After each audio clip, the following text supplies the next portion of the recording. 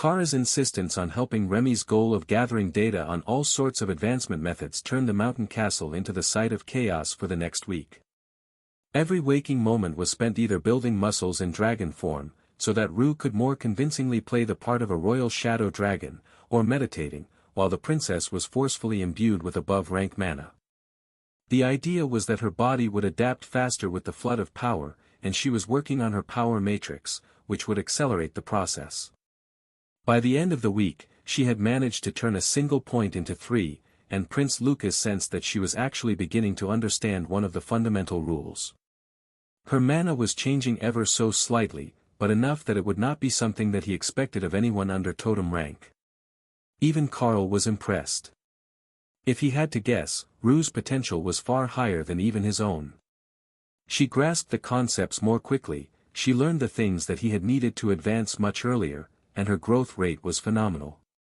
1 week was all that it had taken to go from the advancement to royal rank to nearly the bottleneck before Monarch. Remy was going to be overjoyed when she found out that this sort of intense advancement regimen had a chance of working. But on the other hand, their efforts to help Mildred and the hatchling were meeting with much less impressive results. They were still advancing much more quickly than usual, but compared to Princess Rue, they might as well be snails in a horse race. The princess really is a prodigy. Do you think that might be why the queen cursed her? I have been thinking about it, and it doesn't make sense otherwise. The queen's mother is a seer, so she had to have received a vision about the princess that would cause her to take the drastic actions that she has. But with this sort of talent, there is a good chance that Rue will be able to take over my position if the king waits too long to hand over power. Even a decade would be enough that Rue would be at the peak of mythic rank if nothing happens to stop her. Don't get me wrong, I'm happy for her, but that is going to bring a huge amount of danger her way, and Rue is far too kind to be able to take care of it on her own. If she had someone like Kara, who could quietly make problems go away for her, she might be alright. But that sort of person isn't easy to find. Lucas quietly informed Karl as the Badger and Princess worked through a mana stress test session. The two men watched the girls intensely training for a moment as Karl contemplated his answer. You know, there is another option. A prodigy like Rue, who is going to reach Overlord before I have to return home, and likely before she even starts puberty, needs a strong protector. If you declared her as your leading candidate for Crown Princess, you could watch over her, and then let her take the throne beside you when you ascend. It's a win-win, really. Rue isn't going to hurt Mildred, she's not going to be jealous of your firstborn like some outsider might be. Plus, she's clearly got the potential and the power to take the role, she just needs some time to grow into it. Karl explained quietly. Are you trying to match-make me with my own sister? How enlightened of you. Lucas joked. Karl shrugged. Your actual relationship is up to you. But I think that she would be a fierce queen for your reign. Lucas nodded. Rue was focused on righting the wrongs that had been done to her, and eliminating bullying. That was an excellent start to fixing what he didn't like about royal life. The queen's influence within the palace was immense, as only the king could countermand her orders. So, if Rue was in that position, she would have a blank slate to change palace culture. The question was if he could keep her alive long enough to take the throne if he brought her back and immediately declared that she would be the crown princess. As they had learned, some of her enemies would stop at nothing to see her dead. How far do you think that she can make it if we just stay here? Can you push her far enough that she will be safe to stand beside me in public? Lucas asked. Karl shrugged. I don't know how long that will take. It's more about lowering the bar to her safety than growing her power. If the palace isn't cleaned up at least a little, it won't be safe to go back, even at totem rank. Now, I can push and force her through another advancement or two before my tricks will run dry. But after that, it will be all up to politics. Lucas watched the training in silence for a few more minutes, then nodded. It's not a terrible idea. I don't know if my father will go for it, he likely has a political match in mind for before I ascend. But it would work out very well for Rue and I if we did things that way. You're right, she wouldn't harm Mildred. She doesn't have it in her to harm her friends. For that reason alone, she would be a good choice, but I suspect that the reason you are here is not because she was struggling, but because of what will happen after she is not. Lucas realized. Carl smiled. Good guess. You are right, it's not about the fact that she is struggling. I was sent here to help her grow. But the how and why I was sent are confidential. Rest assured, when I say that she has the potential to be great, I mean it. But if everything goes wrong, that potential for greatness could be used to someone else's advantage. There are many other dragon clans within the Isles, and most of them would welcome a princess with her potential. Just a little nudge to get the Crown Prince to see things his way. Crown Prince Lucas was immediately suspicious of Carl's intentions. It didn't take a genius to realize that he knew more than he was willing to share, so now that he was pushing for Rue to be made Crown Princess, his motives were definitely suspect. Could it be that Carl wanted her to take over his position? Or did he just think that Rue would make a good queen? The third possibility was the one that was truly disturbing, though. What if the Chaos Dragon had foreseen something that made it necessary for Rue to be queen? Could there be some catastrophe headed their way that would be averted with certain people in just the right role? Having the right person doing the job when things went wrong was the most foolproof method of saving citizens in a disaster. But the not knowing was killing him. I will need to think about the best options, both for the kingdom and for Rue. I get that political marriages are different, but I can't condemn her to a life like the Queen has with my father, a loveless political union, if there is a better option. He relented after a moment. Carl shrugged. It's up to you. Do what you think needs to be done, and I will go along with it. I'm sure you already know that I'm not allowed to tell you the future that has been foreseen, but don't let it stress you out too much. What needs to be, will be. And I believe that we've already averted the very worst of it. Probably. Now that he thought of it, there was still an excellent chance that Rue could turn down the dark path if another attack like this was successful, and she lost one of the few friends that she had managed to gain. The loss of Mildred would have been devastating to her, and she would have never forgiven the Queen for setting up the attack, even if whatever royal investigation they did was to produce evidence to implicate someone else. It didn't take a genius to gather that there was likely to be a cover-up to protect whoever had enough power to set that explosion. In short, Misty had set him up. There was no easy way to ensure that Rue was going to take the light path instead of the dark unless he did something drastic that would put her so far from danger, or so far above her peers, that it would become impossible for anyone to act against her. Before Lucas could answer, a strange training technique caught his attention. Kara was teaching Rue melee combat styles, but the current technique involved sliding forward on her knees and attacking with an uppercut. Only it was done with the hand open and claws extended. Is the badger teaching her to? Carl shrugged. Almost certainly, yes. Kara does not believe in off-limits attacks when it comes to self-defense. I seem to recall that you asked her about vital zones before. Lucas shook his head. That would have been the Black Dragon or Barry. But I get what you mean. Interestingly, that fighting style doesn't look ineffective. It's brutal and crude on the outside, but the more you look at it, the more obvious it becomes that it is designed to avoid common attack patterns and sneak inside to do maximum damage on a larger target. Kara would nearly always be fighting someone larger than she is, and Rue is also smaller than average for her age. She might actually have been one of the best possible options to teach the princess about close combat. Carl wouldn't go that far. But Kara's fighting style was effective, he would give it that much. The pair watched the training for a few more minutes, while Carl tried to determine what it would take to get him through this mission that Misty had sent him on, and then the butler came to relay a message. Highness, I have received word from the Wall Scouts that we have visitors coming up the mountain. They are not flying any heraldry on their carriage, but the beasts appear to be raptors from the palace. What rooms should we make ready? He asked. Prince Lucas frowned. They weren't expecting to see anyone at all. In fact, that was the entire point of them coming here in the first place. If they were just going to start receiving visitors from the palace, it would be impossible to ensure the princess's security.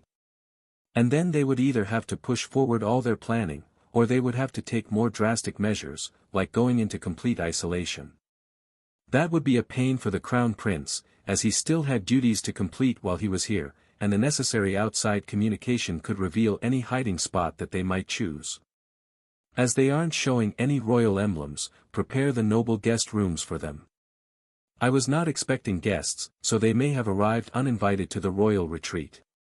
Treat them well, but their intentions may be suspect. Lucas explained. The royal family had protocols for this sort of thing, where someone pursuing one of the family members had no boundaries and was willing to pursue them anywhere to obtain whatever outcome it was that they were after. Most often it was a marriage alliance, but Lucas hadn't heard any recent rumors of them for himself or any ever for Rue. Though, given recent changes, that might not be the case much longer. I can keep them lost on the mountain if you would like. Carl suggested. How would you do that? Illusionary domain. They enter, drive in a straight line, only to find themselves back at the start, facing the wrong way. The road is too narrow to turn around a carriage, so they should be suitably confused. Carl offered. Lucas laughed. We will save that for when we know that the guests will be an annoyance. These might just be curious, or they might be sent by someone who thought that they were being helpful. Like Barry or Decarion, Carl assumed. Though who they would send, other than blue dragons, was a mystery to him. Carl and Lucas went to the main entrance to wait for the guests, while Kara and Rue continued to train. The princess was now in dragon form, learning new combat styles from Kara, who had used greater beast form to enlarge herself to something resembling Rue's dragon size. The sight was enough to terrify the maids, though not out of fear for themselves. It was more concerning to think of what a dragon-sized badger could do to the castle and its contents. Even if she was only the size of a teen dragon. At least when she was small, the items that were bolted down seemed safe enough. The carriage pulled up in front of the gates, and a group of women in overly ornate dresses climbed down with excited smiles on their faces. Oh, this one is totally for you. They even sent you some variety. I smell black dragon and what might just be a divine fire dragon in that mix. Carl whispered. The girl with glowing golden eyes snapped her attention to Carl, startled that he could tell her species by scent. Even most dragons couldn't do that. They would just think that she was a red dragon cleric. Perhaps they are here for you. I hear that Sihosesa is quite open-minded about such things.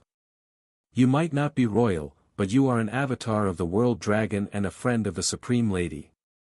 Lucas teased. I'm not that cruel. My wife would kill them for even thinking about it in her presence. She's adorable when she's protective.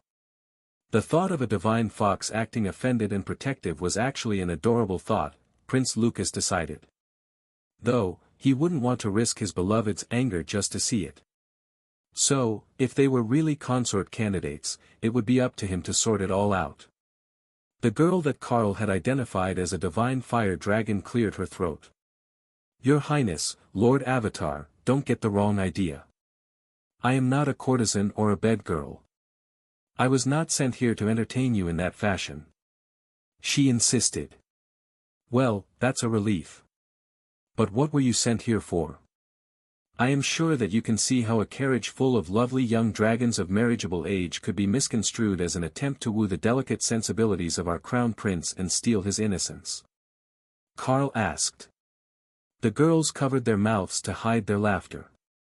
Crown Prince Lucas was a new father, what innocence would they be stealing? I know what it looks like, and it was intentional.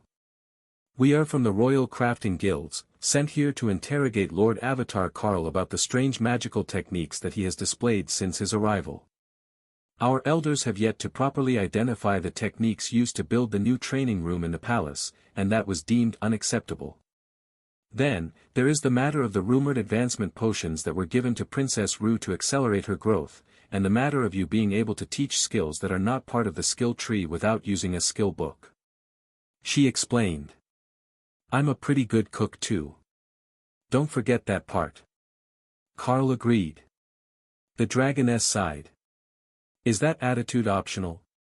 Because I really don't have the patience to deal with being teased all day long. She's got you there. Lucas laughed. Fine, I will help you with your studies. And the cost won't even be too high. Carl agreed. The divine fire dragon laughed. Oh. Now I am curious. What do you find to be a reasonable price to instruct others in lost and obscure crafting skills? Princess Rue needs loyal companions. In exchange for my teachings, I want you to swear loyalty to the princess, never to betray her trust. Carl announced.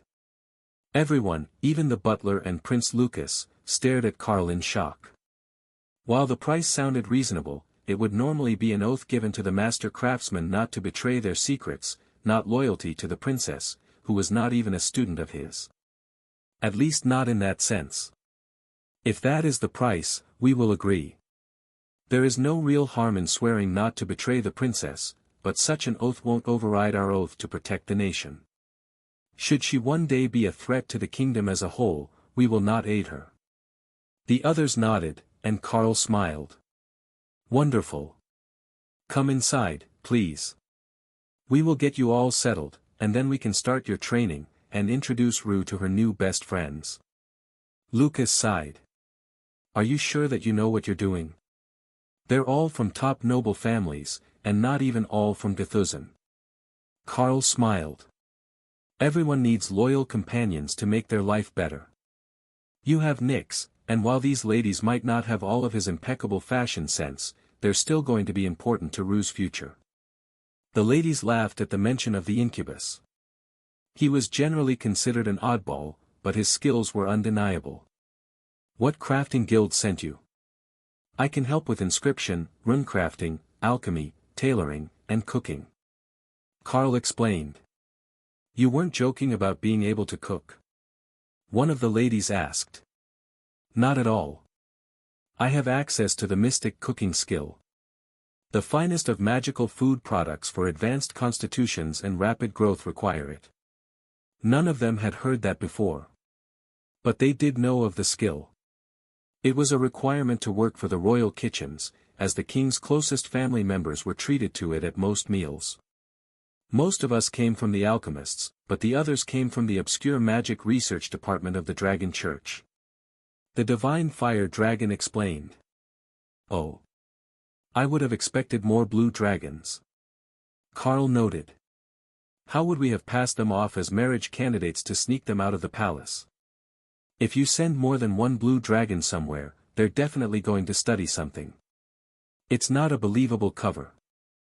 2 hours later, everyone was settled into their rooms, refreshed and fed for an afternoon of training. Flicker, the divine fire dragon, was quickly becoming Rue's new best friend, as Carl had promised. But it was impossible to tell whether it was against her will or not. As soon as she had come out of her room to find him, she had been grabbed and abducted by Kara, who wanted someone for Rue to spar with who was also a mage, and not too much physically larger than the princess. Of course, the dragon was mythic ranked, as divine fire dragons were normally born as overlords. But Kara didn't mind, and Rue was happy to adopt her with Kara's recommendation. Carl, meet my friend Flicker. She's going to stay here as an alchemist. Isn't that awesome? You know alchemy, right? Will you be teaching her too? Rue asked. Of course.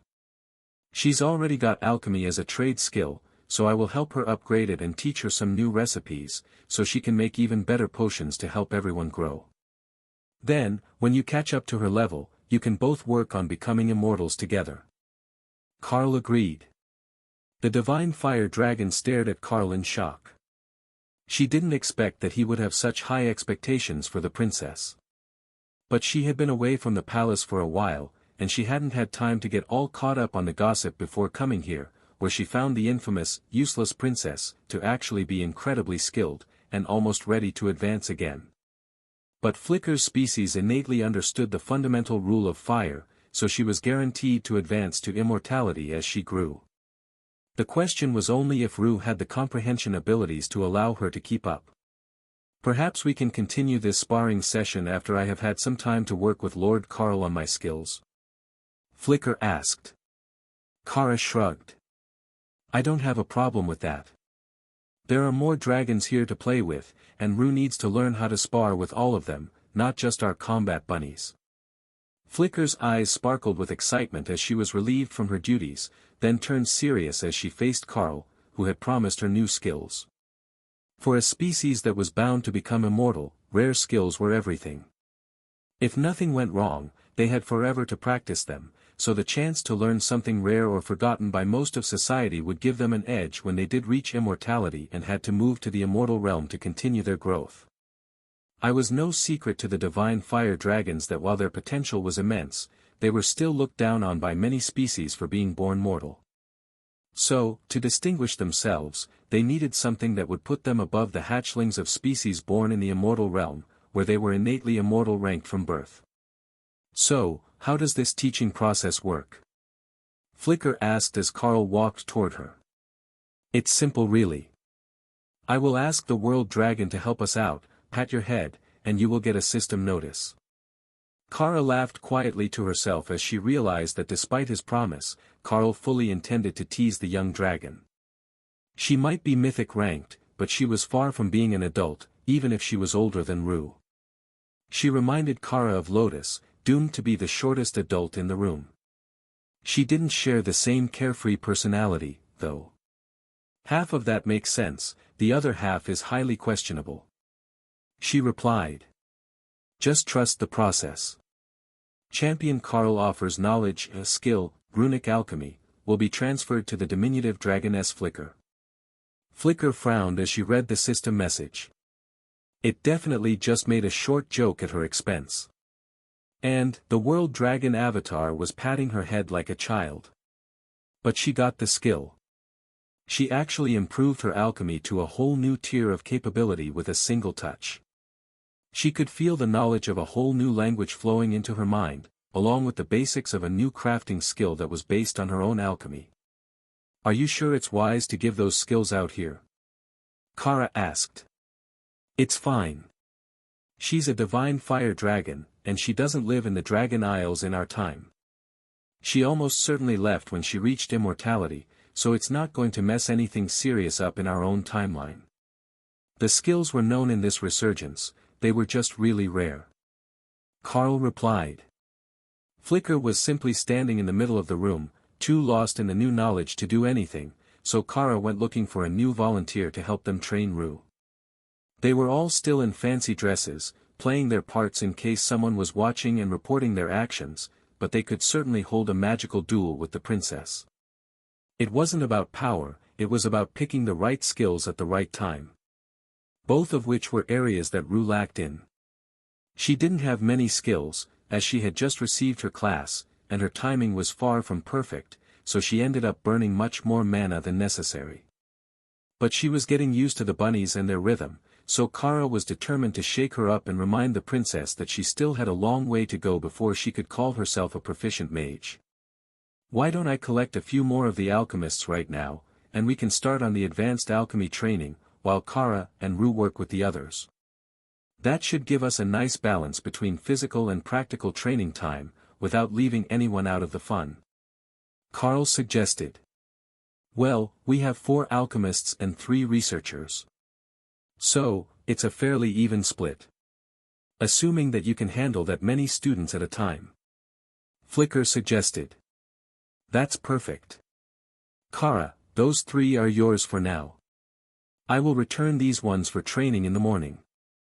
Carl brought the 4 alchemists to the other side of the illusionary domain, and then adjusted the spell to create a proper alchemy lab for them to work in, with clear walls, so those not actively working could watch from a safe location. First off, I will give everyone the basic skills that they will need to know to actually follow this course. You do all have alchemy as a basic trade skill, right? Not a specialty version of alchemy, or some alchemy-related equivalent. I'm not sure how any of those will function with this attempt to upgrade. Carl asked. The dragons chuckled at his question. Is it so easy to get upgraded versions of trade skills? Just getting to the upper levels of alchemy is already a lifetime of work for most people, asking them to max it out and start on an upgraded version is a bit much, especially at our age. Carl shrugged.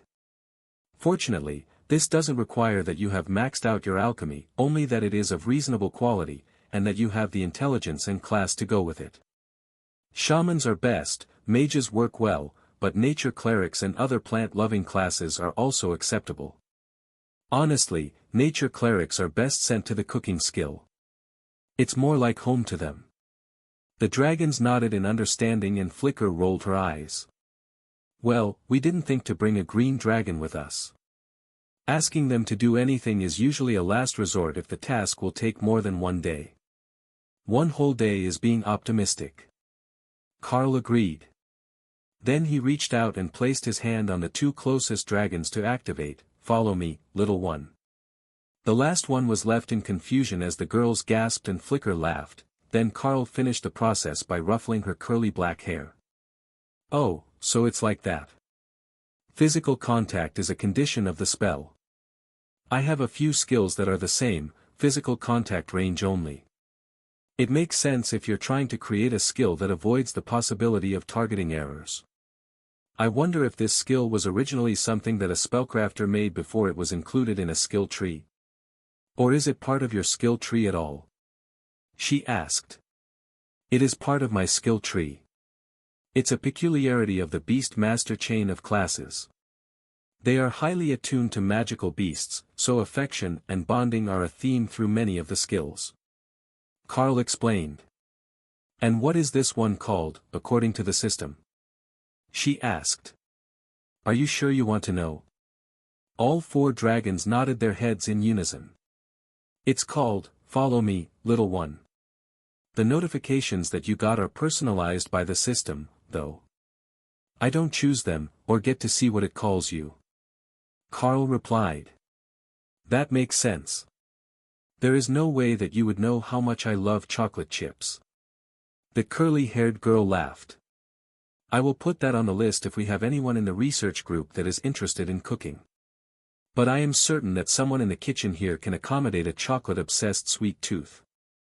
I know that it must be severe if the system saw fit to mention it. The dragon laughed, and then took out a giant bag of chocolate from her inventory. Don't worry, I came prepared, just in case they didn't have the good stuff. Well then, crisis averted. Now, we should start on the basics of your new skill. Adding runes to a potion is both incredibly difficult, and incredibly simple at the same time. Most of the difficulty is in getting the syntax right and combining the runes, so there are no unintended side effects. So, let's start with a simple healing potion, and then add runes to increase effectiveness, and the duration of the healing effect. Done properly, it will cause the healing effect to more than triple, with the healing spread over a whole minute. So, if you're in combat, there is much less waste, and you can drink a potion while taking damage, to offset expected incoming injuries. I will write it on the board. While Carl worked on the alchemy upgrades, Rue and Kara were having much more fun with the other three members. Alright, now what we're going to do is, we're going to play tag. But with staves. The goal is to capture the flag off the back of the belt of your opponents, but everyone gets a staff to defend themselves. You're all caster-type classes, so it should be perfect, right? Kara asked. The black dragon sighed. I am not a caster class. I am a ranger. Kara shrugged. Well, you're not a warrior. That is true. But not the point. Are you good with fighting sticks? No. Then you're a caster class today. Now, everyone, take your defensive sticks and get to work. It's all about the footwork when you're fighting something like a rogue who is trying to get behind you to stab you in the back. Kara announced. Even the ranger couldn't argue the logic behind that one. The sneakiness of rogues, and the inability of most combatants to deal with their agility-type combat, led to them being one of the most effective classes in confined spaces or city environments.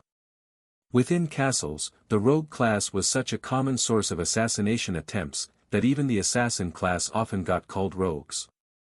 Today, with four combatants who had never used their staves as a defensive weapon before, the game of tag became much more of a childish sport than a serious bit of combat training. However, in Kara's mind, that was perfect. They would remember what worked here today, and use it to avoid people sneaking up on them in the future. That's why the flags were in the middle of the back of their belt. Prince Lucas watched the whole scene unfold, while trying not to laugh. Kara wasn't even trying to take the flags. She just liked slapping people on the backside to make them jump. Carl and Prince Lucas were just about to grab a drink between training sessions when a wall guard ran in, panting with exertion. "Highness, we have incoming dragons. 20 royal guard, on their wings. Flying fully armored in battle formation." He gasped. Prince Lucas visibly paled, so Carl patted him on the shoulder. "Relax, breathe. If they're here for a fight, we will give them a fight. But I suspect that they're here for something else. If it was really about fighting us, there would be a red and a black dragon with them," he explained. The Crown Prince frowned. "How does that logic even work?" From behind them, Kara laughed. Because if someone seriously tried to kill someone under Karl's protection, the fallout of the battle would draw the attention of the war and death gods. The amount of damage that would occur in a battle between 10 royal guards and an avatar of the world dragon would level half the mountain range. Carl shrugged. She wasn't wrong. Lucas let out a slow breath. "You're certain that if those are the Queen's Guard, we're not going to lose the battle?" Carl nodded. One-on-one, they would have a hard time even defeating the Elven Kings. They're a mythic dungeon boss, and I'm a harder target than they are. Plus, I could summon an entire force of soldiers, or set an illusionary domain with all the combat bunnies buffed by War Beast. There is a reason that I'm here to help Rue grow. We're not in any real danger. But Carl still went outside to meet the incoming wing of dragons, and transformed into Avatar form before buffing himself with War Beast, upcast to immortal rank using the amulet. The golden armor on his body was glorious, and even Kara had to stop to do a double take. It was so shiny. She wanted it. Lucas came out behind them, and transformed into his natural dragon form, while Kara chased everyone back inside to protect Rue. They were mostly mythic dragons, and while they were not combat specialists, it was more important that they build that bond of trust with Rue than that they put up a strong front today. Lucas flew up to meet the incoming dragons with Carl right behind him, and the flight slowed, shifting into a defensive position at the sight of the massive world dragon. Compared to a fully buffed Carl, even a mythic shadow dragon looked like a half-grown whelp. "Lord Lucas, we bring news. The king has ascended. By the divine laws of Gthuzan, you are required to report to NR Palace within 24 hours. The leader of the flight announced. Carl wasn't sure if they meant that as the king was dead, or the king reached the immortal rank. Either one would call for the crown prince to be called back, but there was an underlying political layer here that Carl wasn't following. They had referenced a law that was most likely succession, as they were here for the crown prince. But Carl didn't know what the protocol was going to be. "I will gather my entourage and accompany you now. Avatar Carl, please call for the others to transform and follow us back." Lucas replied. Carl nodded, then flew down into the courtyard, where Kara had already gathered everyone by the doors. They all transformed, including Rue, whose new shadow dragon form was much smaller than anyone else. "Here, drink this before the flight," Kara informed her, holding out a potion. Rue downed the potion, trusting Kara's judgment. Then, her dragon form began to expand as she advanced, breaking through the bottleneck with the help of Remy's specialty potion. "That's better. Still a bit small and cute, but you'll have an easier time keeping up. Or you can rest on Carl's back," Kara explained, then transformed into badger shape, so Rue couldn't ask her any questions. The royal guards looked shocked to see Rue advance again. She was quickly reaching what anyone would call a respectable power level for a juvenile princess, but she had advanced so fast after awakening that it was nearly incomprehensible. All that they could think was that all her potential had been bottled up, and now it was exploding out. But they didn't ask any questions as they led the procession back toward NR Palace. That wasn't their job, they were just here to escort the crown prince and named successor back to the palace for the formal ceremonies. Protocol said that they didn't answer any questions at all, not even from Crown Prince Lucas, until they were back at the palace. However, they couldn't help but think that the whole formation looked more like an escort for the World Dragon avatar. He was so much larger than a normal dragon that he dominated the middle of the formation, and halfway through, he had collected Princess Rue, letting her adolescent dragon rest on his back as he casually soared among the others. "What's up with your aura? If I didn't know better, I would say that you were an immortal," Lucas asked as they approached the city. "It's the transformation spell. I wasn't sure if we were fighting, so I cast it at full power. Don't worry about it, I will feel normal once I transform back," Carl explained. Lucas shook his head, and then tilted his chin toward the swarm of black bodies above the city. "That won't be for some time. Every royal and noble will be in dragon form until the formal proclamation is made. Father was near the bottleneck when we left. So, I suspect that they mean he reached immortal rank, and not that he was killed. Immortals can't be king here, it's against our rules as it prevents succession. If he did advance, they will crown me today, and that is going to cause a whole set of outcomes that will come fast. If he somehow died, we will mourn today, and I will seize the crown tomorrow in a challenge. That will be a whole other issue, but we can talk about it later." As they approached the city, the dragons in the air began to chant something that became more distinct by the kilometer, turning into a roar of draconic voices. "The immortal king has ascended. A new king is chosen. Long live the king." Lucas smiled, and then gestured for Mildred and Rue to come forward to join him. Carl fell back 100 meters, keeping himself behind the royal guards. But he also gained altitude, so he had a better view.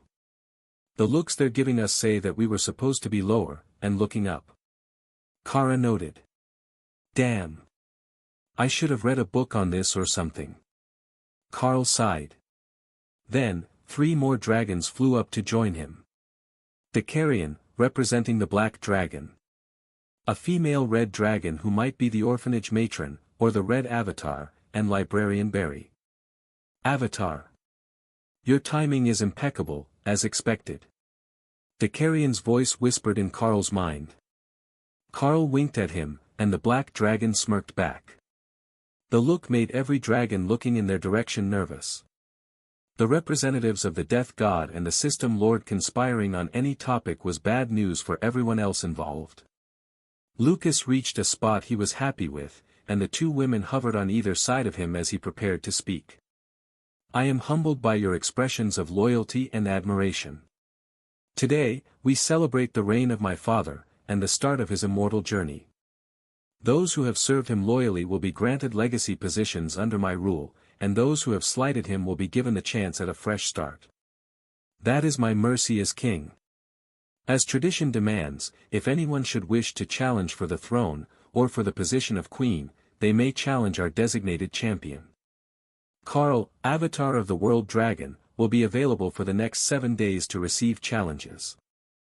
Kara mentally laughed as Lucas nominated Carl to fight challenges on behalf of both himself and Rue. But she didn't think that anyone was actually going to do it. Everyone liked the Crown Prince, and knew that he was going to be good for the nation. Plus, Carl was enormous. If it came down to a fight in dragon form, he would mangle them. On second thought, she hoped that someone would. But the news was slowly sinking into the crowd that Lucas had just declared his choice for queen. He hadn't spoken the name, but there were 2 female dragons flying next to him. One was his consort Mildred, and the other was Princess Rue, flying at his right wing, where the queen would normally hold the place of honor if there was no crown prince. "Where is the little one?" Carl asked, just realizing that he couldn't see the hatchling. "I've got her. She's in a sling, cuddled against my fur," Kara replied. Well, there was no warmer spot for her to be when they were flying through the mountains. Mildred must have known that and not put up a fight about it, as the summons was an urgent one. The realization that Lucas was silently nominating Rue as queen outraged many of the women who wanted the position. But none more than the current queen. With her husband reaching immortal rank, she could either accompany him into the immortal realm, or she could remain here as Queen Dowager. One would have her looked down as a mortal in the immortal realm. But the other would see her power fading under the ascendancy of a new queen. Both were entirely unacceptable options in her opinion. However, she couldn't challenge Karl for the position. That was just suicide with extra steps. She would have to wait for the formal challenges to end, then put a plan in motion to discredit and get rid of Rue so that she could keep her position. She had produced many successors for the king, there was no reason that she was unable to do it again. All she had to do was get Lucas to go along with her plan. Then a voice rose from the crowd. The great seer of Unzatherb says that your choice for champion is invalid. The champion must be a member of the Gathuzan royal staff. That was one of the queen's personal maids, but Lucas was in no mood for her nonsense. However, Rue beat him to the answer. Lord Karl, Avatar of the World Dragon, is my tutor. Royal tutors are members of the royal staff, even when they are not citizens of Gathuzan. He is eligible. If you should want to challenge for the right to become queen, you will have to produce a champion who can defeat him. Everyone turned to Karl, who nodded. Indeed. I have been given the role of royal tutor, among others. I have held that role since the day that I arrived here. There were a few in the crowd who could tell when a lie was told, and Karl's answer was clear and unambiguous enough that there were no more questions about his right to be the champion. However, the queen was not impressed. She had become increasingly certain that this man was not from their world. There was something off about him, and his arrival was suspicious, no matter what angle you looked at it from. Especially now that the king had reached immortality. 1 month later, and Rue would still be a useless child with no chance at the throne. 1 month earlier, and one of the schemes to end her should have succeeded. The Supreme Lady was interfering with things that should not be meddled with. Putting her snout where it did not belong. The Queen wasn't the only one who thought that way, and for a moment, Matilda turned her attention to the mass of people thinking about her and cursing her in their minds. A world dragon and a chaos badger causing trouble, while everyone blamed her. Interesting. But not her problem. As the saying went, they were not her monkeys, and that was not her circus. Let someone else deal with the mess they caused. After a few seconds of silence, a dragon flew up out of the crowd. I challenge for the throne. A firstborn son of a mistress has no right of ascension, no matter what our immortal father wanted. The dragon insisted. Lucas nodded. Then, by all means, begin. The champions will decide the outcome, as per divine law. The dragon snorted disdainfully. The king was not allowed to fight his own fights during the challenge, a test of his judgment, as the king was expected to be the strongest of the shadow dragons, and challenging him directly to a duel was unlikely to succeed. It was intended to be a measure to keep a powerful fool off the throne, as there was a real chance that the chosen champion could betray him if he was not a good leader. The younger prince activated a magical item, and his power soared, easily double what it was before, and far stronger than what Lucas could claim without outside assistance. Avatar, concede defeat, and there is no need for you to be injured here. The challenger demanded. Karl smiled and extended one clawed finger in the man's direction. Nullify, shattered not only the barriers, but also the strengthening buff on the dragon. Kara laughed wildly, rolling on her back in the air and clutching her belly, which had the hatchling princess strapped to it. The change of angle let the little dragon get a better view of the shocked look on the man's face as Karl charged at him. He didn't even have time to recover from his shock before a massive clawed paw hit him on the back, tearing the muscles in the base of his wings, and sending him crashing to the ground with a fleshy crunch. That should settle it. Unless he's planning to get back up. Karl announced. He was a mythic-ranked dragon, he would heal the physical injuries in a few minutes, if not faster. But the damage to his pride would last far longer. Being swatted out of the air with a casual claw, not even a skill, was utterly humiliating.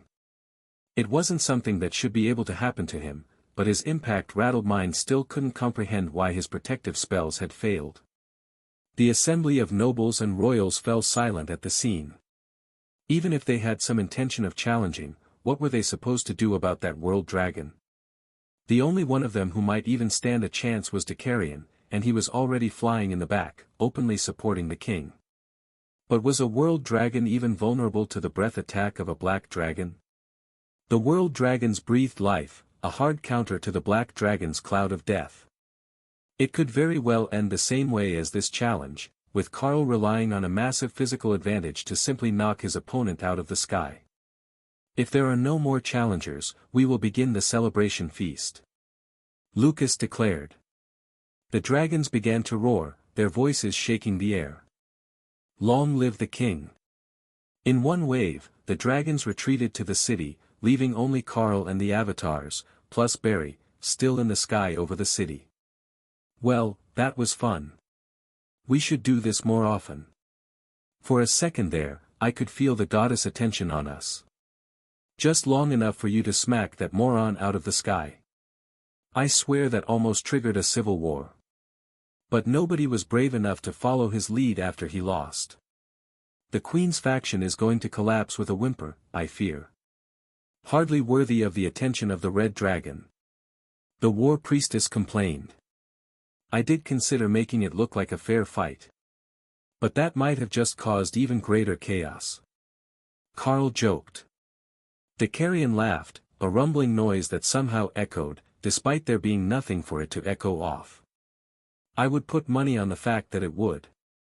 The Black Dragon also saw great potential in this situation, but his attention has faded. The Black Dragon Avatar agreed. I'm just here for a better viewpoint. Barry added. Somehow, that was the most blue dragon thing that Karl had ever heard. He didn't care how it turned out, as long as he had the best view so that he didn't miss any details for the official record. Should we join them inside? Karl asked. Dicarion shook his head. No, let them all play at their royal family politics. The new king will take care of Princess Rue for the next hour, and we will join them at dinner, along with the nobles who are not directly part of the royal family. We could go wait inside if you like. The nobles are sure to want to congratulate you on your victory, and perhaps suck up to you, in case you're joining the king's faction on a longer-term basis. Karl nodded, and the Black Dragon led them all to the large balcony where Karl had landed for his first dinner here at the palace. The situation was similar this time, only there were tens of thousands of awestruck commoners staring up at them from the city as they landed, and the room was even more packed than before, as everyone who could possibly get an invitation had crowded in with at least one additional guest. Avatars, it's a pleasure to see you all gathered here today. Is there any news on the succession? Has the king perhaps let slip any details about his new advisory council? One of the men asked the moment that Karl led the group inside in humanoid form. Dicarion shook his head. The new king was only just advised that the immortal king had advanced. There was no time for discussions before the coronation began. A number of the nobles backed away at that news. If there was no decision, then there was still a chance for them to make the best impression. The question was, who were they supposed to be impressing? Nyx was not here. He was with the royal family. The king only had one consort, who was with him, and none of the guests in this room were close enough with him that they were likely to sway his decisions. No, there was one here who might change his mind. The Chaos Badger was clearly holding his child, and the hatchling was happily laughing as Kara narrated whatever it was that she was doing. Checking pockets. That was what Kara was doing. But she was being discreet about it, and using the proximity of nobles who had come to greet the king's heir as an excuse to assess the contents of their pockets. It was disappointing, really. Nobody brought much with them to this sort of formal event. Lady Kara, I see that you have volunteered for royal babysitting duty for the day. Tell me, how are the crown prince and his ladies getting along? One of the nobles asked. Kara smiled up at him. Quite well, really. I'm sure you know that his relationship with consort Mildred is a love match, and they are adorable together. But they have both been spending quite some time with Princess Rue, helping with her training. Her combat training, mostly. But it was much less fun if she didn't give ambiguous responses. So, she is prepared for her new role? The nobleman asked as he noticed the sharp claws of the hatchling digging through his pockets. There was nothing in them for her to take, so he wasn't worried about it. In fact, if the tiny princess did manage to tear his clothes, it would be a most wonderful story to tell the others tonight. It was unlikely, given the magical nature of the fabric. But she was a commander-rank shadow dragon hatchling, so it wasn't entirely impossible. Not like Kara's dress, which was mythic-rank spider silk, and completely immune to small poking claws. Dissatisfied with her find, and not fully understanding why Kara enjoyed this game of checking pockets so much, the little one squawked an annoyed complaint, not bothering to use her words out loud. But her mental voice came through clearly. Why don't they have anything? You said that there would be shiny things or snacks. She complained. You can't win them all, or you would get fat and sleepy. Kara consoled her with a gentle pat on the head. That was not an acceptable answer. The little dragon glared at Kara, sure that she was being teased, until Kara liberated a wrapped candy from someone's pocket and passed it to her. Oh yeah. Toffee. I love toffee. Perhaps it was all about luck. Or maybe she was not supposed to search with her hands, but her other senses, and then just recover the snacks. She still had much to learn, it seemed. The nobles smiled indulgently as the little dragon chewed happily on the toffee with a confused look on her face, as if she had never tasted it before. Only when the aging noble who always carried candies for the grandchildren saw the wrapper did he realize that it had, in fact, come from his pocket. What exactly are you teaching the little one? He asked Kara, who was doing her best to pretend nothing strange had happened. The joys of candy. As it turns out, she's a huge fan of toffee. The old dragon just shook his head and sighed. It would be rude to accuse the Avatar's friend of stealing here in such a public place. But what he was more impressed by was the fact that he hadn't even noticed until she had already unwrapped it and given the candy away. What is the process here? Nobody bothered to tell me. Do we just snack and wait for them all to come back? Or is this like an all-night party, and we just go until we get sleepy, then return to our rooms?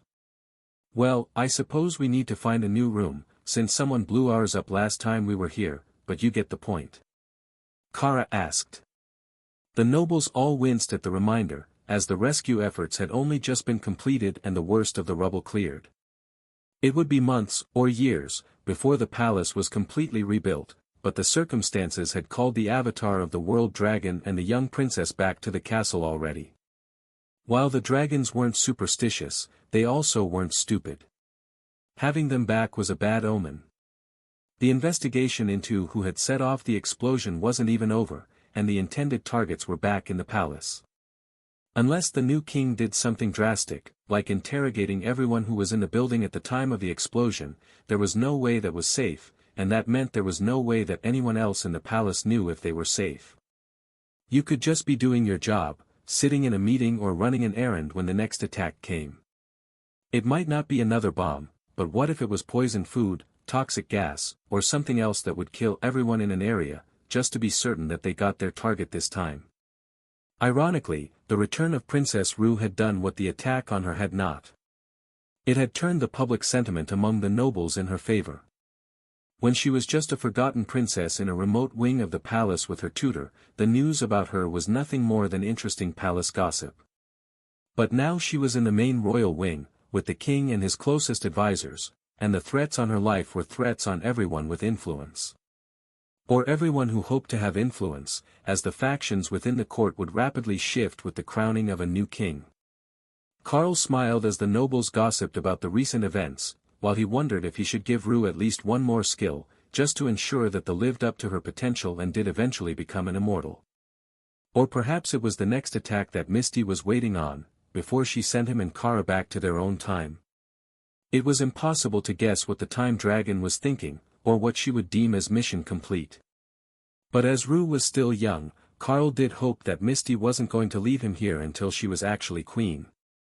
Though, she might be announced soon, just for security's sake. Karl had nearly an hour to mingle and consider his fate before the doors to the room opened once more, and King Lucas came in with Princess Rue at his side. Mildred followed a few seconds later, as was proper for a consort, but she went straight to Kara, who was teaching her daughter how to pick up juice glasses in her jaws, since her coordination was not well suited to holding cups in her claws. "What are you teaching my daughter? She does not need to learn how to do shots in dragon form," Mildred complained. "They're juice," Kara replied calmly, while the nearby dragons laughed. The little one nodded, then tipped her head back and poured the glass of juice down her throat, burped, and passed out. "See, all good. Though, the fact that she doesn't get a sugar rush is a bit disappointing. I was looking forward to a hyper hatchling," she added. Mildred sighed as she carefully took the child back from Kara, and extricated the cup from the sleeping dragon's jaws. "You really do live and breathe chaos, don't you? Why would you want a hyper hatchling in a room full of Dragon Clan nobles? Why would I not want a hyper hatchling in a room full of stuffy nobles?" The old dragon who Kara had stolen the toffee from laughed at her response. "The badger understands. These functions are entirely too boring. A hatchling can be excused for bad behavior. After all, they're still hatchlings and curious about the world. It keeps things interesting." As he finished speaking, King Lucas reached the throne which had been set up at one end of the room, and took his seat with Rue standing beside him. "My people, I thank you for the warm welcome," he began, silencing the chatter in the room. "There are a few important items that will need to be clarified today, with the change in leadership. It wouldn't do to leave royal status in limbo. First off, the majority of my royal siblings will retain their status as prince and princess until such time as a second heir is born to my lineage. After that, the branches of the family will be separated, and the contest for the crown may begin." He paused as the royals and nobles cheered. The power plays of the princes and princesses struggling to become most powerful and take the throne was one of their greatest sources of entertainment, and they had all known that it was inevitable that they would be relegated to nobles with royal blood. Lucas continued. "Next, I would like to announce that I will be taking Princess Rue as my queen. Her ceremony will be held on the next new moon, as is tradition. But that brings me to a point that many more of you are much more invested in than the matters of my harem. As the former king is leaving for the immortal realm soon, and intends to remain there for the foreseeable future, much of the royal court will be reassigned ranks. He has chosen not to take his queen or harem with him, only his closest advisor. As such, the former harem members will be given the titles of royal lady, and a permanent home in the palace." A shocked silence fell over the room, and Kara poked the old man next to her for answers. He didn't name a queen dowager. The queen wasn't his mother, but many expected her to get the title and influence to go with it now that her husband is leaving for the immortal realm. A royal lady without a husband on this planet is something akin to a lady-in-waiting, or a widow. The old man whispered. So, the queen had been demoted to one step above a servant, and no longer held any official power. But that made sense to Kara. For one, she was insufferable. But she also wasn't the mother of Lucas, Rue, or Mildred. However, that left all her supporters in a hard spot.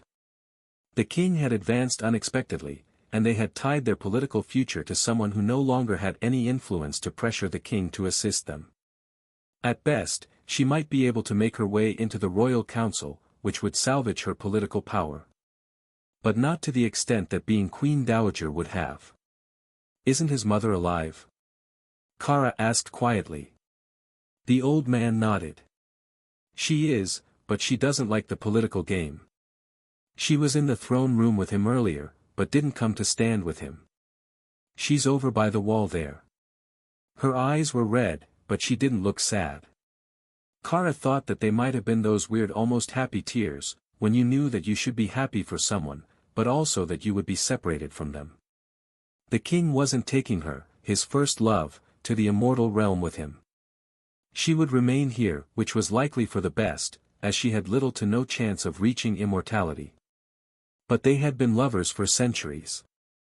That had to be hard. It would be like losing her Carl. She would survive, but life would not be the same. Carl winked at her as he heard her thoughts, and Kara stuck out her tongue. If anything, he would struggle to reach immortality as fast as she did. He wouldn't be leaving her behind when it was time to graduate from this world and find new things to taste test. With the soul bond, they also wouldn't lose the Dana mage, and most of the others would be able to keep up easily enough. Thor would need another use of evolution, but that wasn't a big deal. The problem would be getting him to leave Tessa behind if they were going to let her grow naturally.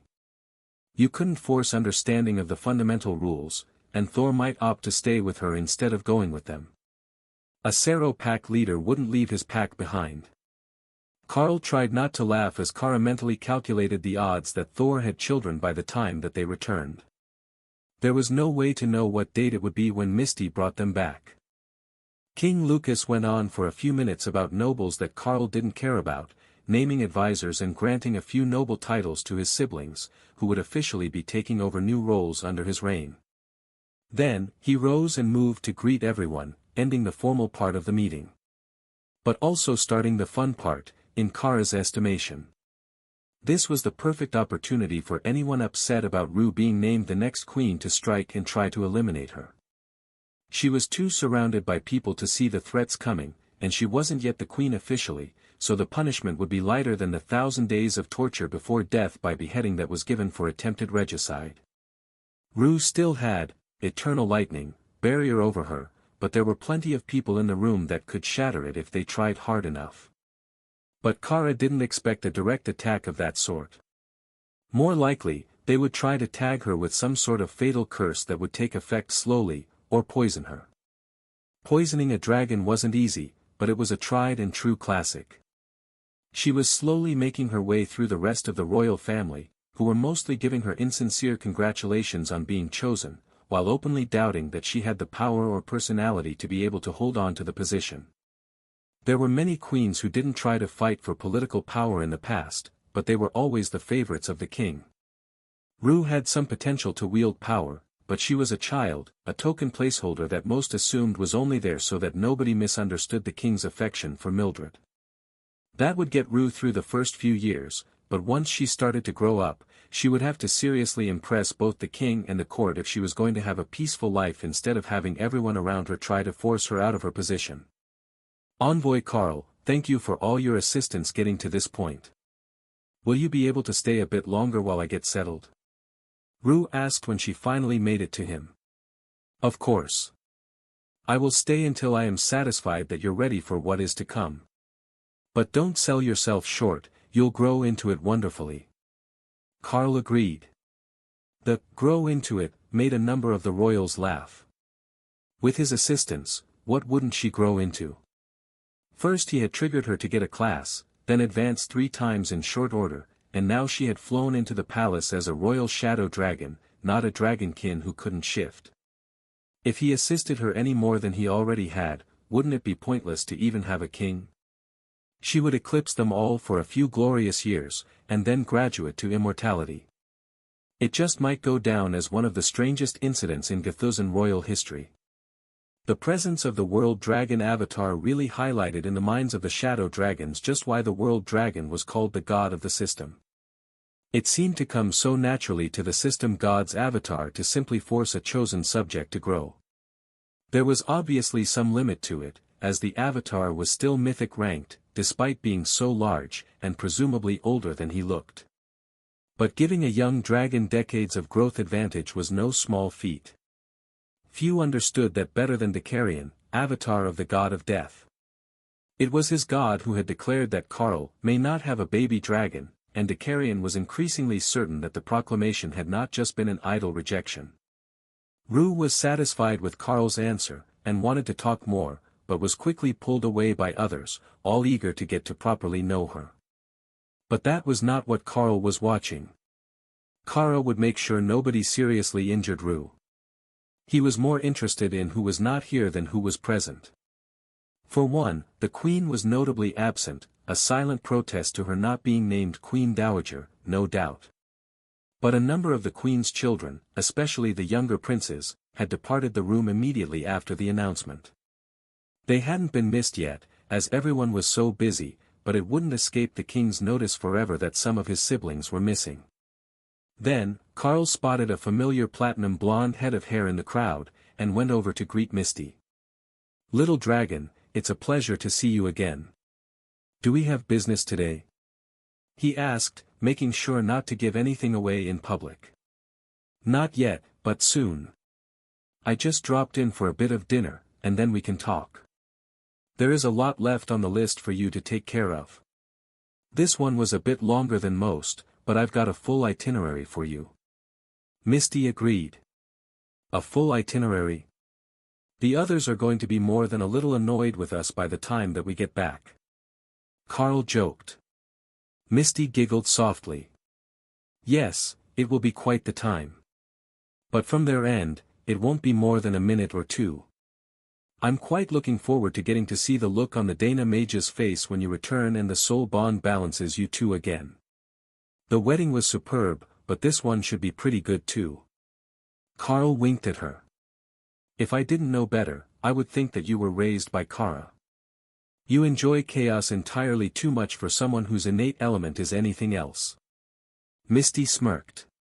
"That's because you don't understand well enough. Everything looks like chaos when you can only see one tiny portion of the bigger picture. But once you do, then it all starts to make sense." A strange sense of understanding flickered in Carl's mind, and he realized that he had just understood one more small bit about the true nature of chaos and order. Moments later, a butler came over to call for Carl to join them in the private dining room with the king and his closest acquaintances. "Bishop Misty, I wish I could say that it is a pleasure to see you again. But you are always welcome to join us for a meal." The butler added in a polite tone that did not match his words. "I don't think that he likes you." Carl noted. "They have a thing against time dragons.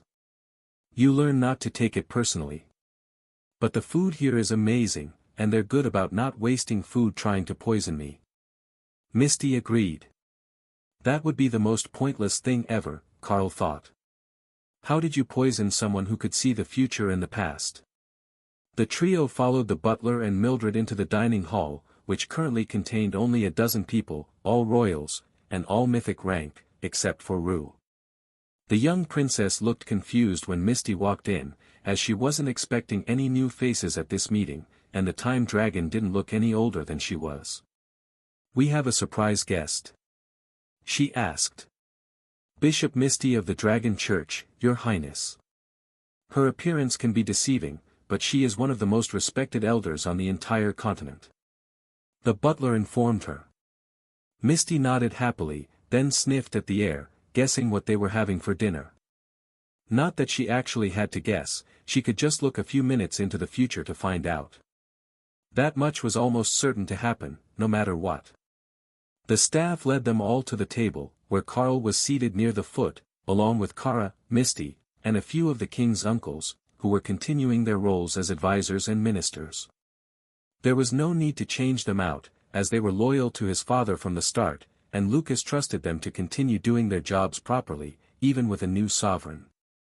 Changing the entire council with a new king would throw things into chaos, with such a large loss of expertise.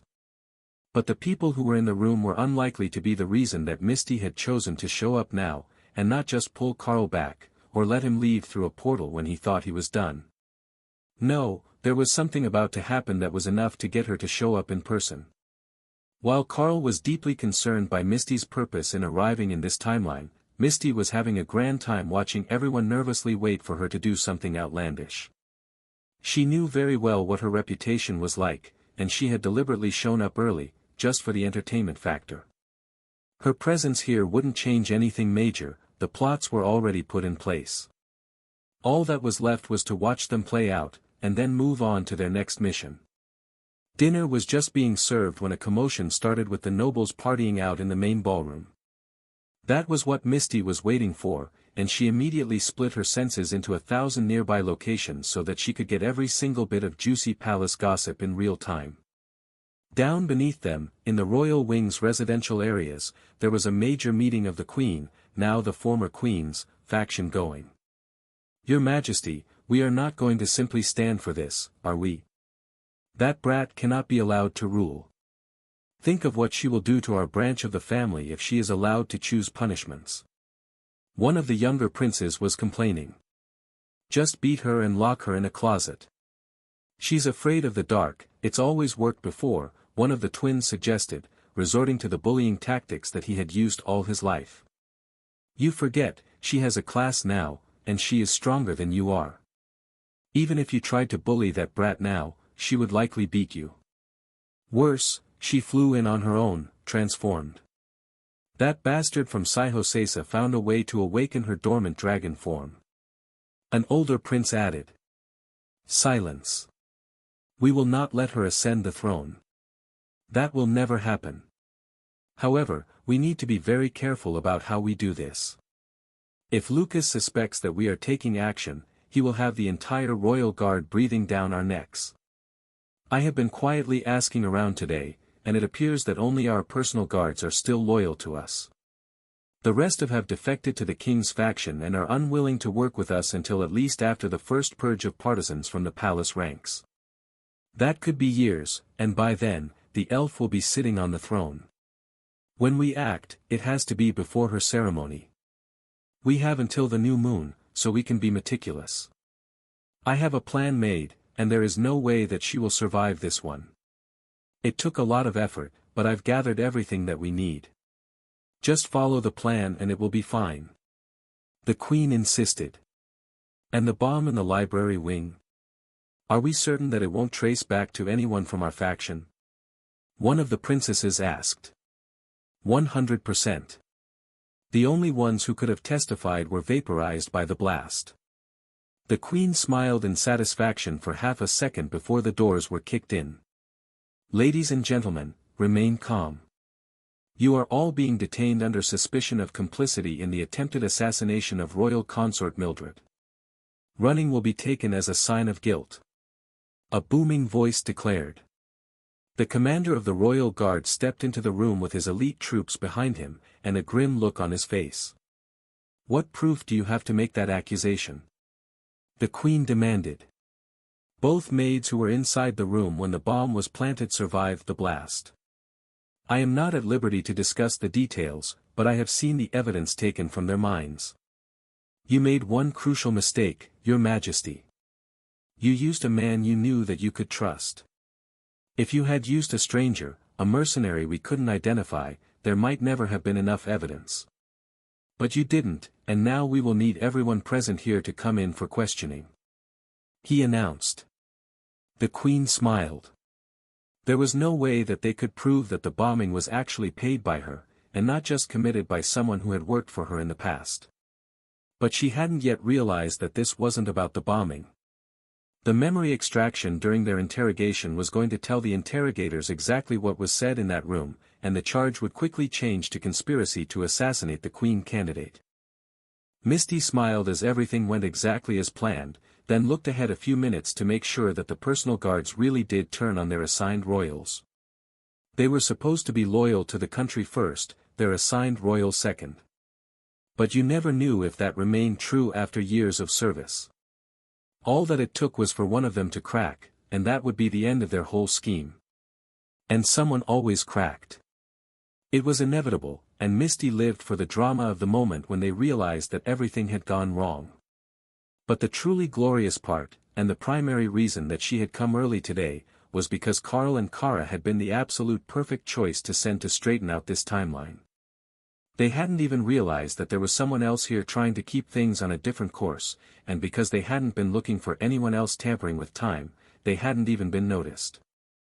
After all, how was anyone but a time dragon supposed to know who was supposed to be in this timeline and who was not? To anyone else, they would think that it was just the Supreme Lady's foresight that had sent him here, and they would never suspect that he had come back through time with knowledge of the future. Or, some knowledge of the future, as Misty was reasonably sure that neither the Carl nor the Badger had ever taken a proper history class. As everyone in the royal dining room began their meal, the true entertainment began in the cells beneath the castle. Bound in specially enchanted chains that would prevent the prisoners from transforming, or using any magic, the interrogation was about to begin. This was the next spot that Misty was expecting someone to show up and try to mess with current events, but so far, there was no sign of them. It could be because of her presence, and the barriers that she had set. But she suspected that they were already here somewhere, and just waiting for the perfect moment. If she was lucky, they might even be blissfully unaware that there was a time dragon here. However, Misty was doomed to disappointment today. The royal guards who had been in the room didn't even try to resist, and simply informed the interrogator of everything that had happened, before submitting themselves for punishment and reassignment. It might not look good for their future prospects, but they were unlikely to see prison time for their actions. They were simply doing their duty as guards in the room while the plotting was being done. They would get some punishment for not alerting anyone to what amounted to a treasonous murder plot. But not nearly as harsh of a punishment as some of the others. Unfortunately for Misty's sense of justice, the royal family members would get off very easily. It was simply too unpopular for a newly risen king to immediately target a large portion of the royal family when there hadn't been a battle for the throne. He would be seen as needlessly vindictive and cruel, even to those closest to him. Instead, only one or two would be chosen as scapegoats, and the others would be released with a slap on the wrist and much of their privilege curtailed. For the pampered royals, that was a fate nearly as bad as death. Misty's attention was on the happenings in other portions of the castle, but Carl was paying more attention to what was going on in the room with them. The royal advisors and other ranking officials were all doing their best to make friends with Rue, who didn't have any known political affiliations, but there was a cultural gap that they simply couldn't get past. They had all spent centuries in the inner circles of the palace. They hadn't trained their skills in longer than Rue had been alive, they didn't really wander the gardens or the abandoned sections of the castle, and only a few of them were fans of the library. So, they really had very little in common. But that was part of the entertainment, as far as Lucas was concerned. Everyone wanted to find a way into the queen candidate's good graces, but Rue was the most difficult possible choice. Not just because her interests were uncommon, but also because she had no interest at all in fame or fortune. She was about to get both, but she wasn't even interested in what she was getting, much less able to be bribed with more. Now, if they were smart, they would have realized that she had a huge sweet tooth, and they would have offered her samples of exotic new foods as an excuse to get to sit and speak with her in the future. However, none of them had noticed that small detail yet. The queen also had a rather adept protector with her.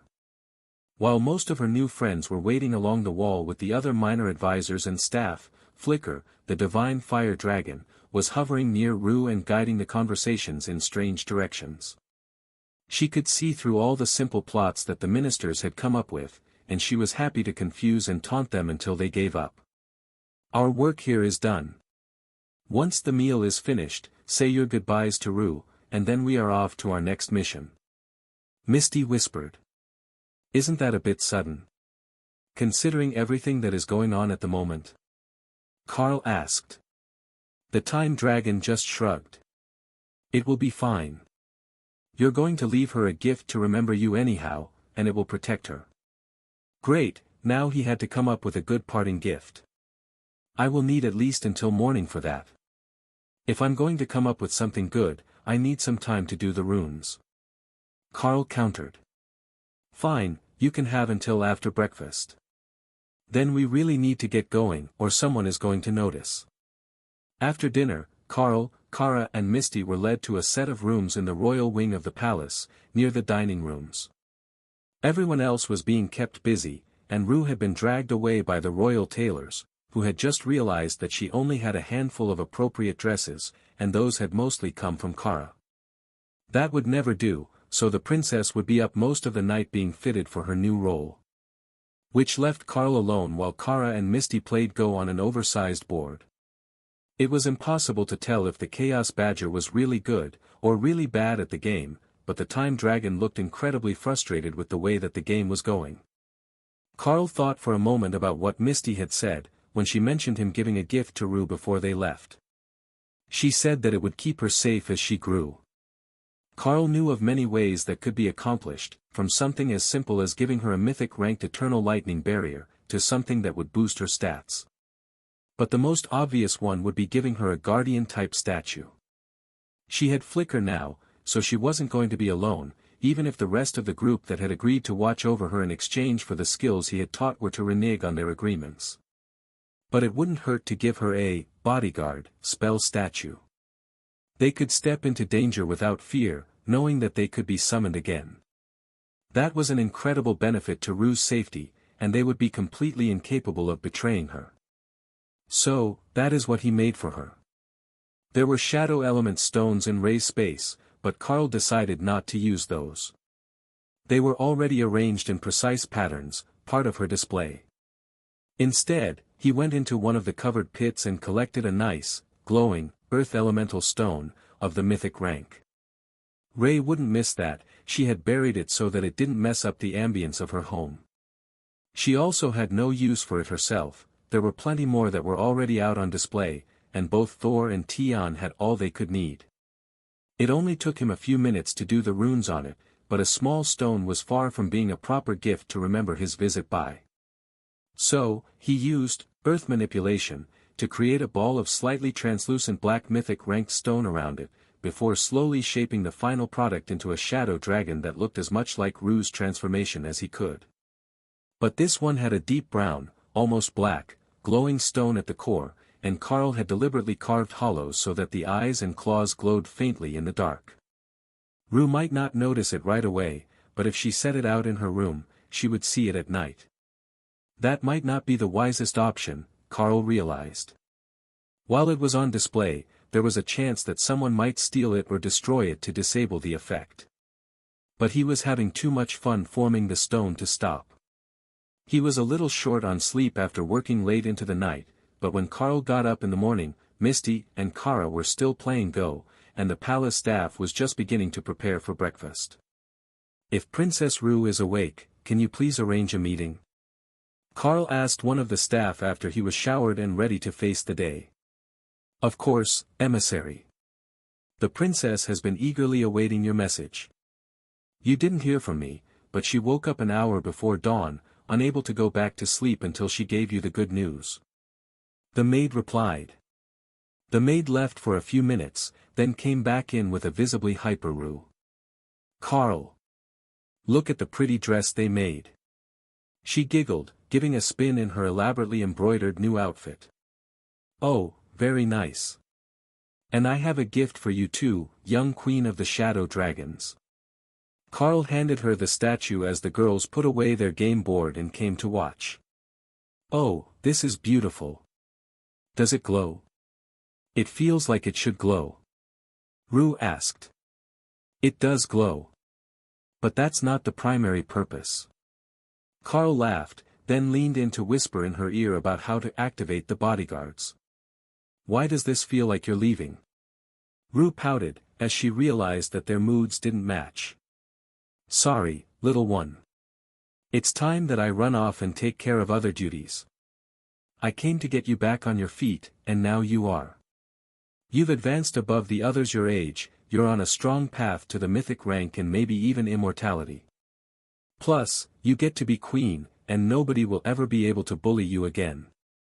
If they do, you can just call on your friends, and they will put an end to it." He replied. "Fine, but I will come to check on you later, when I'm all grown up and my position is secure." Carl nodded. "I will be looking forward to seeing you again. Now, why don't you try out that new spell I showed you?" Rue nodded, and summoned her bodyguards. Carl wasn't sure what he had been expecting. His were Lamia, Remy's were Naga warriors. But Rue's were dwarves. 2 stout female dwarven warriors with shields and axes, ready to fight to defend her honor. "Well, that is unexpected." Carl laughed. "Oh. Are yours not dwarves? Dwarven ladies are tough." She asked. "Mine are Lamia, the snake ladies with the dragonkin-looking upper bodies. I thought that yours would be dragonkin, perhaps lizard folk. I certainly didn't expect a dragon queen to summon a pair of dwarves as her bodyguards." Rue shrugged. "We can tell everyone that they were a gift. There are plenty of dwarves in Saihosesa, and we've got dwarven allies." Kara smirked. I vote that you just refuse to tell anyone where they came from. Just have them follow you everywhere with no explanation, and let the whole palace wonder where you got a pair of mythic bodyguards. Oh, the drama that will start. Great idea. It should even be enough to distract them all from gossiping about Lucas. You should have heard some of the awful things they said about him last night. Rue agreed, her smile turning to a frown at the memory. You'll set them straight in no time. Now, should we get breakfast before the three of us have to leave? Leaving before the meal probably would have been the better idea, Carl realized. It had been an entire hour of tearful goodbyes, and then another hour of polite goodbyes from the king's advisors and ministers, all of whom were anxious to thank Carl for the hard work he had put into getting Rue ready for her role. After a night of careful consideration, they had all come to the same conclusion. Rue really was one of the best options for Queen. She was smart, quick to adapt, fast-growing. And, she listened to the king without arguing, and without trying to assert dominance over him or overrule his decisions. A queen who actually stood at his side and supported him would make the king's life so much easier, and Rue had a bit of a hero complex for her older brother. When it came to matters of state, she might have her own ideas, but she wasn't the sort of person who would throw a tantrum in public or undermine him to get her way. Many past royals suffered through political marriages where they had to handle their partners, and ended up constantly stressed. Putting Rue in that position, where all the other women who came later would be beneath her and not hold the status to be in the room for the most important meetings, would be a huge relief for everyone, not just the king.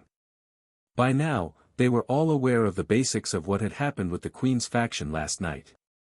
But the fallout hadn't been decided yet, only the fact that many were likely to see their careers end, as the king had lost faith in them.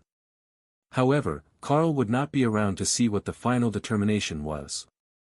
Misty was beginning to look impatient as he said his farewells, and prepared to open a portal so they could leave.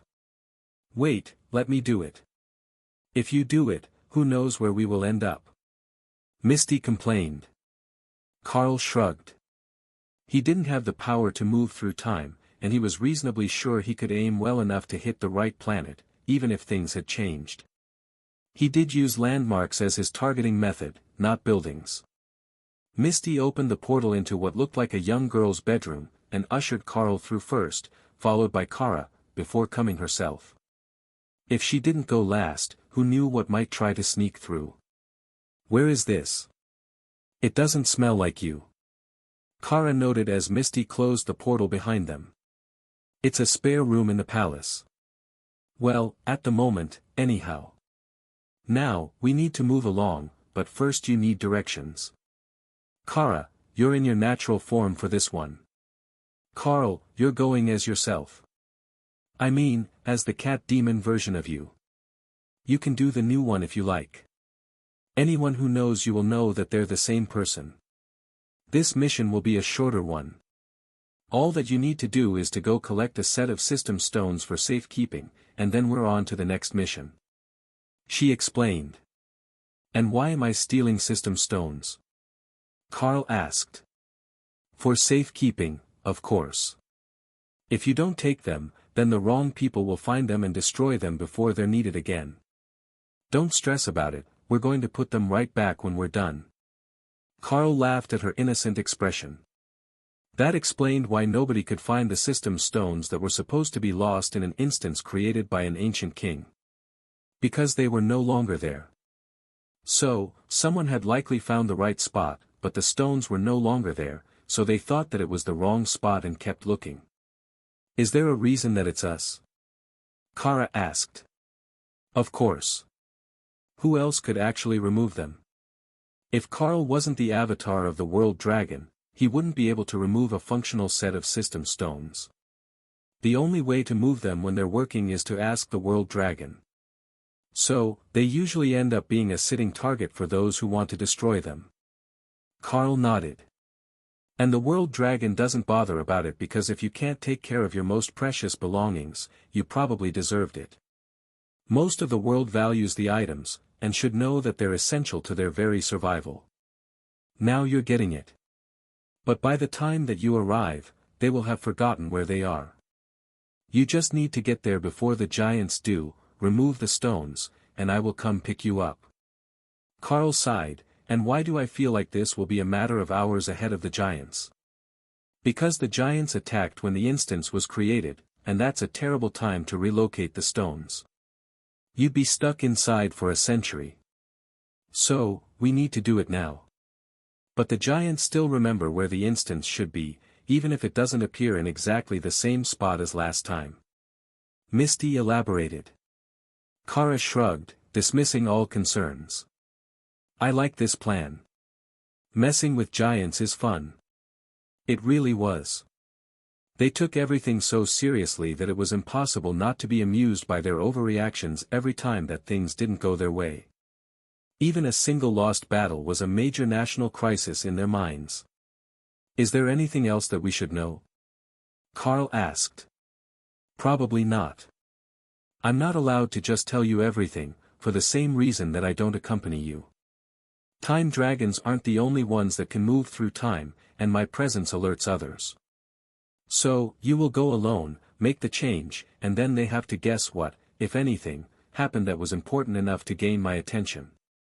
And did one of those people who moves through time have anything to do with the fact that these system stones were lost in an instance to begin with? Carl asked. Probably not. Maybe. That's not really relevant right now, though. It happened centuries before you're going to be there. Carl sighed. Getting answers out of Misty was never an easy process. Misty immediately opened a portal and shoved him through, while Kara flew after him. It closed the second that Kara was through, and Carl realized that the time dragon was planning something to mess with whoever was watching her. She would put on a big show there, and nobody would realize that her purpose was to send him somewhere. Carl looked around him, wondering where he had been sent, and slowly realized that this location looked rather familiar. It should be somewhere in the swamps of Gabble, southwest of Lake Neraletum. He had been here before, when Remy was looking to advance, and they had been looking for signs of the instance that had the system stones at that time as well. Well, signs of that instance and the undead army that was also looking for it, while destroying entire cities along the way. That was quite the mess, but Lord Bomgan had intended to destroy the stones, so that common humans and others couldn't gain more power. There was no shortage of forces that wanted to destroy the system stones, but the giants were certainly among the top of the list. They were already strong enough on their own that they didn't need much assistance from the system. It was more of a source of bonus skills for them than a growth opportunity. Though, that could be said for the dragons as well. They would eventually grow up, even without the system helping them. We should have asked her what direction to go. Kara sighed, then shifted into badger form. Carl transformed into his usual cat form, then reconsidered, and used greater beast form to give it an upgrade. The two cat forms were similar enough that it still felt like himself, but it was stronger than the original. Well, there is a town off in the distance, we should go ask someone where exactly we are. I've got a pretty good idea, but we can reference the last time we went looking if we know exactly where we are now. Carl decided, forgetting that Kara was already in badger form, and there was no point in speaking out loud. In response, she circled his head, then flew off toward the thin plumes of smoke in the distance that should mark a village. Carl followed her lead, jogging along the pathway between deeper water spots in the swamp. It was a precarious route, with most of the high spots bridged with downed trees or improvised vine bridges. But Carl's nose said that this route was regularly traveled by both Naga and lizard men. Movement in the water caught Carl's attention, but the crocolisk was swimming away, not interested in messing with him today. Carl stopped just short of the entrance to town, where a pair of terrified-looking lizard men were holding spears in trembling hands, trying to hold Kara at bay. "Gentlemen, it's a pleasure to see you this morning." Carl greeted them, but they only looked confused. A glance showed him that they had no system interface, so they must be between resurgences right now. That would explain why they were utterly terrified of a mythic-ranked Chaos Badger. Well, that and a healthy dose of common sense. "Hello. We're just passing through the area. Can you tell me how far it is to the lake from here, and the exact direction?" Carl tried, speaking serpent. The two lizard folk only looked more suspicious at the large, furry monster speaking their language. They also didn't respond, but a runner did head into the center of town, presumably to get an elder to convince Carl to go away. So, he simply waited until an elderly Naga shaman came out to speak to him. Elder. It's a pleasure to make your acquaintance. As I was telling your gate guards, I merely need to know exactly where I am right now so that I can head in the right direction. The elderly Naga woman nodded. You are 260 nautical miles southwest of the lake. If you follow a heading of 42 degrees on the compass, you will reach it. So, they were further northeast than where they needed to be. He needed to go in the other direction to get to where the instance should be. It was just outside the swamps in his time, but it should be well outside them now. Carl looked up at the sun to check his sense of direction, and nodded. Thank you. That works very well to get me oriented. Please take this as a thank you for your assistance. Carl handed her a stalk of sweet swamp grass, a totem-ranked magical herb that grew everywhere in Remy's space. It was used for cleansing potions, antitoxins, and similar potions. It was also native to this region, though supposedly rare. The concept of rarity simply didn't apply within the beast spaces, as long as they put in the work to keep the plants alive. The Naga shaman bowed politely, and Carl smiled at the way her tongue flickered when she was excited. It reminded him of Remy, who did the same thing. Even the way she clutched the herb in both hands was the same. Then, Carl turned and led Kara away, following the path away from town. That was easy. Kara noted. I don't think that Misty was trying to get us lost. She just needed to drop us far enough from trouble that nobody noticed our entry. If the giants think that we were lost in the swamp, it explains why we would come out in the middle of nowhere. Kara frowned, the scars on her face twisting it into a scowl. So, that's what the tactic was. She's excellent at playing Go. Carl laughed as Kara flew along, lost in thoughts of her game with the time dragon. Beating Misty at a strategy game was no easy task, and Carl wouldn't put it past the dragon to cheat if she started to lose. It only took them half the day to get to the edge of the swamp, which was much reduced from their own time. But in their own time, there was a corrupted spell over this whole region, and all sorts of spatial distortions had become commonplace. Hopefully, that wouldn't be the case now. It shouldn't if his memory was right. Shall we set camp? Carl asked as Kara landed to inspect something in the grass. Make a nice illusion, and we can have a proper rest. She agreed. Carl nodded. Do you have a preference? Let's go for the city and gargoyle gardens in the Drod Guild House Library secret area. Kara decided. Carl laughed as he activated the illusionary domain, using reality warp, to make it solid enough that passing nuisances wouldn't mess up their nap. The illusionary gargoyles weren't as good as the real ones, but they would do the job of raising the alarm, and if the intruder was below the totem rank, there was little chance that they would be damaged. Even with reality warp, the illusions weren't as durable as the actual gargoyle spell, but they certainly weren't soft. It would be similar to trying to hack through mythic rank stone, 100 times harder than expected.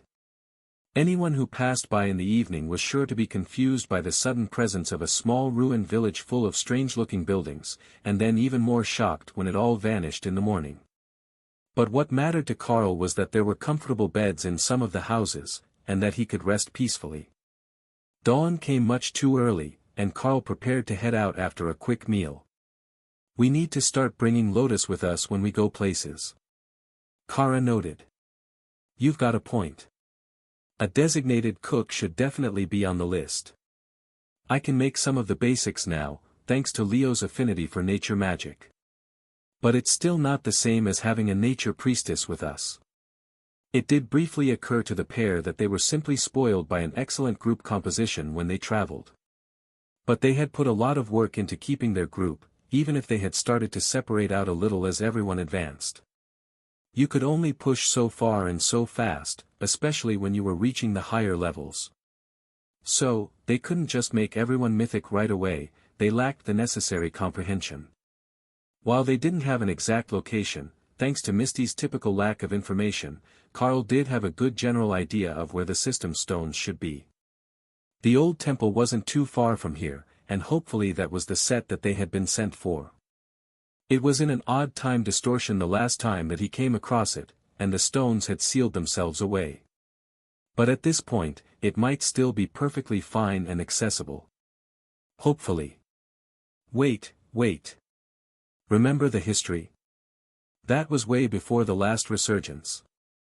I don't think that Misty sent us that far into the past. There should be another set around somewhere. The ones that everyone was looking for that were in some grand high muckety-muck's crypt or something.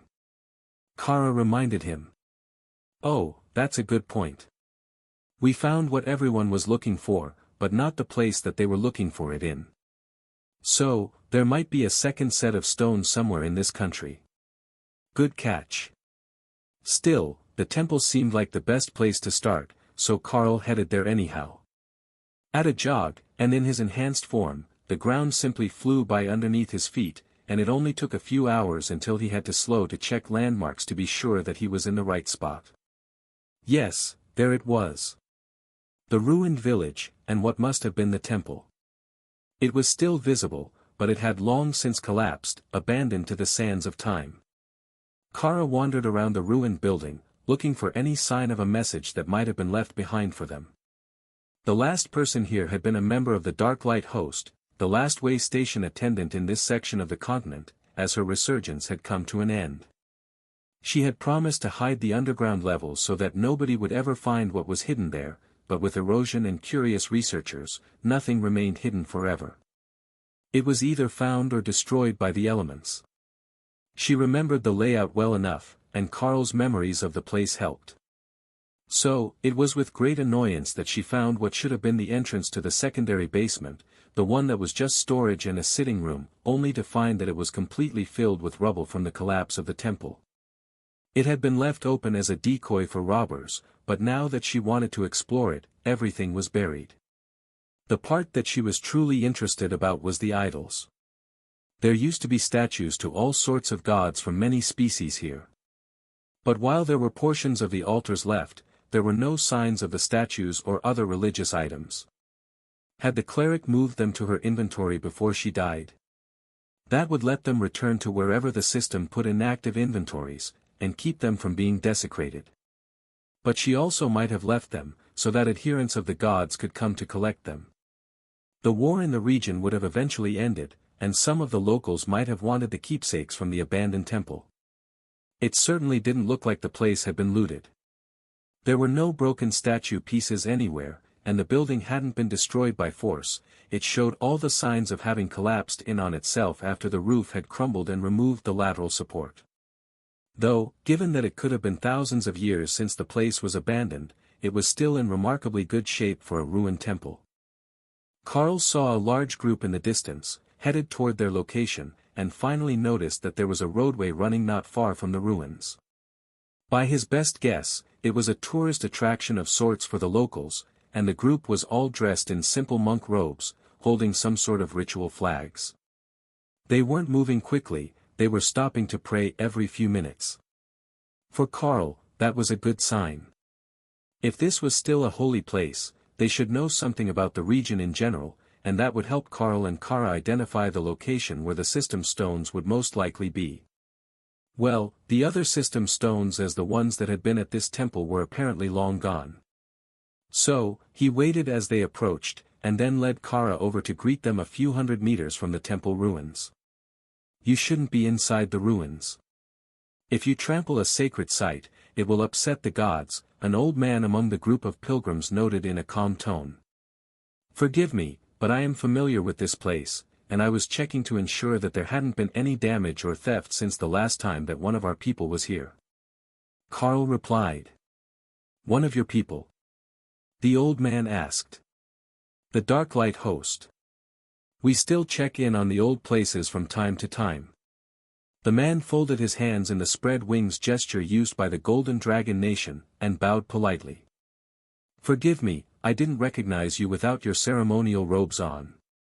Carl waved his hand dismissively. You weren't intended to.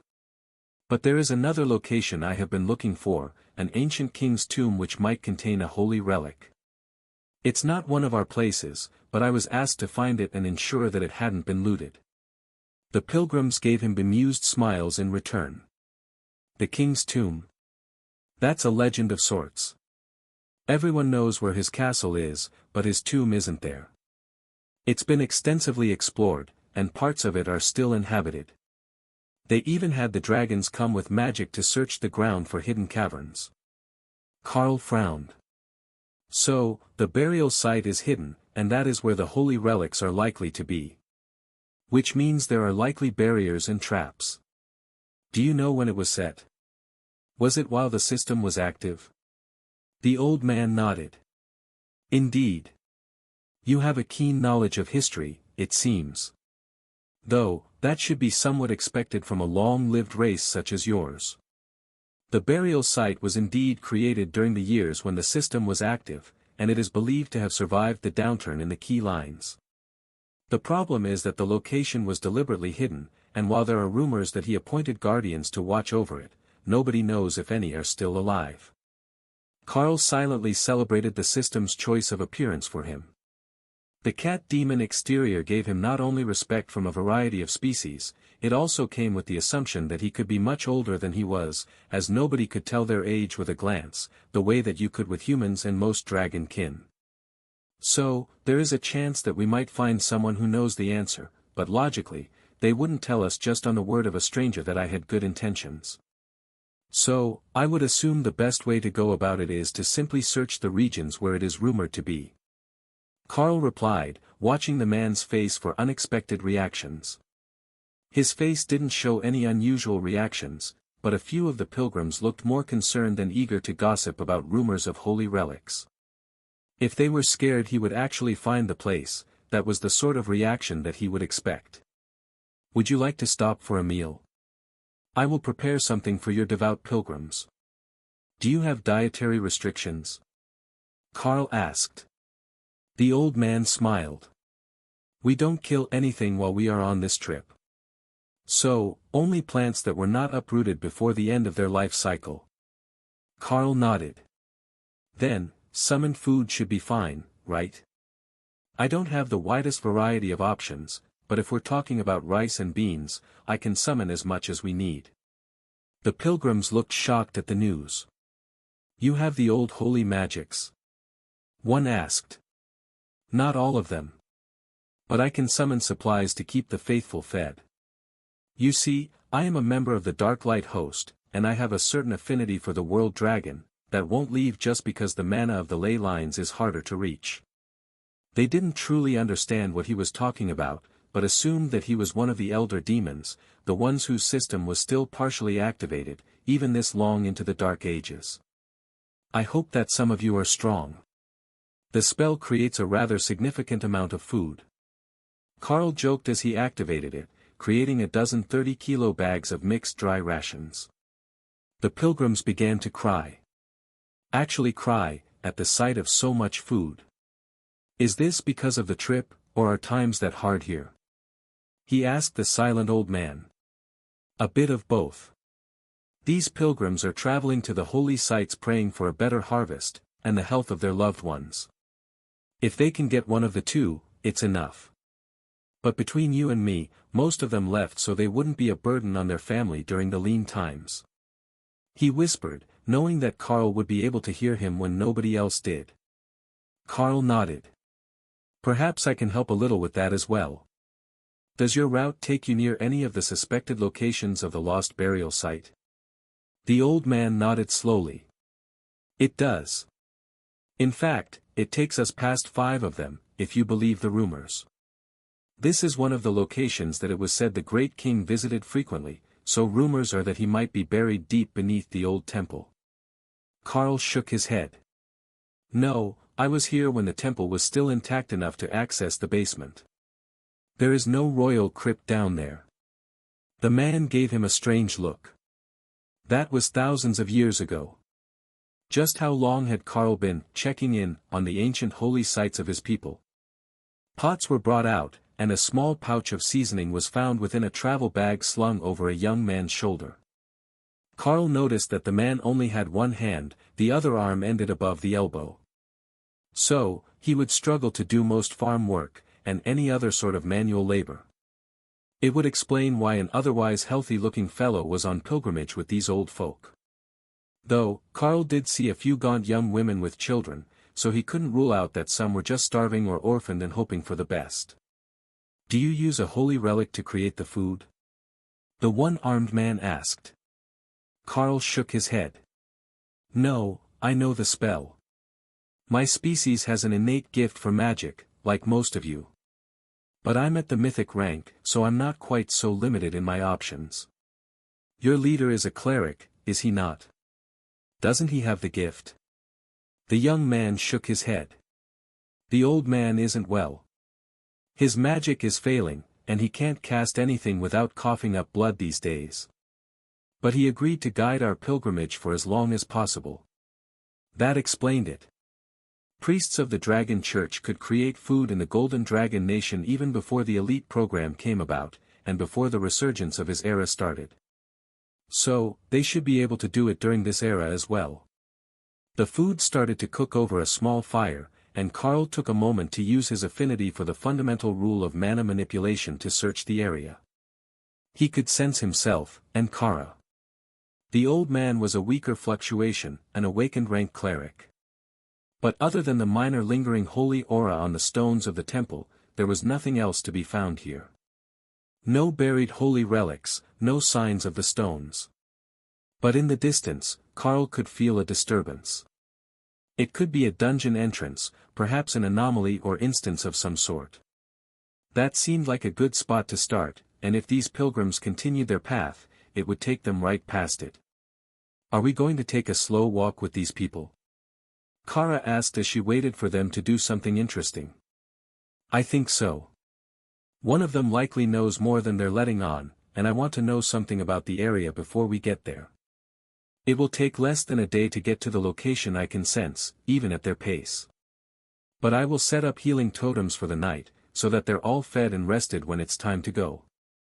Sneaky. I like it. They'll probably think that it's some sort of divine favor. Karl tried not to laugh. "Well, I am the avatar of the world dragon. That's almost the same thing, right?" Kara stayed in badger form, but brought over a bag of spices for the food, while Karl assessed the carrying capacity of the pilgrims before making a single large sack of oatmeal. "A bit of variety, so you don't have to eat the same thing every meal. You'll have to portion the remainder between everyone, because none of you are in the sort of shape to be carrying a whole sack of rice and beans. But there are plenty of you to get it done," he explained. A few of the pilgrims laughed. They were in terrible shape, half-starved, diseased and weakened. But if they could carry enough to see themselves through the week, they would be far better off than they were this morning. They were under no illusions that they would be returning home alive. But they did hope that they could complete the loop to make their prayers at all the holy sites to bring luck to their families. Once the food came out, the exhaustion and despair of their trip seemed to fade away. Finally, they had one less thing to worry about, and a much better chance of finishing their trip. That was Karl's time to act. "While I was here on a different mission, I would like to know more about your pilgrimage. Do we have a storyteller in the group?" he asked. One of the older men shifted his chair, so he was facing the larger portion of the group. "I suppose I can do it. I know all the stories. But I'll start from the beginning, since our guest is clearly not a local. In the time of the system, what many call the resurgence of the gods, this land was ruled by a mighty king, known to history as Karaman the Just. It was a time of legend, when mythical dragons roamed the land, mighty giants and divine beasts threatened entire cities. Mighty bastions, they were. Made of magical stone, and towering 100 meters tall, the cities of the old world were monuments to divine construction. That was the world that King Karaman was born into. Not as the heir of a mighty warlord, but as the bastard son of a village chieftain. However, with the might of the system, a lowly birth meant nothing to the greatest king to ever live. He grew his power and united everything from the ocean to the great lakes of Sihosesa, land of the Supreme Lady. Only when he reached the lands of the dwarves in the east, and the flourishing trade empire of the Bongdan sultans across the ocean, did he stop his unification of the people. Under the fair laws of Karaman the Just, the people worked together, bringing prosperity and security to all. But no good thing can last forever. As he began to grow old, King Karaman built a series of divine cities and temples, intended to extend his memory long past his time in this world. That is the pilgrimage that we are on now. Making a loop of the ancient nation, visiting the old holy cities, both living and ruined, along with all the known temples, in an attempt to gather some measure of the divine favor that once blessed these lands. The other pilgrims told short stories about each of the places that they had visited so far, and Karl learned that they had been on the road for 3 months already, touring holy sites as summer faded into autumn. Most of the Dragon Isles didn't get a real winter, with snow and such. But it would soon get cold at night, at least enough that they would miss having shelter. They hadn't set up much of a camp, Karl noticed. They didn't have the strength to carry it with them. But they did set up a few tents, which they all huddled beneath, as the sky was threatening rain overnight. In their conditions, they couldn't afford to catch a cold, so they did their best to keep each other warm with the limited firewood that was available. They were in an open grassland area, the only trees around were small and stunted, so finding dry wood had been an issue, even just to cook dinner. But once everyone started falling asleep, Karl got to work, preparing them for the trip ahead. They were going to need a few things. For one, a lightweight fire source that anyone could use. Assuming they had at least a little magic. Common rank fire didn't take much, and it cooked beans just fine. Then healing. He set up healing totems around the camp for the evening, and shushed the old cleric when he was about to say something. It was better to let everyone sleep and wake up to a miracle than to make a fuss about how Karl could use healing magic. Especially at this time of night when everyone was exhausted. After Karl's warning, the old man just curled up under his blanket and called it a night, trusting Karl and Kara to watch out for them. That might prove to be a mistake 9 times out of 10, but this was the last one, the time when everyone was so weak that even playing pranks on them wouldn't be satisfying. So, Kara watched the open grasslands for something that would be fun to play with. Unfortunately, her presence was scaring away the monsters, and there wasn't anything out here brave enough to come within 5 kilometers of the Chaos Badger. Foiled by her own brilliance. Magically speaking, that was. Fortunately for her, there was entertainment to be found. She just had to wait for everyone to wake up and realize that there had been a mythic rank healing totem active all night long. Karl had dismissed them before dawn so nobody would be able to prove for certain that he had done anything. Except the old cleric, that was. But he shouldn't tell on them when they were at a perfectly good holy relic that could be blamed for their amazing transformation. The first few to wake up didn't notice much except that they had the best night of sleep in ages. The ground was hard, but the grass made it relatively comfortable to sleep on, and the rain had never come. But not long after, the pilgrims began to notice that things were definitely off. The young mother who had been hollow-cheeked and near death yesterday suddenly glowed with health. The sick baby wasn't coughing at all. And blistered feet showed no signs of injury when the bandages were changed. Then, the one-armed young man woke up and rubbed his face to wipe away the lingering sleep and dirt. With a hand that he hadn't had last night. The scream made everyone turn to look at him, but he was just waving his arms wildly and shouting. Then, it dawned on everyone else. He was waving his arms. Plural. His arm grew back. Gods be praised, the holy site really does have some divine magic left to it. One of the young mothers gasped, then ran over and placed her baby gently on the stones of the old temple's steps. You shouldn't. The old cleric began. It's fine. Those were the front steps to the temple. If there was ever an appropriate place to let a baby rest, that is it. Karl countered. Well, when you put it that way, I must agree. Most temples had bassinets at or near the entrance, and the clergy would watch over infants while the parents went inside to pray. It was also the accepted way of delivering orphans to the church. You placed them in the bassinet, went in to pray, and then didn't take them when you left. Whether the prayer was sufficient for the reason you had left an infant for the church was between you and your chosen deity, but the church wouldn't turn them away. The old priest was trying hard not to say something about the cause being Carl and not the holy relic.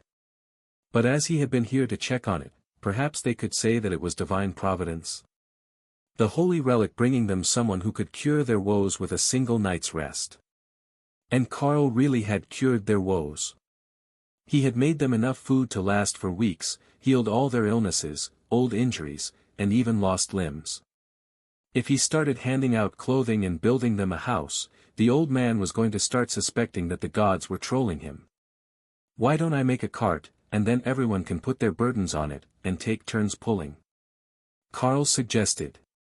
Make a cart. With what?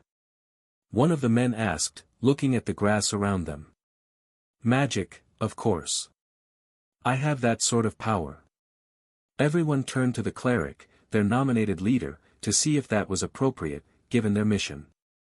They had sworn off worldly luxuries during the pilgrimage, but a cart to carry the food and the ill didn't seem like it would break too many rules. Go ahead. As long as we are pulling it ourselves and not burdening others, or a beast, it is fine. Kara cheered, and a little girl, who had previously had a twisted leg, useless from birth, giggled. The thought of the Chaos Badger, who was the size of a small dog, trying to pull a wagon was hilarious. Carl set a fire for them to cook on, and a pot of oatmeal started their day out strong. They didn't have a huge amount of ground to cover to get to the next site, not more than 20 kilometers by Carl's estimate.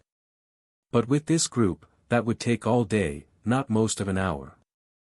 That was also where Carl had sensed the disturbance in the mana flows, and he was hoping that would lead him to the system stones that he had been sent here to recover.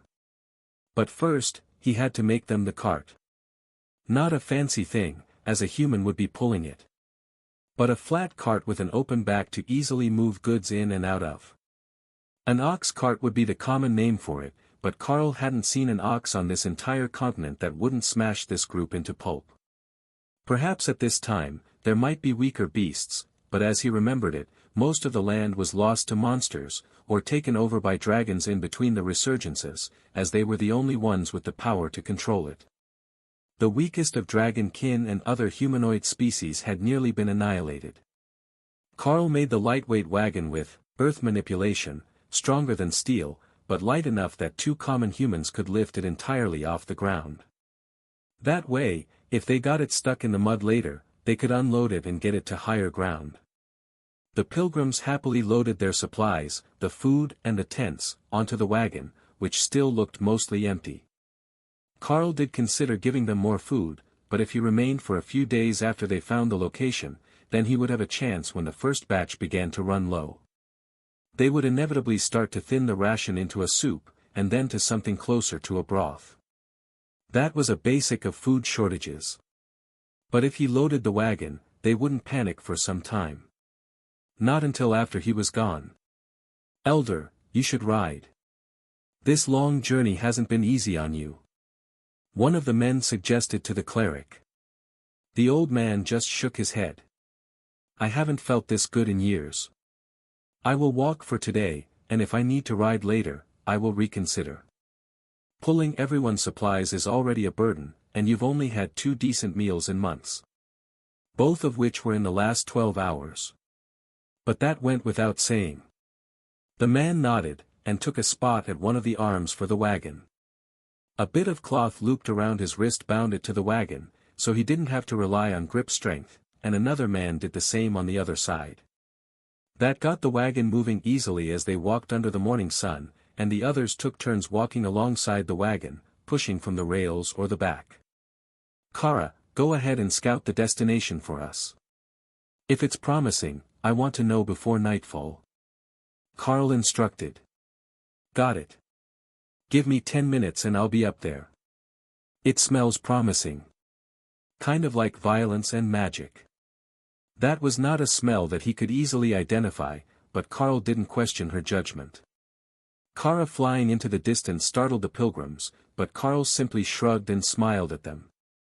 She needs to spread her wings and get some exercise, she's a high-energy sort. But she will come back when she's bored or hungry. He explained.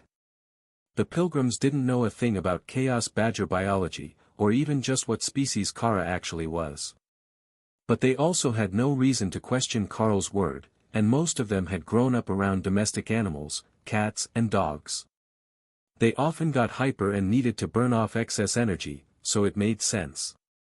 Little did they know that Kara's version of burning off excess energy was napping in her space while repeatedly triggering, chaotic foresight, to see what she could find.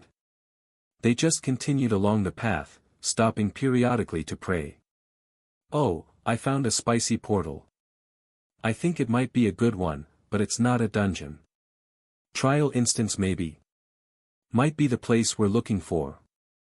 Kara announced when she reached the source of the anomaly. Is there anyone else in the area? Carl asked. Yep. Lots of someones. There are orcs here, and giants, and one angry blue dragon. That should be the right place then, but it appeared that they hadn't gotten there first. Instead, they were going to have to argue about their right to access the place with the giants.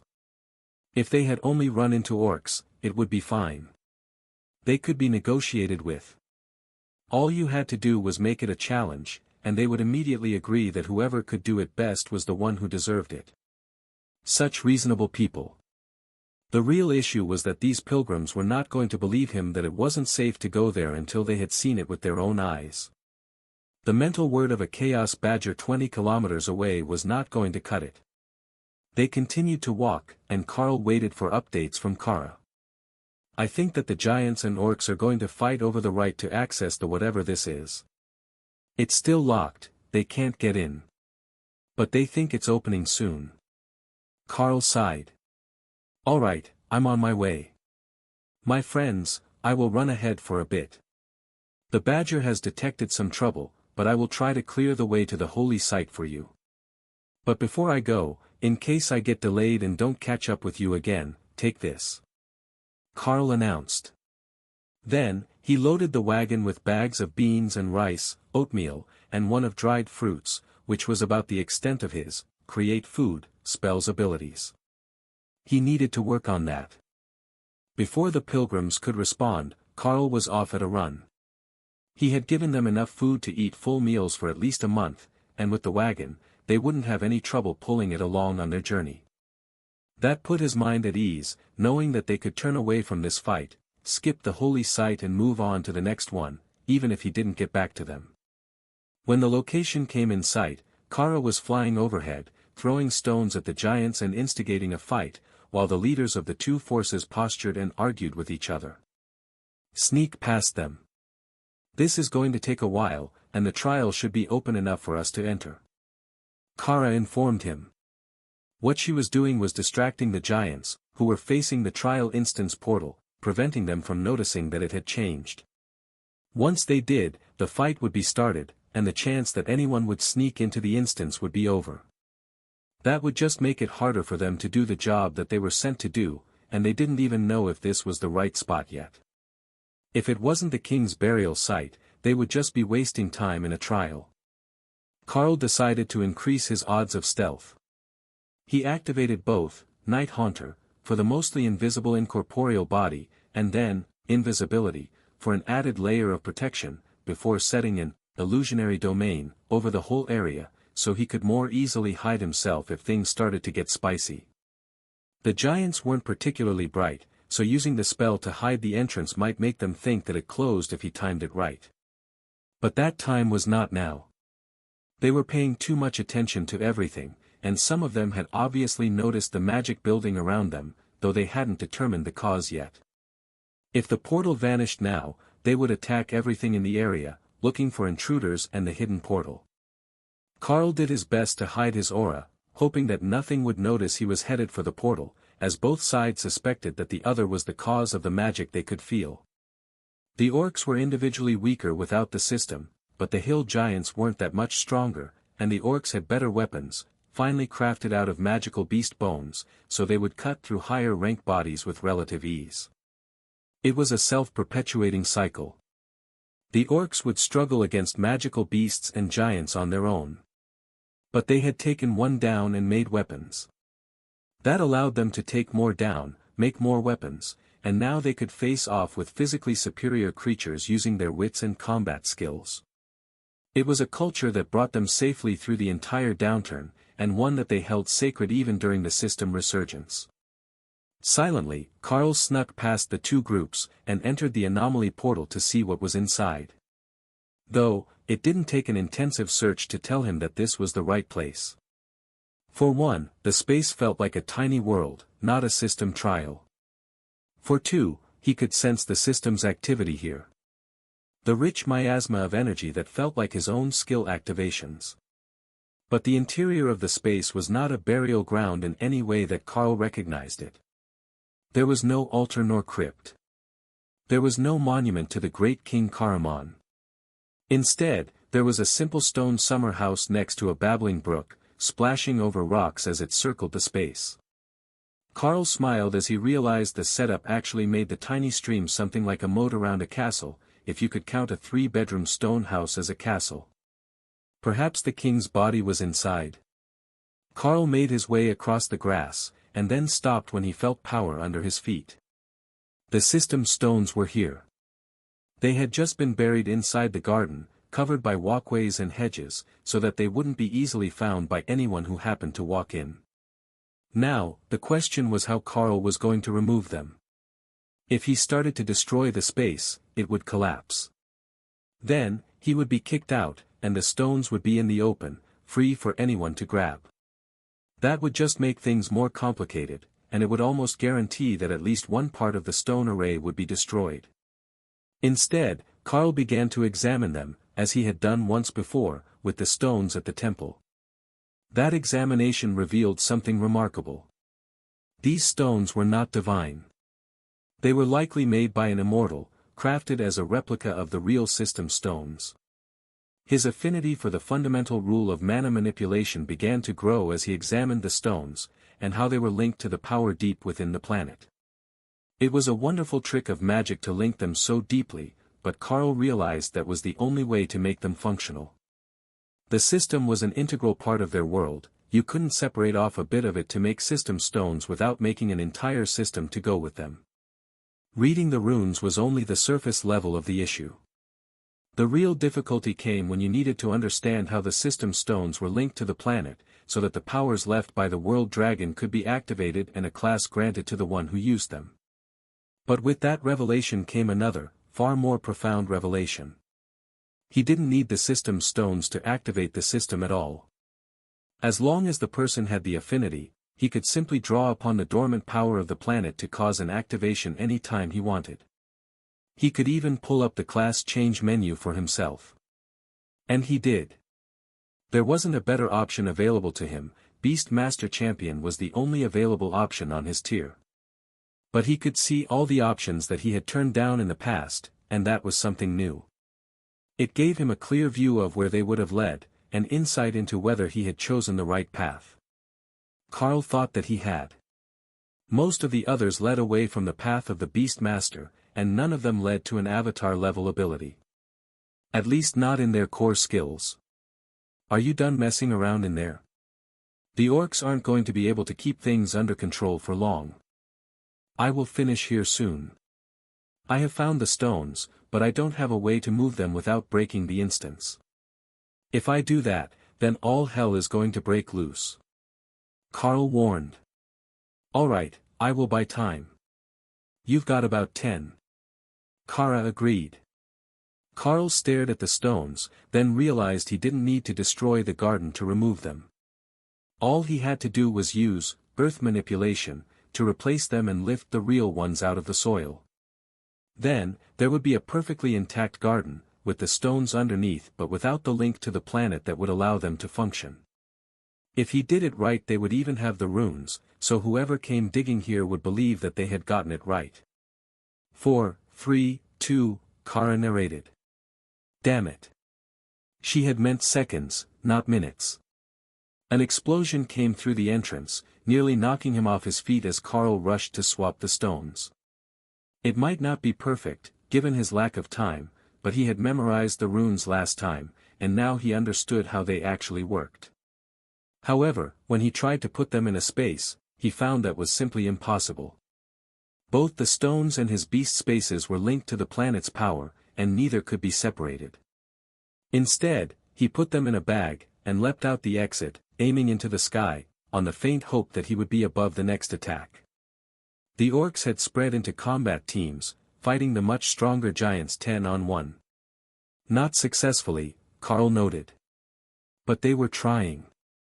With the average giant being at the monarch rank, and the average orc being a commander, there was a 2-rank difference, and not even the best of their weapons could make it up. The orcs were going to lose this fight, unless Carl or Kara stepped in. Only, Carl could feel the fog of Misty's time displacement ability already forming, and he could see an Orcish scout running off into the distance, presumably to get reinforcements for the battle. This wasn't the whole clan, just a hunting team that had actually found the great goal of their entire species. Found it, only to have Carl steal it from under their noses before they could verify the find. Moments later Carl was standing in a dimly lit room, its floor covered in silk pillows of the impossible shade that he immediately recognized as belonging to the Chaos Plane. "Is this Saihosesa?"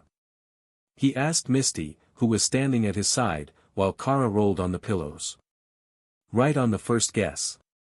Yes, this is the Grand Palace of the Supreme Lady. I should have known that you could see the pillows." Misty agreed.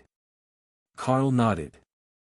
"I have an affinity for the fundamental rules of chaos, order, divinity, fire and mana manipulation. But mana manipulation is by far the most advanced. In fact, it should be getting close to actual understanding now. If I had a bit more time to study these stones, it would be perfect." Misty smiled. "Well, you can do that now. Nobody will be looking for them here and now. Take a little break before you're off to the next mission. It's an important one, and you need to look your best." "Oh." The time dragon wiggled happily, nearly dancing in excitement. "You're going to go meet yourself next. You're at just the right power level for it. The real question is, what am I going to do with these stones when I finish examining them? I can't carry them with me everywhere." he asked. "That's fine. They belong here. But you'll have enough lingering essence of them on you to get the ball rolling once you're back in the Golden Dragon Nation. That's such a great time, I can't wait to actually do it in person." So, she knew what was going to happen, even when it involved herself. But she hadn't actually done it yet. That had to be horribly confusing. At that moment, the door at the far end of the room opened, and Supreme Lady Matilda walked in. Or, perhaps he should call her legendary Lady Matilda, as this was after she had advanced. "Young Carl. It's so strange to see you mortal again. Welcome to my home. Is this the first time, from your point of view?" she asked. Carl laughed. "Indeed it is. Every other time you have come to me, from the timeline that I know so far. Feel free to give spoilers, if you want." The Chaos Dragon laughed. "As if this isn't the hugest spoiler of them all. You're the only one in the world who knows where the system stones are. Well, at least on the days that the 2 timeless dragons are not around. The orcs are going to be big mad about this. They've been looking for ages, and the stones weren't even there to be found, because I moved them through time." Carl joked. "Better than letting the giants break them, even if they're a replica set. They're pretty well done, though. Are these ones Karaman's?" Carl nodded, and the Chaos Dragon hummed happily as she examined them. "Not bad. I see what he was lacking. But I suppose it's too late to tell him now." Carl frowned, and the Chaos Dragon winked at him. "Oh, that bastard isn't dead. He just faked it and left for the immortal realm, so I couldn't send him on errands anymore.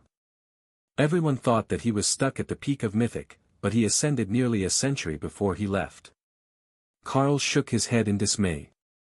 "What did you do to the poor man that he would abandon an entire empire and leave the planet just to get away from your errand list?" "That's the thing, I didn't even ask him for big things. I've sent you on much more important missions than I asked him to do." But his temper was always terrible. All he wanted to talk about was unifying that nation of his, or cry about his inability to find large-breasted goth girls. They weren't even in fashion for the last 2 centuries of his existence. Carl laughed at the look on the Chaos Dragon's face, then set the bag full of system stones down on the floor. "Would you like me to arrange these somewhere?" he asked. "No. I have a better idea. I'm going to make a puzzle, and whoever wants to use the stones will have to arrange them on their own. It will be glorious." Matilda insisted. That was evil. There were 99 stones to the full array, and all but the inner ring were identically shaped with runes on all 6 sides. So, there were 2 orientations for each stone that were viable, and 90 positions for all but the inner 9 stones to go in. Trying to get them all properly placed while relying on luck would take centuries. Even just setting them up would take hours for Carl, and he already knew what the array was supposed to look like, and how it worked. But Misty had said that he could take the time to study before he went out. "All right, you make the puzzle, and I will study the stones until I understand this thing I'm not quite comprehending about mana manipulation. I'm close to it, I can feel it. I just need a bit more time. Take all that you need. Nobody messes with my stuff, especially when I'm home. It's more important that you gain comprehension than that I get to start my plan to mess with future generations. That's one of the joys of immortality. You get to watch a well-laid plan come to fruition, no matter how many times it takes them to get it right." Matilda agreed. Carl sat on one of the impossibly purple pillows, and focused on the bag of system stones, mentally rearranging them into new positions, and estimating what would happen if they were placed incorrectly. The flow of the mana, the contradiction between the runes and the intent. The more that he studied it, the more that he understood about how mana was intended to work, and how it could be altered without breaking the fundamental rules. Then, as he experimented, he began to understand that the other rules could be used to break one of the fundamental rules, overlaying their power to warp reality in ways that it was not intended to be. That was what had happened with Kara's scar. The divine power of order, an unfathomable step more potent than the fundamental rule that it grew out of, had simply dominated all attempts to change its intent. While Carl couldn't do that, what he could do was a tiny fraction of the same thing. He could use the fundamental rules to set a permanent condition, in effect as long as another rule was not used by someone of a similar comprehension level to negate it. That was how the system stones were enchanted. King Karaman, who had what appeared to be a complete understanding of one of the rules, had overlaid it on the enchantment to create a nearly indestructible set of stones, whose intended purpose could not be perverted by those weaker than his rule. The stones had been made when he was an immortal, so there were very few in this world who could even hope to challenge the stones' magic. That was why the giants were dead set on simply destroying the stones themselves. While Carl meditated on the great truths of the system stones, Misty and Kara set up the Go board again, and started a new game, with Matilda as their impartial observer, tasked with keeping them from cheating. Not that it would stop them from trying, but getting creative enough with a cheating attempt that the Chaos Dragon allowed it was a challenge of its own. A feeling of enlightenment came to Carl as he continued to study the system stones, and for a moment, he thought that he might have made the final breakthrough. Then, a system notification arrived. Skill learned, system stones, legendary skill. Avatar of the World Dragon exclusive. Carl stared silently at the message in front of him. That was not at all what he was trying to do here. However, wasn't that skill just a little bit too broken? Or, was it actually supposed to be somewhat useless, as the system stones weren't actually useful, unless you were having issues with your system interface? When everything was created, they were just a tool to help new users understand how things worked, and weren't intended to be necessary at all. Only after so many skills and powers were forgotten after the war between the dragons and the giants did they even start becoming relevant again. It was that destruction of power and knowledge that started the dark ages between resurgences, and before that time, this skill would be even less valuable than skill book, which would actually teach a skill, and not just let someone interact with the interface more easily. But now, it was a life-altering bit of knowledge. A tool that would help return power to the world in ways that nobody would have considered possible even 10 years earlier.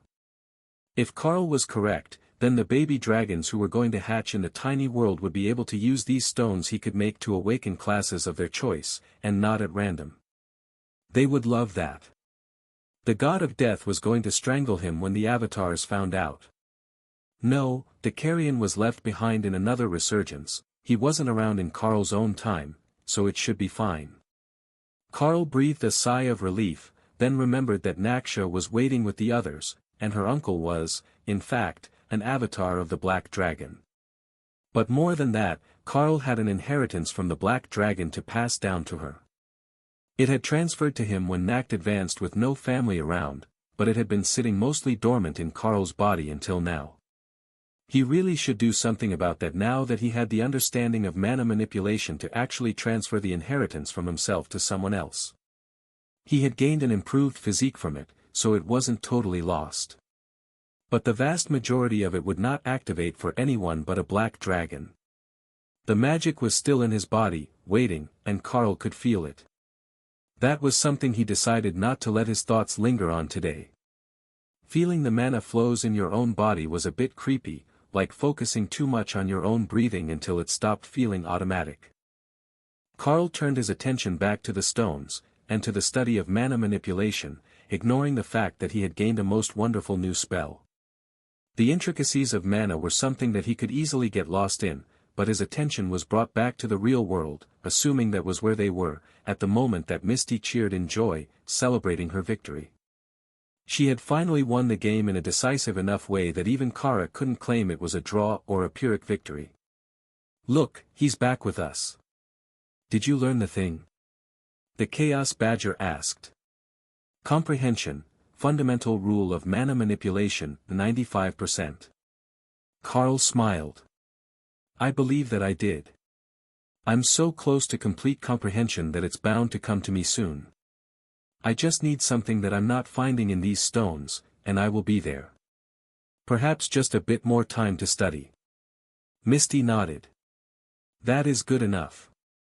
You can't reach immortality now, or I will have to go back in time and pull you out of your meditation so that you can do the thing. Are you ready?" Carl nodded. "Indeed. Let's get this show on the road." He vaguely remembered how things had gone when he had first arrived in the capital that time, but Carl took a moment to try to mentally refresh himself. "Don't worry if you get it wrong, it should be pretty close, and nobody will notice," Misty informed him. Sure, nobody else might notice, but he would. Misty opened the portal, and Kara cheered. "Places, everyone. Action." Misty stepped through the portal first, and Carl heard himself greet her.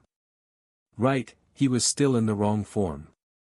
Quickly, Carl changed back to human, then fully buffed himself, including behemoth, to make himself 5 meters tall, roughly the size that he remembered himself being. Then, he activated bestial raiment, and flipped his visor down, so he wouldn't immediately be recognized. Kara used War Beast to increase her size, so she could sit properly on the enlarged Carl's shoulder, and the pair stepped out into the battlefield. There was only one issue with their disguise. There was no way that the giants were not going to recognize his aura, and Carl didn't know how to change it, only how to dampen it so that it wasn't so intense. But that was not the goal today. Today, he wanted to intimidate and impress. Once he was through the portal, Carl found himself staring at a peak mythic ranked titan, a youthful 4-armed giant born in the immortal realm. There, they were the lowest of their kind, born mortal in an immortal world. But here, it lived up to the name, Titan. The skies churned overhead as the two stared at each other, the Titan's hatred palpable even from the center of the city, where most of the others would be waiting if Carl's memory served him. "It's too late," Carl declared, glaring at the enemy champion who had dared to come and try to squish his younger self. "It's never too late." The giant cast mana suppression, drawing a massive amount of power into himself as every barrier, defensive spell and lingering magical effect collapsed around the capital. Carl hadn't recognized the spell the first time, he had thought that it was a side effect of simply being this powerful. But now, he could see it clearly, and he could do something about it. Let's take you back home. You know better than to meddle with things that must be. Misty insisted, startling Carl. The Titan wasn't just from another world, he was sent through time to mess things up. That explained a lot. But her time displacement was not an instant effect, and the Titan lashed out in fury, hurling black lightning heavily imbued with an unknown fundamental rule at Carl. Carl drew the Blade of Champions and swatted the spell away, using Chaos Blast, and the fundamental rule of mana manipulation to deflect it. What had happened next in the original timeline? He couldn't recall, and now he was going to have to improvise. Or had things already changed? Mana suppression had drawn every bit of ambient mana out of the area, and Carl was about to nullify it, but then the mist enveloped all of them, and he found himself standing in a massive city, one designed for giants. The giant blinked slowly as he realized they had moved, despite his attempt to suppress all the mana in the area. I am going to crush your head. He snarled, entirely done with Carl and his nonsense. Carl, for his part, had no idea why this Titan was so mad at him, as they had only met for a few brief seconds so far. But the creature was definitely mad. Kara transformed so that she could properly trash-talk the obnoxious Titan. Go ahead and try. I will ask the dragon to heal you up and send you back so we can whoop your ass twice in one day. She taunted. In the distance, Carl heard uproarious laughter from other giants, and a group of mythic-ranked men poured out of their homes to watch the fight. It was obvious that despite his size, Carl was not a member of the giant clans. But his opponent was. And Kara's jab had hit home hard. He was practically frothing at the mouth in rage, and the fight hadn't even started yet. The Titan summoned a two-handed axe with a skill, and dropped into a combat stance, while Carl casually stood with the Sword of Champions slung over his shoulder. If you need a better weapon, I don't mind waiting while you go home and ask your mom to loan you some money. Carl suggested with his kindest smile.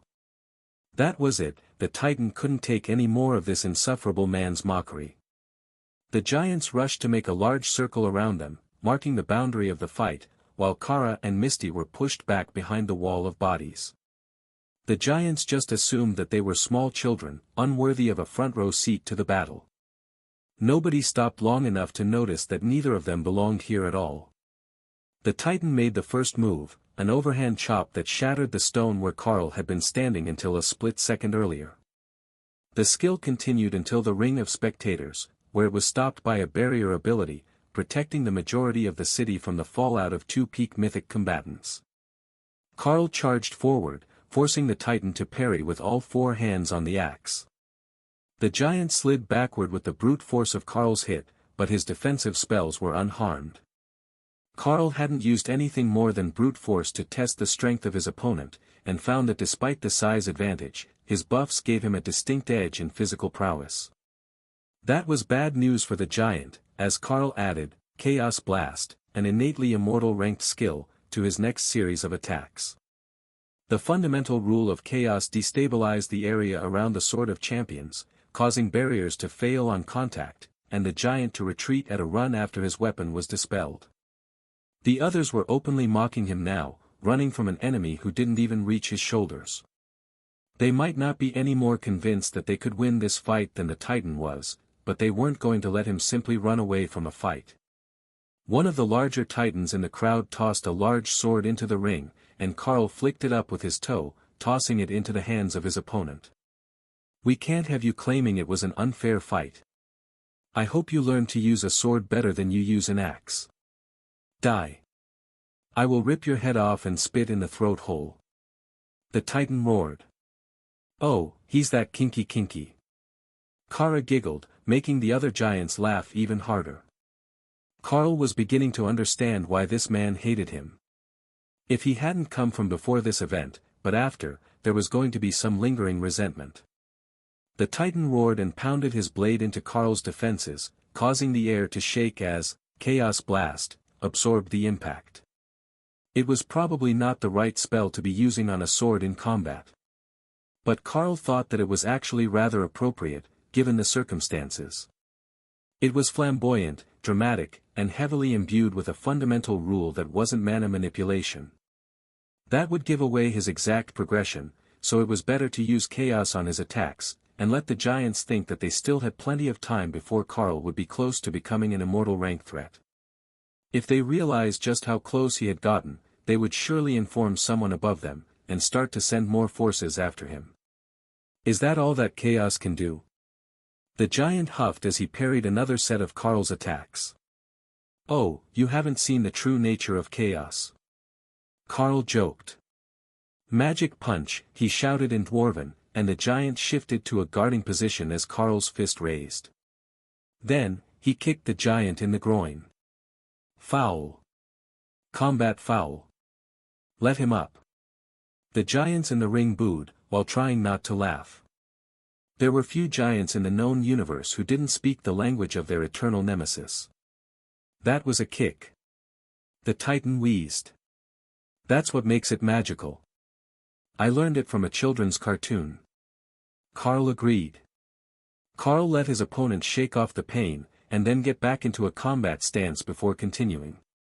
But now, the Titan was wary of a cheap shot at all times, and it was slowing his reactions. His attacks were getting sloppy as he got frustrated, and the taunting jeers from his countrymen only made the situation worse. Not even the other giants were on his side.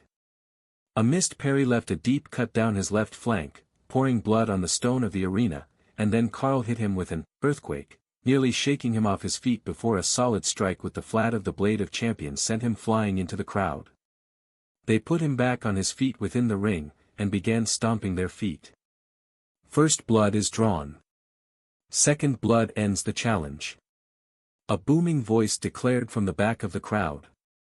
The giants parted, and an aging mountain giant at the peak of mythic rank stepped forward.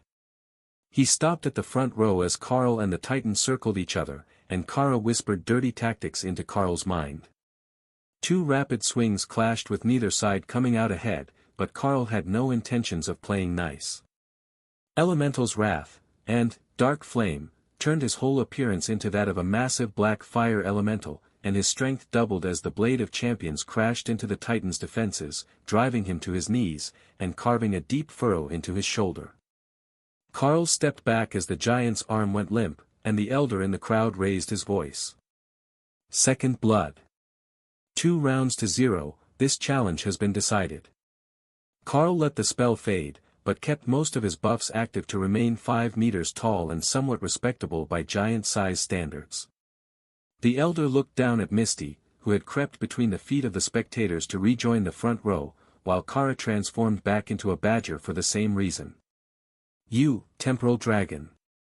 Leave this place with your people. We have an agreement. He insisted. Indeed. Or I thought that we did. I brought this one back from somewhere he should not have been. He earned that beating and more. But I will let it go here, as long as you warn your seer not to cause me more trouble. The giant elder nodded, and made a shooing gesture before pausing when he noticed Kara standing beside the dragon. Don't forget to take everyone with you. We don't want it, and you can't make us keep it. He added. I feel like that was an insult. It was, wasn't it? Kara huffed. Or a compliment. They definitely can't handle a personality as strong as yours. Karl joked. You're not wrong. But I'm still leaning toward insult. Misty, take us away before I start throwing hands. Misty complied after only a moment's hesitation, and brought them back to Matilda's house. Alright, we've finished with the most important parts of the timeline rescue. Now, we can do the easy part. It's not really a change in the timeline, not exactly. All that we need to do is sit here and wait for someone to show up, then play all mysterious and lead them to the puzzle that Matilda made for them. Misty announced as she removed a bag of pretzel sticks from her inventory. Kara brought out a bottle of wine, and the two girls immediately began rearranging pillows. Why do I get the feeling that you're more at home here than most places? Karl asked, curious about the odd pale dragon. Of course I am. I live here. In fact, I've lived here for longer than Matilda has lived here. I recommended the spot when she wanted to build a castle. So, you could say that this is my ancestral home. Misty declared proudly. Well, that makes sense. If anyone could pick the perfect spot for her castle, it would be you. Somehow, I just didn't see the two of you as roommates. Carl replied with a shrug. Misty blinked slowly as she stared at him. I mean, I guess you could call us roommates. We do live in the same castle.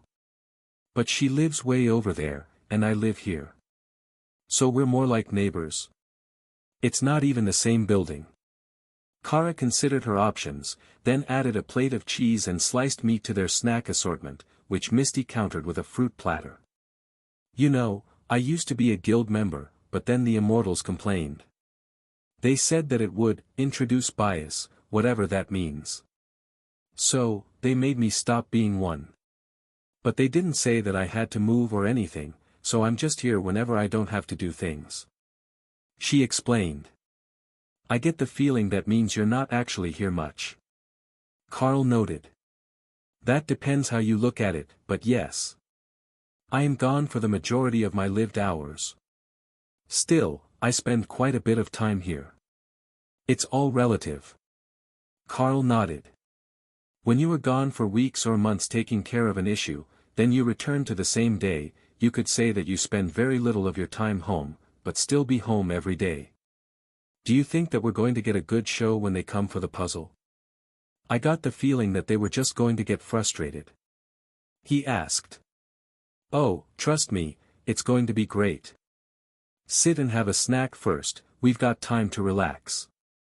Carl added a collection of crackers to the snack platter, for a bit of crunch, and then settled next to the girls while they waited for whatever was supposed to be happening soon. Given that Misty had chosen their time, Carl assumed that the arrival should coincide with them nearly finishing their snacks, so he wasn't too worried about being interrupted. Sure enough, the wine bottle was nearly empty when he sensed someone sneaking into the castle, hiding their aura and likely their visible appearance. But he could feel their mana pool, and he could see their soul moving in the courtyard outside. Well, here we go. How are we going to do this? Or do we just improvise once they reach the puzzle room? Well, we can't make it too easy on them, and they're immortal. So, feel free to mess with them a little. I've reinforced the castle itself, so don't fear letting some golems go pick on them, maybe a little illusion to check their intelligence. Also, don't let them wander into the private wing, guide them to the puzzle. But don't let them see us in person. Misty instructed. That should be easy enough, Carl thought. There was only one person, and he looked more like a researcher than a hardcore combat junkie. So, if Carl threw a bunch of interesting magic in his way, he would likely follow it directly to where they wanted him to be. No need to do anything drastic, just a bit of entertainment and then they could watch the puzzle attempt. The first obstacle that Carl decided to throw at the interloper were gargoyles in the garden. There were already statues in the area that looked like gargoyles of various types, but he added a collection of randomly shaped ones, just to make the intruder paranoid. Oh, I like that one. It might lead to him smashing my garden, but it's a great prank. Misty laughed as she watched the chaos out the window. Their guest had been studying one of the statues when Carl cast the gargoyle spell, which created a weeping angel-shaped gargoyle behind him. He had turned just in time for it to stop halfway to him with its hands extended, too late to play statue again. What the hell? Shit, gargoyles. Not all of them, just some. This place is definitely the right one. He cursed to himself as he cautiously retreated while watching the angel statue. Really, the gargoyle was just distracting him while the others got closer, but the intruder didn't realize they were an imminent threat until his danger sense told him that one was within striking distance of him. He's really not prepared for combat. Kara noted as the man drew his sword to fight off the protectors of the garden. I think he's a researcher, or some sort of bullied student that got sent here on a bet. Carl agreed. Misty smiled and shrugged. She knew the answer, but spoilers ruined it for everyone. He was weak, for an immortal. But the power advantage, and the immortal blessing that caused him to take 1/10 the damage that a mythic warrior would, were enough to defeat the gargoyles and lead him into the castle itself. That was where he ran into the first real trap. The illusionary domain. The immortal looked around nervously at the ancient castle in front of him. Something was vaguely off about this place, but there was so much magic in the walls that it was impossible to tell what exactly it was. The stone itself was ancient, imbued with a magic far beyond his own level, but there were other enchantments here, weaker ones. What he couldn't tell was if they were intended to be a non-lethal method of capture, an afterthought, or if the spells had started to fade with age, and simply couldn't maintain their integrity anymore. If that was the case, he had come just in time. The professors had informed him that this backwater mortal world held a legendary treasure, a gift left behind by an ancient being before it ascended to minor divinity. They didn't know what it was, but the professors had never steered him wrong before, and the magic of this place certainly did feel like it could have been done by a legend. Slowly, he turned in a circle. He had been here before, he was absolutely certain of it. Damn it, he had walked into an illusionary domain the moment that he entered the building, and he had just been walking in circles in the first room. Detection showed him the way out, and far above him, Carl sighed. He's definitely a researcher. He's got a spell to just lead him out of the illusion without breaking it.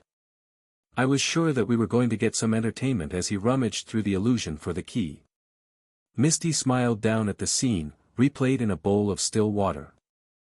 I like that you left an actual key, so he could treat it like a puzzle and work his way out without using brute force. Very classy. Totally in theme with the event. Carl chuckled. The next part was not a non-violent answer. He had placed a pair of epic golems in the hallway, earth elementals at the mythic rank, who would activate with proximity, and slow the man's approach, while keeping him interested in the right route. How long do you think that we can divert him for without making it too obvious that we're keeping him out of most of the building? Carl asked. Probably not more than half an hour, but don't worry, I will kick him out after he's done. I'm not letting some random loot my house like it's an ancient relic. The mere thought was offensive, and she had even removed all the valuable decorations from the path that led to the puzzle. Fortunately, the student was quick to catch on, and when he saw the second earth elemental, he cast an upgraded cloaking spell on himself, allowing him to sneak past it instead of fighting it. He was actively trying not to smash everything that he came across, a proper history student, and not just a treasure hunter. Oh, I know what we need. Kara giggled, then activated, Chaotic Zone, to turn all the side doors down the hallway into minor trial grounds with a single set of epic golems and an undead army inside. Each had a different theme, but all were outdoors based so that he would know he stepped into a spell. The chances that he would actually go in and kill the golems were low, given his past behavior, but he stopped at every door to examine the interior and guess at the odds that it was the room which contained the treasure he had been sent here for. The teachers hadn't been able to tell him what the mysterious treasure was, only that it should have the aura of legendary magic if it was still fully intact. That wasn't a lot to go on, and this whole place was full of strange mortal magic, though the building itself was clearly made by someone who had transcended the ranks of the mere immortals. Is this a temptation trap? It has to be. He muttered to himself. Though, who was actually going to be lured in by such a simple? Were those dark elven priestesses in their nightgowns? This place was truly diabolical. Just a short visit couldn't hurt, no. He had to remain focused. He could come back to that room later. Kara laughed herself to tears as the immortal found the elves, and she found his weakness. This guy was just too much fun to mess with. He hadn't even looked twice at the hot tub full of catgirls, but he was nearly defeated by a pair of busty elves. Carl set an illusionary domain to loop him back down this hallway, just in case he was pulled in the second time, and they could get a good show out of the spider goddess priestesses preparing a willing sacrifice. With a deep breath, the immortal pulled himself away from the sight and moved to the next door, only to find that he was back in the same spot again, facing the alluring charm of the priestesses as they called for him to enter. They couldn't leave the chaotic zone, so he had to come in. But his will was at least a little bit stronger than that, and he managed to close the door to focus his will on moving forward. It took a few minutes before his hand left the door handle, but he did realize that he had been looped by the illusion, which he was now studying. Is it triggered by duration? Perhaps by interest? What sort of being created this place? It almost feels like they have mastered the rule of chaos, but most of the magic in the building is not chaos-based. Is that the secret to transcendence? Learning two rules completely? He muttered. Misty smiled and shook her head at Carl's inquiring gaze. If it was, he would have it entirely too easy. Multiple rules would make it easier to move up the stages of immortality, though. The more that you understood, the easier it was to grasp the aspects that would increase your power as an immortal. Moving forward, the immortal passed a few empty rooms, assuring him that he was past what he had recorded as the hallway of temptations, which were actually guest suites when they weren't set up to troll intruders. She didn't put the puzzle far enough into the castle, we're about to run out of places to safely lead him. Kara complained. That's fine. He's supposed to find it, after all. I've decorated the room for him and everything, so we can mess with him as he tries to solve the puzzle. Misty replied. She had set up speakers in the room to relay their voices, allowing them to pretend to be part of the spell, or to speak for the system, if that was how they wanted to play it. This place is incredible. I can feel at least two types of magic stronger than immortal ranked, and both have been active for eons. He muttered to himself as he examined a carving on the wall. He called me old. I'm certain that he just called me old. Misty complained. Should we put some more violent obstacles in his way? Kara asked hopefully. Misty nodded. Yes, do that. I'm tempted to just throw him out right now for that remark. But Matilda said that he's supposed to get the chance to try the puzzle. The thought of those two dragons relying on each other as positive reinforcement was enough to make even Kara wonder how the world had survived this long. But it had, so they must complement each other's strengths. Kara set the next obstacle in the way, and she wasn't holding back this time. Instead of something large and obvious, she used crypt scarabs, a flesh-eating beetle, at the mythic rank. Then, she gave them limited invulnerability. They weren't likely to die in one hit unless he panicked and went all out, and the beetles appeared by the swarm, thanks to Chaotic Zone. The high-pitched squeal that the man made was not a sound that should have come from a creature his shape, Carl was certain of it. But the message that it conveyed was unmistakable. He was absolutely terrified of bugs. Dozens of fireballs exploded in the hallway as he shrieked, and then dozens more after the beetles were long gone, turned to ashes in immortal rank hellfire. Burn them, kill them with fire. No more bugs, no more bugs. He muttered to himself, over and over, while he wrapped his arms around his midsection. Oh, I think that we hit an old trauma there. That's more than just a little bit of, doesn't like bugs. But that will teach him to call our lovely little Misty bad names. Kara declared. She knew the dragon was ancient. Carl knew the dragon was ancient. But she liked the appearance of a small girl, so that was how everyone treated her. Well, everyone outside the church, as they all treated her as a revered bishop, one of the highest authorities of the church in this world. The traumatized visitor slowly made his way down the hall, occasionally tossing fireballs into the shadows and continually increasing the output of his light spell until he could be walking through a surgical suite. Slowly, he was calming down, and he hadn't even noticed that Carl had hidden the side hallways from sight, leading him straight to the puzzle. How does the puzzle work? Is there a time limit? Or do we just troll him until he gives up? Carl asked as their unwanted guest reached the final doorway. Matilda said that we would know once the puzzle started, so I don't really know yet. That's part of the fun, isn't it? Misty asked. So, she was hiding the answer from herself, avoiding seeing that particular part of the future so that it would be a surprise when it happened. The door opened, and the immortal found himself standing in a room full of golden reward chests, each one slightly different, arrayed along the walls in a double row, while a circular altar stood in the middle, with holes carved in it for the system stones. At least Matilda wasn't going to make the visitors guess what the pattern looked like. "Choose your challenge" appeared along one wall in Matilda's distinctive script. Then repeated in a half-dozen more languages, including runic, circling the room above the golden chests. "Choose my challenge." What does that even mean? Am I supposed to solve a puzzle? To what end? He muttered to himself. I recommend not taking a battle of wits. Kara joked in her best creepy ghost voice. Who's there? Damn it, this place is messing with me. He complained, still looking for the source of Kara's voice. But the speakers were hidden behind the stones of the wall, distorting the voices even further until they were a haunting whisper. The researcher scanned the room, looking for the source of the voice, until the message repeated itself. Choose your challenge. Random challenge in 30 seconds. That got him motivated. I choose magical theory. Can that be the challenge? He asked. Theoretical challenge accepted. Please select a starting location. The golden boxes lit up, and Carl waited for the perfect moment. The researcher touched a box and Carl gave a deep laugh. Yes, start with that one. That is the way. He mumbled, and the researcher's hand froze.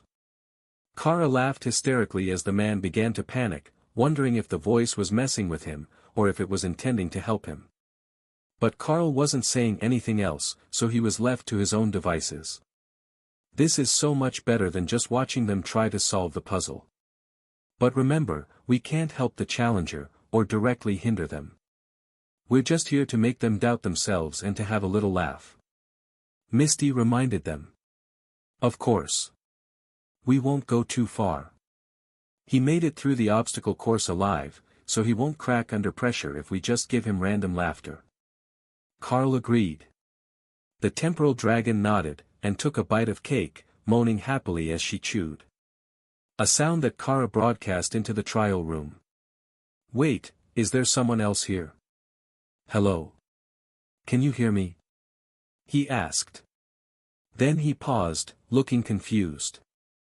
I could have sworn that I heard someone having sex in the next room. Misty stuck out her tongue at the projected image. It was far better than that. She was having cake. Carl watched intently as the intruder examined his options. Carl's voice had seemed deliberately designed to make him doubt himself, but there was still a chance that it was telling the truth. So, he went with the first option that he was going to pick. The golden chest revealed an inner circle piece, one of 9. That would make things relatively easy on him, as there was only one layer of stones with that shape, while the other stones made multiple concentric rings around it. Choose the correct location. This is your first magical theory challenge. Appeared on the wall. That was a trick question, Carl knew. It was the inner ring, and the first piece placed. It didn't actually matter where he put it, all the other stones would be placed in reference to where it was. However, the immortal didn't know that, and he immediately began taking out various tools to assist his decision. A compass, protractor, a textbook in the runic language, a tape measure, ritual candles, incense, and an entire carafe of coffee. Oh, this one is a professional researcher. Kara laughed as she saw the massive container of coffee appear. Yep, and it looks like he might be able to read the runes on the stones. I wonder how much sense he's going to be able to make out of them when they're only coming out one stone at a time. Misty asked. The immortal was writing down every rune on the stones, but Carl knew that they weren't in order, and only a fraction were visible from the outside. However, that shouldn't stop a trained researcher at his level. Once he began to examine the magical links, he would begin to understand how the stone was intended to work. But after an hour, he was still staring at the mass of runes and incomplete magical links. There has to be a better way to do this. There is definitely a right and wrong spot, and it only fits one of the 9 central spots. The outer rings have differently shaped stones. But there are no marks to tell me what way the array is intended to be oriented, or what it does, he grumbled. Kara broadcast herself laughing, and the researcher turned to glare at the walls. I knew it, there is an obvious answer, and I've just missed it. Again, he examined the room, then studied his tools. Damn it. If this is not a directional array, I am going to scream. Kara laughed harder, while Misty broadcast a message. Do you scream pretty? I bet you have the best screaming voice. She whispered in a sultry tone. The researcher choked on his coffee. What sort of twisted trial is this? Is that a succubus voice? Or did she mean actually screaming? Is it those dark elven priestesses again? I almost lost my train of thought there. This place is insidious. I wonder if I can get another stone, so I have something to refer to. Trial taker is requesting a second piece. Yes, no. Yes, please. Kara nodded as a second golden chest floated over to his hands. Well, he asked for magical theory. Wait, we should be studying what he's doing. We can probably learn magical theory from him. Carl frowned. That was good in theory. But he had no idea what the guy was doing half of the time. His way of researching the stones didn't make any sense. They watched in silence for about an hour, when Carl realized what the issue was. He doesn't understand mana manipulation. He's trying to decipher it using just the words and energy links within the stone. Misty nodded. He's so not going to win this challenge. But his theory knowledge is strong, he might get a consolation prize. I think that Matilda used chaotic zone on the room, so he should get a reward if he gets anything right. The second stone was from the third ring, and none of the connections led directly to the first stone. Not just that, but the clauses in the runic writing were completely unrelated. Damn it. They're obviously part of the same array, but this doesn't tell me anything. Now, I have 2 stones and no idea where they go. Unless I take all of them out and study them, I don't know what to do. No, I think I have this.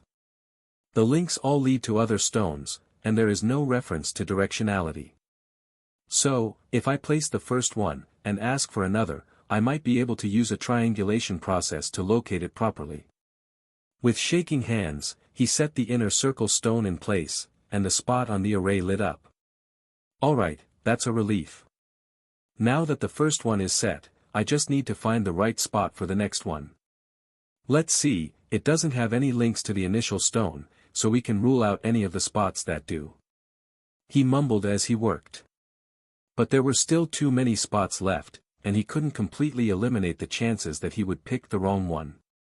Plus, he didn't know what would happen if he guessed wrong. I wonder if it will let me pick another stone. He asked hopefully. A random gold box lit up, and floated to his hand. This stone did link directly to the first one, he discovered after a few minutes of examination. But he couldn't tell which side of it was supposed to be up. The rune that linked the two was in the center of the narrow side of this stone, so it could be either way. Orient them to each other. That's the best option.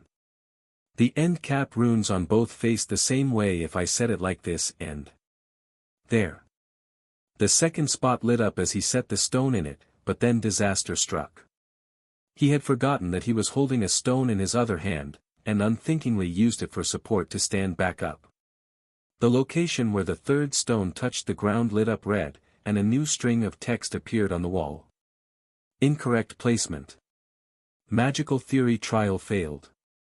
Misty laughed at the absurdity of losing the trial because you used a piece as a support to help stand up, while Kara pointed at the immortal's reflection in their viewing bowl and mocked his idiocy. There was nothing they could do about it, the trial conditions had been set by Matilda, and they were just here to observe. 2% completion. Reward granted. The message on the wall declared. The immortal looked hopeful that he might still get something meaningful out of this trip. However, he had not accounted for the fact that this puzzle had been created by a legendary chaos dragon. There was no way that he was getting out of this without at least being made fun of a little bit. A moment after the notice arrived, the immortal was granted his reward in the form of a mythic rank mage staff and a small wooden box. Well, I got something from it. I might not know what the puzzle is making, but perhaps this is fucking with me. It is fucking with me.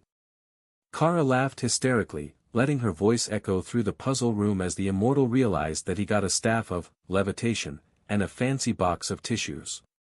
Misty winked at them, and then fog filled the puzzle room and the immortal vanished. That was fun. I think that I'm going to like having the puzzle here until it is claimed. Now, where were we? Right, we had just finished with you rescuing yourself, and now I should likely send you back home. Or we could go on a small adventure. Kara raised one clawed paw, and the dragon nodded. That's 2 votes for an adventure. Majority rules. She was about to do something when Matilda walked into the room, legendary ranked and looking like she hadn't slept in a week. Don't go causing any more trouble, I need to deal with things in the immortal realm for a bit. Just send them back, and you can go on an adventure another day. She instructed. Misty sighed. Fine. But only because the puzzle room you made was so much fun. How did he do? He tripped with a piece in his hand and failed at piece 3. Matilda smiled and shook her head. He's never going to live that one down. Her gaze seemed to burn into Carl's very soul as she examined him. You're getting close to immortality. We definitely need to send you back so that the others can be where they need to be before you ascend. Kara huffed, and the dragon patted her furry head. You too, but you already know the schedule. The fact that the 2 chaos-affiliated beasts could keep secrets from him was a never-ending headache for Carl, who was used to simply eavesdropping on his bonded partner's thoughts. You should probably prepare yourself to have your soul ripped apart.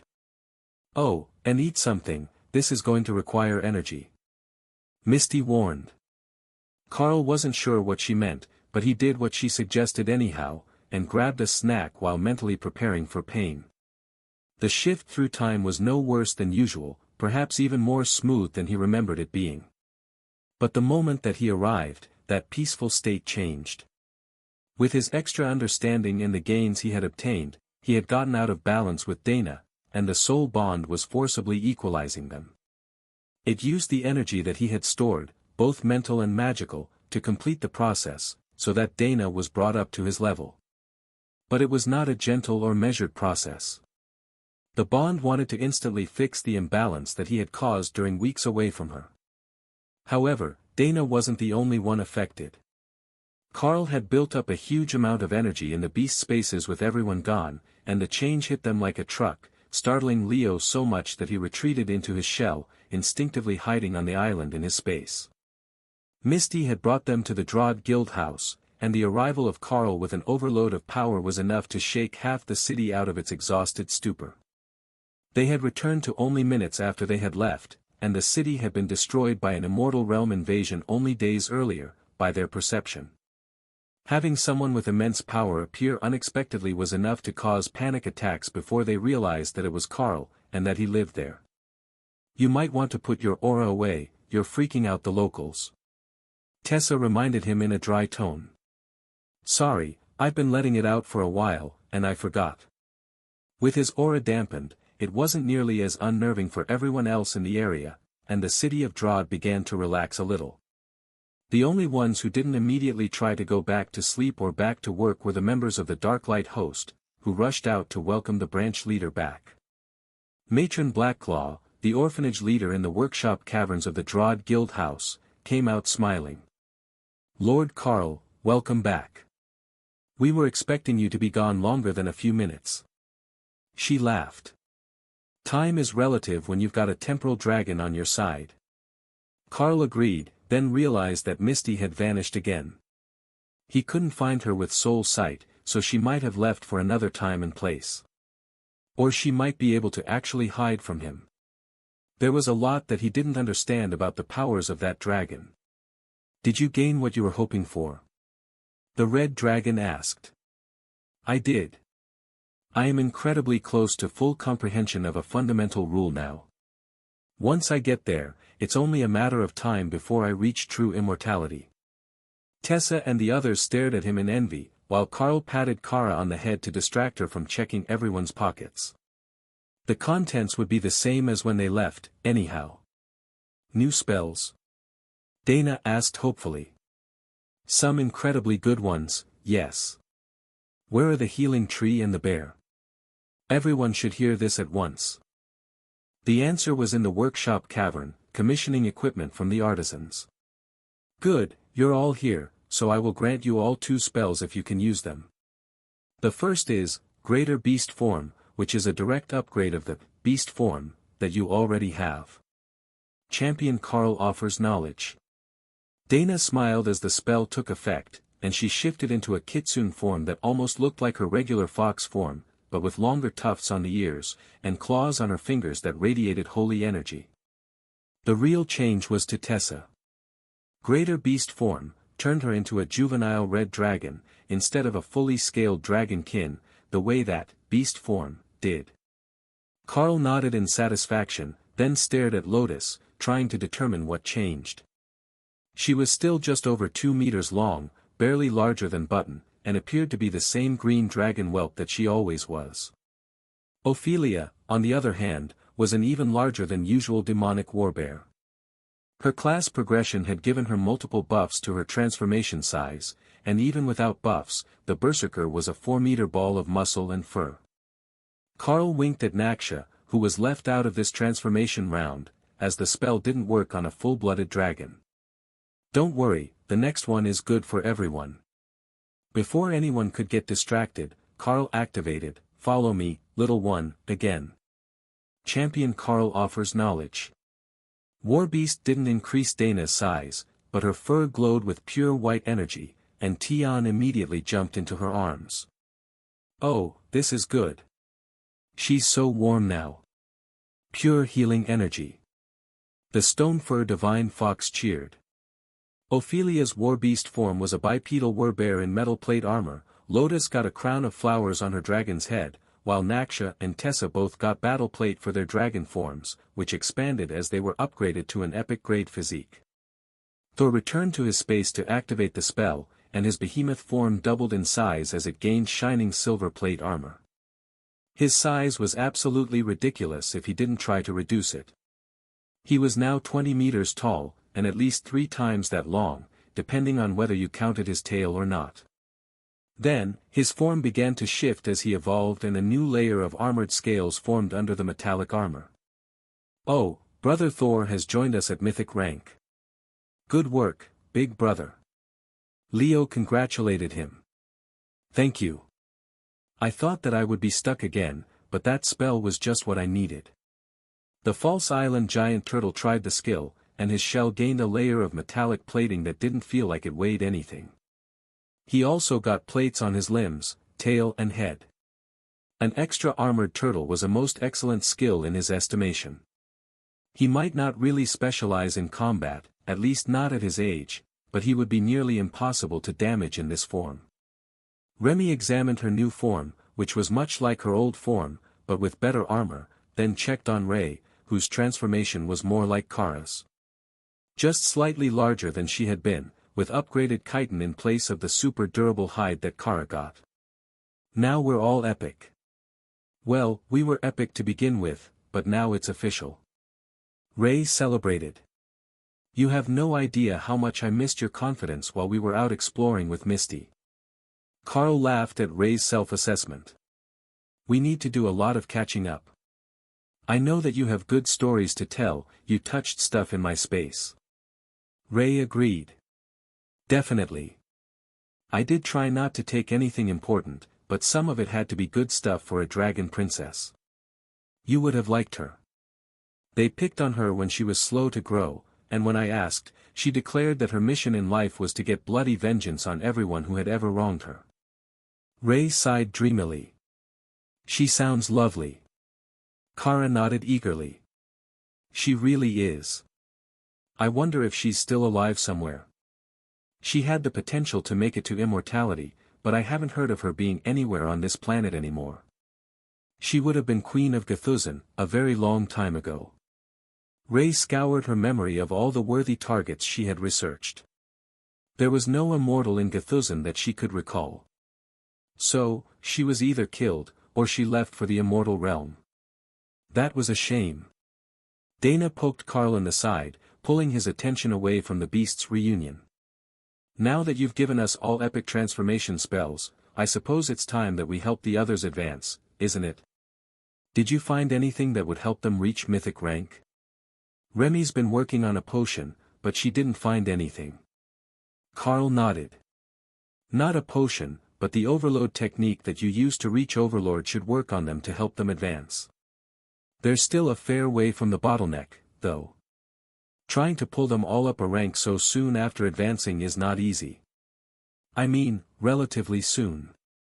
I don't think that most people are intended to advance at the rate that we have been. Plus, we should all be getting close to our natural limits. Only a few from every generation can make it to immortality, even if they live long enough to try. So, we might need to give them more time, to avoid damaging their foundation with a forced advancement. That happened a lot in the Golden Dragon Nation. Future advancements were sacrificed for more rapid power growth to get past bottlenecks. The rest of the group did have the favor of the gods, so there was a good chance they would eventually make it to the mythic rank. They just needed more than a few months or a single year to move through the totem rank. Briefly, Carl wondered how long it had taken Rue to move from overlord to mythic rank after he had left. Her potential was absolutely incredible, and she was living in a time near the peak of the mana resurgence, where the mana was even stronger than it was currently in the Dragon Isles. It was a shame that time didn't allow him to see it all. You know, we should all go try out the dungeons again. We've grown so much since the last time that we actually explored them, that it is definitely worth a trip. Tessa suggested. Thor froze in panic. What was she going to do? He always went with her into the dungeons, but he was mythic now. Relax, big guy. She will be with a team, and they will take care of her while you're not there. Carl offered, attempting to calm the behemoth. Thor sighed, I know that. But it doesn't make it easier. Kara gave Thor what was intended to be a kind smile, but ended up looking more mocking, thanks to the scar on her face. We haven't gotten to bring Leo through a new dungeon yet. I think that he will enjoy it. Leo wasn't sure about that. The only combat skill he had was, Gravity Slam. Opal flickered in her space, giving him encouragement. It wasn't about the number of skills you used, it was about how much fun you had using them. She didn't even leave her space for the dungeons, but they were still fun. She could call out her illusions to fight, and watch the drama unfold. Leo thought about it. Watching the battle wouldn't be bad. He still didn't think that he was up to a big fight, but it would be fun to see. Besides, Brother Thor was enormous now. Just seeing him let loose on a battlefield would be entertaining. Oh, we could have him and Carl both transform, and just block all the pathways, so the monsters can't get to us. Remy joked. Leo laughed at the thought of frustrated dungeon monsters unable to get to the group because Carl's dragon form and Thor's full behemoth were so large. One day, he would be in those ranks, just an enormous barricade of a monster. He was looking forward to it. There is a contest coming up at the arena. One of the alliances booked it out for 2 days to run a challenge. You could gatecrash. Dana suggested, forgetting to speak in the mind link. Everyone turned to look at her, as they hadn't been privy to the conversation in Carl's mind. Oh, the beasts were suggesting that we have Carl and Thor transform to block the walkways in the dungeons to show off. She explained. Did Thor grow? Tessa asked. Yeah. Thor, why don't you show her in the tiny world? Dana suggested. She opened a portal for Tessa, so she didn't have to walk to the entrance, while Thor simply moved from his space to the tiny world directly. We should likely focus on the aftermath of the attacks, instead of dungeons or contests. There is still plenty of money in the guild branch account, so we don't need to rush off to earn more. Ophelia reminded them. Oh, it wasn't about the money, just for the fun. But you have a point. There are a lot of things to repair all around the world. We could start with repairing the places that were truly trashed. You did the academy already, and we've been working on Drod, but there are still more locations where people need assistance, and there are likely frogs running rampant somewhere that didn't win the fight. She added. You have a good point. We could be helpful and let the whole Dragon Isles know about the Dark Light host. It would bring in even more business, and it would build an even better reputation when it comes time to expand the guild and open more branches. I know that the core group will want to stay together, but once we get more trusted mythic rank members, some of them will likely want to spread out and open new branches. Ashbringer reminded them. Oh, good point. We've got a full house here now, but in 20 years, we will have a whole new generation of guild members coming up, and we will be at member limit, so we will have to open an official expansion branch. Carl agreed. Ashbringer laughed. It won't take 20 years. The craftsmen are already looking at taking in apprentices, and a few of the men are likely to be married as soon as the city is rebuilt. Turns out, crisis drives people to make decisions, and formalizing relationships is one of the more popular ones. Ray smiled as she transformed back into a humanoid. This is an excellent chance to go explore. We can see the places that Carl got to go without us, and then visit the spider temples in Nerid, and some of the other dwarves in Zararag. We've got some of them here, and they can make us a highlight map of places to see. She's definitely thinking of places she can go to find new things to kill. Ashbringer noted. 100%, yes. Ray agreed. There were all sorts of new monsters on the other islands, and she hadn't even gotten a chance to see them yet, much less kill them. Not to mention, Nerid had all sorts of spider-type beasts that she had to compare herself to, so she could accurately gauge how favored she was by her goddess. These things were of the highest priority. Even more important than rebuilding the destroyed cities. Dana tried and failed to avoid laughing at Ray's determination to find new things to kill, then gave in and turned to Tessa for support. No, this time she has a point. If there are invaders left over, we should go find them. It's the right thing to do, and if it happens to come with a side of investigating new monsters and meeting possibly interesting people from Carl's latest adventure, so be it. Carl shook his head. No, we were sent by Misty. It was much too far into the past to be running into people that we met the first time. At best, there might be one or two still alive after all this time. Though, they were dragons. It wasn't impossible for there to still be mythic-ranked dragons alive from the last resurgence. He had met more than one of them already. He just didn't want to get anyone's hopes up. Nilla cleared his throat to get their attention from the guild store, where he was standing in the shade. There was an attack in Gathuzan, on the southern peninsula, if you would like to go there. It's not far from there to Nerid, where Lady Ray wants to go find spiders. He suggested. Or you could go to Zararag. They had some major attacks, but the dwarves are known to like staying within their caves, and not clearing the wilderness. That might be a better option than the Dragon Lands, where the population flies everywhere for fun. Dave suggested. The dwarves on the crafting team nodded in agreement. The druid made a good point. The dragon nations definitely had the advantage in detection. Kara transformed so she could speak to the others. We should go to Nar, and then work our way south. We can do the big tour of the Western Islands and hunt everything. Nar. To the old royal capital. That's a good idea. The whole northern region is densely populated, and that should make it more likely to have been attacked. They're mostly dragons, so they will have hunted the edible stuff already, but there might be more left. Dave agreed. Kara nodded happily. Yes, let's go to Nar. And then tour south. We can see dragons and dwarves, and elves, and spiders. It will be wonderful, and we can help while building a good reputation for the Dark Light host. Tessa stared suspiciously at the badger. Altruism was not one of her known personality traits. There was definitely a motivation behind her enthusiasm, but she couldn't decide whether it was related to their trip with Misty, or to the aftermath of the attacks. What attacked that area? Was it something that would attract Kara? We should ask Hugo, he's been there plenty of times. Dave suggested. Carl focused on the portal spell, and found that he shouldn't have a problem opening one to Nar Castle. I think I can take us there. As long as things haven't changed from the last time that I was there, it will be fine. He offered. Ray cheered. Wandering monsters, here we come.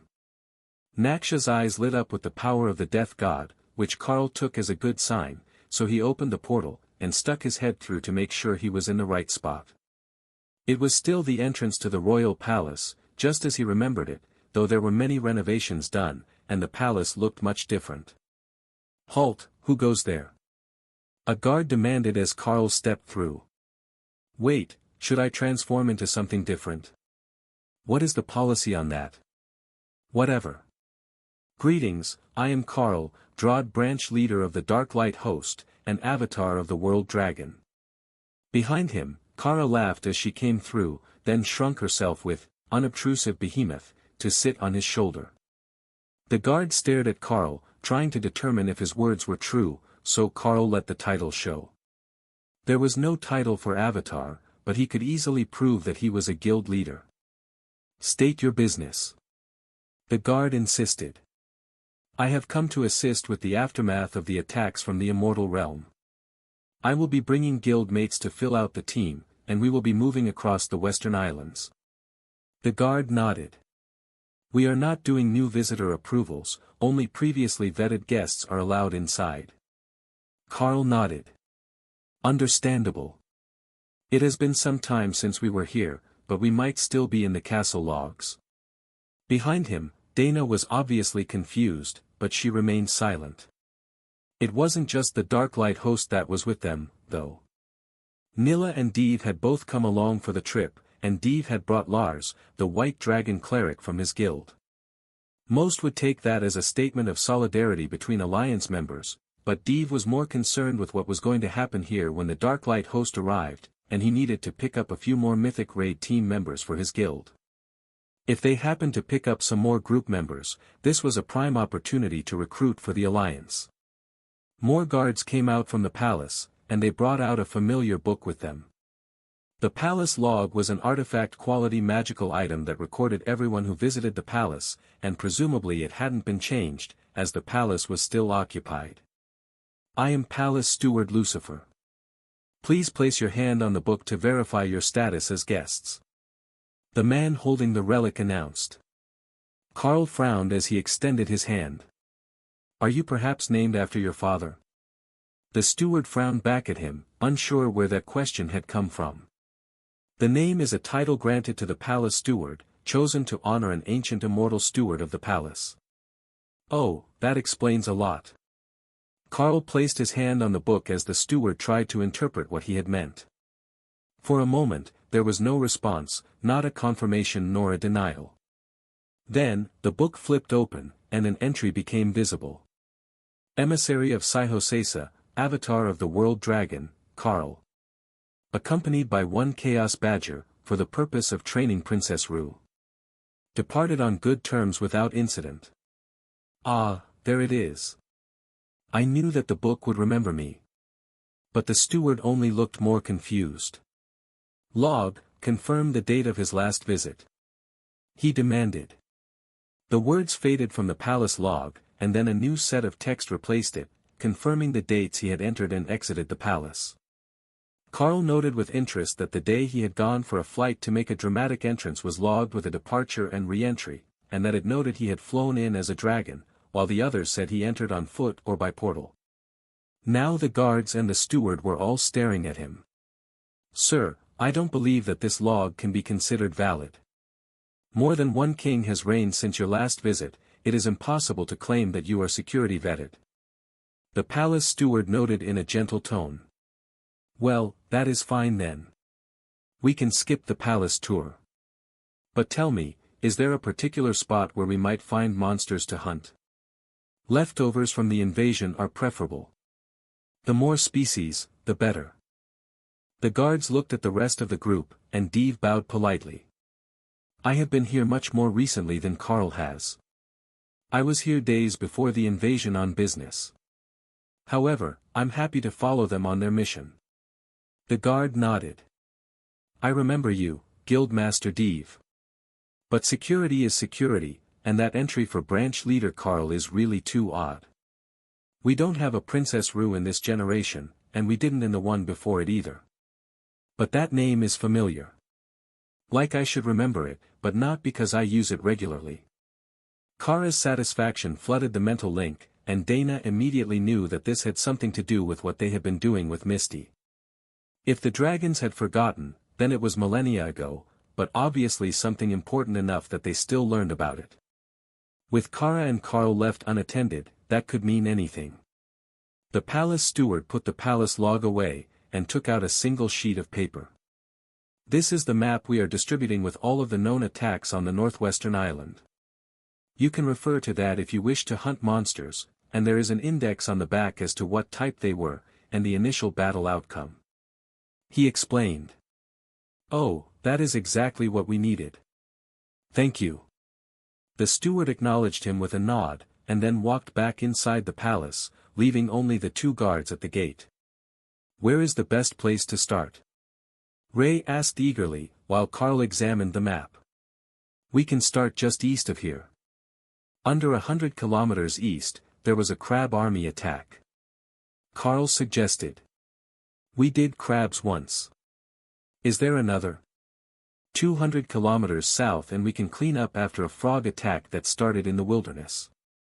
But everything else involves going past those 2. Ray sighed. Crabs it is.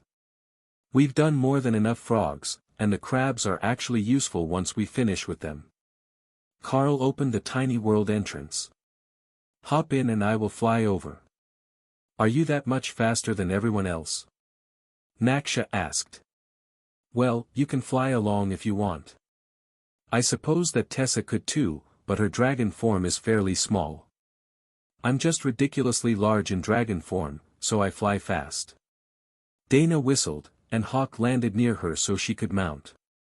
All right, we will go as a small group. Those who aren't up to high-speed flight can wait in the space. There should be punch and pie. Dave laughed.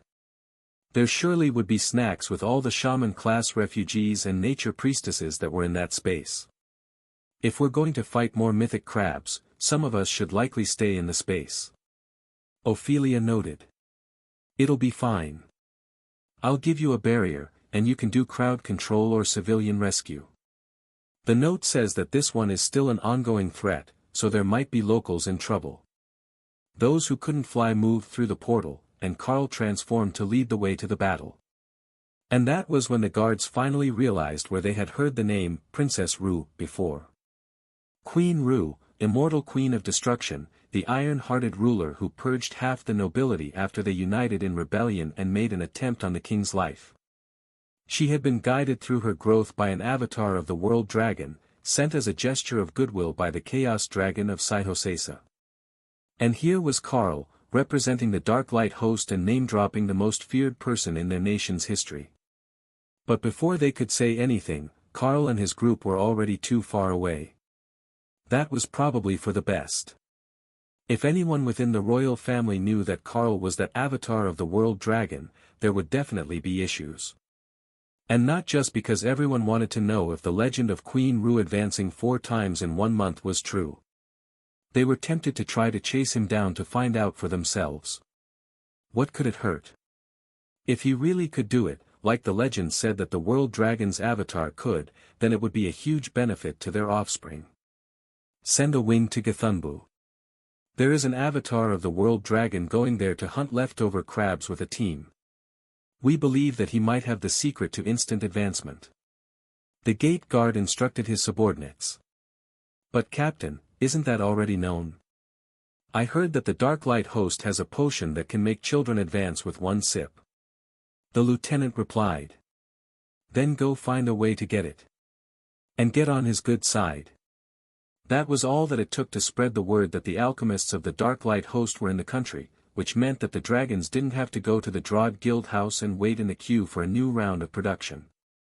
Or, at least they hoped that was what it meant. There are a lot of dragons flying behind us. Dana pointed out after a few minutes of travel. I think that they might have recognized us. The Dark Light host is a legendary guild, after all. Officially, I suppose, now that Matilda has advanced. And they're not chasing us because you did something to their royal family, right? Probably not. I am fairly certain that we avoided the bad ending route. They're likely chasing us to try to buy the good stuff. It's not easy for people on this island to get our goods from Drod. Most mages can't portal that far in one hop, and supplies are limited. Remy smiled to herself. That sounded like willing volunteers to test new potions for her. She didn't often find guinea pigs at the totem or mythic rank, and she had ideas. I want to stomp crabs now that I'm extra big. This is going to be fun. Thor joked. He also had larger horns now that he had advanced. He didn't have the defensive frill behind his head that he had as a Sero, but his head was armored, and he still had 3 horns in the same pattern, so his basic combat style remained the same. It just got easier, with an advancement and a size increase. Carl descended when he saw the first few crabs wandering the open fields. Those do look tasty. How is our supply doing? He asked. Never good enough. But we can sell them in Drod. They got frogs. Or in Xylaz. The arena can sell lots of mythic meat. Seafood specials at the arena. Ray suggested. With a built-in wholesale market, there was always a good reason to hunt more edible monsters. The immortal realm had been kind that way. The crabs scattered when they saw Carl and Hawk diving at them. They weren't the brightest of creatures, but when 2 enormous shadows dropped on them from above, they were smart enough to run. Keep them from going north toward the city. Dana warned. I will circle to that side and let the others out. Carl landed between the crabs and the city, then called for everyone who wanted to fight to come out of the tiny world. That was the core group, and a dozen of the former refugees from the immortal realm. They had gotten classes after arriving in this world, and they were all eager to not only make a living, but to build skill points to buy abilities. Starting out at mythic rank with only a handful of class skills was a strange spot to be, and a huge disadvantage for them compared to other mythic residents and their earning potential. However, for the defense-focused beast rangers in the group, this was an excellent opportunity. The crabs here had water magic, and they were heavily armored, with solid attack power. A few of them had managed to get the beast ranger class skill that allowed them to bond a second beast, but most of them hadn't taken that path, or hadn't gotten enough points to even start. Of course, not all of them wanted a crab, but they were going to fight their way across the continent, according to Thor, so there would be chances for the other roles to gain opportunities. Hey, I just realized that Fox Charm isn't active when Dana is in the greater beast form. Make her turn it back on. Tion complained.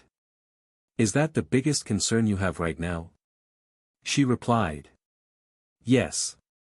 It makes you smell different. It's better with Fox Charm on. Dana rolled her eyes as Hawk circled for another attack, and she cast her golems on the ground beneath them. I'm 100 meters away and downwind. You'll get over it. Tion grumbled as he speared a crab with an earth spike. That was not the point. He liked when Dana smelled like fox magic. The little fox scampered up Lotus's leg as the priestess came out to support the group. At least Lotus was reliable. She smelled like cake. Multiple kinds of cake, actually. As she had been baking while eating a different flavor. Leo came out of his space to join the festivities. Mostly he was just floating over the battlefield, but after a few seconds, Lotus jumped up on his back with Tion, so he could become a mobile healing platform for them. Being so far up made it much easier to see, and they were comparatively small enough that they didn't burden the baby turtle when he had enlarged himself for combat. Leo's gravity slam smashed a crab into the ground when it tried to approach them, and Deve was quickly on it, defending the clerics. He wasn't sure that their plan was the best one, as it made the healers easy to spot for the enemy as well. But he had to admit that it was better than having a waist-high priestess running around in the long grass. Deve joined the rescue group to tank for them, as they didn't have a proper tank of their own, then did a double take as he saw Carl's tactic for killing the beasts. He stayed in an enlarged dragon form, and simply grabbed them by the shell, as the crabs couldn't get their pincers on his claw. They could pelt him with water bullets, but Carl simply evaporated their head with a chaos blast, and tossed them in a pile. It was effective, he wouldn't say that it wasn't. But at what point did a battle become a farming effort? Even the behemoth had resorted to flipping them with his horns and stomping on them while someone else killed them. "We have incoming," Tessa called as the dragons who had chased them from NR Palace finally reached the battlefield. There weren't many crabs in this group. Carl had intended to just move around the area hunting them, but the number of dragons coming their way would make that nearly impossible. Unless there was a hidden cluster of them, they wouldn't get more than a few each after this fight. "Avatar, we have come to assist in the cleanup of the monsters," a mythic rank shadow dragon announced as he landed near Carl, his normally impressive might dwarfed by the bulk of Carl's behemoth, enhanced body. "Wonderful. The crabs here are fairly sparse, but they are still mythic rank monsters, and the farmers will appreciate having them all gone from the area. Plus, they are quite tasty." The dragon looked at the pile that Carl had been making, and nodded. "I see. Alright, we will spread out and clear the area completely. You know they want something from us, right?" Ophelia asked as she protected Leo and the healers from attack. Carl nodded his oversized draconic head at her. "Of course. They did mobilize a whole lot of mythic dragons to help, though. I'm sure that it's actually supposed to be someone else's problem, but they're here. We should show off," Remy suggested. Thor gave Carl a pointed look, as he was currently plucking mythic rank crabs like he was grocery shopping, thanks to the damage of the immortal ranked Chaos Blast. But that wasn't what she meant. Bringing back an old favorite, Apocalypse, created a massive firestorm in the sky, raining meteors, with hellstorm vortexes twirling around the battlefield. Then, for good measure, she added a thunderstorm, for lightning and corrosive rain. "No swamp?" Thor asked, but Remy just shook her head. "They're crabs. They'd like it." "Who pissed off the shaman?" Someone shouted from the edge of the battlefield, which made all the shamans in the group look at each other for verification. This was definitely a shaman-type phenomenon, but it wasn't any of them. Then, they realized that Remy was the one doing it. Everyone was used to thinking of her as the alchemist, and they had completely forgotten that she had an actual class and other skills that didn't involve potions. The violent firestorm, combined with the meteors and the lightning, was enough that it put the rest of the crabs into a panic, and effectively herded them into the waiting claws of the dragons. Within minutes, the battle was effectively over, with only a final scan for hiding monsters left. "You know, the farmers are not going to be happy about the firestorm," one of the dragons from the NR Palace noted as he surveyed the devastation. Remy shrugged. "It will be fine.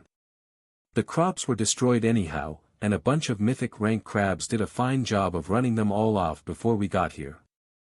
If they really get upset, I will just blame the crabs." The shadow dragon laughed.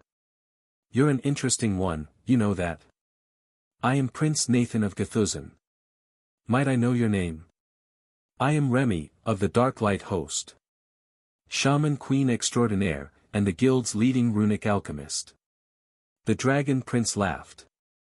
"Well, I can certainly agree that you are no ordinary shaman. That spell is incredible." Remy bobbed her head happily. "It's actually 3 different epic grade spells cast at the same time. You need to do them all, or it's just not right. Normally, I would use a flood or a swamp with it, but crabs like the water." Noted. "I will keep in mind that property damage and renovations are the same thing in your native language," he joked. Remy smiled at him, and held out a potion. "Would you like to test this for me? It's a brand new recipe." The prince stared at the violently purple concoction with increasing concern as it bubbled. "What does it do?" "Not quite sure. It will either permanently increase the flow rate of your mana pathways or cause an uncontrolled libido increase for the next 30 days. The prince carefully stepped back, then an evil glint in his eyes betrayed his desire to play along with Remy's plan. "Jerry, get over here. The alchemist thinks that she's got a potion that can help with the damage to your mana pathways," he shouted. A shadow dragon mage came jogging over, looking exhausted from exertion. Carl could see that large parts of his body were scarred from a recent battle, and that was most likely the cause of his mana pathway damage. Give me a moment to check him first. It might be fundamental rule related. He warned Remy before she could hand over the potion. He could sense the power of mana manipulation and an immortal rank skill on the wounds, lingering within the dragon's body. Do you not have anyone who can nullify that damage? It should let you heal eventually if the scars are purged. He asked. None available at the moment, they're all focused on critical care cases. We took some casualties during the invasion. The mage replied with a shrug. There was nothing that he could do about his situation, but there was still hope for recovery. Especially now that he had found Remy, who apparently had just the potion he needed. Carl used the amulet's power to increase, nullify, to immortal rank, and focused his understanding of the rule of mana manipulation into the spell to undo the lingering damage to the dragon. The power in the scars faded, leaving only physical damage. Success. Alright, now you can try the potion. The damage to his mana pathways would not be healed by a regular healing spell, and nullify only removed the lingering power that might have prevented the potion from working. Remy could test the potion without nullify later. Assuming that it actually worked and didn't just give the unfortunate volunteer a raging erection. Unaware of the danger, the dragon downed the potion, and his body flared with power. His damaged mana pathways were rebuilding themselves, and even expanding beyond where Carl could see that they had been before the injury. The potion was an incredibly effective one, and for less powerful mages, it would be enough to put them leagues ahead of their peers. However, the power level was still too high, and in a moment the overflow of power was going to cause him to require healing. Likely more healing than Remy's hastily erected healing totems were going to provide. Remy frantically scribbled notes with 3 of her 4 hands at once, trying to document every part of the process. Yes, it is definitely working. It might be a bit potent, but that is a dosage issue. Easy to fix. The other side effects appear to be minor. Overstimulation, which may cause a loss of consciousness. Minor drooling. It looks like my research was right. It does stimulate the libido at the same time as the mana flow. That's unfortunate. Keeping a broom around to smack sense into potion drinkers is just too much of a hassle. But the libido effect is not as pronounced as feared. With the dose reduced, it should be manageable. Just send them to a brothel after, and it will be fine. The prince looked scandalized, but Remy just shrugged. What? It's better than just telling them to take care of it themselves. Besides, the succubi actually buy potions just specifically for that effect. They sell them at the demon-run brothels. Prince Nathan began to laugh as his friend struggled to recover from the overdose of potion. It was beginning to fade, but so was his consciousness. He's going to be fine, right? Remy pulled the mage's eyelid open, then dumped a healing potion down his throat. Give him 5 minutes. His mana pathways are in great shape, and the scars are all gone. He'll be good as new once he wakes up. As the aftermath of the battle was cleared, more dragons came to see what was going on with the prince and the leader from the Dark Light host. What happened? Did he get hit by something unusual? Nope. He's testing a new potion. It fixed the damage to his body and improved his mana flow. Do you want to try it?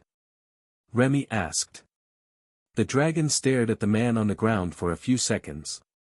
Thanks, but I'll pass. And that was why it was difficult to get volunteers in the mythic rank. They never took risks just for fun.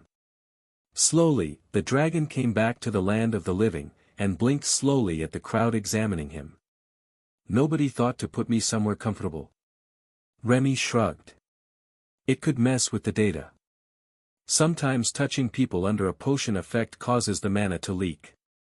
The mage seemed to accept that answer, and he carefully pulled mana in to refill his mana pool. I would say that it worked. It might even be an improvement over before I was injured. That really is an incredible potion. Remy smiled. Good thing too. It's a right pain to make. The ingredients aren't too difficult to get, but with all the runes and the brewing process, anything less than spectacular wouldn't be worth it. I think that a few drops for the lower ranks might be the best use. Just enough to get them advancing smoothly. A few drops? Then why did I drink the whole bottle? Remy shrugged, and the dragons laughed. He should have seen that one coming. Alchemists hated when a potion didn't work, so giving a heavy dose the first time was standard practice, as it let them see effects that would be minor at a normal dose. Well, none of us are youngsters anymore. If you want to test it on them, we should likely head into town. If we tell them that the majority of the thread is gone, we might even get some gratitude out of them. One of the shadow dragons suggested. You make it sound like they might not be happy to see us. Carl noted. They might be happy to see your group. But us? Shadow dragons from the royal family? Not nearly as likely. They're still a bit pissed off that we didn't manage to save all the towns in this region, you see. Ray patted him on the shoulder. I'm sure it will be fine. I am used to people panicking when they meet me for the first time, and I can smooth over little things like a small town full of dead people. The dragon blinked once, then frowned. Where did you even come from? I swear you were not here a second ago. Thank you. The dragon clearly didn't understand why she thought that was a compliment, but his mind was more focused on the aftermath of the battle than the pride of a spider. Carl felt the mana in the area shift slightly as someone arrived using a skill similar to Shadow Step, right behind the prince. Instinctively, he put a barrier on the dragon, while Ray moved to intercept their unannounced guest. For a split second, a black shape was there. Then, the new arrival clashed with Ray and both of them flickered away, exchanging blows in a running battle. What in all the gods' names was that? Prince Nathan gasped as he touched his sleeve, where an incredibly sharp blade had cut right through his mythic-ranked fur cloak. Assassination attempt is my guess. Carl decided. Kara nodded eagerly. This place was wonderful that way, there were always assassins, stupid people and free entertainment. The dragons immediately moved to surround the prince, and Carl sighed. The attacker can shadow step. Give the prince room to move and fight. Trapping him like that just makes it easier. The prince activated a magical device, and 2 more barriers appeared over his body. That seemed to calm him a little, but he was still searching for something that was no longer there. Where did the spider go? He asked after a few seconds of futile searching. She's playing with the assassin. He must be good, or she would have caught him and brought him back by now. Remy clapped to get their attention. Don't worry about her. There aren't many hunters on the continent more skilled than a blood destruction demonic spider. The reality of the attack was beginning to set in, and Prince Nathan began to accept just how close he had come to dying on a random outing from the palace. It hadn't even been a close fight. The attacker had appeared, sliced through Carl's mythic-ranked barrier and his cloak, and then vanished before he could even react. And he generally considered himself a capable combatant. Ray reappeared, covered in quickly healing cuts, and raging. He escaped. That bastard escaped. She informed Carl, nearly screaming in frustration. You will get him if he comes back. Good work rescuing the prince. Carl knew that was not the concern.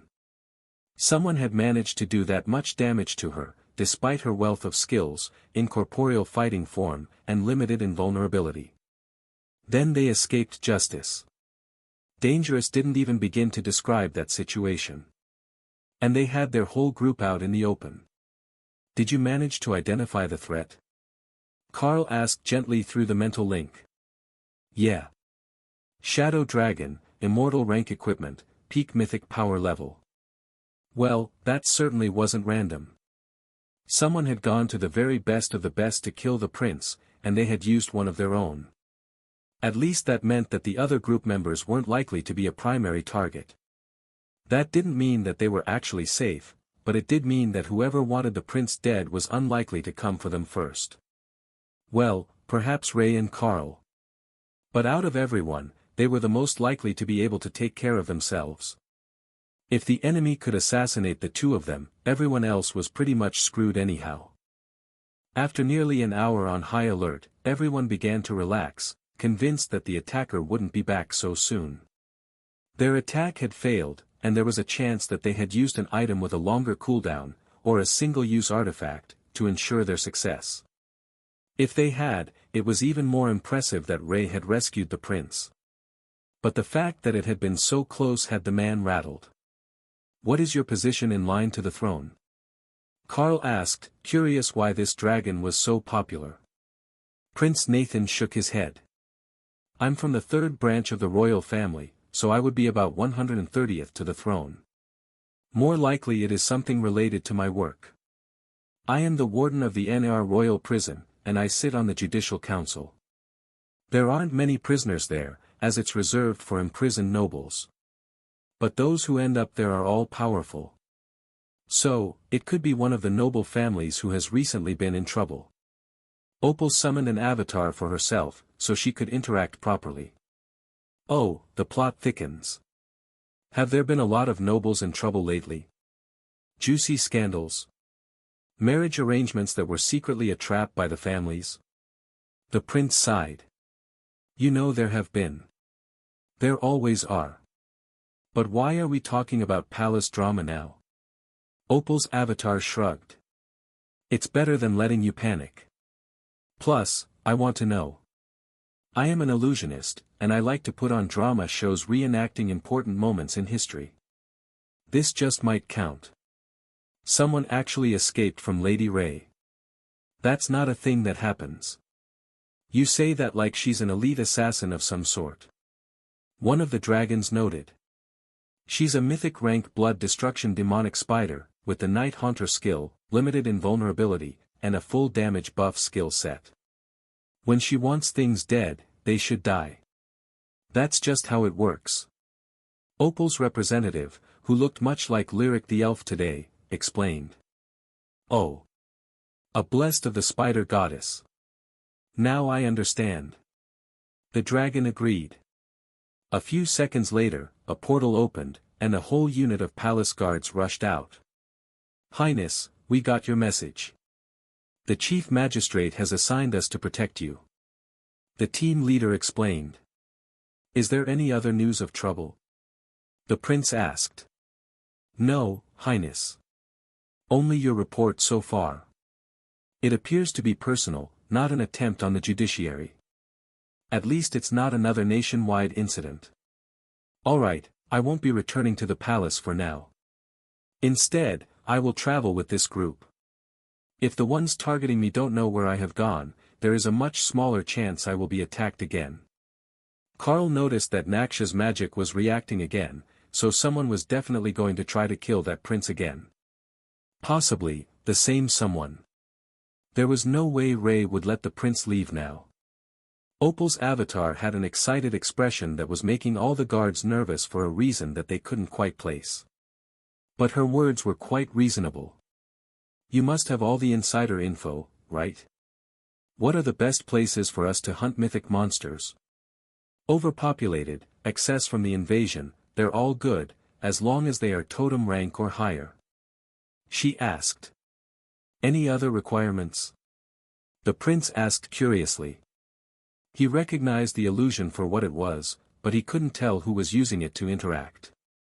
The illusion tapped her chin as Opal decided. "If there is a chance for a dramatic rescue scene or some more than brotherly love." The guard snorted black mist in human form, accidentally activating his breath weapon as he tried not to laugh.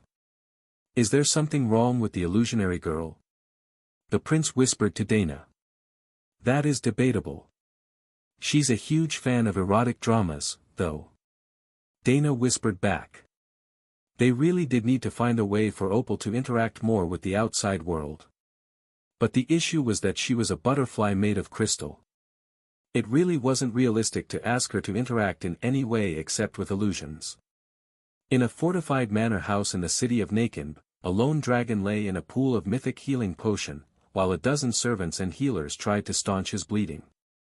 "Lord, I don't know what to do," a young healer pleaded after another healing spell failed. Get me a white dragon. The Shadow Guardian must have mastered the rule of death.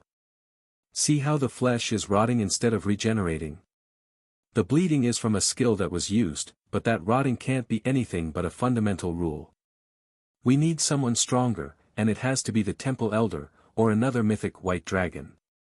Now, go. The older healer instructed. The young healer ran out of the room, while the assassin locked eyes with the healer. I don't know who warned him. Everything was perfect, but that spider moved so fast that I was bleeding before I even finished activating a precast skill. I wounded her, but I don't think I killed her. He whispered. Impossible. One scratch from that dagger should be a death sentence. The voice came from the corner of the room as a demon stepped from the shadows. I swear it is truth. I wounded her a dozen times, and she didn't even slow. I had to use the immortal relic to escape.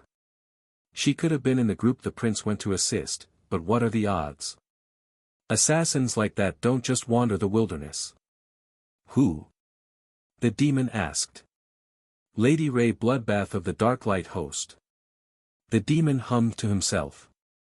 Lady Ray, is it? Interesting. To think, the spider goddess has another so close to immortality when she already has an immortal guardian in this world. It must be the doing of the Supreme Lady. She does love to use her guild to meddle in others' business. Why? The assassin asked. Because she can. Because you were strong enough to challenge her pet spider. Who knows? It's better not to think too hard on the motivations behind Chaos Incarnate. At the gates to Githunbu, a small crowd had gathered once word that a group of mythic adventurers had come to clear out the remaining crabs from the farmland around the city. Adventurers, thank you for the assistance. What brings you to our home? The guard asked politely, before casting a suspicious glance at the shadow dragons. We are on a most epic road trip to hunt all the different leftover monsters from the Immortal Realm invasion. We're going all the way down the Western Islands, starting here. Carl announced. That got the attention of the crowd. Is it a quest? Some people got system quests to kill the monsters during the invasion. One of the bystanders asked. System quest? No, but that would have made it much more lucrative. We're actually just looking for new challenges, and new culinary creations. We've got mystic cooking skill masters, and this is a great chance to get ingredients that don't normally exist in our world. Carl joked. Oh. Perhaps you would like some more companions. I'm currently between jobs. A chubby teenage warrior asked. Ray gave him an unimpressed look, then smirked. Alright, but you're tanking. He was Overlord ranked, impressive for his age, but everything that they wanted to fight was mythic ranked. I'm good, thanks. Really, no need for that. Disregarding the foodie, some of us would like to come along for the fights. It's a good chance to see more of the continent, and build our skills with new targets, but without the grind of going to dungeons. One of the others suggested. Guaranteed fights without having to devote themselves to a whole dungeon fight, and while helping someone else recover from the attacks, sounded pretty good to them. Especially to the nobles and merchants, who could use a bit of a reputation boost. However, Prince Nathan wasn't so sure that this was a good idea. It had been less than a day since someone sent an exceptionally skilled assassin after him, and he still didn't know who wanted him dead. It could be one of the people talking to them now. On the other hand, if it wasn't one of them, then having a crowd of strangers was actually an advantage. Assassinating a prince in public, with other nobles around, was much higher risk, and someone with the right skills might be able to trace the source of the attack, or capture the assassin. Ray might have failed to capture or kill him last time, but if she had 3 or 4 more mythic dragons helping her, they might succeed. We could make it an expedition. You know, bring along some support staff and such. Prince Nathan suggested. Carl laughed. Oh, I've got that covered. Trust me, we're not short on support staff. If more people want to come with us and find new things to hunt, that is fine, I won't stop anyone. Mostly I just brought us to town so that they knew that it was safe to start sending people back out to the farms and small towns. The crabs are gone, and things can start going back to normal. If they brought too many people, it would interfere with Ray's hunt for new things to kill. Are you in a hurry to leave? We've heard a lot about the Dark Light Host and your crafting skills. You know how it is, we don't often get a chance to cross the continent just to check out new shops. One of the dragons asked. Dana nodded at Carl. That was what most had come here for before the battle. I don't see any harm in it. We've got a whole group of expert crafters with us. We have a stock of weapons, accessories, armor, potions, clothing, and even practical domestic items. Carl agreed. The guards turned to stop the crowd from rushing through them to make requests. Everyone calmed down. Guild leader Carl, would you like to set up a shop in the market area? It will prevent some of this chaos. The guard commander shouted. Kara smirked at him, and the guard sighed. He knew that he'd just screwed up, but nothing could have prepared him for what happened once word spread through the city that the Dark Light Host was doing a surprise market visit with mythic craftsmen. To the dragons of Gthuzan, that was even more unbelievable than Opal found the thought of someone escaping from Ray. You're really going to sell mythic ranked items?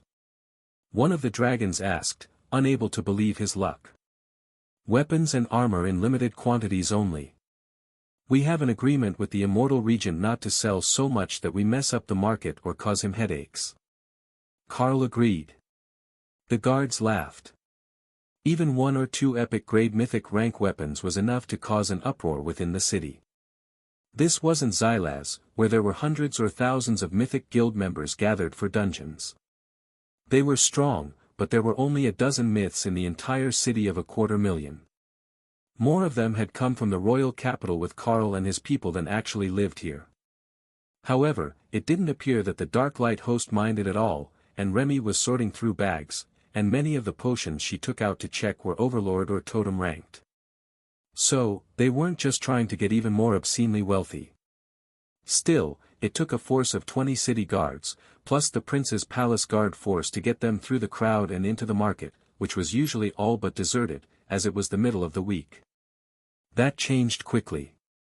Everyone who was anyone was headed to the market to try to get at least one of the items they had heard that the Dark Light Host made, and every woman in town wanted to at least get a look at what the Dragon Isle's hottest new fashion line had to offer the public. The Dark Light Host ended up needing 4 separate stalls for their market stop, and that was just for the very basics, as the majority of the market was occupied, despite being one of the slower days of the week. Is that all one guild? What are they selling? The shop stalls are beautiful. The locals were gushing as they saw the line of mythic residents gathered around the Dark Light Host shops. Why are all the people in line so powerful, though? One of the other shopkeepers asked.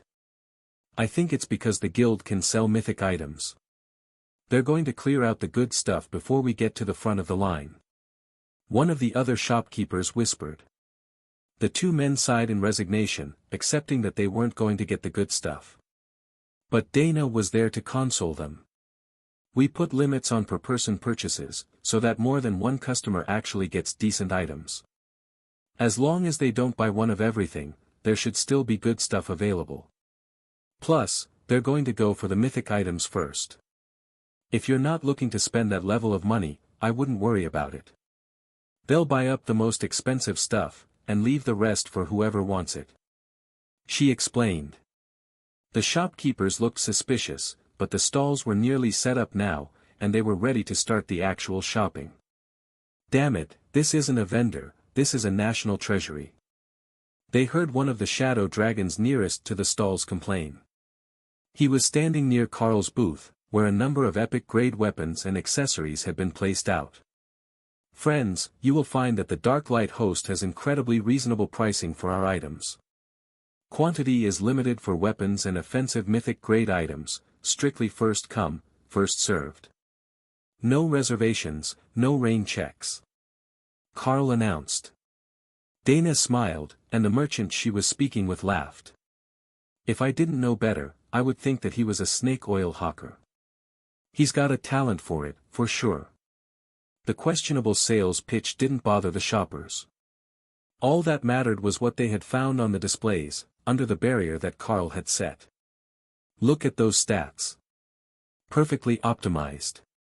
One of the mages sighed. Don't be shy, they're all for sale. Prices are clearly labeled, and the Dark Light host is happy to exchange for materials of all sorts. Carl suggested. The mage sighed deeply and took out a stack of gems and crafting materials until he got to what was an equivalent local retail price. Pleasure doing business. Carl informed him with a smile as he handed over the amulet. Then he replaced it with another, and the mage frowned. What? Not everything fit on the table, and they're basically the same stats. The warrior beside him laughed. He's got you there. You should have gone for a bracelet, you can wear one of those on either arm. Carl shrugged and pointed to one on the table. I have similar ones. I also have ones with crafting skill bonuses that work with inscription. The mage shook his head. I'm not that wealthy. We have lower ranks as well. One of the warriors silently gestured to a sword and handed over a bag full of mythic crafting materials. As Carl was busy teasing the mage, Tessa handed him his weapon, and the warrior immediately put it away before anyone else could see what he had purchased. They weren't going to let him get away so easily, but there were more important matters, as his departure cleared a spot at the front of the line for another dragon to step up. Carl's booth wasn't the only busy one, but the crowd was very different at Ray's stall full of clothing. There was a table of folded clothes, hanging dresses, and no barrier, so that the shoppers could touch, inspect and examine the items. The logic was simple. While Carl wanted to reduce temptation, Ray knew that you needed to truly examine clothing, and she wouldn't be mad if someone did try to steal from her. It wouldn't end well for them, but she wouldn't be mad. Perhaps this town could use an art installation. Dana shook her head in dismay. How had Ray gone from being excited about selling dresses to wanting to make an art installation out of the town? She strongly suspected that it was just a default state for Ray when she got excited, and she was definitely excited to be spreading around her dresses. She had even gone all out and had included a few lower-grade copies of fancy dresses in the back of the stacks, so that the shoppers could discover an extremely reasonably priced commander-rank version of a design they loved. That might not be suitable for a high-society ball, where you went to show off your wealth and influence. But for daily wear, it was perfect. Just expensive enough for everyone to know that you weren't broke or unfashionable, but subtle enough that others wouldn't think you were vain. Dana noticed that those dresses were actually selling far faster than the fancy stuff. All the dragon nobles were taking 1 or 2 totem and mythic ranked dresses, and then 8 or 10 of the more affordable ones in different and more modest designs. With the expensive ones on top of the stack when they checked out, naturally. Ray restocked the shop with every purchase, and all the dresses were slightly different, so there was no fear of a fashion tragedy where 2 people arrived in identical dresses.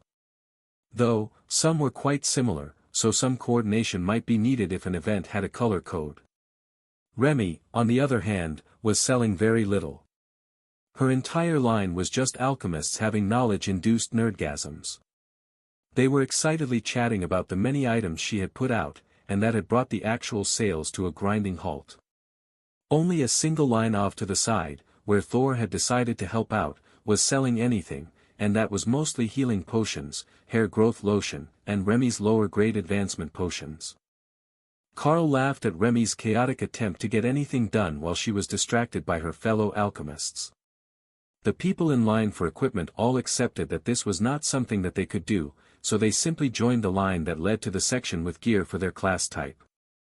Fortunately, there weren't many mythic dragons here, and he wasn't going to be required to sell a huge number of items for them all to be happy. Soon, he was on to the locals who had enough money that they would be in the market for an epic-grade crafted weapon, whose price would certainly be higher than a dungeon drop with mixed stats. Guild leader Carl, I don't suppose that you would have a full set of equipment for a totem-ranked druid, would you? My husband just advanced. A mythic red dragon asked politely. Of course.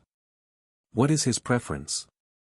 Because if you want leather armor, that's over with Lady Ray. I can get him everything else, though.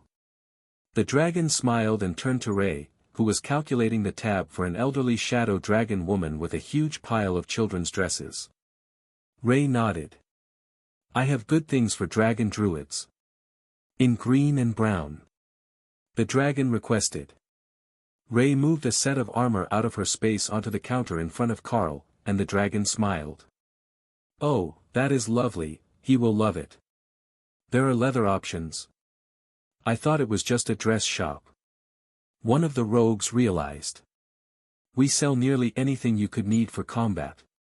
If you don't see what you need, just ask. Carl agreed. The shops were getting busy, so he called on the epic guard to assist him. With her branch-like fingers, she didn't have the easiest time working a shop, but she could still do the job well enough. He would have called the epic golems, but that was bound to end badly. The only ones he had that were the right size and shape were all dark elven royalty, and they did not have the personality for customer service. Perhaps he really should go to more dungeons. If he could find more with intelligent and humanoid bosses, he could add them to his list of useful helpers. Not long after, the myths were done with their shopping, and that opened the shops up to the locals, who had been patiently waiting their turn, so as not to offend the more powerful guests. The last thing anyone wanted was to upset someone who could make their life difficult out of spite. The mythic-ranked dragons understood that as well, and though they didn't go far, they all moved to the far side of the stalls to talk and to watch what came out for the lower-ranked shoppers.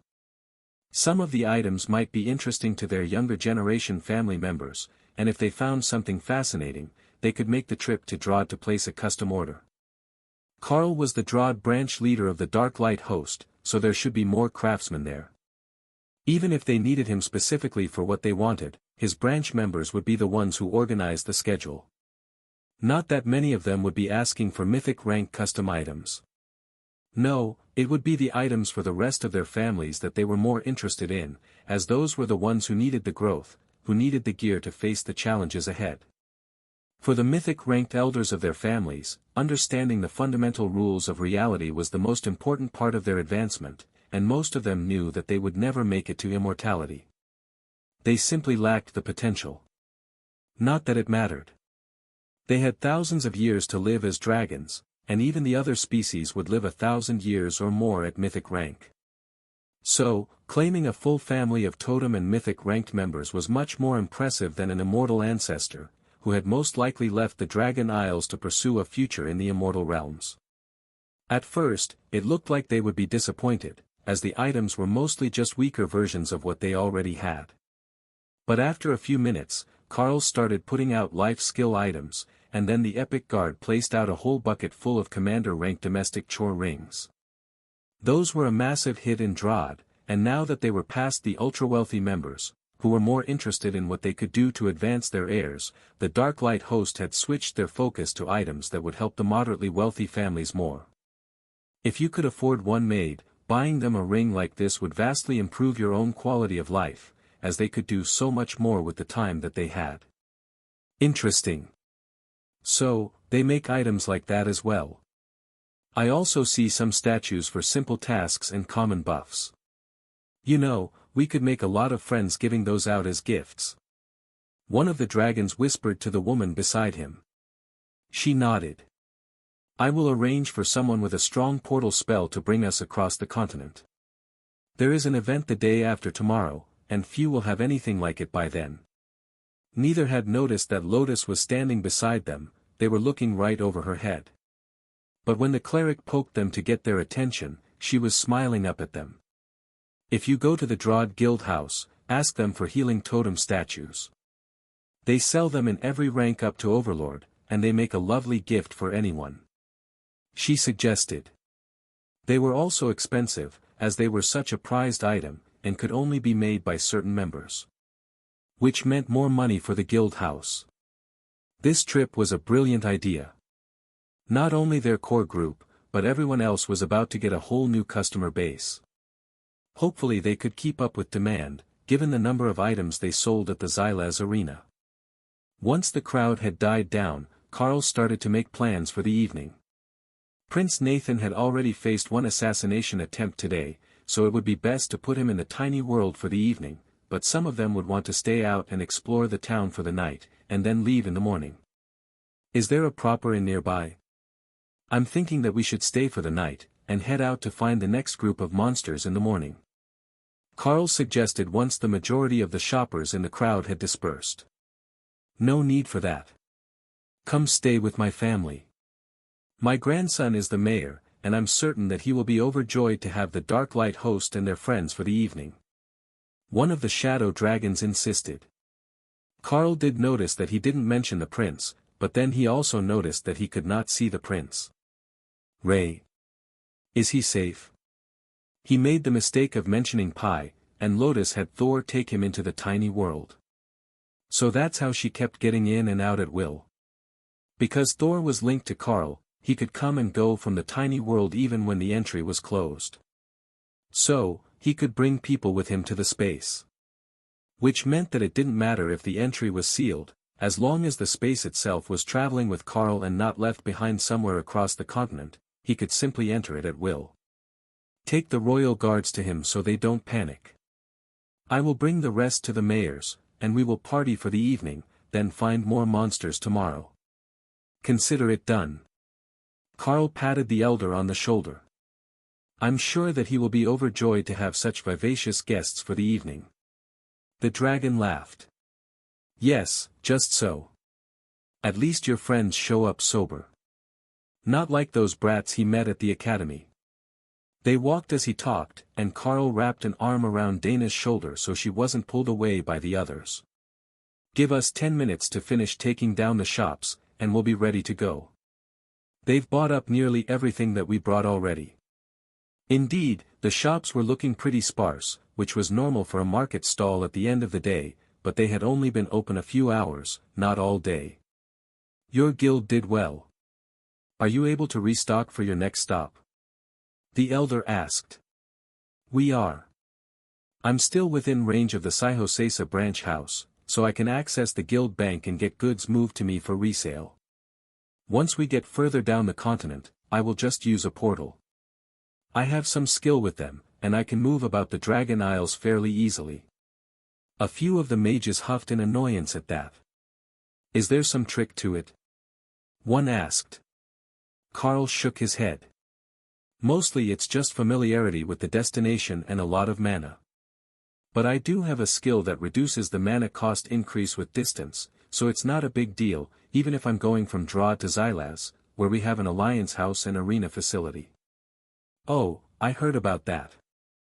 I'm told that the arena is a masterpiece of magical architecture, and that they've got an illusionary arena area that can take fighters up to Overlord ranked. Carl nodded. It can take totems, but the mana draw on the barriers gets pretty intense if they're going all out. We just make them donate mana in advance to keep the arena's storage up. If you happen to be in the area, the shops have mystic cooking skill masters, and the fine dining area serves totem and mythic rank meals, depending on what seasonal ingredients are available. The mage laughed. Lord Guildmaster, I'm afraid that your pockets are much deeper than mine. While we're both mythic-ranked dragons, I am a civil servant, on a civil servant's budget. The dragons around them all laughed. His budget wasn't so small that he couldn't afford it. But he hadn't realized just how reasonable the prices were, despite the Xylaz markup to pay their taxes. Perhaps we could borrow the kitchen. I can summon an assistant that will do the cooking, and make an event of it. Carl offered. You can do what now? Dana giggled as Carl gave the mage a sly smile. It's a secret bonus of being the avatar of the world dragon. I have a skill that can grant skills to my summoned creatures if I prepare in advance. So, I can call for an assistant that can do all the cooking, and it only took a few hours of work to prepare. Ophelia sighed. Carl's version of reality did not quite match the way that she remembered things. He had runecrafting long before he had his last class advancement, and the epic golem skill was not a class skill. But nobody asked annoying questions when you told them that it was a class skill reserved for the avatar of the world dragon. They just assumed that it wasn't something that they could learn, and left it at that.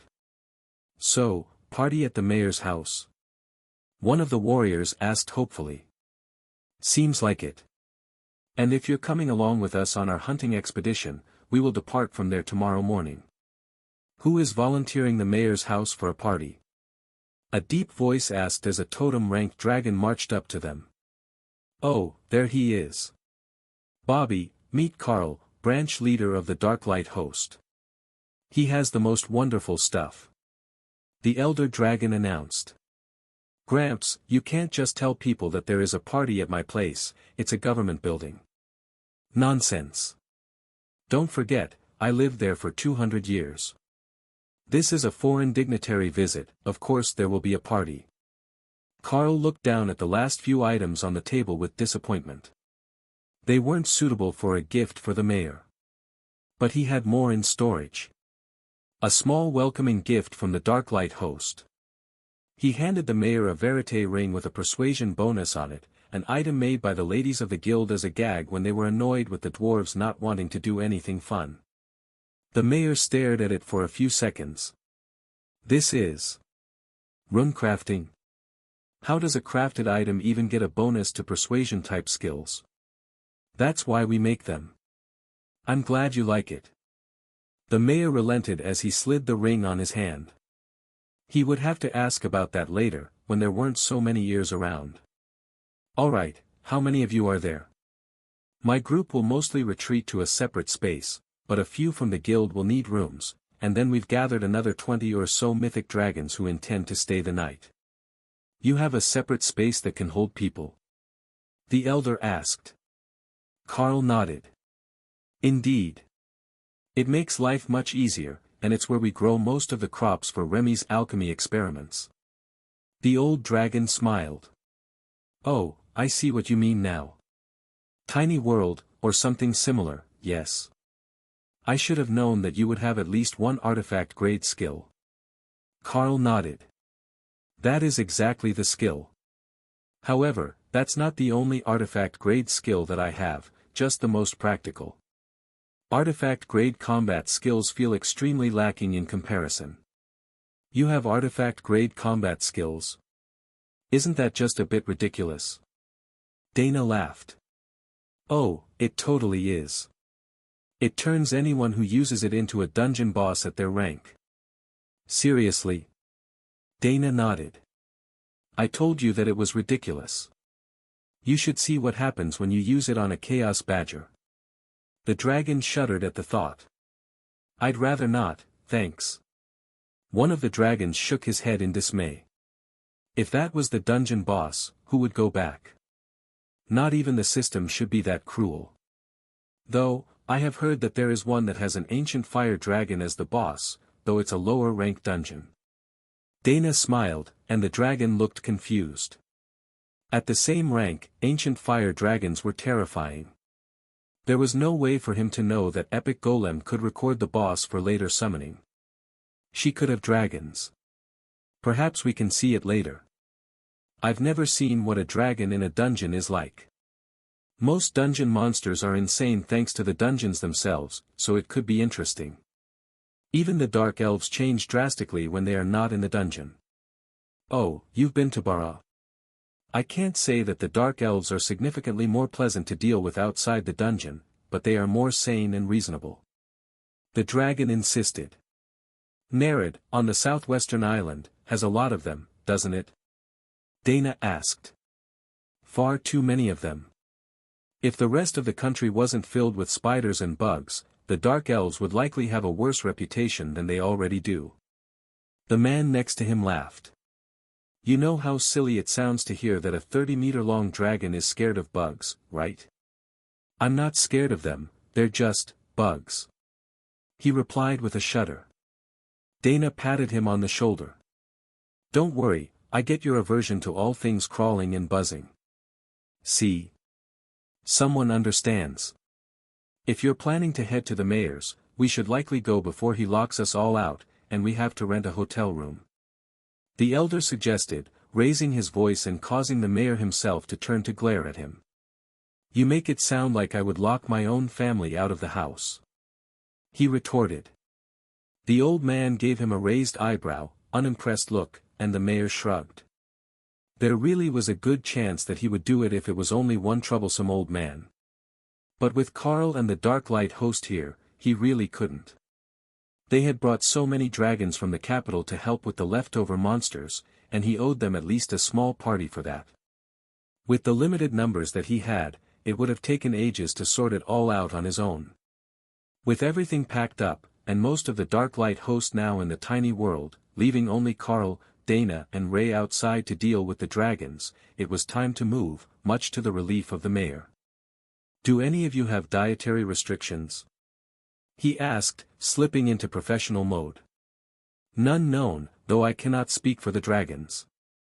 Carl agreed. The mayor smiled. "Fortunately, I know all of these people. We're not that far from the capital, and I'm not young enough that I don't know the more powerful members of society." Carl nudged Dana as they walked. "Hear that, we're powerful members of society now." The dragons burst into laughter at his words. "You're the avatar of the world dragon, and a guild leader of the Supreme Lady's Dark Light host. Who could possibly claim to be a more powerful member of society outside the royal family, and perhaps immortal avatar Decarion?" Kara cheered in Carl's mind when she heard that news. The black dragon avatar was still around. Hopefully, he remembered her. "Is Avatar Decarion nearby?" Carl asked in what he hoped was a casual tone. The mayor shook his head. "No, he is somewhere south of here in Zindab. He went to help with the aftermath of the attacks there." Dana smiled as she came to a realization. "So, there is an immortal for each of the major islands in time of crisis? Immortal Avatar Decarion, Immortal Regent Azov, the Supreme Lady Matilda, and the one from Nerid?" "Yes, the Dark Lady of Nerid is the fourth. However, there are two more that are more reclusive, but spend most of their time on this world. Those four are the ones that have each taken responsibility for an island, though they don't always live on the one that they are tasked with. Avatar Decarion spends a majority of his time in Nerid, working on experiments with the spider goddess priestesses. They are quite attuned to the death god, I am told. One of the quiet immortals was a dwarf, Carl knew. Azov had said that he intervened in Zararag, and possibly in Bomgan, during the attacks. The last might be Misty. Or it could be someone entirely different. If it was the temporal dragon, it wouldn't surprise him that everyone thought she was reclusive. Really, she was just busy keeping the timeline in order. When they got to the mayor's house, the garden was set up for a party, and the doors were open to welcome them into the main ballroom directly from the entrance. The dragons were in party mode, and the mood shifted as quickly as the band could start a new song. Then, more nobles from the city began to arrive, having gotten word of the event and hastily prepared to come meet with the nobles from the capital. It was an excellent time to build alliances, and that left Carl and Dana to mostly just mind their business and answer a few questions about the Dark Light host and their crafting capabilities. The fact that they had a mythic rank blue dragon among their crafting team surprised very few. The guild was much more famous here than most other places, as Gathuzan was directly across the straits from Sihosesa, and the dragon were long-lived. Most of them had flown over the Supreme Lady's territory on their way to Kapi or Nazilbar, which were both largely dragon-populated nations. "Guild leader, did the prince not come with you today? I had heard that he was in town." One of the younger dragons asked, excitement in her eyes that told Dana her interest in his interest was very personal. "Unfortunately, he had some business to take care of tonight, so he had to retire early. I'm afraid that our plans to continue to hunt leftover monsters from the invasion has generated extra paperwork for him," Carl explained. The girl nodded dejectedly, then realized that this might still be an opportunity. "Will he be returning to join your journey?" With the attempt on the prince's life, Carl wasn't sure if he should answer that honestly. But Ray did still owe that assassin for escaping from her. "Yes, I believe that he will be staying with us as we cross the country." She was about to speak when Carl crushed her dreams. However, the group is all mythic rank combatants, with a few totem rank assistants. With everyone flying in to attack, we're not bringing any support staff. Well, none below totem rank, as we have some senior cooking staff with us. Totem-ranked cooks were a relatively normal thing among the dragons. They might be from a lesser dragon species, or they might just be obsessed with their craft. So, they would grow old and powerful, but keep a humble profession. Dragons slowly flooded into the gardens of the mayor's house, and staff came around to serve a standing meal, which Carl found curious. He had thought it would be snacks, like most parties, but they brought out small entrees, bowls of soup, and other hearty options along with the sweets, pastries and savory snacks. It was a curious thing, but far less stressful for the staff than trying to make a full sit-down meal for so many distinguished guests on short notice. Other than the unfortunate soul that had to plate so many dishes. Carl idly scanned the crowd as he chatted, and noticed a few who seemed out of place. They were dressed as well as any of the other nobles, but nobody was really speaking to them, even when they were standing in a group, and their attention was on the palace guard members more than the nobles. It was as if they were visitors from the capital and didn't know anyone here, but they weren't mythic ranked, so they hadn't been at the battle with Carl's group. However, they weren't being kicked out or snubbed, so they should be somewhat important, just not from Gthunbu. Carl wasn't the only one that noticed their presence, but the palace guards weren't going to take action when they knew that the prince was already somewhere safe. Instead, they acted as if they were sent to keep an eye on Carl, which would be a perfectly normal thing to do if he was a guest of the crown. They're definitely sending system messages to someone. They keep blanking out. Ray noted eagerly a few minutes after Carl had noticed the oddity. They could be informants from the family of some of the elder dragons. I suppose that's normal enough given the items we sold today. But I'm thinking what you're thinking. That they are here to verify the condition of the prince. Ray agreed. And now that he was missing, safely tucked away in the tiny world, nobody could confirm whether he was injured in the attack or not. In hushed corners of the party, the same questions were being asked. How did the prince look this afternoon while everyone was shopping? Did anyone see where he went? Who was with him the last time you saw him? What did he buy from the Darklight host? Individually, every one of those questions was perfectly reasonable, and followed a lot of the conversations. After all, everyone had new items to show off, and they were happy to talk about them. It was who was asking and the fact that they were so repeatedly focused on the prince, but never twice in the same person's immediate vicinity, that caught Carl and the palace guard's attention. Whoever had sent them had picked poor associates. Either that, or they were all sent by different people, and only the abundance of them made it so suspicious. Carl stopped a server and collected small bowls of soup for everyone around him, then led them to seats near a hedgerow. I must say, the dragons really know how to socialize. This liquor is pretty good, but the idea about being able to just grab your favorite dish multiple times makes dinner much more fun. He joked. Don't let Lotus know, or she will find a way to have nothing but cake for dinner. Dana agreed. You know, there are forms of low-sugar savory baked goods available as well.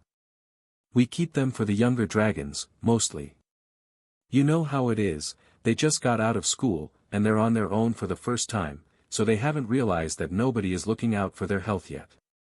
One of the older shadow dragons joked. The great horizontal growth spurt of their first appointment. As if planned in advance, the party ended 3 hours after sunset, and the guests began heading home. It gave the mayor plenty of time to get his overnight guests settled, and it gave everyone else time to get home and get to work on time in the morning. Guild leader Carl, the mayor called as they stepped inside. Is there a particular reason that your group chose to come here now? No offense, but you're a long way from home, and this is not one of the weaker countries that might have issues with the leftover monsters. Carl nodded. Indeed, it is not random luck that brought us here. You see, we are actually scouting out new locations for guild houses. We currently have 3 locations, all in the Eastern Isles, and we were hoping to spread the influence of the Darklight host a bit further. Some of our members will be moving to Saihosesa, to fill in while the Supreme Lady is busy, but our crafting halls are crowded, our membership roster is getting full, and it is inconvenient for customers on the other islands to purchase what they need. We have employed skilled professionals in nearly every major trade, you see. We've even hired spiders who specialize in silk production to create retail-grade products, while Lady Ray focuses on the higher-end custom pieces. They had also needed them just to keep up with the volume, and the spiders were happy to have a safe place to spin the cloth, while the spider beastkin enjoyed working with the fine-quality materials. Ah, so it's a matter of guild logistics. Do you know what is going to happen in Saihosesa? I heard that the Supreme Lady has advanced, and that she will be spending less time there. His question sounded suspiciously ambitious to Karl, but he couldn't see how it would help a young dragon.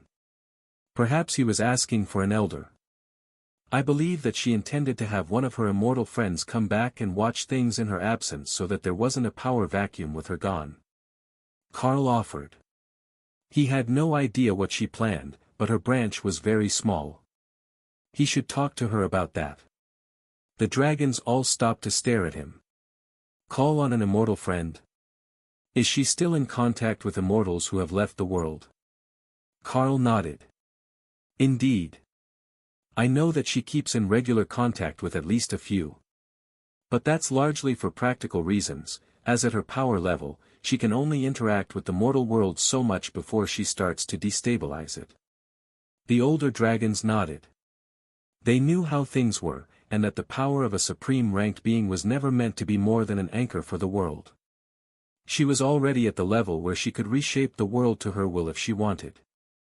If that is the case, then I can see why you would want to add an outpost here on the Western Islands. Did you have somewhere in mind? The mayor asked. I was thinking of looking somewhere in Zararag. The dwarves are particularly well suited to runecrafting, and that is the core skill of equipment making. Karl replied with a shrug. The mayor sighed. The dwarves get all the good things. Dana smiled at him. Not all the good things. You should see how many skill books we have given the Blue Dragon since the Darklight host opened the Draught branch. We have had exceptional luck with inscriptionists learning new skills. The mayor chuckled. Ah, there is that. The Blue Dragons have been talking about your guild for most of the last year. They're all excited to get to add the new books to their library. I heard something about decentralized knowledge so that a tragedy doesn't wipe out as much history as it did during the last downturn. I don't know if that will actually work, but it is all they can think about. Karl shrugged. Even if they spread out the knowledge, it doesn't matter for skill books. The common skills don't have powerful enough magic in the books to survive the downturn intact. Eventually, they fade. And once they do, the skill is lost in any meaningful way until someone with the inscription skill and an active system appears again. But the system goes nearly completely offline in between resurgences. I don't think it was originally supposed to be that way, but that's how it has been the last 2 resurgences. You say that like you know firsthand.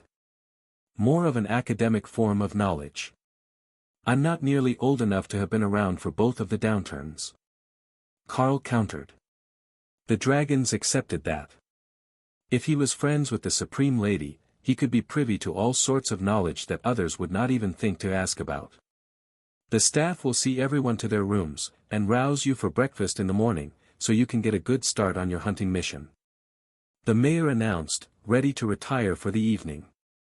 He had a long day ahead of him tomorrow, and he hadn't been prepared for his grandfather to volunteer his house for a party.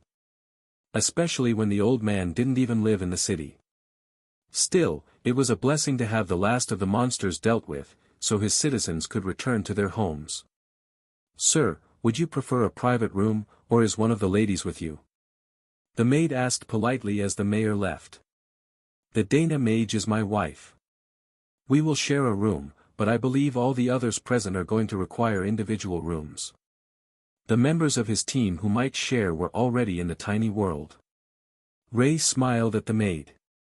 If you have a room with a nice balcony and large windows, I am a nocturnal sort. The maid nodded. Of course, Mississippi. I will arrange a corner room for you. Now I can watch for intruders. Someone is bound to come check on the prince tonight. While Karl and Dana settled in for some hard-earned alone time, Ray prepared for the arrival of their unwanted guests. She could already sense the silly children who thought that they were sneaky while they watched the mayor's house. They hadn't even hidden their murderous intent properly. She could sense it even with their auras hidden. Ray stalked out of the house to go inspect one who was showing signs of moving. This seemed like the perfect moment to vent some frustrations about having been left out of whatever fun things Kara and Carl got to do. They had definitely gotten to kill new things, and she was not invited. No matter what Misty said, that was just unfair treatment. The barrier around the building didn't even try to stop her incorporeal form when she crept through an open window, and Ray smiled to herself. They needed to work on their security. She didn't linger on the thought for long, though. Her target was moving. Why was he headed for the servant quarters with that murderous intent? Did he have an accomplice? Ray used, unobtrusive behemoth, to shrink her spider form to the size of a small dog, and used her web to silently prepare a trap along the roof, so she could trap her target and question him. Then the man turned, and she saw him picking the lock on a door at the end of the hall. There was a totem-ranked barrier and alarm system on the room, and Ray sighed dejectedly. She had misjudged. His murderous intent and his attention to the mayor's house were unrelated. He wanted to kill the woman in this room, and he had been watching the party with envy. Well, he could let this play out while she extended her sense to the other potential targets. The man managed to get the door unlocked, and then used a magical item to disable the alarm for a few seconds while he entered. So, she followed him in. There were 3 people inside, 1 fat old man, and 2 dragonkin girls with collars around their necks. Well, this was interesting. The barrier had completely altered their sole appearance from the outside. She should ask someone how to do that. The assassin crept up to the bed, and slammed his dagger down into the fat man's chest. Blinding blue light flared, and the man leapt to his feet, enraged and instantly aware of the threat. "Did you think that I would let you actually kill me?" he roared, and the air crackled with power as he prepared to unleash dragon breath in the enclosed space. Ray snagged the 2 dragonkin girls and moved back outside the doorway to watch the entertainment as the 2 faced off. The rogue didn't speak, only launched a flurry of skills at the fat dragon, who unleashed his breath weapon in the room, and equipped a staff to defend himself. The wall exploded outward as the dragon unleashed an area skill, hurling the rogue through the window and out into the courtyard. Night Haunter saved the 2 dragonkin girls from injury, as the man whose bed they had been sharing had apparently forgotten about them. He simply turned to the destroyed window and continued raining spells on the attacker. The attacker fled, and the fat dragon surveyed the ruins of his domain. "Damn it, I just bought those whores. Not even a bit left to resurrect them from, such a waste of money," he complained. Ray snorted in amusement. His senses were so dull that he didn't even realize they were still standing 5 meters away. But the 2 girls looked absolutely terrified as they stared up at Ray, who appeared to be a black misty ghost, while they were all embraced in her Night Haunter skill. Alarms started to go off now, and Ray felt the attention of the others she had tagged turning toward this spot instead of the mayor's house. If they thought that the prince had been hiding here, and that they were too late, that would be perfect. She could wait for them to show up and investigate their motives when they thought nobody was watching. Guards began to pour into the ruins of the inn, which had been mostly unoccupied before the attack. But the attention of the girls was on Ray. "Are you the Reaper? Come to take us away now that we are dead?" One of them whispered. "Don't be silly. You're not dead. I just borrowed you for a little while so we could watch the show," Ray replied. "Then, we have to go back to him after this?" The other realized, her voice cracking at the end. "Who said anything about that? He thinks you're dead. That means you're mine, and I don't return gifts." The girls stared at what they thought was a harbinger of death sent by the spider goddess. How had they gone from bed slaves to a gift to the god of death? Were they actually dead? Or undead? But Ray was not concerned with their existential crisis. A large group of dragons had arrived, and the fat man was issuing orders to find the assassin. That made it the perfect opportunity to troll someone. He wasn't working alone. She whispered in the fat dragon's ear. "Mommy! Who's there? Die!" He screamed, and began lashing out with attacks. Ray giggled, letting him hear it, while the two girls panicked as spell effects crashed into the barrier around them. "Alright, we need to go before someone actually sees through my defensive spells," Ray informed them. "How are we still alive?" The girls whispered in unison. "He's not even a myth, how would you be dead so fast?" "He's pretty mad, though." And there were mythic guards coming, who would find Ray within seconds. Off to the tiny world it was. She could drop off her new acquisitions with the druids, and then she would return to hunting the ones who had been watching the mayor's house. The two dragonkin stared at the interior of a large stone room, covered in silk drapes and pillows, with no actual furniture. "Welcome to the tiny world, this is my relaxation room. We really only use it when we are having a snack party or a fitting for a new clothing line. It's the easiest spot for me to bring you, but now we can go meet the others. Do you have skills or preferred daily activities? I forgot to ask before I collected you."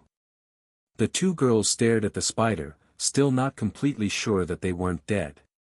"Daily activities? We're just awakened rank slaves. Did you need us to cook, clean, attend to your people in the evening?" One of them asked, with a bit of a shudder at the end. Ray laughed at her disgust. "I'm sure some of the ladies are single and like that, but no. I needed you for, well, I didn't really have a reason, I was planning to kill that intruder and go hunt something else, but I got distracted watching the show. So, now you're here, and we can find you somewhere to stay. It'll be fine, the nature clerics take care of people. I've called one over, and they will help you find a room somewhere. But now, I have to run. Good luck." The two clerics frowned as the spider vanished. They were left alone in a room full of silk pillows that could each be traded for everything that they had ever owned, with a vague promise that someone would come find them to get them a room. But only a few seconds later, an elf and a small green dragon rushed into the strange waiting area through a hidden door. "Are you the new friends that Ray promised us? It's late, but we can sleep in here. Did you need food? My name is Button, and we have big plans for tomorrow. Tomorrow is breakfast burrito day, so we need to be extra clean. And that means bubble bath." What she got in return was a slow blink. "What? I love bubble baths. Do you not like them? Mississippi." The dragonkin began gently. "I have never had a bubble bath before. We were sold to a local noble by the orphanage as soon as we were old enough to work." Button looked horrified. "And he didn't let you have a bubble bath?" "Never ever. What sort of monster is he? Are you sure that the Lady Ray intended to leave us with you?" The other dragonkin asked politely. "Of course she did. I'm the only one awake. She would have asked Lotus, or perhaps one of the older ladies, but it's after bedtime. They can sort it all out after breakfast tomorrow. Do you prefer fluffy blankets, knitted blankets, or a cuddle pile?" Lyric was doing her best not to laugh as Button tried to settle two confused young women into the room for the night. The dragon had no concept of what life was like for what the elf assumed were indentured servants, so she couldn't relate to their concerns. "I don't know how you caught Lady Ray's attention, but you'll be safe now that you're here. We all work for our keep, but things are probably better than you are expecting. But tell me, how did you get her attention? Showing up with people during her night hunting hours is pretty rare." She said something about coming to kill the man who was breaking into our owner's room, but getting distracted because we were there. One of them offered. "Oh, that sounds fun. Did she get him?" The dragonkin shook her head. "No. The attacker lost the fight, and he was driven away. That was when the one you call Lady Ray decided to bring us here and return to her hunt." Lyric nodded. Someone stronger must have been coming, and she didn't want to explain what she was doing in their house. While Button and Lyric chatted with her new acquisitions, Ray stalked the failed assassin through town. Guards were chasing him, as were a half-dozen of the other potential targets she had identified. Which gave her a perfect opportunity to see who was working together. The others were approaching quickly, but 3 of them seemed to know exactly where the assassin was going. They were headed directly for the warehouse where he had hidden. Why was it always a warehouse? She would have to ask Carl about that. Did you get him? Was the information on the mayor's development plan with him? One of the men asked as he burst into the warehouse. The assassin panted and shook his head. I failed. He had been warned, and he was awake when I arrived. He detonated half the inn to get rid of me. What about his pleasure slaves? They might know. They were in the room when everything exploded. They're likely missed now, you know he wouldn't waste the energy to save them. Ray smiled. Nobody would miss her new mannequins. 2 more men rushed in, and one of them whispered a warning. The mayor's men are almost here. We need to make ourselves scarce. That left Ray with a dilemma. It sounded like nobody was looking for the prince, they were all after the mayor's people for some political nonsense. But the mayor's grandfather was going to be adventuring with them, so didn't that make him Carl adjacent? An accessory member of their extended team? She could leave them a little bit alive, so the officials could question them. Yes, that would be the best way. She just needed to open the battle with a team of spectral knights, and nobody would escape. The undead horde appeared in the room, and the conspirators panicked. Fight your way free. Send the message, complete the mission. When did he get a mythic necromancer? Ray smiled as panic and terror overtook the group, then dropped into their midst and began methodically severing tendons so they couldn't escape, even if they opened a portal. When the mayor's security team arrived, 4 critically wounded totem-rank men had been partially disemboweled and crucified in the warehouse, with no sign of what had attacked them. Sir, they're still alive. This one is conscious. One of the guards announced. First, find what attacked them. I don't want to be ambushed when we're questioning them if it's a wandering monster that has taken up residence in the warehouse. Undead, monster, death goddess, please, we're sorry. We never meant to. The lone conscious conspirator mumbled. The mayor's guards took a defensive formation, guarding themselves and the prisoners against what they assumed was an undead monster. Ray giggled as she realized that none of them had found her yet, but then a sense of danger flashed into her mind an instant before she shifted with shadow step. The assassin was on her instantly, and she speared an attack into his chest hard enough that it sent him flying across the room, despite the fact that he parried the blow. Shit, they're still here. Grab the prisoners and go before whoever stopped the attack gives up on defending us. The leader of the security team demanded. The assassin didn't care about them or their petty nonsense. This, Lady Ray bloodbath, had nearly killed his sect member, and that could not be allowed to stand. Behind him, the spider appeared again, and he lashed out with crippling strike, then cancelled the skill and fled with shadow step, as he felt blood destruction threatened to boil him from the inside out. Come out, wherever you are. Ray sang as she chased him through the city, always a half step behind him, so close that he couldn't even use a healing potion, only parry her attacks while he used every movement skill he had to escape. There was a spot ahead, one he was sure would be perfect for the job.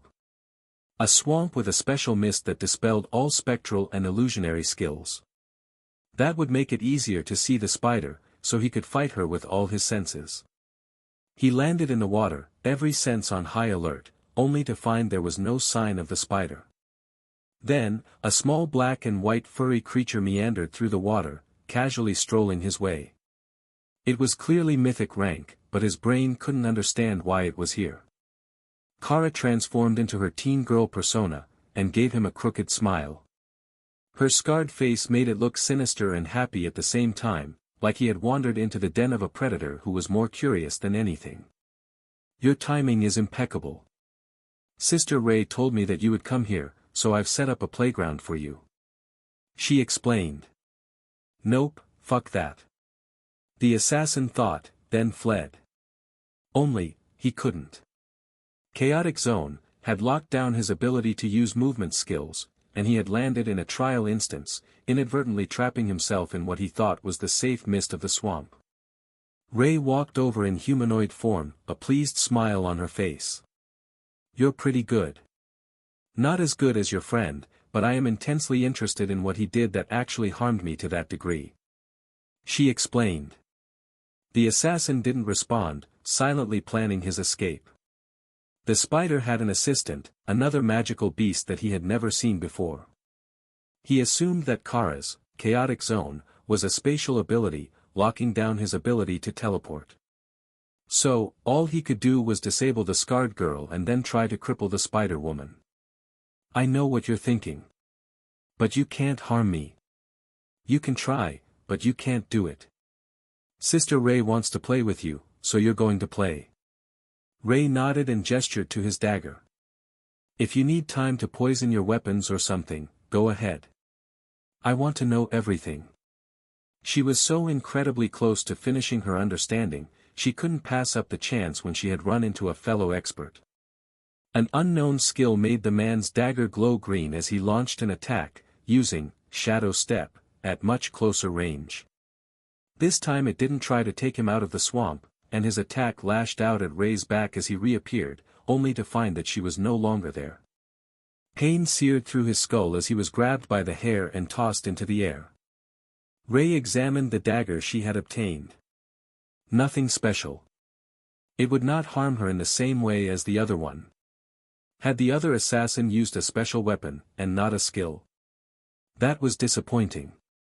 She hurled the dagger back at its owner, who twisted in midair to catch it and land in a defensive posture. "What are you?" Ray shrugged. "I am Ray. Bring your friend here. I need to talk to him a little bit." "You don't know what I need to know." The assassin frowned. The white dragons were still trying to cure his wounds. He couldn't even leave bed yet, and he was hovering on the precipice between life and death. "He can't come. But I will avenge him." "That's sad. I thought that he might be a worthy opponent, but it looks like he just couldn't understand the final step." Ray sighed. She transformed as the assassin launched his attack, and sparks flew as daggers met armored forelimbs. Kara popped caramel peanut popcorn into her mouth by the handful as she watched the deadly dance between the two elite killers unfold in front of her. To most, it would look like nothing but a blur, and to even more, it would just be unbridled violence, but every move was carefully measured, intended to inflict maximum damage. Every bit of energy was directed into their attacks, with nothing wasted. However, the match was not equal. Ray was still holding back, trying to understand what she was missing. Her opponent was failing, her moves were flawless. But hollow. One more insight. That was all she needed. One insight and she would be perfect. The assassin collapsed, exhausted. He had given everything to his sect. His loyalty, his pride, and now even his life. But it was never enough. He was always second best. Even as close as he was to immortal rank, he still couldn't overcome the gap and become the sect's favorite. All their trust, their best assignments, their finest items, they all went to his senior brother. And they were brothers, they had been together for life, and even now, he didn't regret a single moment. Given the chance, he would do it again. His breath rattled as he took his final breath, just in time for a second assassin in black to appear between him and Ray.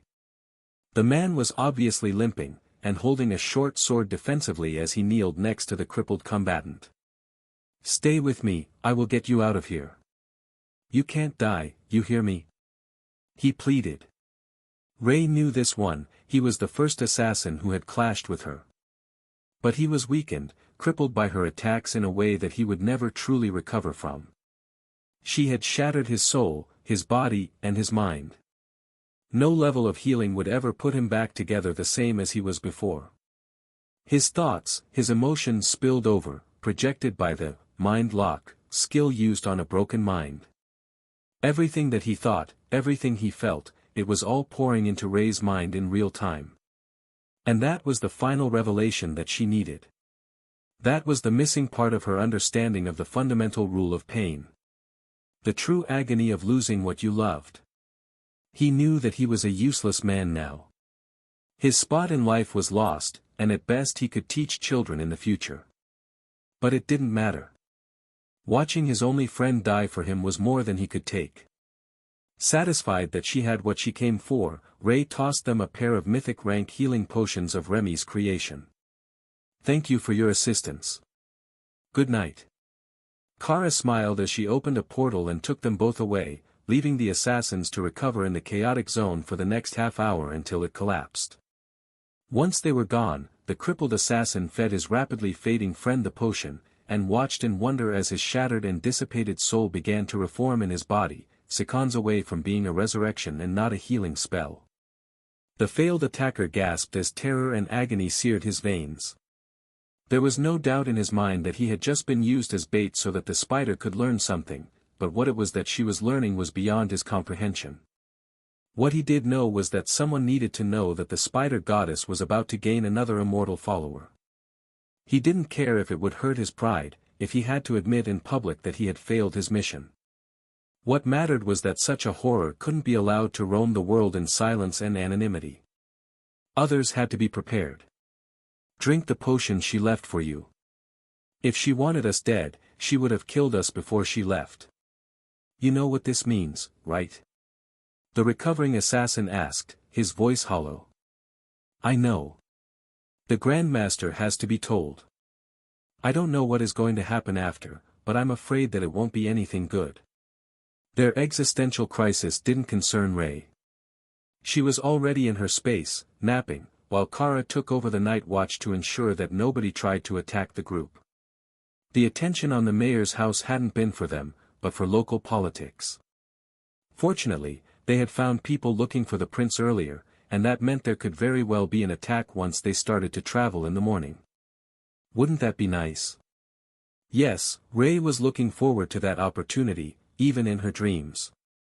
Not long after the chaotic zone faded, the two assassins silently returned to their sect, a small compound outside Namans in far southern Gathuzan. Sect Master, we have dire news to share. The first assassin that had clashed with Ray whispered. Tell me everything. They relayed everything as they remembered it, adding to the descriptions the other gave in a practiced process of complete disclosure. A blood destruction demonic spider with an epic grade constitution, you say. There is no doubt that she is indeed favored by the spider goddess. That species does not exist in nature, they can only evolve from the most promising arachnid monsters. But to have an epic constitution and a nearly complete understanding of a fundamental rule, that's abnormal. Too close to immortality. However, I do not think that she intends to be an enemy. She's on a mission to finish her understanding of a fundamental rule. You just happened to be in the wrong place at the wrong time. We sent out people to check on the prince, and they discovered that it really was coincidence that she was with him. He had come to try to curry favor with the members of the Dark Light host. The two assassins buried their resentment before their sect master. That was information that they should have had before they were dispatched. The information that they were given was that there were no exceptional combatants with him, and that his royal guard was properly distracted. The second part was true, but the first was most certainly not. The sect master gave them a sympathetic look. The informant who failed to mention that he was with the Dark Light host and not simply out with the wastrels of the capital has been punished. Retire to your rooms and heal. You have the time that you need. Once he was alone again, the sect leader sent out a system message to the most terrifying person on his contact list. Immortal lady, we have confirmation. The blood destruction spider has completed her understanding of a fundamental rule. However, there is a new development. She was confirmed to have an epic grade constitution during the last battle. Understood. Your payment is being sent. Carl could feel the change in Ray when he woke up the next morning. Her space felt different, more complete than it had before, even if the power level didn't actually change. Something must have happened last night because Kara was feeling especially smug, though he couldn't hear anyone talking about an attack. That didn't necessarily mean that there wasn't one, just that it didn't turn into a large enough incident that the mayor's household staff were gossiping about it as they prepared breakfast. Instead, they were fully focused on the marital status of the many mythic dragons present in the house today, and the fact that Carl had brought a divine fox with him. There was a lot of debate about whether he was showing off his trophy wife, or if Dana was an actual combatant, even though she was clearly also at the mythic rank, and was using an epic grade transformation spell. Dana tried not to laugh, and silently celebrated the fact that this form didn't automatically activate Fox Charm.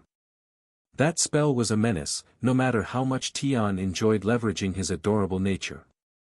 Everyone was up surprisingly early, and Ray came out of her space to join everyone for breakfast. She had gotten her full 3 hours and then some, and she wanted to see if a more complete understanding helped her see the world a little differently. It didn't seem to have made much difference.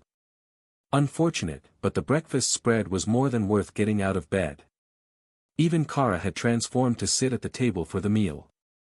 Correction, she had transformed so that she could teach the mayor's preteen daughter about the joys of hot sauce.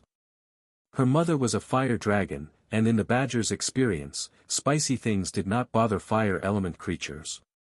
So, she should properly appreciate some of the badger's more extreme favorite flavors. Ones that would make a normal person think their face was burning. Is there a specific target for today's outing? One of the dragons asked, subtly checking the area for the prince. I was thinking of taking the group down to Gazir to clear out the frogs, or we could go to Shalaman's to deal with the aftermath of the attack there. I think it's more crabs, but they didn't specify on the sheet for some reason. Carl explained. That one was crabs and squid, but it happened offshore, so it's a bit of a different situation. There are excess monsters there, but they've spread out through the ocean, and now it's nearly impossible to track them. However, they're not a concentrated threat, they're just making fishing an extreme sport in the region. The mayor explained, then pointedly looked at the guests. Is Prince Nathan not awake yet? Carl checked the tiny world, and found that he was currently having his hair braided by Lotus, while Raced, the silver dragon who had come to teach the hatchlings once they were out of their shells, offered advice. He should be out in a few minutes. He's just finishing his morning routine. Whether anyone could take him seriously with beads in his hair was an entirely different matter. Lotus and Ophelia escorted the prince down the stairs a few minutes later, and the other dragons bowed politely as he entered. Highness, you look elegant. Was there an event this morning? One of the dragons asked, confused by the fact that the man had changed his appearance so drastically. No, I was just spending time with the nature clerics and some of the children. They are enthusiastic about fashion. The prince replied dismissively. The dragon smiled politely as he took a seat with Lotus next to him, detailing her plan to renovate one of the ledges along the southern face of the mountain in the tiny world, so that she could hold proper tea parties without sacrificing the best nap spots. The conversation had everyone intrigued because they had no idea where this perfect nap spot on black stone, which held the heat of the sun best, was located. They had obviously both been there recently, but it didn't match any of the local geography. Prince Nathan looked up as he finished his meal, and addressed the room. There was an attack at Byrad, right on the border of Karb. It's crocolisks, and they've become a real menace to the locals. I know it would be bypassing some closer targets, but it is fairly high priority. He suggested. Does anyone have an objection? Mythic crocolisks seem like a pretty good fight to me. Ray could use the hides for making leather armor and clothing. Carl agreed. Prince Nathan frowned. Well, I suppose for a spider, that would be normal. Ray took a second to realize what he meant. Right, dragons wearing leather armor with scales on it might be a fashion faux pas. I can see how people might take that the wrong way. It's quite popular among the demons, though. Prince Nathan chuckled. The dwarves as well. Crocolisk hide is highly durable, even among beasts of the same rank. They're not normally as strong as these are, so the materials might have some different qualities, but if you're making armor or fashion from it, then going for the demon and dwarf markets would be the best place to start. So, it's settled then. We will fly down and go hunt crocolisks today. If any of you want to return home, I will bid you farewell now, and thank you for your assistance. Everyone else, please be ready in 15 minutes. We can transform in the street out front and fly to our destination, unless someone has a portal available. I've never been there, so I can't do it. One of the older dragons raised his hand. I can save us the time. If we arrive in the city's outskirts, the guards should be able to pinpoint the best spots to go hunting as well. Byrad is 60,000 people, give or take, so it's unlikely that they will have been overrun by the beasts, even if they are feeling particularly aggressive. But the city does sit between two major rivers in a marshy area, so it's nearly perfect terrain for them. The portal brought them to the outskirts of Byrad, where a small army of town guards, volunteers from the local guilds, and nobles from the dragon families had gathered, looking exhausted. Carl transformed into cat demon form and waved to the defenders. Good morning, gentlemen. The Dark Light host has sent friends to help sort out the crocolisk issue, and we've brought reinforcements from the capital. He greeted them cheerfully. Can I stab him, just a little bit? One of the rogues, a mythic shadow dragon, muttered. Dana laughed as she straightened his clothes. Carl has that effect on people, but he means well. Tell me, where do you need reinforcements? We will purge the crocolisks from the region before we move on. The rogue sighed.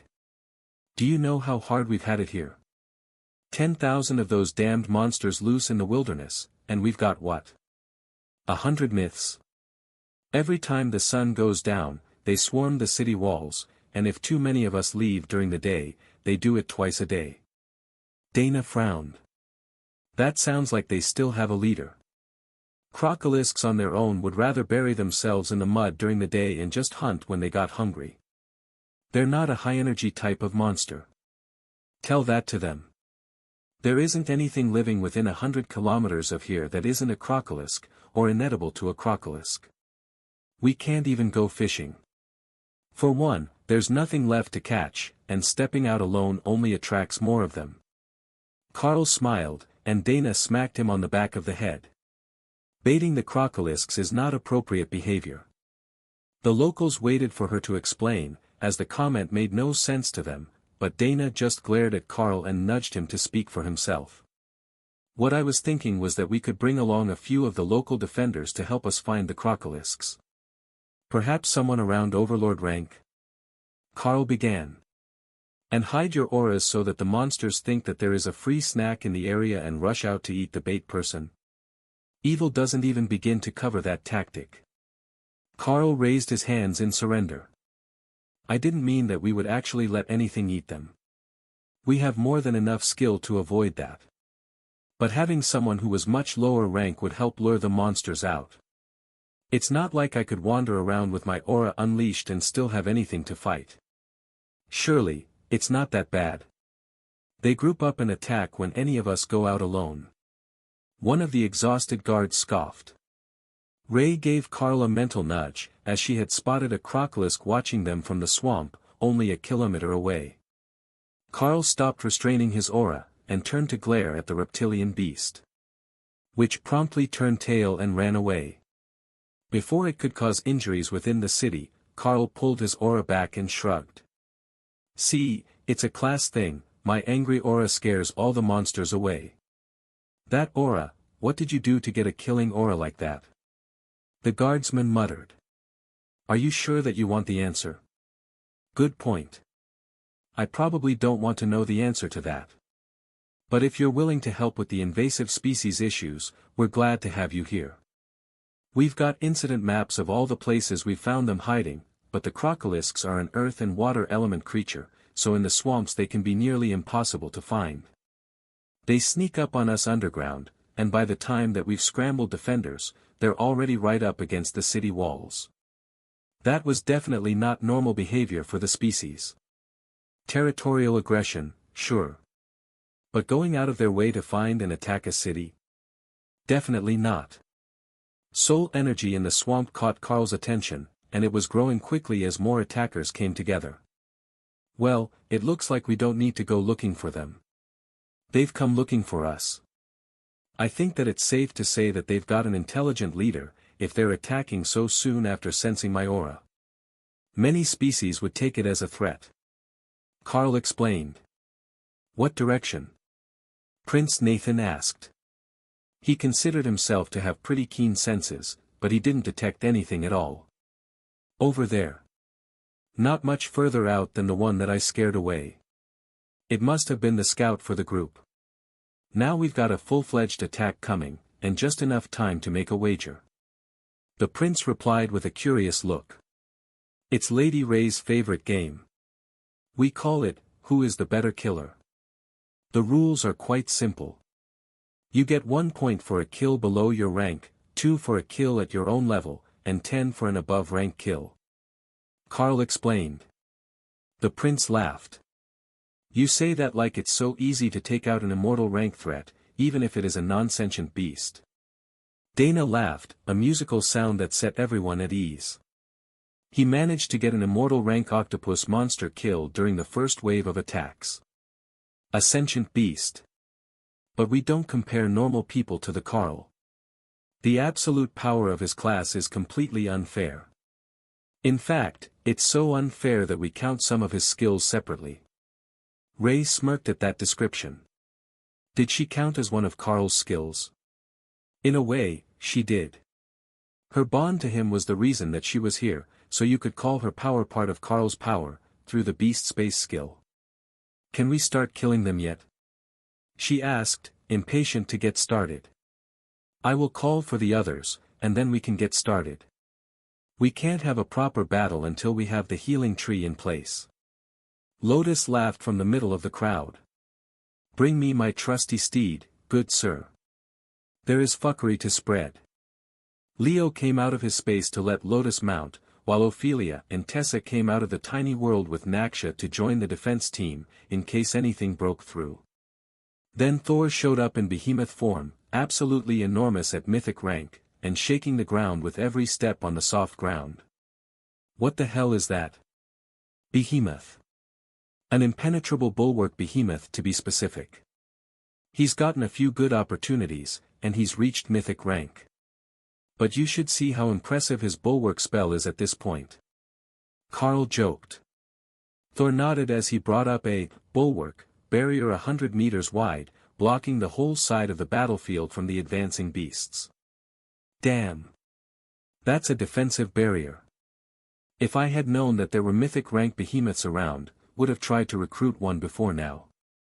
The leader of the local guards muttered as he prepared to join the battle. Carl leapt over the barrier, transforming as he did.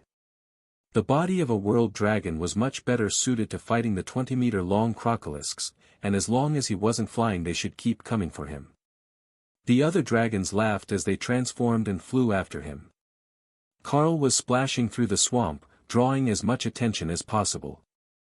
It was a clear threat and provocation to the crocs, but none of the dragons believed there was even a slim chance that the monsters wouldn't continue the attack.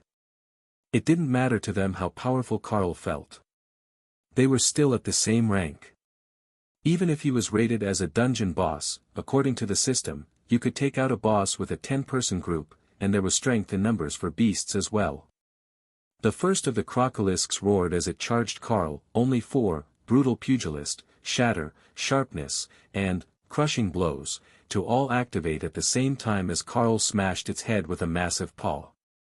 The strike wasn't enough to kill the beast, even with Chaos Blast coating his claws, but Carl didn't give the crocolisk another chance to attack, and sharp claws decapitated it while it was still stunned. Then, Carl called for a full set of golems and the Haint, who was happily brandishing the sword of champions in her long clawed fingers.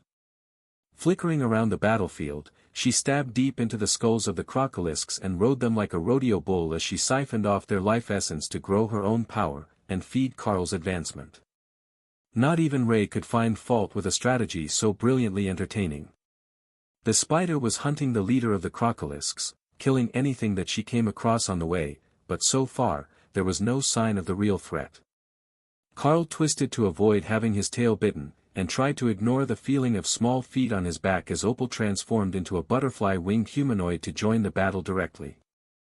Well, join the battle might be overstating her intentions, but she had created an illusionary domain, and summoned gargoyles to stage dramatic fights with the giant monsters while she cheered and shouted positioning directions from her spot atop his back.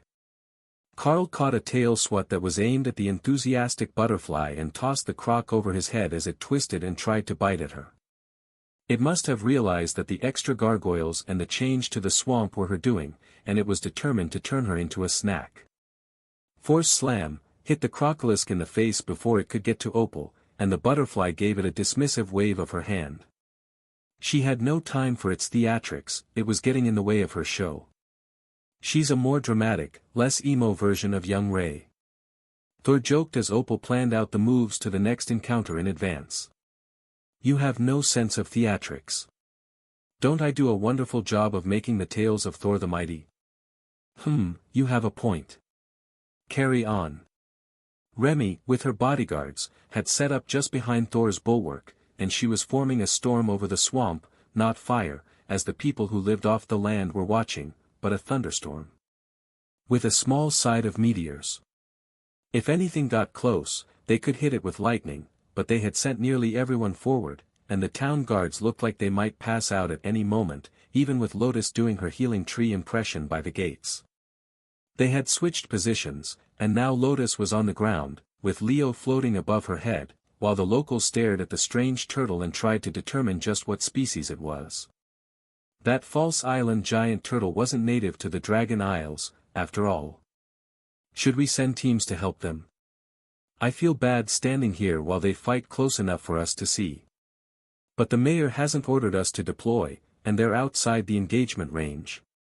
One of the myths on the team asked. Just hold for now.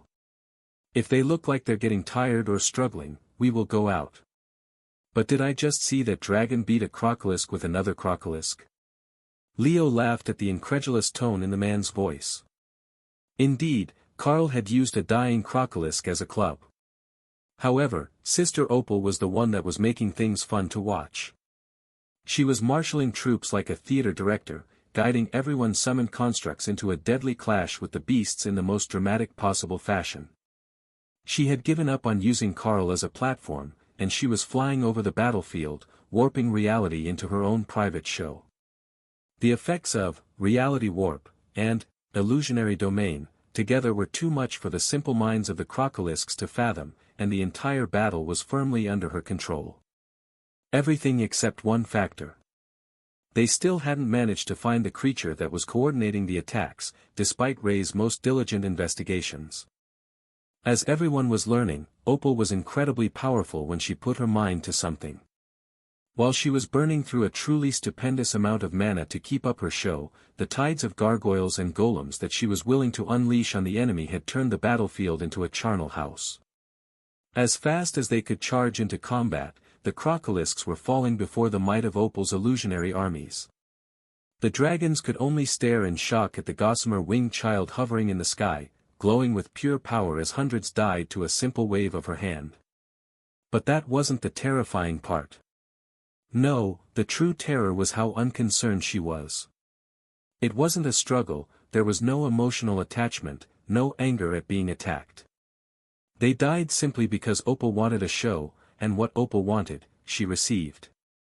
Opal's show was so intense that she was draining her space dry of mana, even with both her own prodigious mana regeneration and Carl refilling it for her, as he fought mostly with passive skills and the massive size of a behemoth, enhanced world dragon body.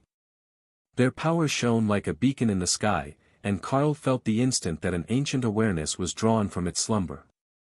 The leader of the crocolisks had awakened. The air seemed to warp, and all of Opal's illusions shattered as a massive portal opened, and an immortal rank octopus appeared from the void. Who dares to challenge my authority here? Carl flapped his wings, rising above the battle to face the challenger. Your filthy pets disturbed my travels. You owe me compensation. The immortal monster looked somehow offended at Carl's words, the patterns on its flesh shifting to a deep crimson before fading to a deep blue. You again. You owe me for the death of Oblek. Oh. I didn't know that you wanted a share. We roasted him as a snack, but there is some calamari left.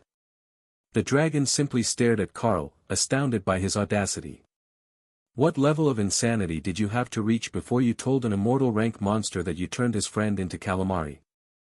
Confidence didn't cover that, it could only be a level of pathological insanity. The octopus didn't hold back, and it launched an all-out attack on Carl, tearing apart reality around him with what appeared to be dozens of small black holes that swallowed everything they came in contact with.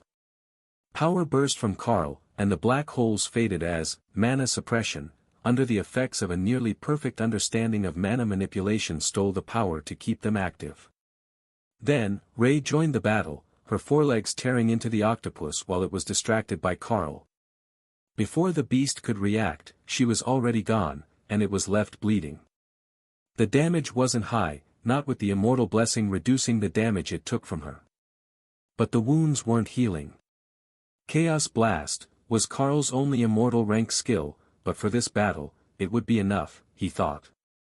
The spell detonated around the octopus as most of his attention was focused on mana suppression, to keep the black holes from fully forming. A tentacle lashed out, adding physical attacks to the magical stalemate, but Carl's body came equipped for exactly this battle. Dragon claws easily tore the flesh of the tentacle, and the octopus howled in pain even as it wrapped one of Carl's forelegs. Then, the haint attacked from above, burying the blade of champions in its soft flesh to the hilt. There was a blind spot at the top of its head, one that the haint had exploited, and it could only whip at the area with a tentacle, though it knew that the attacker was already gone. Then, Ray was back, and Kara was hurling chaos blasts at its beak from below. Too late, it realized why Carl hadn't backed away. With 3 of its tentacles occupied dealing with the dragon, there was a large portion of its body undefended, and the flying badger knew just where to hit. Dana charged into combat, letting auto parry defend against tentacles, so her blade could hurl attacks into the immortal. Silently, Dana bemoaned the fact that the skill names of her class were not at all intimidating. Plum Blossom Slash was incredibly effective, but hardly the sort of skill name that invoked fear in others. Nor was Willow's Caress, or Lotus Blossom Flash, an explosion-type skill. Her epic golems, the Dark Elven Kings, joined them in the air, laughing as Dana's shared auto parry made it impossible for the immortal to hit them. They were too fast, and the creature was besieged on too many fronts. With mana suppressed around it, the creature was rapidly depleting its own stores, even though its skills had been rendered nearly ineffective. However, it had been born an immortal, and it had yet to master a fundamental rule. There wasn't much that it could do to protect itself. Flee. It had to flee. Unfortunately, it was entangled with the world dragon, and it couldn't shift between planes as long as it was restrained. Dozens of new wounds appeared on its body as the immortal focused entirely on Carl, trying to break free of his grasp so that it could escape. As long as it survived today, nothing else mattered. It just had to escape. Inky darkness filled the battlefield, a combination of magic and actual ink. It was the last resort defensive measure of the blue ring immortal octopus, and Carl felt his limbs going numb. He couldn't tell if the octopus was still in his grasp, or even if it was still attacking him. He could see its soul, he knew where it was, but he was detached from the battle, unable to effectively attack in a physical sense. It was also a neurotoxic gas, not purely magic, and mana suppression didn't completely dampen the effect. Undeterred, Carl raked his claws down the front of the creature, and then frowned as the soul signature faded. Surely, it hadn't died. Not that easily. Slowly, the black mist faded, and Carl found himself alone on the battlefield again. Dana had retreated, escaping the blinding attack, while the haint had returned to the ground to help Kara clear the last of the crocolisks with Opal. Brilliant, absolutely brilliant. They will be asking for replays of this battle for centuries. The butterfly shouted as Carl came back into view. Carl smiled at her. I'm glad you enjoyed it. Now, what is the situation? Nearly out of reptiles, and the octopus escaped to the immortal realm. I felt the change in mana as it fled. Opal explained. Ray.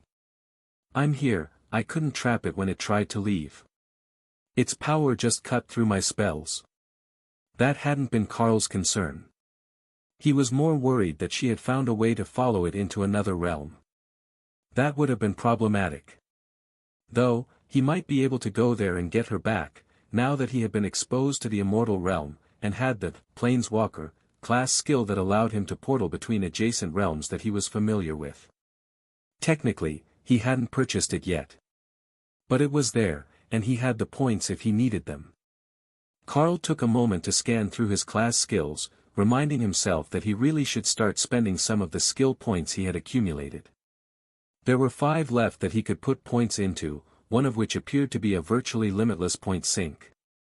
Destructive Beast Master, 0 points invested. Increases bonded beast skill power by 1% per point invested. Invulnerable Beast Master, 20 points invested. Increases bonded beast damage reduction by 1% per point invested, up to 20%. Blessing of Skill, creates 1 random skill. Cost varies based on rarity. 1 point for common skills, 5 for rare skills, 25 for epic skills, 50 for artifact grade skills, 500 for legendary skills. Blessing of Family, 50 points. Creates 1 additional beast space. Planeswalker, World Dragon Patron exclusive skill. 100 points. Allows portals to open between adjacent realms the user is familiar with. Planeswalker would be useful if he had to retrieve one of his team members, but the others were no less valuable. Who could say no to another beast space? Or to the direct damage bonus? But it was the Blessing of Skill ability that was the truly overlooked bonus of his class.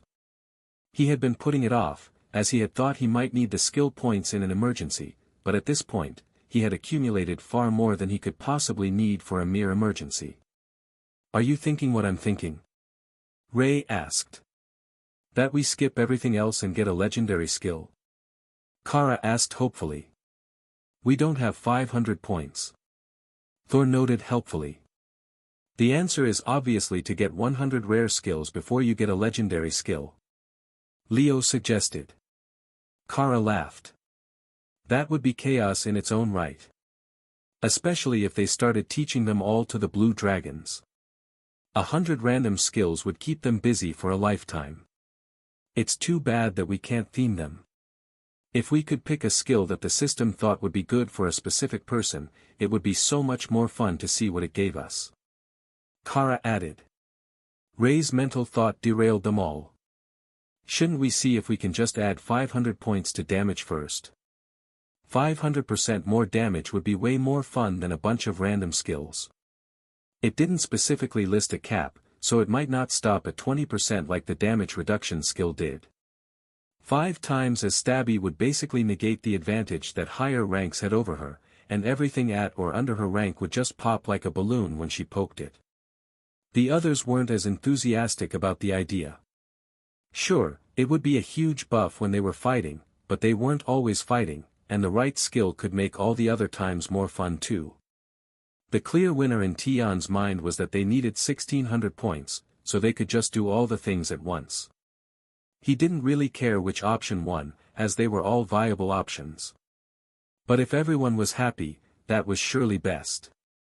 Brother Thor taught him that. Dana's laughter made the dragons turn to look at them, thinking that the stress might have caused her to snap. Sorry. The mental link with my people got off topic. How are things looking in the city? Did we get the whole attack on this side? She asked, diverting their curiosity. We did. All the crocs in the area came for us, but there are likely more spread out all through the swamps. The number that we killed here doesn't seem to be high enough to be all the ones that were left from the invasion. Excellent work on the immortal, even if it did manage to escape at the end. You don't get to be an old immortal without having a way to save your own life when things get tough. Prince Nathan replied. Dana smiled. I've heard that before. I don't think it applies to only immortals, though. Should we return to give the good news to the city, or do you think that they've already seen enough to be sure? The dragon snorted a huff of black mist. With the nature priestess there. They've likely gotten the whole thing narrated like a sporting event. That girl has energy levels like a light switch. She's going at full output until she crashes, and the lights go out. Carl patted the man on the back. So, you've begun to understand how nature priestesses work. It's all about the timing, you need to keep them operating when it's time for them to help out. Not that they don't want to, but they operate on their own rhythm. Ray transformed to stand next to them. But they definitely want to help. They will help so much that you will have to ask them to stop. They were not wrong about the situation in the city. Lotus had been narrating the entire battle, with help from a set of projection illusions created by Opal to help her follow the situation. Sister Rae. What is the count? We have wagers to settle. Lotus shouted the moment that she saw the team returning to the city. Ray, shadow-stepped, under Leo, and handed Lotus a piece of paper with a set of numbers on it. I didn't count anyone else's, so I don't know how the final score looks. It's a shame that the octopus escaped, though. I could have had a definitive win if it had tried to run. She replied grumpily. Lotus laughed and hopped back up on Leo's back, now that she was in human form again, then sat cross-legged and placed healing totems on top of all 4 of his flippers. The turtle floated happily around the city gates as Lotus waved everyone over. If you've got a wager going, bring your numbers to me. On the honor of the clergy, I will report the results exactly as you have presented them to me. She was shouting. The city guards tried not to laugh at her enthusiastic response to the battle, or the fact that everyone was writing kill counts on sheets. It wasn't hard, they were all mythic, the crocolisks were all mythic. So, it was a simple 2 points per kill. Alright, we have our scores. Who is ready for the results? The dragons cheered, and Lotus waved a paper over her head. In first place, with 408 points, we have Sister Ray. In second place, with 380 points, plus a bonus for pure dramatic style, we have Opal. In third place, with 364 points, we have the Dana Mage. In fourth place, ever so close to a podium finish, with 360 points, we have Prince Nathan. The dragons cheered as their representative managed to get at least an honorable mention from the Dark Light host's massively overpowered combat team. It hadn't escaped anyone's notice that the longer they fought, the larger the cumulative bonus the Dark Light host members were getting became. I am beginning to suspect that the Supreme Lady might have been justified in looking down on us. What sort of combat power even is that? One of the guards complained. Some of it is just gear advantage. We're a crafting guild, so naturally our combat members have the very best of the best gear. All epic grade, all mythic rank, and most of it custom-made to suit the members. Lotus informed him. So, you're saying that our commanders could fight like that if they just had the budget to get the good gear? Lotus covered her mouth, ineffectually hiding her giggles.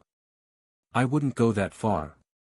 They've all got advanced classes, rare and epic grade combat skills, synergistic buffs, and a load of experience. We've been in Xylaz for quite a while now, building up our combat skills at the dungeons. As it turns out, if you have motivated members, you can go to a different one every day of the week.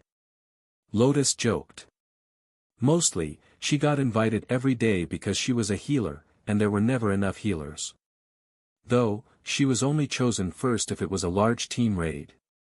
If it was a 5-person dungeon, they usually asked Thor and Tessa, so they would get a tank and healer pair together. Though, Thor was mythic now, and that messed up their whole dynamic again, like it had when Tessa was still an overlord. Their dungeon romance was doomed to hard times, it seemed. While the kill count is impressive, I have a few questions that I hope someone can answer. Like, how was there still an immortal rank invader hiding here? Why wasn't it detected and taken out? Did we try and fail? Was one of our immortals injured in the process? The questions from the guard captain brought everyone back on topic, while Prince Nathan shook his head. None of the immortals has been injured. At least not severely. They are all busy with dozens of attacks, especially on the other continents, where they don't have immortal defenders. That has kept them working every waking hour, from what I've heard. So, they might just be too busy to be scouring the planet for hiding cephalopods. The captain breathed a sigh of relief. Well, when you put it that way, it's not nearly as concerning. No need to tell him that Matilda is busy in the immortal realms now that she's advanced to legendary status. They're throwing her parties and trying to curry favor, so she's likely distracted by all the groveling and not paying close attention to sneaky invaders. Kara noted.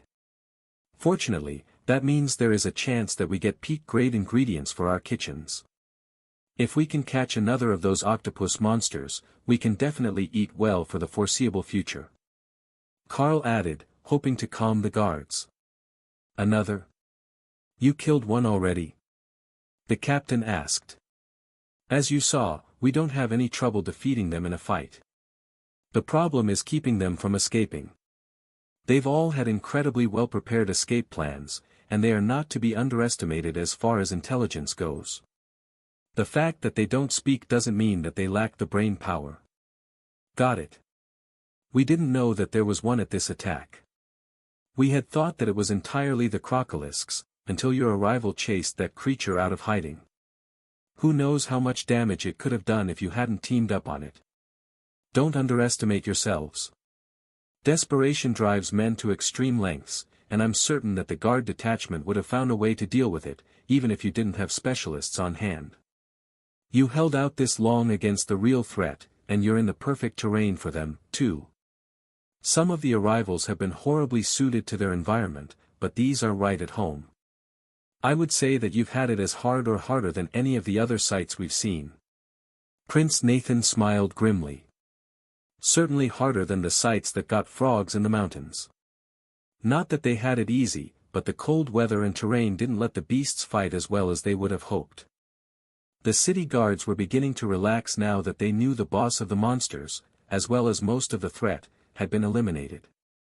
But it was not nearly enough. They were all still exhausted from days of being kept on edge, while Carl's group was freshly rested when the fight started, though some might have been a touch hungover. Why don't you all take a break, and we will watch the city for a few hours. We've got enough that we can spread out along the walls and watch for incoming fights. It might even lure out a few more of the beasts, though I suspect that with their leader gone, they will become less aggressive and more territorial. That's closer to their usual nature. Carl suggested. Prince Nathan frowned. Was that not supposed to be his line? Sure, they were at a border city, but it was still on the Gathuzan side of the border. These were his people, and it was his duty to care for them, while the Dark Light host didn't even have a branch office on this island. I will call for a regiment to relieve the city guard. The attacks are dying down now, and I am certain that Father can spare at least one force to relieve the city guard here for a few days while they recover. He insisted. The guards looked overjoyed at that news, and immediately started to spread the good news that they were going to be relieved, and could finally sleep. Not just a nap between shifts, but proper sleep, all night long. If the army takes some time to get here, my team can help watch the city. Lady Ray is happy to scout for fresh sources of leather approaching the walls, and if we give her a coffee and a cupcake, I'm certain that Sister Lotus will take over the arduous task of greeting everyone who wants to pass through this gate. Lotus laughed at the thought. Of course she would take over gate guard duty. Everyone here was so nice, and they even brought her snacks as a reward for healing. They knew what nature priestesses liked. Are you sure that it's not too much trouble? It will probably be at least 4 hours before a team will get here. Prince Nathan replied. Ray wrapped a companionable arm around his shoulders. My dear prince. Of course it's not a problem. Looking out for the little guy is what we do. Besides, I'm not nearly as well stocked with crocolisk leather as I had hoped to be. They're surprisingly difficult to come by, and now that I've announced to the other tailors that I have some, I'm swamped with orders. Nathan nodded slowly. And just how many tailors does the Dark Light host have? Well, I would say about 50, if you include the spiders who specialize in actually making silk. But the tailors are higher in number, while being only a small portion of the actual revenue source. They're mostly to keep everyone properly dressed, with a side of fashion for sale. Ray explained. And there are other crafts, right? You did have all those accessories for sale. Ray smiled. Oh, we've got all sorts. Blacksmiths, runecrafters, alchemists, mystic cooks, sculptors. If it involves making things, we've probably got someone working on gaining the skill. That sounds very different from what I have heard about the Dark Light host. The Dragon Prince informed her. It's best to keep them guessing. You should know that we're a very chaos-friendly guild. We might show up to rescue your city with an invincible combat team, we might steal your girl and make her mythic rank lingerie and a custom wedding ring. The prince and the guards tried and failed to restrain their laughter, but deep down, they knew that Ray wasn't kidding. They just didn't understand that when she said that she would steal your girl, she meant it in the most literal way. As in, literally take her, willing or not. One of the other shadow dragons tossed a caramel candy at Lotus and laughed. If there is a more chaos-attuned guild in the world than the Dark Light host, I would be surprised. I heard from the grapevine that the only reason your guild doesn't hold open markets in every major city is because there is a membership cap, and you can't get any more crafters. Ray rolled her eyes. I'm sure we could work around that. The problem is that immortal Regent Azoth gets all cranky when we come up with the best ideas. The prince almost choked at the annoyed and irreverent tone that Ray used to speak of the immortal regent. The man had been a living legend guiding the Dragon Isles for at least 2 resurgences now. But the spider did not care at all, and only saw his interference as a way to ruin her fun. Send the guards home, we will take over protection duties. Gentlemen, you can stay in dragon form if you prefer. It will help the city see that someone is on the walls looking out for them. Prince Nathan insisted, pulling them back on topic. We will take this wall, Carl and Dana can take the other side so that everyone is between one of the 2 beast groups. Kara suggested. That would give Carl and Dana a bit of privacy if nothing happened, but it would also let her nap on top of Thor's head while Ray hunted. It was a brilliant plan.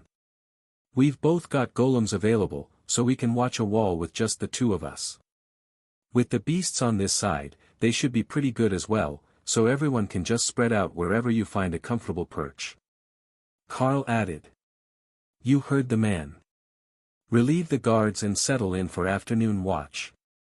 I will try to get the army here as fast as I can. Just in time. I can sense Crocs beginning to move. Ray mentally whispered, half a second before she vanished on a hunting trip. Carl led Dana to the far wall of the city as the team spread out, replacing the guards, who were eagerly awaiting their relief teams, though they all looked half dead. Sometimes in the literal sense. They had been healed, but Carl saw that many had damaged auras, marking damage to their life force or possibly their minds after the battle. They were mostly overlords and totems, so a prolonged fight against monsters above their rank had been more than they could take, and now all that they wanted was to hide in bed for a week and forget it had ever happened. That was perfect for Carl and Dana, as it let them send out the Dark Elven Kings to patrol the wall, while the lesser golems and the epic guards assisted. There was nobody else along that side of town until a few more dragons arrived to settle in for a rest, so they could spend a bit of quality time together, just relaxing with nothing to do but wait and laugh at Ray's mental narrative as she hunted crocolisks. 1 croc, 2 croc. Red croc, blue croc. She sang as she made her way through the swamp. Oh, look at that one, the patterning, those muscles. What an absolute beauty. I'm going to grab its tail. For a moment, Carl wondered if the stress had finally gotten to her, then realized that she was quoting a television show from the Golden Dragon Nation. But she did still grab its tail. There weren't many crocolisks left in the area, they had spread out, or had gone into hiding when their master was killed. But she was still finding enough to keep her busy, and to keep the city clear. However, Carl's group were the only ones aware that not everyone from the team was on the wall, and the rest of them simply thought that there were no further attacks by the crocolisks after the main battle ended. They couldn't see the threat, and they didn't have Kara using chaotic foresight, to try to guess where the next challenger would appear. She had horrible accuracy, and most of her visions were of other continents or other centuries. But every now and then she would see things happening around them. Ray just had to watch the sense of the others, and when their thoughts registered a threat, she could shadow step to the location and hunt it. That greatly increased her hunting efficiency with the team spread to both sides of the city, but it was a shame that Carl was in cat demon form and not in dragon form, where he would be large enough to see further. His priorities were all wrong, and he was just cuddling with his Dana mage instead of helping her hunt. I can see far enough. I'm looking in the right direction. Carl countered. But you're not even paying attention. How are you supposed to give good warnings? Carl pulled Dana onto his lap, facing him. Fine, now I'm more focused on the appropriate direction. Ray laughed at his loophole attempt. Now he was paying very little attention to the battlefield at all. Especially after Dana started to kiss at his neck. But she could hear the updates from the Dark Elven Kings to Carl, and they were actually eager to see the Crocolisks continue the attack, so they were paying close attention to anything that moved in the distance. However, it was Dana that noticed when the army reinforcements arrived, as they opened a portal in the middle of town and marched 50 mythic rank warriors through, with a pair of clerics taking up the rear of the convoy. You can get your hands out of my shirt now. The army is here to take over our position. She whispered in Carl's ear, taking advantage of the sensitivity of the enhanced form. Good plan. There are far better places to put my hands. But first, I suppose that we should find a room. It's only polite, after all. Dana laughed as she wrapped her legs around his waist. Carry me over to the reinforcements. The elves can watch the wall for the last few minutes before we switch shifts. The commander of the relief force laughed as he saw a large cat demon step through a portal with a fox-eared girl wrapped around his waist. They seemed much less concerned about danger than he had been led to believe should be the case for the area, but in most cases that confidence came from a level of lethality that was far beyond whatever the threat was. You must be the avatar of the world dragon. The palace steward said that we would meet one named Carl here. The commander announced.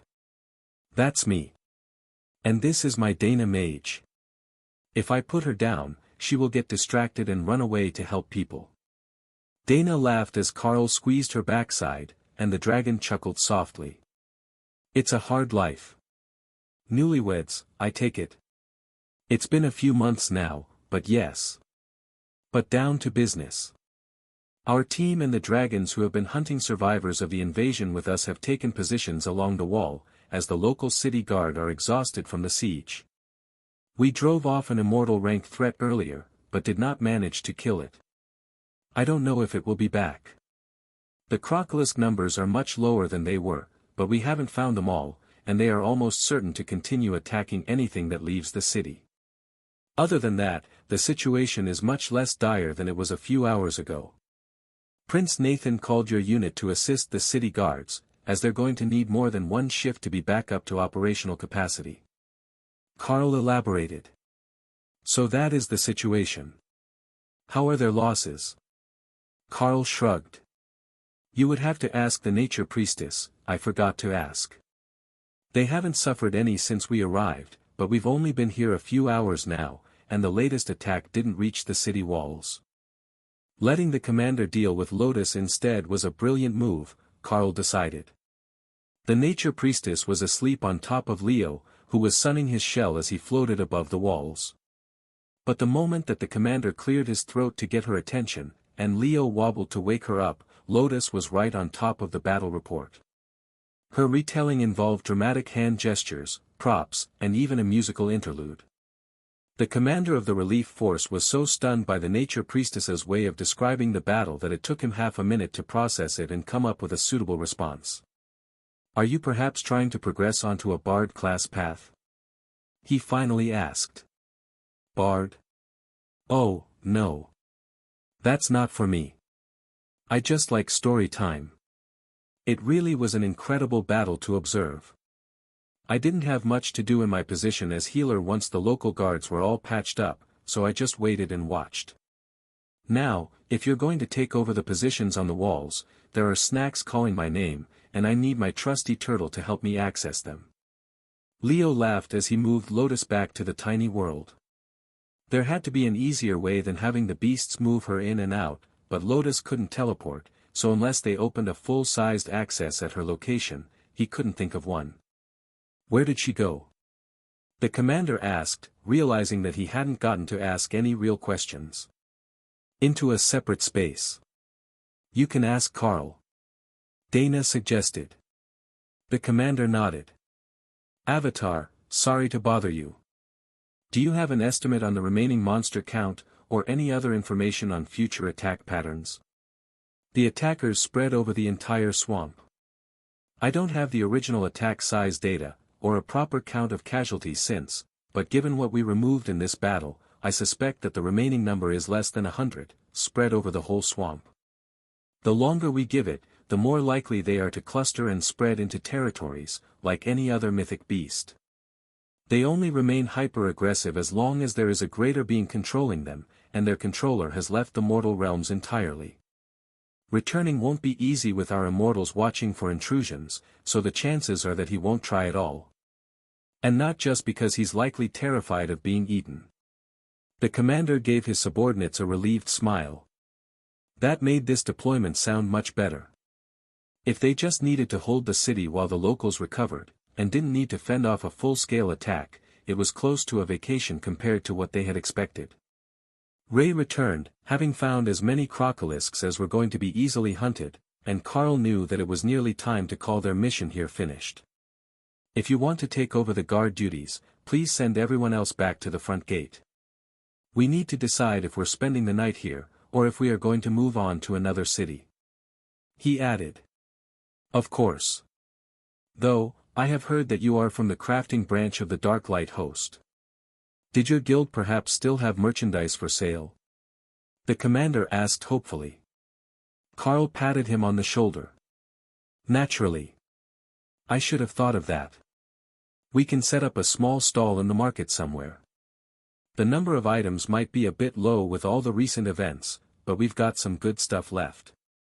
A young man rushed over and eagerly grabbed Carl's hands with a reverent look that made Dana giggle. No giving my husband the puppy eyes. She chided, which made the young man blush. Not like that, not like that. I'm the curator of the library, and I am told that the Darklight host sells skill books. Do you have any? Our library is a small one, and we don't get copies of all the new stuff that the big central libraries run by totems and myths do. The young blue dragon pleaded. Of course, we have skill books. We've got inscriptionists in our team. If they're for a blue dragon library, we could even loan you a few to copy and return, instead of blowing your budget buying them. Carl offered. The dragon made a most undignified happy squeal, and Dana sighed. Come with me, I have copies of the books that you want. Carl, you can take care of the booth along with Ray and Remy. Carl let her carefully peel the librarian off him. Of course. I will make sure that everyone gets what they need before they head to the walls to relieve our team. And the locals, of course. We've got much more for overlords than we do for totems and myths. That high-end gear has seen overwhelming demand, and we have limited numbers of craftsmen that powerful. The commander laughed. Having more than one is already more than most crafting guilds can claim. But I get what you're saying. Most of what we need is not combat gear, it is support, function, and healing. We have dungeons to gear our mythic members from, even if it's not as well optimized as what you can likely create. If that's the case, we've got a wonderful stock. We've also got a fine selection of ladies' fashion, in case you want to send a gift home. The commander sighed. I can already feel my account balance beginning to cry. You just had to mention fashion, didn't you? Carl shrugged. We have an entire team devoted to it. What can I say, it sells very well, and we've got everything from casual wear to fancy gowns, bags, shoes, even stylish armor for the ladies. We started our crafting guild house in Drod, and the obsession demons are incredibly fashionable, less likely to spend their whole day in simple robes than the dragons are. The commander laughed, and looked around the area, where half the locals were wearing simple robes and pants in their patron deity's colors. It was their usual casual wear. Don't worry, we have a full selection of colors, so you can keep honoring your patron, but with more flair. Ray informed them. Today would be another good sales day. Carl was highly satisfied with the turnout once they set up their stall in what appeared to be an empty former furniture store. There were still pricing signs for sofas and beds hung on the walls, but the store itself was empty, so Carl had set out cabinets from the guild storage to create a proper store for customers to come visit. You know we're only here for the day, right? Prince Nathan asked as Carl finished decorating. It will all clean up in seconds, since I'm just putting it back in inventory. They don't have an open-air market here, apparently, and this is what they found for us to set up shop. We will just sell what the locals need for a few hours, and then call it a night. One fight a day, cleaning up the leftover monsters across the islands, should be more than enough work for the king to accept that we're not slacking. Carl joked. Prince Nathan laughed. If one major battle a day was the standard for not slacking, what was the rest of the world doing? Was that not called overworking yourself? But he didn't say that out loud. Instead, he took a moment to consider what the motivation behind the Dark Light host wanting to fight so much and in so many places might be. Some of the answer was obviously to get materials for their crafting, and that was an honorable enough endeavor. However, he didn't think that was the primary reason. Do you always fight that much? He asked carefully. Well, not all of us. I have to spend most of my time crafting or meeting with people. However, Lady Ray certainly loves to be a dungeon, and every raid team needs golem mages and healers, so it's a bit hard for the ladies to escape. Carl agreed. Plus, they're a little bit bloodthirsty. Thor and I, we're the peaceful and gentle ones, you see. The ladies are the ones to watch out for. Even Lotus. Don't underestimate the level of ferocity that a tiny green dragon priestess can exhibit if someone steals her snacks or her cuddle bear. Remy laughed, while Prince Nathan looked bemused. She still sleeps with a stuffed toy. No, her cuddle bear is her girlfriend Ophelia. The Werbear Berserker. I believe that you met her earlier. Nathan nodded. I see now. He didn't. But 2 seconds later, he did. And the expression of realization that he made was enough to make Ray laugh out loud. Let's call in the shoppers so that they don't cry at the delay. I've got everything that we need on display, and in a full array of color themes. Remy had an assortment of potions out as well, but Carl was somewhat limited in what he could put out, as they didn't have much mythic gear to begin with, and the last stop had purchased everything that he put out. He was really going to have to take some time to make more.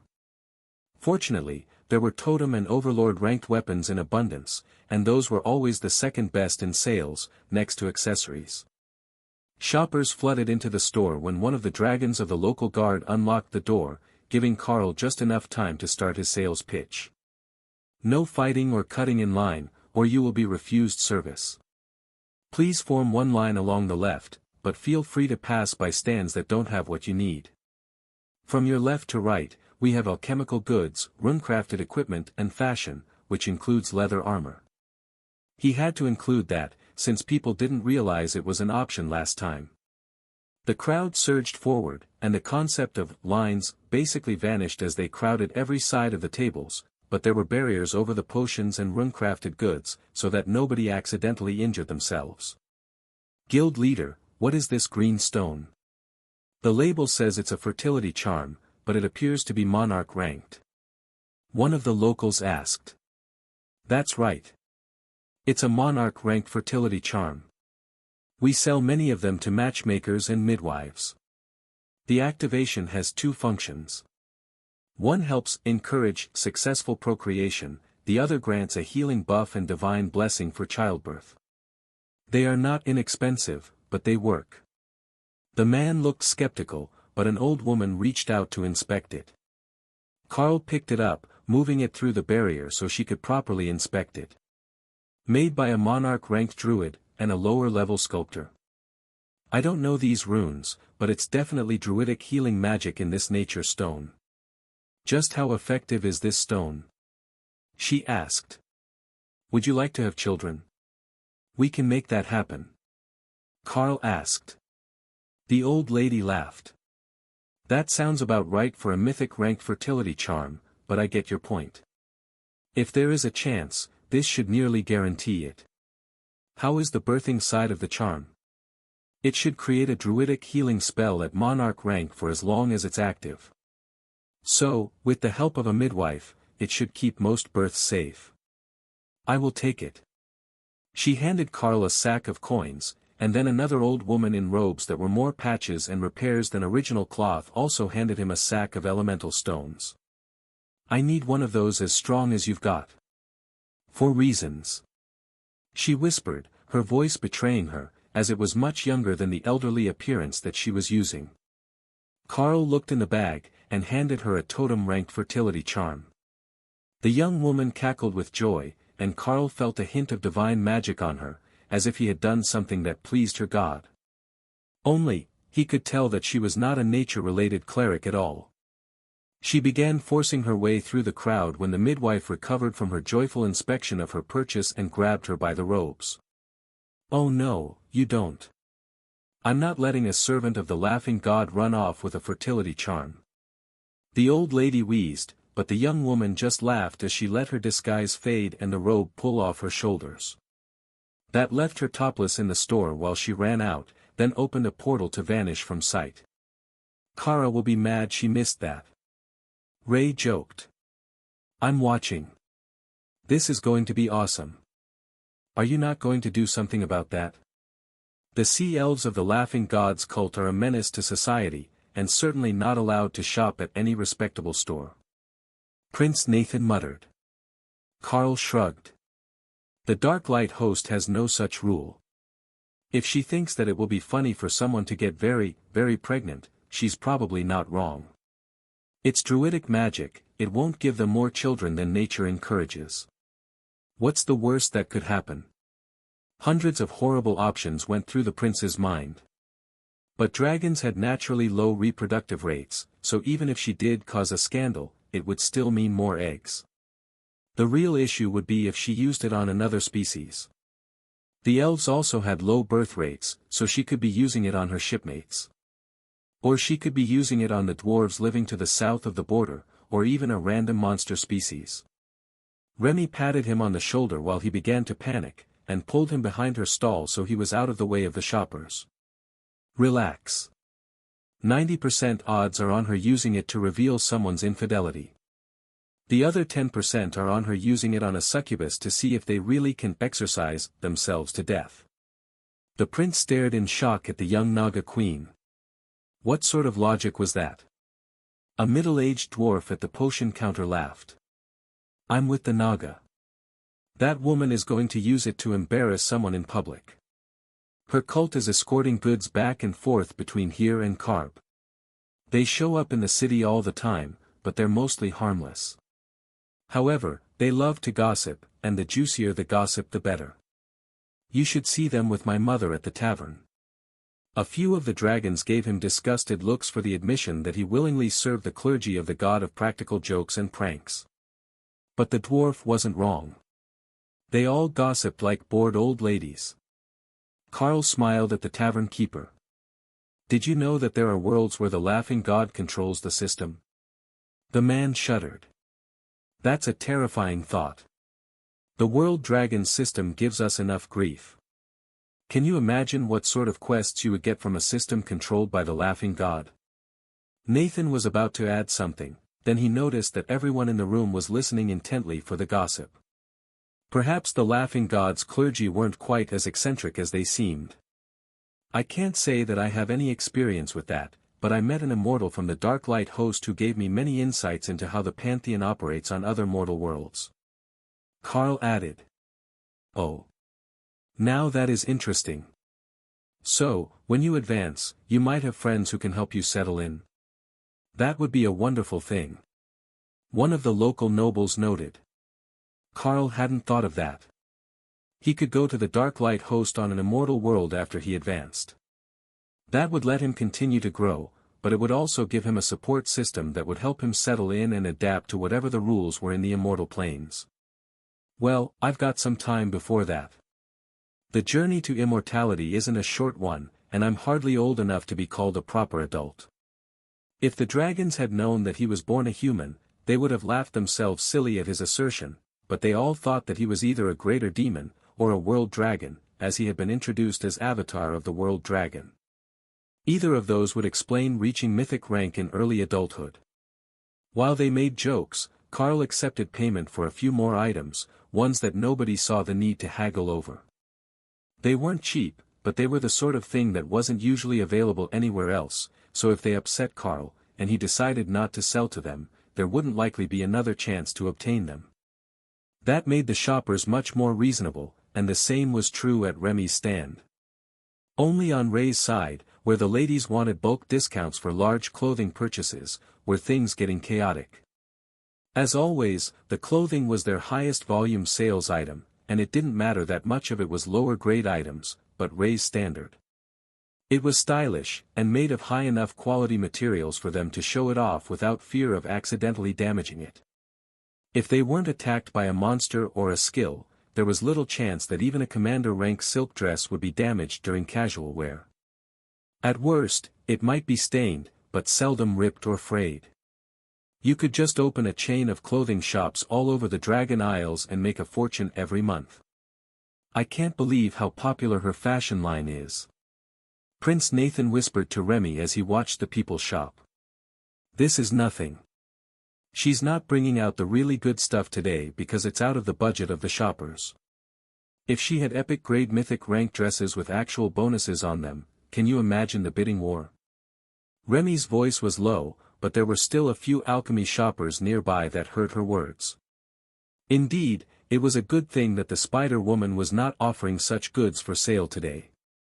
There might actually be a riot here in Byrad, where true luxury goods were rare, and the high fashions of the capital were things from magazines, not daily life. Then, the dwarves discovered the hair regrowth serum.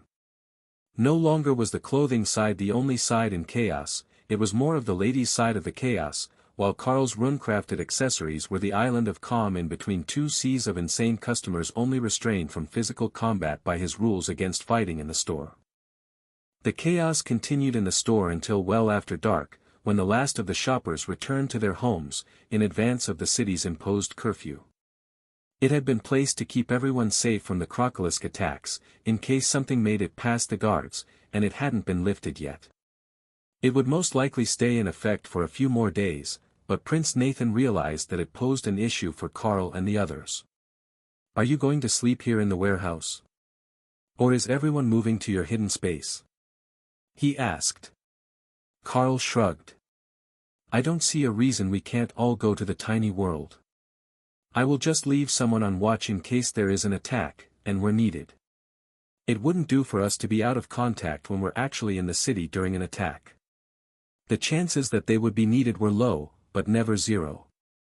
At least not with Carl's luck. The other dragons of their traveling group, who hadn't gotten to experience the tiny world the night before when the prince was evacuated for his safety, waited impatiently to see what sort of hidden space Carl had obtained. Remy was even more eager than they were. The tiny world always shocked people when they first saw it. Especially dragons, who couldn't fathom a hidden space so large that they could comfortably fly around or sun themselves on a mountain face. Carl opened a portal to the tiny world, which was already well past dark, as he had synced the time zones to Drod, but the dragons would be able to see well enough in the dark.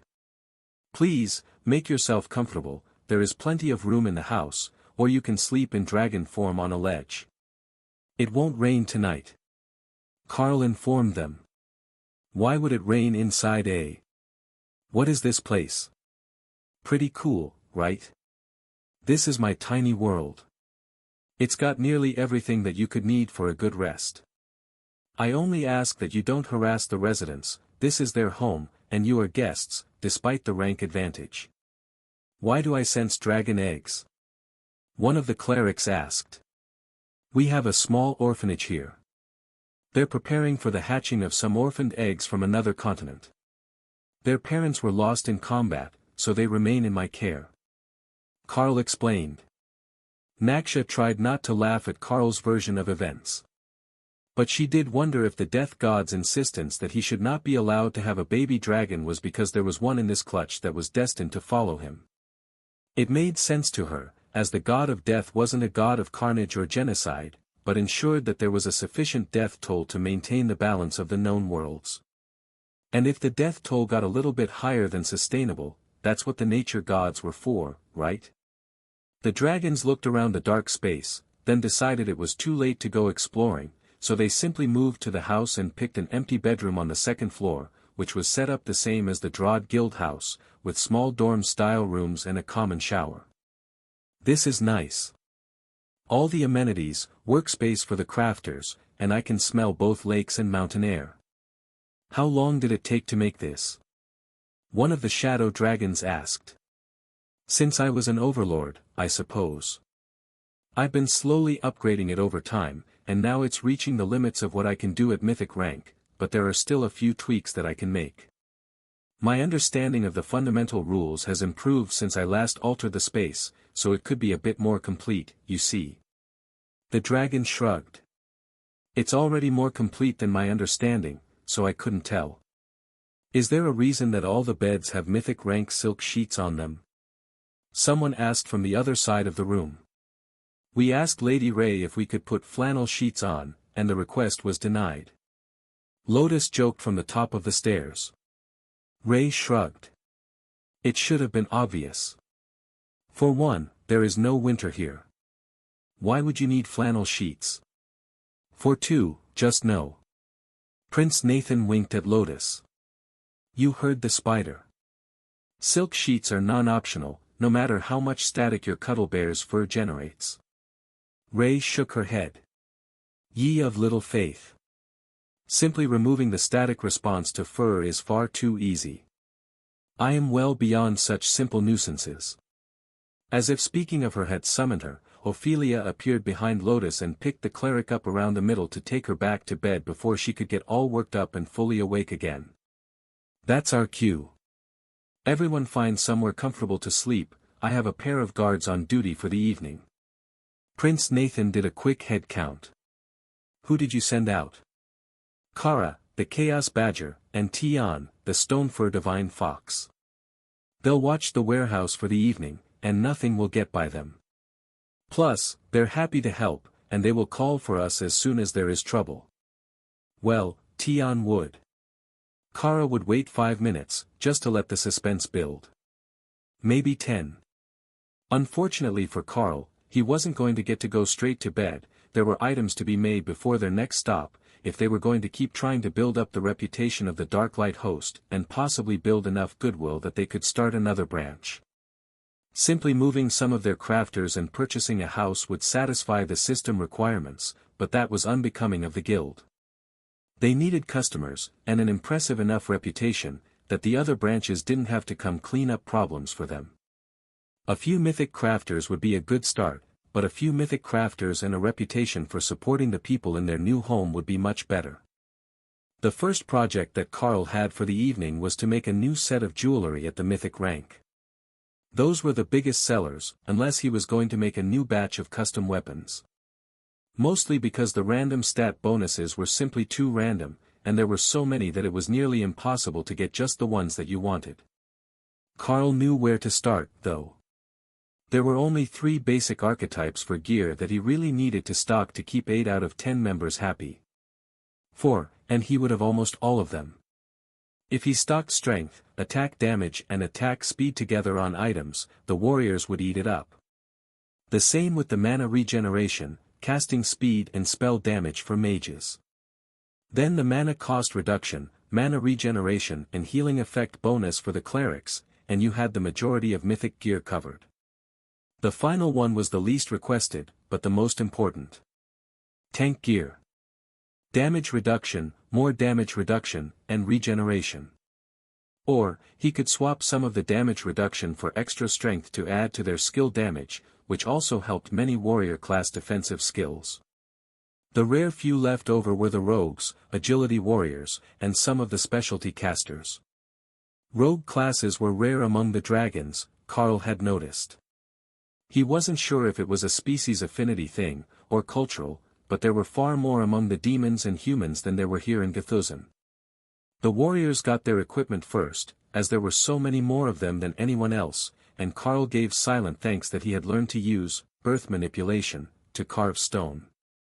This way, he didn't have to write everything by hand once he knew that the layout was going to work, he just had to use the spell to carve it as he added the mana, and then finalize the runecrafting to complete the item. It was still a tiring process, but it was significantly faster than the old method, and he could make 2 or more items an hour, depending on the complexity. 5 items an hour that night, as he was going for the simple and direct route, with no added spell effects, which were 10 times as many runes as simply adding the stat bonuses. Only when he was sure that he had enough for their next stop did Carl slow down and make a few specialty items with a spell effect on them. Limited invulnerability, for some of the tank items, as the skill was rare. And, unholy corrosion, on a few mage items, to give lingering damage over time that was immune to holy element healing. They were dirty and brutal bonuses, but having 2 of each would let him sell one and offer another if the right person happened to be desperate for it. There was no better way to make new allies than to have the things that they needed. And alliances could quickly turn into friendships, under the right conditions. Carl worked late into the night, and then curled up on his bed with Dana, waiting for either the morning light to wake them, or someone to call about an attack. In the end, it was neither. The smell of Lotus making breakfast was what woke them up, and then when they opened the soundproof door, the noise of dozens of excited dragons eager to explore the tiny world after sampling whatever the green dragon priestess was making. Mystic cooking and dragons were inseparable. As soon as you started, the lure of magic and food together would inevitably draw them to you. So, it was no shock to see that the kitchen and main floor dining room were packed. Ladies and gentlemen, good morning. I will head out after breakfast to speak with the city guards and the relief force, but you are all free to explore the tiny world at your leisure. If you wish to remain here all day, that is also fine. I can call everyone out once we reach our next stop. Carl announced. Really? You can just travel with a whole army of dragons tucked away? One of the clerics asked. Well, it is a separate space, there's really no reason why I couldn't. In fact, having more people here is good for the environment. Dragons radiate magic just by existing, and that helps balance and grow the ecosystem. In that case, we will accept your kindness. This place seems to be quite luxurious, and the mana density here is perfect for meditation and growth. The dragons all indicated their agreement, except for Prince Nathan, who was clearly obsessed with the concept of a raspberry chocolate chip pancake. Lotus had offered it to him with both syrup and caramel, and the plate of sweet and fruity breakfast had his full attention. At least, it did until he realized that as the prince, he needed to tell the guards that he was leaving so that they could take over command. They had arrived on his orders, and they would remain here on them as well, unless he gave them permission to leave when the area was secure and the city guards had recovered. But that was a problem for after breakfast Nathan. Hungry Nathan was certain such issues could wait. The others couldn't help but admire his dedication, but once they tried the food, Lotus' favorite breakfast option, they too were hooked. And that would be unfortunate for them because raspberries were not native to Gethuzan. Carl finished his meal and stood to leave the tiny world. I will let you all finish, but I need to go make sure that Kara and Tian haven't fallen asleep or run off to do something fun. Hey, I wouldn't slack off on my duties like that. Even if Kara told you that there were fluffy foxkin girls in need of moral support while they stood watch for the night. Well, that's what I thought. You're still a young fox, not wise enough to the ways of the Kara. But if you're still in the warehouse, it's fine. We're actually across the street, there is a vendor selling breakfast sandwiches. Ones with egg and carrot and cabbage. It's so weird, but somehow tasty. And that proved that the fox could be talked into nearly anything if you did it right. When Carl left the tiny world, he found that there was a pair of city guards waiting outside the empty store, waiting for him to appear. They clearly hadn't noticed that Kara and Tian had been watching the area for the night. But that mystery was quickly solved when Carl realized that the two were in beast form for most of the evening, and only Kara had transformed to get breakfast, so that Tian could use the patented puppy eyes to get them a discount. Not that they were short on money, Kara just didn't believe in paying full price for anything if she could avoid it. Guild leader, good morning. Will the others be along soon? The guard asked. A few of them. The others intend to travel in the separate space for the day. What is the situation around the city? Stable. There were a few crocolisks sighted and eliminated during the evening, but no concerted attacks. Most of the city guard have recovered enough to resume their shifts on the walls, but the commander is advising that we remain on station for at least 72 hours, with additional time if there are deployments necessary. Carl nodded. All right, the prince will be out in a few minutes, and he will confirm all the orders and deployments for your unit. I don't see any issue with your timeline, but he might have some insight that I do not. Where is your group planning to go next? We heard that you are just passing through on tour to eliminate the remaining beasts from the invasion. I'm not entirely certain yet. However, the closest options would be Narukthar in Zindab, or Brau, southwest of here still in Gathuzan. Both are on this map as having an invasion that wasn't completely contained, so they should both be options for today's mission. Do you have more information than the sheet does? The guard shook his head. Not much. I know that the attack in Narukthar was responded to by the Dark Lady, but wasn't completely contained because she was called away to another attack. But other than that, I don't know much more than what's on the documents. I was busy up to the north during the initial wave of attacks. I was originally stationed at a road safety stop, but we were all recalled after the attack. The roads in this region are all closed anyhow, and the farms have been evacuated. It sounds like things will take some time to get back to normal, even with the majority of the crocolisks gone. Carl noted, but the guard just shrugged. Not much gets farmed out here anyhow. Mostly magical herbs from the swamps, but those are still being picked, just at a slower pace. The farm teams that they've still got are just going out during the day to go get them. It might not be as efficient, but it's still getting enough of them into town to keep most of the shops supplied, and that's what really matters. Alright, as long as you think that the city will be able to keep things operational after we leave. It's not impossible for us to hang around an extra day and keep fighting, but it would be better if we went somewhere that needs such a large force to deal with a major infestation. The relief unit soldier chuckled. An infestation is a good word for what it is. An invasive species infestation. The other dragon, who had been silent until now, nodded with his chin towards something across the street.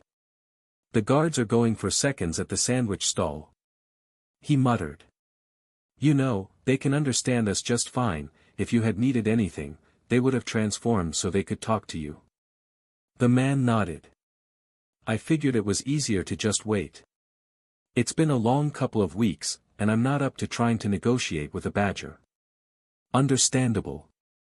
When she has to keep watch for the night, she tends to get bored, even if she has someone to keep her company.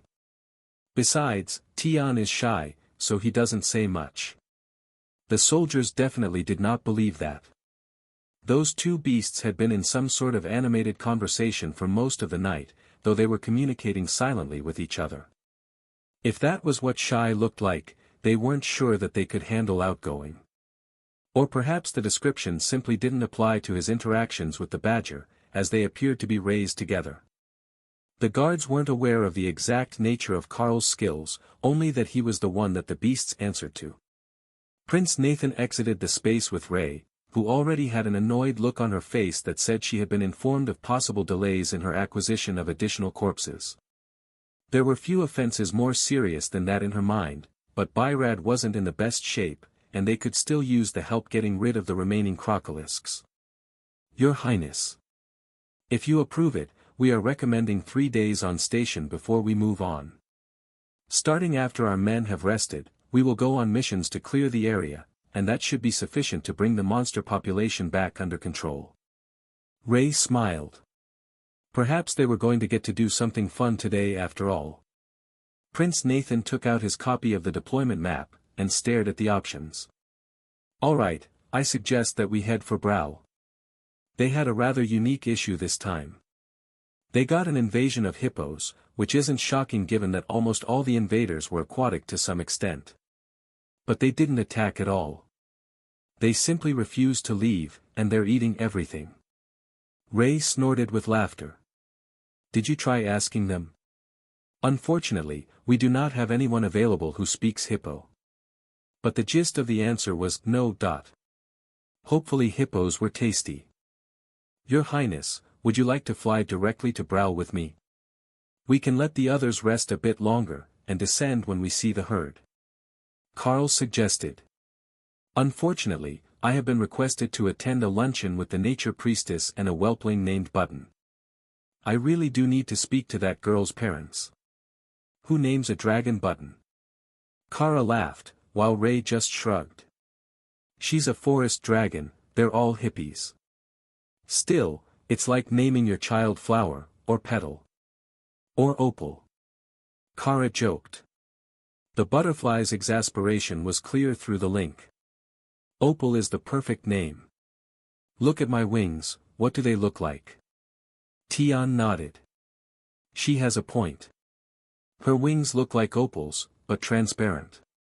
Plus, she's Carl's daughter, so Opal Carlsdaughter is the perfect name for her. Wait, does that make me Tian Carlson? Do I actually need two names? Pretty sure it's optional. I don't use one, Thor doesn't use one. Ray picked one of her own. Kara informed him. Oh, that's a relief. The two just didn't go together. Well, if you're going to a luncheon, I will let the beasts return to their space, and I will make the flight alone. That might actually be an advantage, as I will more easily be able to sneak up on the monsters than a whole wing of dragons. Carl decided. You know that you're huge, right? A mythic world dragon isn't sneaking up on anything capable of looking up. Hey, I'm capable of being stealthy. I can transform into a Tengu and fly. Carl countered. He could also fly in cat demon form, but that was an entirely different skill. Prince Nathan sighed. Whatever you think is best. It's a cloudy day, so you could likely get away with staying a dragon, as long as you have a way to see through the cloud cover. That I do. If there are mythic beasts beneath me, I won't miss them, no matter how high I am flying. Go ahead and attend your luncheon, I will call for everyone when I am there. Ray took the prince back to the tiny world, while Kara and Tian finished their breakfast, then switched locations to get a second breakfast out of Lotus. It really was worth taking the night watch sometimes. The pair of dragons shook their heads in dismay. What a pair. That little fox is so young, but the amount of holy magic that he radiates is astounding. He's growing exceptionally well, I agree. I just worry that his power is getting ahead of his body. He's still only half grown, but he's so far through the mythic rank. The Stonefur Divine Fox isn't meant to reach the peak of mythic rank until they are adults. Carl agreed. The dragon shrugged. It's the same with prodigies in the dragon species. They grow faster in power than they rightfully should, but it won't harm them. They eventually reach a bottleneck and their growth slows until their body can keep up. But really, Carl was more concerned about what would happen when someone reached the immortal rank. Both Ray and Kara had complete, or close to complete, understandings of a fundamental rule. If their bodies reached the bottleneck, it was entirely possible that they would trigger the immortal rank tribulation without warning. Good luck, gentlemen, I will head out as soon as I reach the edge of the city. Carl offered. Not going to just fly from here. Carl shrugged. I could fly up and then transform, but there isn't space for me to shift into dragon form in the street. The pair nodded, assuming that his cat demon form was a disguise to hide his true age, and turned to follow him to the edge of the city. I hear that the Dark Light host is intending to make friends all over the Western Islands this trip. Any particular reason? Now they were on to the important questions, once they could make them sound more like idle chat than an interrogation. We were thinking of having a new branch house founded by some of our higher-ranked craftsmen. If we transferred a few totems and a myth to a new guild house, they could establish a presence on the Western Islands for trade, and recruit more craftsmen. Our Drod guild house is getting quite full, you see, and Xylaz isn't a true guild house, just an alliance house that doesn't grant additional members, even if it allows guild bank access from a greater distance. Carl explained. That would certainly be a welcome change for whatever city you set up in. We've seen what your craftsmen are capable of, and we would welcome them anywhere in Gthuzan. Carl nodded. I thought as much. Mostly, the decision will be on the craftsmen that we transfer, but I have a few places in Gthuzan that I would recommend that they consider. Who knows, if our next stop is an interesting one, it might also be a spot for them to consider. The soldiers laughed. That is if you can convince the hippos to go away. That one was the strangest invasion ever, but the damage they're doing to the plant life while trying to get enough sustenance for such large herbivores is really concerning the local guards. Not that they would trade it for the hippos assaulting their walls, but they still need to eat. Do they at least taste good? The dragon shrugged. You'll have to ask them. I think they've mostly been on a live and let live policy, so I'm not certain whether anyone has even tried it yet. Some of the mythic beasts are surprisingly tasty, though. The frog legs have been a huge hit everywhere that got them. That they were. Drod was loving them, as were the warriors from Xylaz who had come to help out during the battle. Even with a bounty on them, most had chosen to keep at least a few for themselves, just for the sake of stocking their guild's freezer. Carl flew west out of the city, gaining altitude so that he didn't scare anything on the ground. Not that there was much to see. After the invasion, the number of monsters in the region had been so high that everyone who could retreat to the safety of a walled city had done so, and they weren't particularly interested in hurrying back home to find out what the damages looked like. Especially not when the damages were done by something multiple ranks higher than themselves. Most of the rural areas were worked by dragonkin here, and while they were strong by the standard of the Golden Dragon Nation, nowhere in the Dragon Isles would call them that with a straight face. Royal-ranked adults were barely considered tolerable, after all. Brow was over 300 kilometers from Byrad, and up in the hills, but apparently the hippos didn't mind that they weren't right on the river. However, the further he flew, the more that Carl realized that the region was incredibly densely populated. There were a dozen cities with tens of thousands of people in them, and one looked to be close to 100,000 as he flew over. Surely, this region could have dealt with the hippos if they had wanted to. Their combined population was more than the capital, and Carl could sense that there were dozens of mythic dragons in each of the cities. But they hadn't. That was somewhat suspicious, as the people of Byrad had been clear that the hippos were eating everything that grew in the region where they had arrived, so the locals should have done something to take care of the issue. Bral should be the furthest west of this cluster of cities, according to the map, but it was not the change in population that told Carl he was in the right spot. It was the lack of vegetation. The hippos really had come through and eaten everything, pulling up plants by the roots in many spots and leaving little more than bare dirt. However, they were no longer next to the city, and he didn't see stragglers, so this must be some sort of herd animal, unlike the hippos that Carl knew from picture books.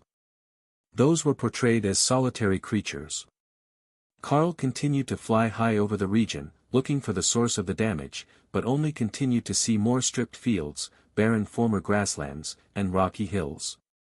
From this altitude, all he could see was a wave of destruction spreading west from Brow, but no sign of what caused it. No, there was an edge to the cloud of dust, and he could see trees to the northwest. So, that was where Carl flew next, looking for the actual hippos. As he got closer to the river, the glow of mythic rank souls became clear, and 1,000 creatures basking in the water marked the edge of the destruction. He had found them. But he had also found the reason that nobody was messing with them. The hippos weren't operating alone, they operated as a herd. With 1,000 of them in the same spot, it was suicide to attack them on the ground, and even a flight of dragons might not do much to them, depending on what sort of powers they had. That was something that he should determine before he went to talk to the others. Engaging this herd in the open would be a mess, and there had to be a good reason why nobody had tried. Especially when there used to be farms all over these hills before the hippos had passed through.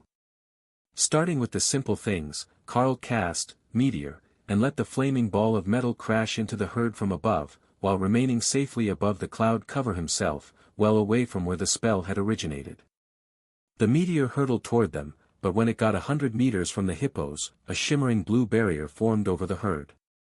They had a group water barrier effect that stacked into one impenetrable wall of power.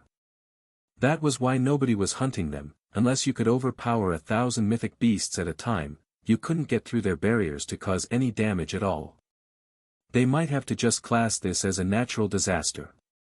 Technically, Carl and Kara could go down with Nullify and attack the hippos. They would most likely be able to poke holes in the barrier and take out individual group members. Or Carl transformed into Tengu form and flew down a few hundred meters from the herd. If he could isolate some, it would be easy enough to eliminate them once they were out of the barrier. His plan was to walk a bit closer until they got curious, and see if he could lure some of them away from the herd without alerting the group. Then, he noticed something strange. The grass around the river had been pulled up, like the grass everywhere else, but it was already growing back. The closer to the water, and to the herd, the faster that the plant life was regrowing. Had they pulled up everything trying to get water? Because from what he could see, now that they had it, the herd had stopped, as had the rampant property damage. This territory might be hippo territory now, but from what he could tell, there might not be any need for them to keep moving. If their appetite wasn't extreme, then in a few weeks this whole area would be regrown, and they could just stay by the river and feed. Bringing magical beasts out of their native territory for an attack left many of them in poor conditions, and the immortal beasts hadn't cared where they had dropped anything, other than the creatures that could only survive in water. If he had to guess, the plan was to push this herd through a dozen cities before they reached the swamps, where they would be happy.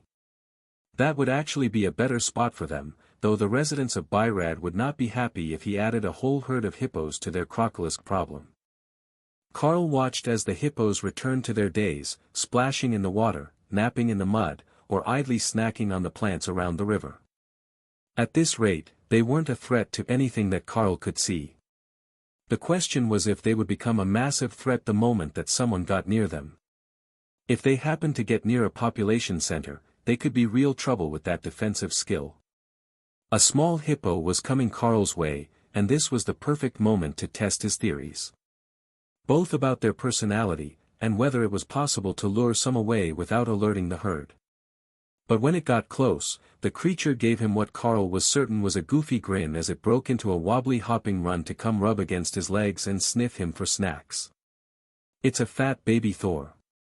Ray laughed. "With water magic." Hawk agreed. Carl rubbed the creature's head, and it made a happy noise that alerted other small hippos, who also came over. That alerted the herd, which answered Carl's question. One could be lured away, but if something happened to it, or if more than one or two were lured away, the herd would get defensive. They didn't have their barrier up, but there was a whole group of adult hippos watching now, and they didn't look nearly as happy. "You should bring out Lotus," Kara suggested. That was actually a brilliant idea. She had the perfect skill for this situation. If not friend, why friend-shaped, was custom-made for meeting new species. Kara brought the priestess out, and Lotus gave a happy squeal that almost perfectly matched the baby hippos before pulling one into a hug around its thick neck. "We can't be hunting these things, right? They're so cute," she pleaded. "No, we're not going to hunt these. We're going to tell the others what I found, and then we're going to inform the people of Brow. The hippos are happy here at the river for now, and they're not aggressively hostile, though they are territorial. Can I keep it?" Carl was about to shut Lotus down out of habit, then he actually considered it. Was there any harm to borrowing a few to keep in the tiny world? They had plenty of food, plenty of water. The question was whether they could safely separate any of them from the herd because he was quite sure that it wouldn't be wise to bring the entire herd. "You'll have to ask its mother if you want to keep a baby hippo," he offered instead. She had a skill that should keep them from attacking her, and he could rescue her if she set them off. Lotus' face shifted to pure determination, and Carl saw the elder hippos give what looked like an amused huff. "Wait. Can you understand us?" he asked, looking directly at the large female. The hippo nodded. "Can the green dragon priestess have a baby hippo?" The creature gave him a look as if to say, "Why are you asking me stupid questions?" Obviously not, and Lotus shifted to her best pleading effort. "What about an orphan? One without a mother? I will take wonderful care of it in your place." The hippo shook her head and called the little ones back, which brought Lotus to her, as she was draped across the back of one. The mother hippo shook her head, while Lotus tried pleading from a shorter distance, then gave up and went to play in the water with the little ones. The mother hippo gave Carl an exasperated look, but he just shrugged at it. Lotus was their problem now. "Ray, can you explain the situation to the others? Let them know that the hippos can understand us, and that the whole damage situation was because they're a water element beast that was left in the grasslands. Now that they're along the water, they're basically fine. I will come to talk to the prince in the tiny world in an hour or so when Lotus starts to get tired. I'm on it. The dragons say that they don't want to mess with 1,000 mythic creatures who can share defensive spells anyhow. Smart dragons. The baby hippos didn't last as long as Lotus did. Half an hour later, they were tired and ready to lay down along the shore, which Lotus didn't object to, but the mother hippo did. She used her flat-toothed mouth to pick Lotus up by her robes and carried her back to Carl, as if he was the guardian of this wayward priestess. "All right, I will send her back to clean up and rest. If your herd is happy here, I will tell the dragons not to bother you. But if you want a larger water area, there is a swamp region east of here, past a bunch of cities. 3 rivers run together, and the ground is saturated with water." Carl explained, knowing that the creature should understand, even if it couldn't answer. The hippo seemed to consider the offer, and Carl began to wonder if they actually liked grasslands and not swamps. Slowly it nodded, as if to say, "We will keep it in mind for later," and Carl took that as his cue to leave with a struggling Lotus dangling from his hand, eager to return to the baby hippos. "If you're good, I will let you come back and play with them later. First, you need to clean up, and I will hold a meeting with the dragons to explain the situation." Carl informed her, before unceremoniously dropping the priestess in the lake. Button laughed as her playmate arrived, and came splashing in after her, while the group of druids making lunch on the shore laughed and waved a greeting to Carl. "We will make extra so that there is lunch for the dragons as well. They're mostly napping up on the mountain right now, but we can send someone to go get them," one of the cooks offered. "No need. This is my tiny world, I can make my voice heard anywhere in the space. I'll just call them all to the lake shore for a luncheon meeting in 15 minutes. The last part, Carl broadcast, and the dragons began to rouse from their naps. They had been waiting for the fight to start. "Gentlemen and ladies, I have news. There will be no fight against the hippos today. They have a herd-wide unified water barrier, so unless we can overcome 1,000 of them at once, we won't be able to even get through it to harm them. However, they no longer appear to be a major threat. They tore up hundreds of square kilometers of grassland looking for water, but now that they're at the river, their innate magic is making the plants grow back faster than they're being eaten. As long as they don't get it in their heads to start attacking at random, they shouldn't be a major threat. However, I would write this territory off as theirs. It doesn't look heavily populated, and I don't see any signs of nearby cities, but someone should warn the king that they're here, and they're not easily injured." "Like lightning Saro?" one of the dragons asked. "If they could combine their lightning barriers into one huge barrier, yes." The dragons shared concerned looks. That did not sound like a normal sort of ability, so they had to be some sort of defensive herd animal from the immortal realm. Native to the immortal realm, that was. "Wait, we have a potential beast ranger with us. Do you think?" one of the cooks asked. "Only if they're totem rank or higher, because even the babies are mythic. Powerfully adorable. We had to physically remove Lotus from her chosen friend. The cook sighed. An invulnerable hippo would have been a perfect companion animal, but it was too strong to be bonded, as the power difference would tear the ranger's mind apart. That had been proven with some of the beast rangers in the first test group, when the university was doing the tests with Lightning Sarrow. Prince Nathan laughed at Lotus and Button, who were still playing in the water. I can see how it would be hard to separate her from a baby hippo. I take it that they're not innately aggressive. Not if they don't feel threatened, but they can also understand common. So, while they can't answer, they can pretty accurately gauge your intentions, and they're intelligent. That is wonderful news. They will control the other monsters, then. Which side of the cities are we on? You said they moved. Prince Nathan asked. Northwest of where we thought they were. I don't know the name of this river, but it's a good-sized one. The prince nodded. All right, I have a good idea. I will send a system message home so they know not to come picking fights with the hippos. The green dragons will be very sad. Carl smiled. If they have animal affinity skills, there's no reason that the green dragons have to stay away. Lotus has a skill for it, and they didn't attack her. But they also didn't attack me, and I have no formal skill for it. I do have an affinity for beasts, but not a skill like Lotus has.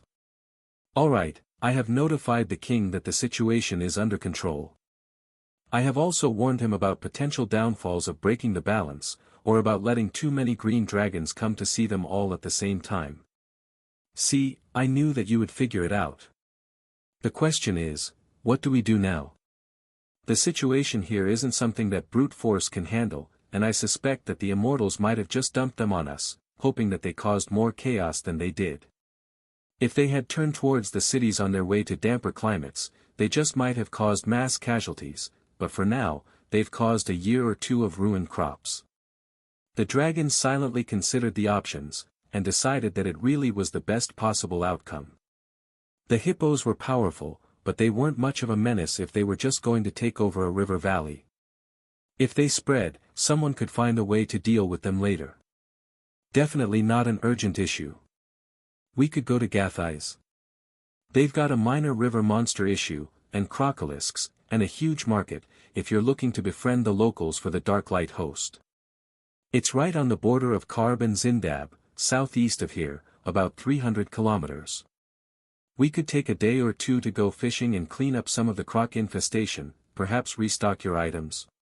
You have to be running low by now, right? One of the shadow dragons suggested. Carl nodded. Indeed. I made some, but I'm still low on supplies. We could use a few days to just make more gear. How is the power level in Gathai's? It's a mythic rank fishing resort town.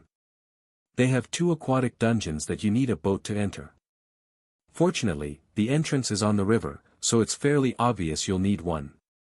Fish? We can hunt fish. Hawk suggested. That sounds tasty. Tion agreed. Do you think that hippos like fish? Lotus asked. I think that they mostly eat plants. But I'm not a hippo expert. Ophelia wrapped her arms around the soaking wet priestess, who had just walked out of the lake. We're keeping you in here. No more harassing the baby hippos, you're stressing their mother out. But, so cute.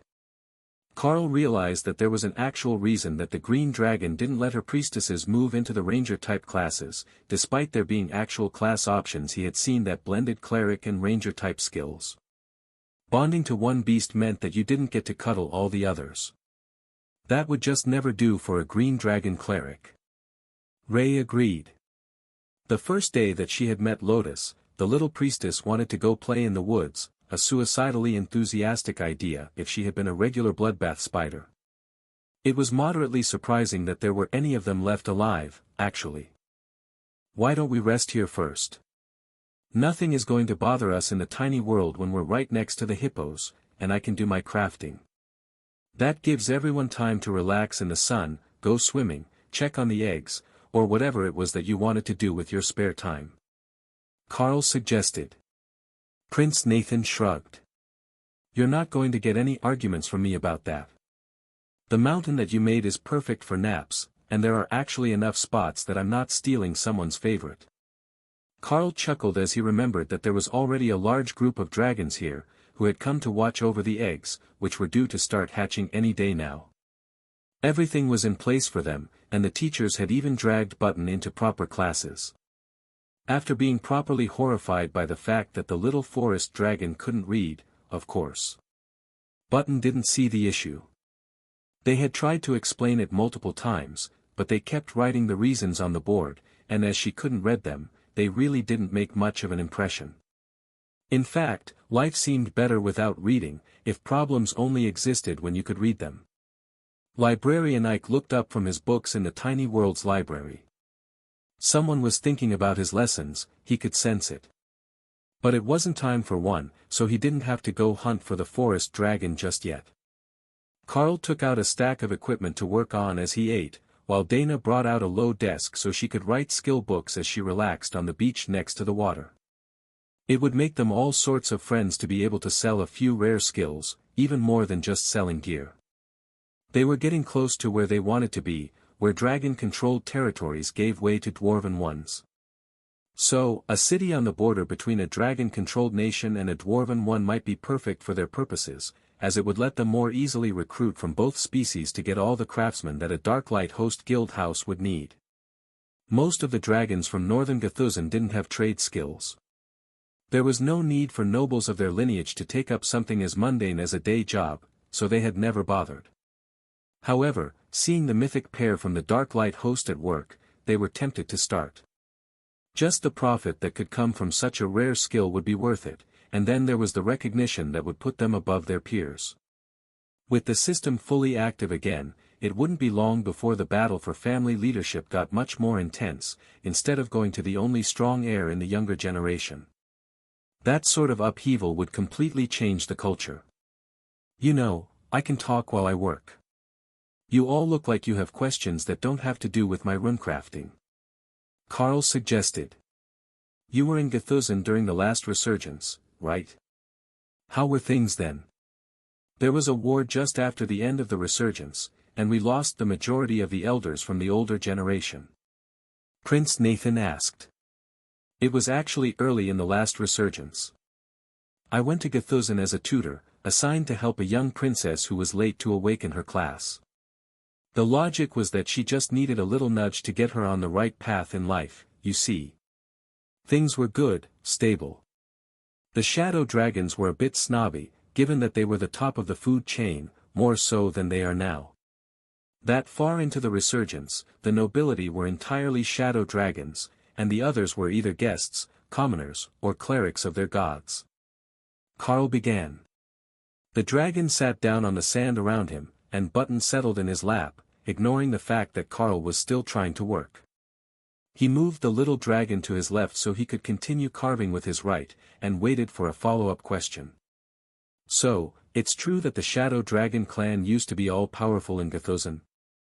That's startling. While they were the entire nobility, they weren't quite all-powerful. There were plenty of other powerful dragons in the world at the time, and I'm told that the queen who took the throne just after I left gained immortality. Oh, to have lived in those glory days. Prince Nathan sighed. Carl laughed. You know, it wasn't all that it might seem. Sure, the shadow dragons were powerful, politically. But that meant that everything was a competition among the families. Nobody inherited anything that they weren't willing to kill to earn. Even while I was there was a bombing in the palace. A princess that had been born at ascended rank was showing too much promise, and it threatened the queen, who was about to become the queen dowager. Though, she wasn't the crown prince's mother.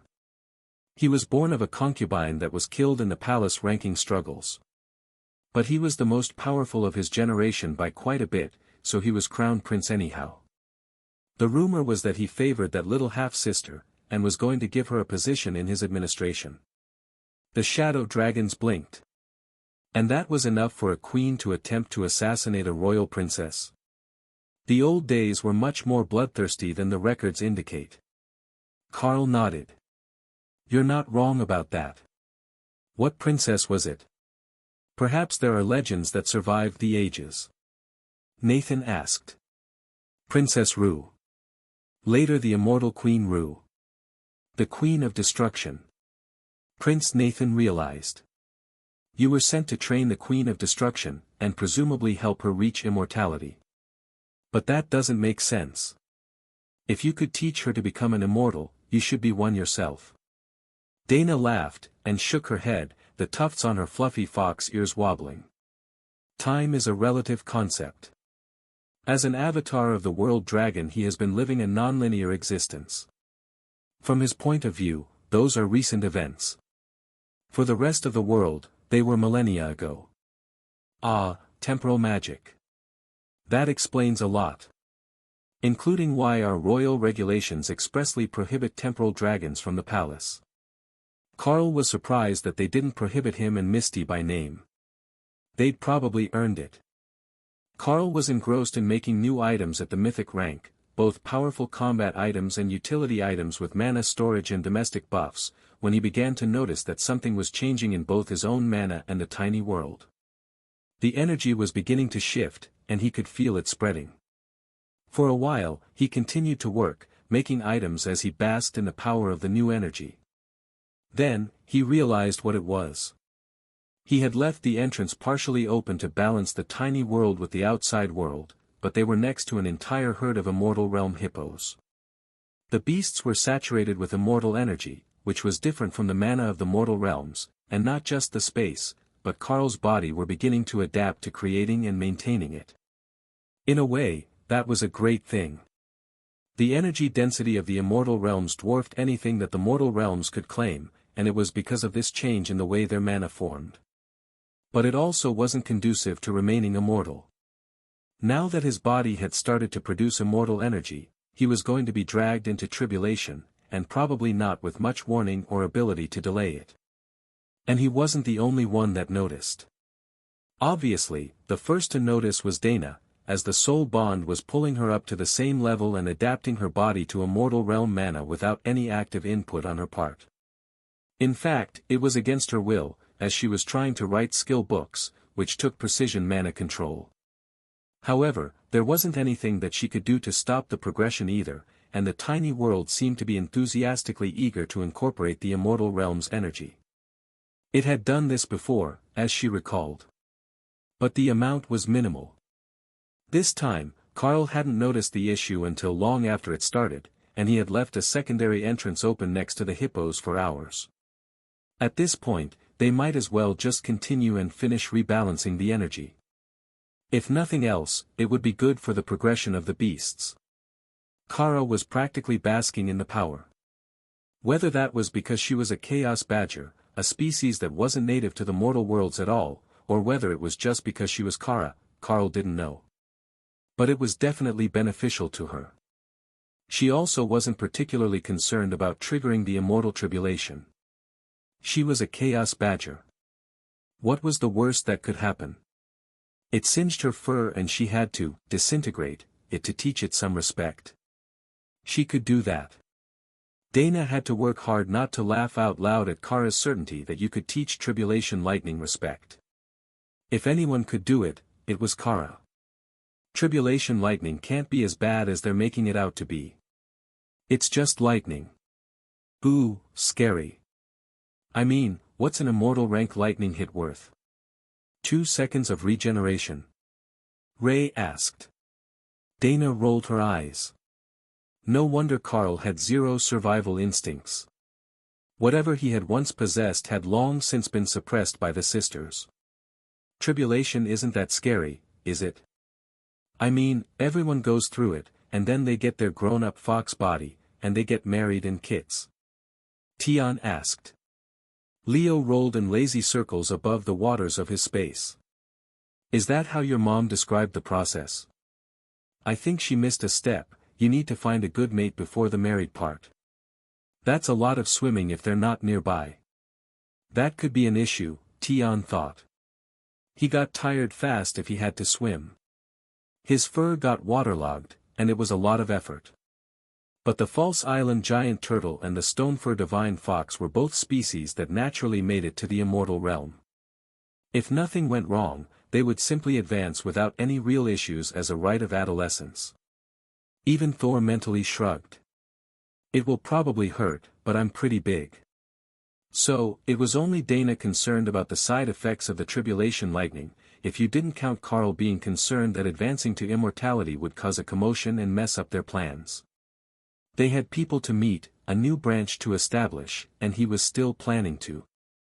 Dana reached out and swatted Carl as his mind turned to the intricacies of his family planning ideas. What? I'm not going to change my mind. He countered. Now is not the time for that thought. Everyone else is starting to notice the change in the space, and you are going to have to do something about it if you aren't going to cause a whole wave of advancements. Dana reminded him. Relax, what are the odds that there is even one other fully comprehended fundamental rule among the group? There is a good reason that nobody reaches immortality, and it isn't potential or opportunity. It's comprehension.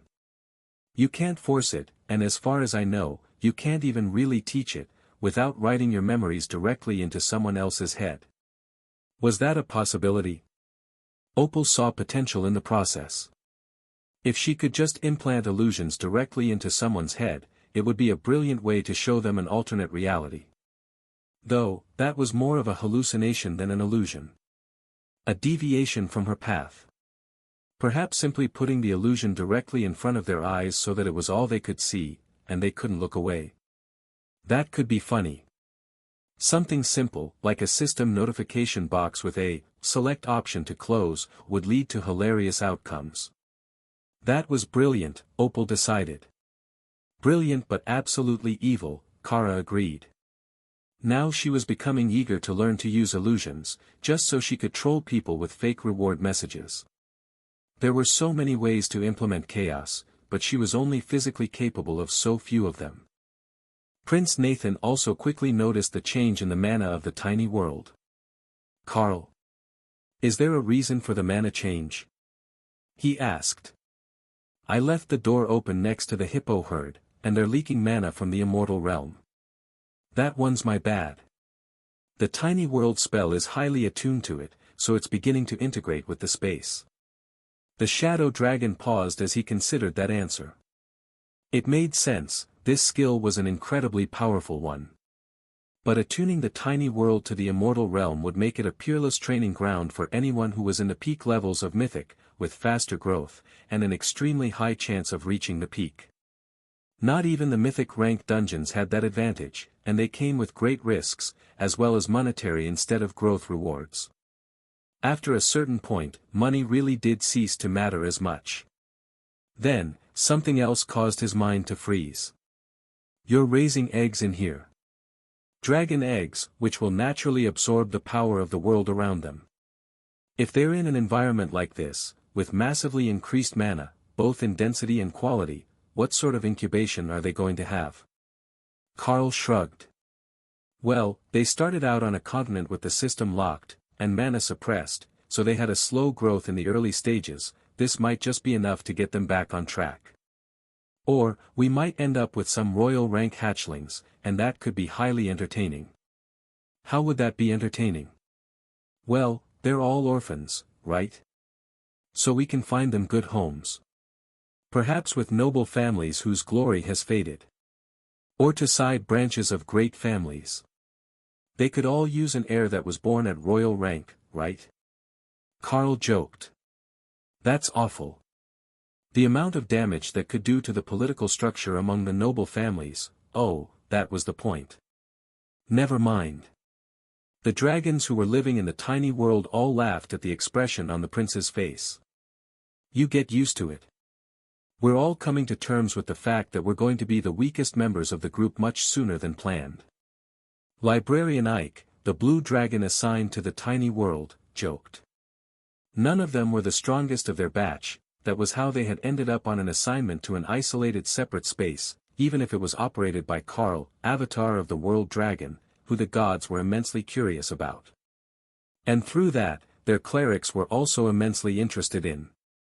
Carl was going to tease the prince about wanting to stay in the space until he advanced when he suddenly sensed an immortal rank presence outside.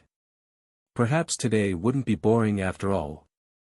One moment, while I go talk to a guy about a thing. He declared, then left the space, and a whole group of confused dragons. Carl stood alone among the hippos, many of whom came over to have their heads rubbed. If he didn't know better, he would swear that they were actually a domesticated animal. But what he didn't immediately spot was the immortal. He could still sense the mana disturbance, it was close, but it was disguised. There, on the right. Carl turned and cast, Nullify, on the spot, as it was the least threatening option to reveal the intruder, in case they were a researcher sent by Azov or something equally innocuous. Dakarian smiled at Carl, who was still in Tengu form after his flight to visit the hippos. Well, fancy meeting you here. I've been dying to see you again.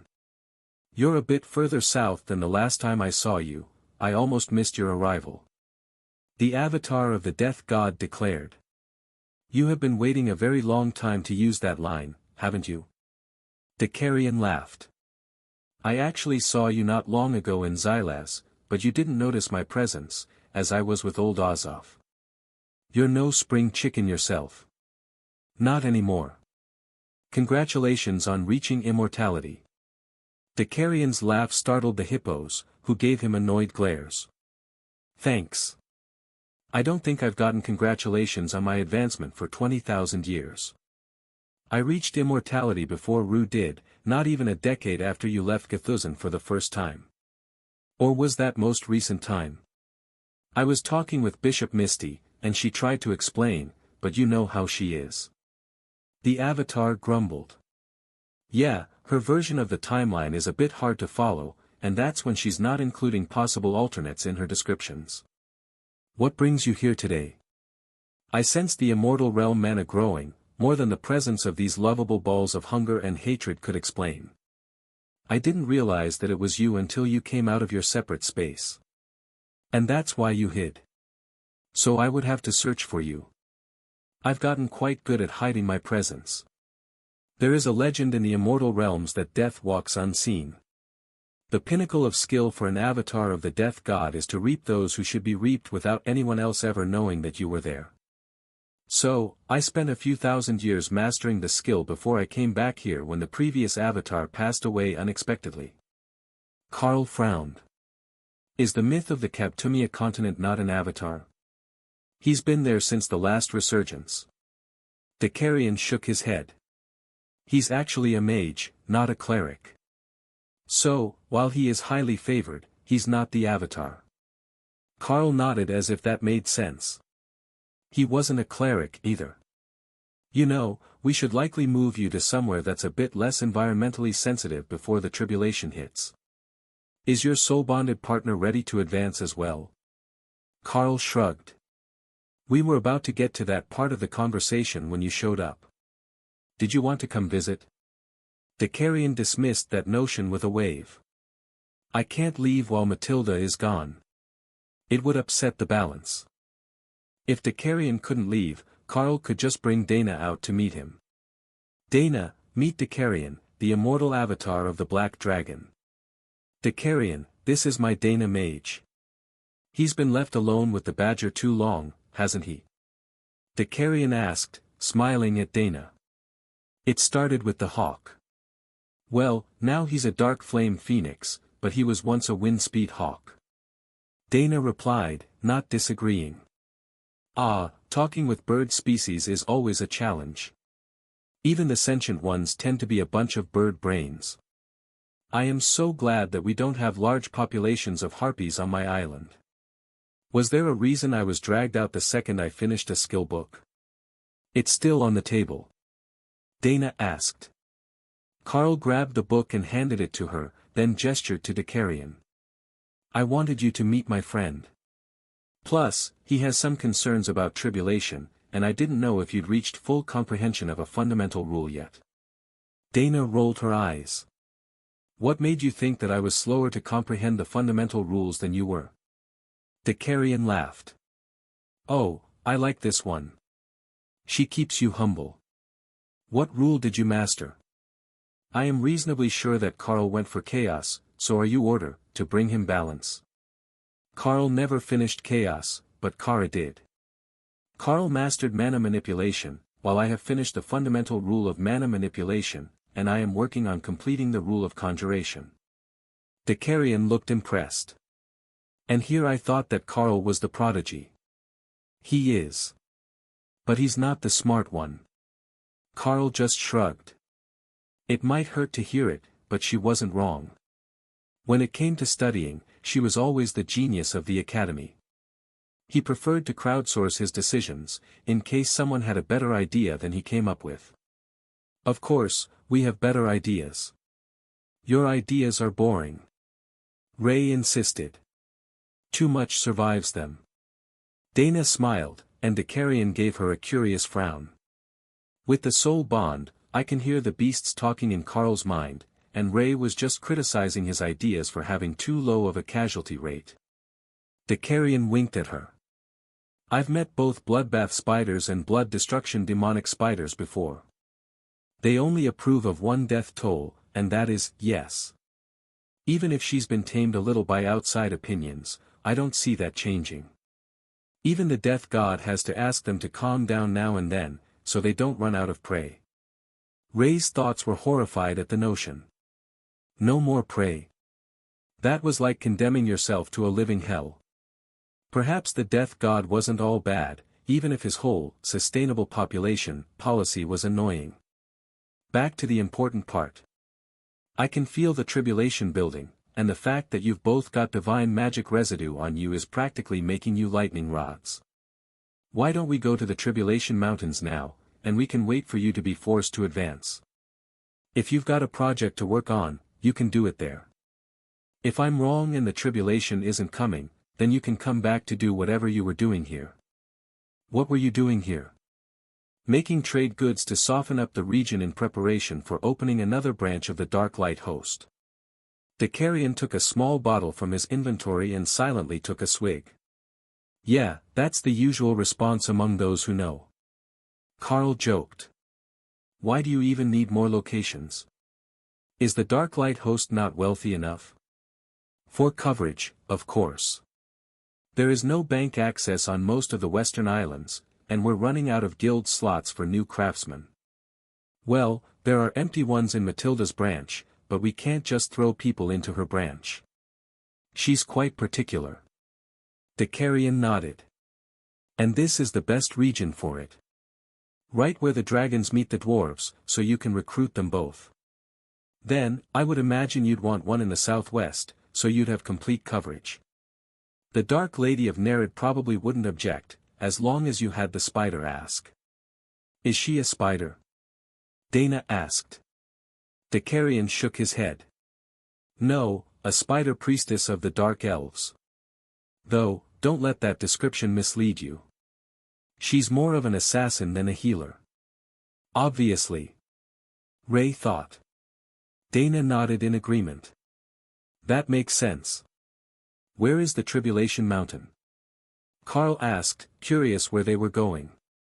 It's actually on the Nia continent.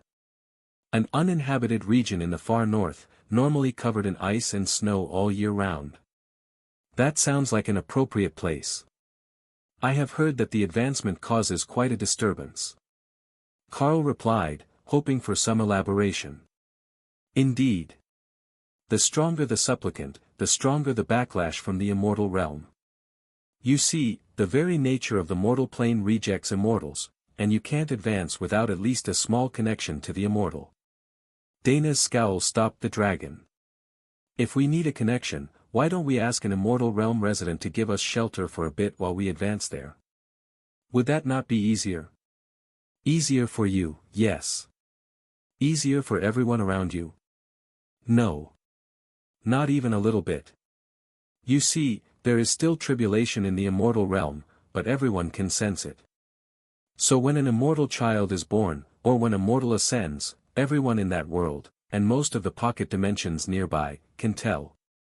So, a baby immortal becomes a prime target for those looking to build their influence.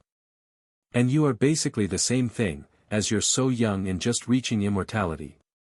The Supremes and stronger immortal sect masters will all want you, either for their sect, their collection, or just to kill you to spite the one protecting you. Might makes right is the law of the immortal plane, and advancing there would put your friend in great danger. Even the ones who live there often send their young away to advance in a mortal world, then bring them back. Dana nodded in acceptance.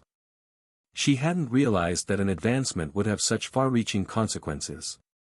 Her first thought was to ask Matilda where she was hanging out these days and just got there to advance, but if it was going to cause a huge fight, then they would just be bringing unnecessary trouble to the Chaos Dragon. Matilda was still protecting this world, even if she wasn't constantly living here, so they might as well take full advantage of that protection to advance in relative safety. Relative, as Tribulation lightning was supposed to be dangerous, no matter how prepared you were. Most of the myths who reached Tribulation either died or fled from its wrath and failed to advance, and even they were only a small fraction of all myths who reached the peak. Actually succeeding was so rare that Dicarion likely knew the names of everyone in the world who had succeeded in the last 10,000 years. We should probably let everyone know that we're going to be doing a thing. Carl noted as Dicarion opened a portal. Is the badger asleep? I had assumed that she had updated everyone already. Carl checked for her, and found that she was currently operating a betting pool on who would advance first, and how many lightning strikes each of them would get during the tribulation. You're right. Never mind. She's already informed everyone. The Black Dragon avatar laughed. You'll understand once you advance. Your tiny world's entrance is open, I can tell what's going on inside without physically looking inside. Oh, that will be an interesting ability to have. Carl's senses are so much more sensitive than mine. Dana realized.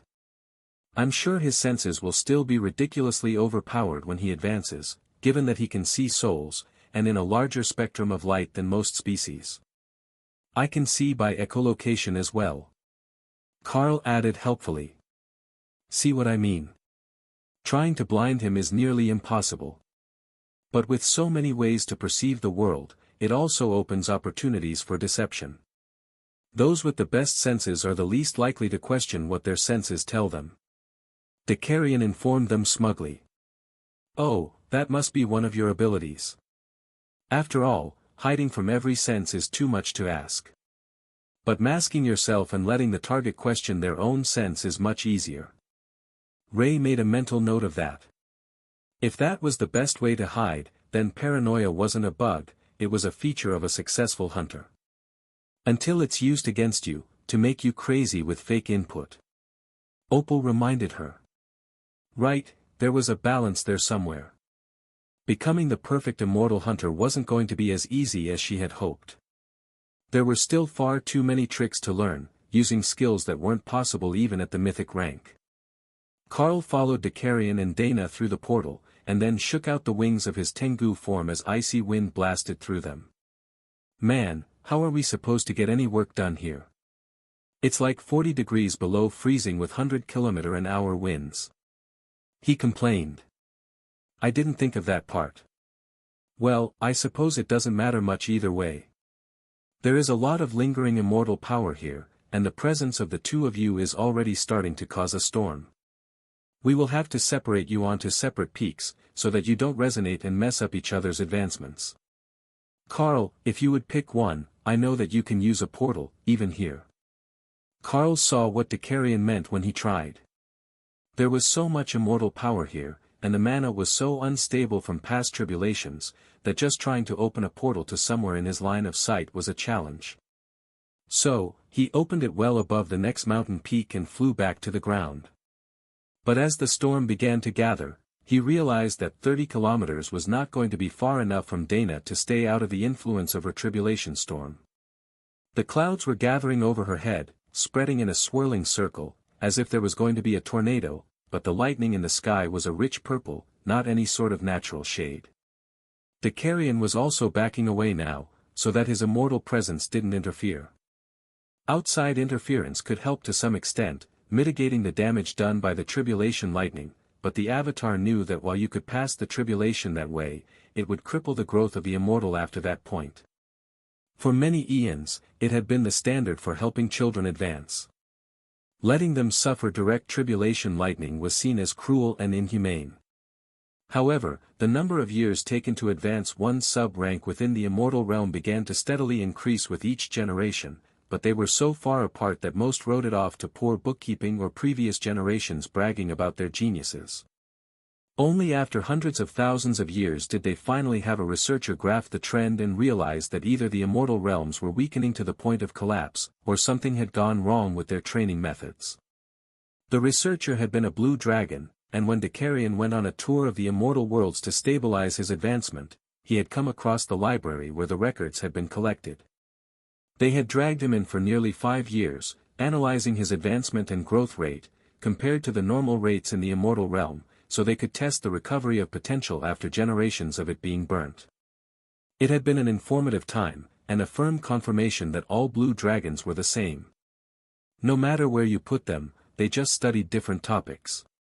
The storm above Dana was growing fast as Carl moved away, separating them by 3 mountain peaks.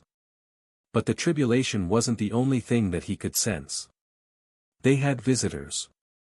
Some of the souls that Carl could sense were familiar.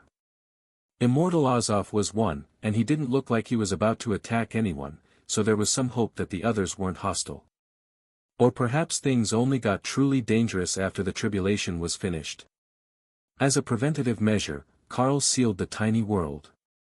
There were strange immortals here, and Decarion had said that they could see inside if the entry had been left open even a little bit. That would never do, and if he was in the middle of a tribulation lightning storm, he would be far too busy to save the people inside from outsiders tampering with their living conditions. Other presences were not familiar, though a few of them felt friendly, for a lack of a better description. As if they were making a point to let everyone know that they had come to observe and not to start a fight. However, there were a few tense watchers, and Carl could sense that they were doing their best to analyze everything about Dana. That would inevitably lead them to him, through the soul bond. For someone of their level, it wasn't hard to find, as their power levels were nearly perfectly matched, and after a few minutes of imbalance, they would naturally try to compensate. Which meant that Carl's own tribulation was not far behind. It simply wasn't possible for them to remain in different realms for too long. The storm continued to gather, and the mana around Dana began to churn, crackling with the immortal energy of the tribulation lightning. For one brief moment, everything was still, as if the process had stalled. And then, the first bolt struck. The tribulation crashed into Dana's shield, lighting it up with power, and leaving a lingering aura of power that soaked into every cell of her body. A split second later, a second strike landed, then a third. Again they failed to break her barrier, and the leftover power soaked into her body, increasing Dana's physique with every strike. 3 strikes made the next volley, and this time her shield broke, letting a bit of the final tribulation lightning strike her directly. But Dana had her barrier back up in seconds, while the storm brewed, and more powerful lightning gathered high in the atmosphere. The strikes weren't just increasing in number, every lightning bolt was stronger than the one that came before it. Belatedly, Carl realized that he really should have done some more research on the phenomenon so that he would know what to expect, what was normal, and what was considered to be an impressive showing. It was too late to do the studying now, and he couldn't even ask Remy, as the Naga Queen was busy watching Dana's advancement and wouldn't break away to do last-minute research. It was more important to give the Dana mage her moral support. The volley of 4 lightning strikes broke her barrier, then the volley of 5 actually got a full strike in on her after her shields fell. Her armor spell scorched with the tribulation lightning, and the power lingered in her body. Seconds later, a volley of 6 lightning strikes, so close together that they were almost one single lightning strike. Then, the lightning just stopped. The clouds began to fade away, and for a brief, horrifying second, Carl thought that it had failed. Only, the tribulation storm began to form over his own head, and the lightning began to charge again, preparing to put him through the rite of passage. However, Dana's progression wasn't quite finished, and her power level was still growing as she absorbed the power of the tribulation storm. Do you think that we're going to get to share in the power buff? If we can piggyback on the lighting, I think that we can get enough strikes that Karl's fur will smoke. Kara suggested. Are you trying to get me fried to death by tribulation lightning? No. Maybe. Not all the way to death, just a little toasty. Ray laughed at the thought of Karl with singed fur. His body was so incredibly durable that he was rarely in real danger, and they had never seen him looking that sort of bedraggled, even on bad days. At least my brothers are looking out for me. Tian thumped his tiny chest. If you do get singed fur, I will heal it right up. The boy might be a bit off track, but he's got the spirit. Dana's power began to stabilize, and she sat down to meditate, while the storm built to a furious crescendo above Karl's head. Is it just me, or is this one stronger than before? This storm is definitely stronger than the last one, isn't it? Thor asked. I think you're right. Does that mean we're not getting bonus lightning? We'd better get bonus lightning. I read a book that said 3 and 9 are the luckiest numbers for tribulation. Remy countered. Ew, so we might get a short one. Even Dana could hold her shield up for 3 strikes. Karl, don't use any barriers. I think that it works better if it hits you directly. Kara insisted.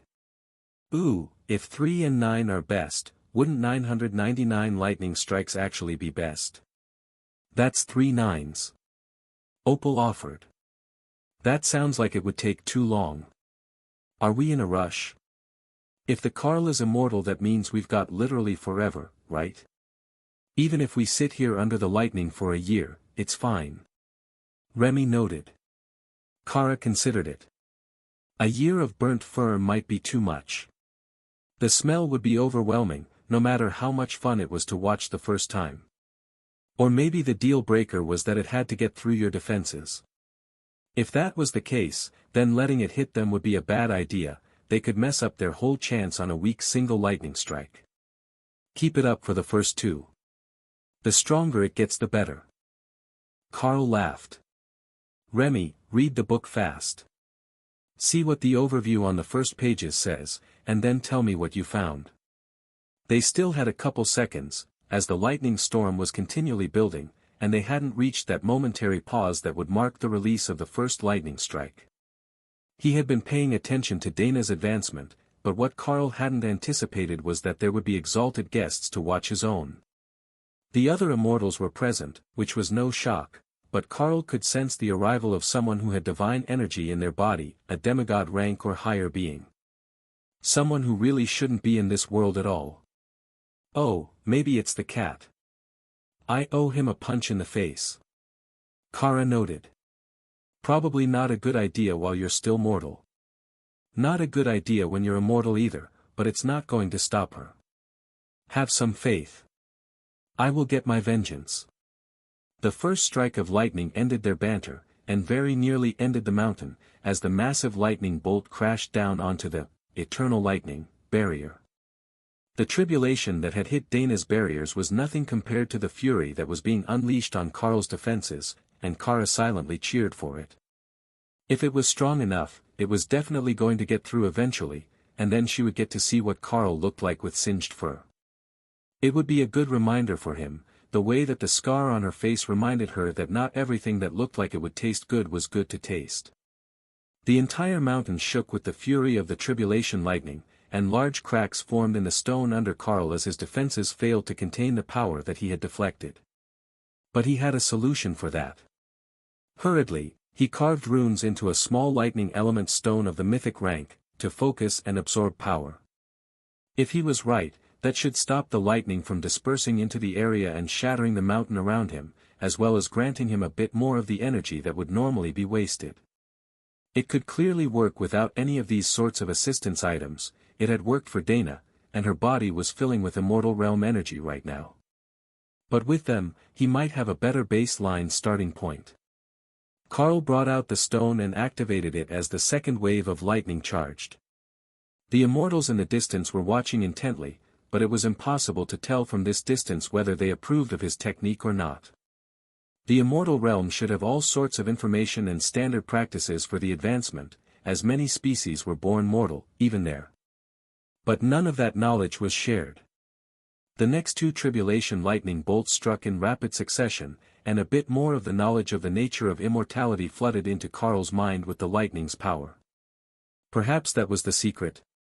The faster you learned, the faster that the lightning ended. Perhaps Dana's abbreviated advancement was the correct way. The moment that the double strike ended, a triple landed, and the eternal lightning barrier began to vibrate. Literally vibrate. The barrier was humming, and Karl could feel the lightning on the fur of his greater beast form transformation.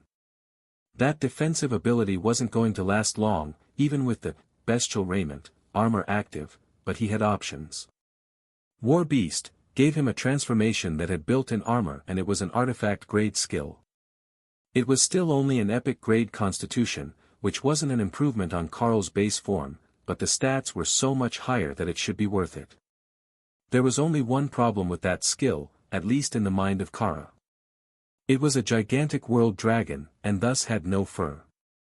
With no fur, there would be no singe.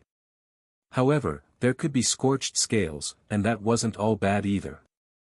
Karl tried to ignore the badger as the lightning hit him again.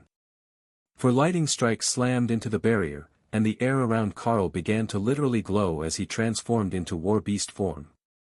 Let's go! Kara cheered as the 5th round of Tribulation lightning tested Karl's defenses. From a distance, the immortals watch in rapt attention as the transformed avatar of the world dragon was forced to shift. For rounds without needing to leave a cat-demon transformation was pretty impressive, but only the ones who knew him had any idea why he had even bothered. Normally, you would prepare your defenses and start the process in peak form, not casually with only a single barrier up and in a non-combat transformation. Wasn't he taking immortal Tribulation just a bit too unseriously? The 6th round of Tribulation made the protective stone glow with power as it absorbed and channeled the Tribulation into Karl's body, and the power began to flow past him, into the beast spaces, and into Dana. That seemed like a good sign to Karl. If he was transferring power to Dana, that meant his level had surpassed hers again, even if his tribulation wasn't over and he wasn't technically immortal yet, and didn't have the immortal blessing that would reduce the damage he took from mortal enemies. Mortal enemies, what a way to think of mythic-ranked dragons and monsters.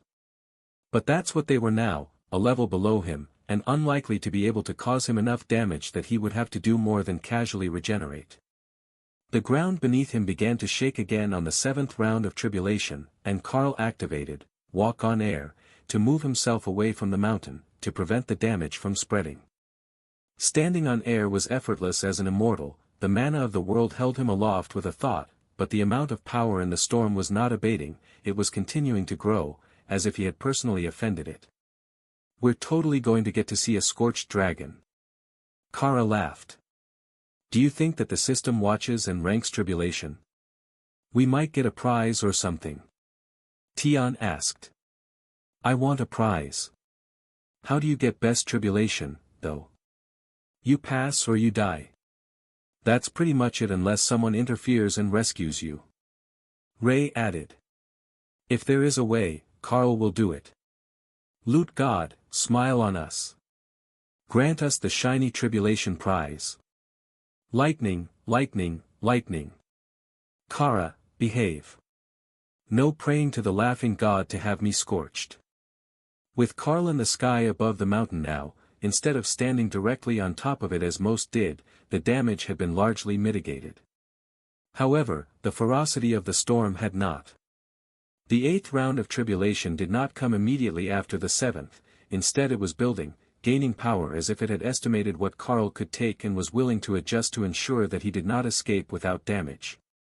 The very world around him seemed to shake as Karl absorbed the impact of the 8th round of lightning, while the glow on his scales increased to a nearly blinding level.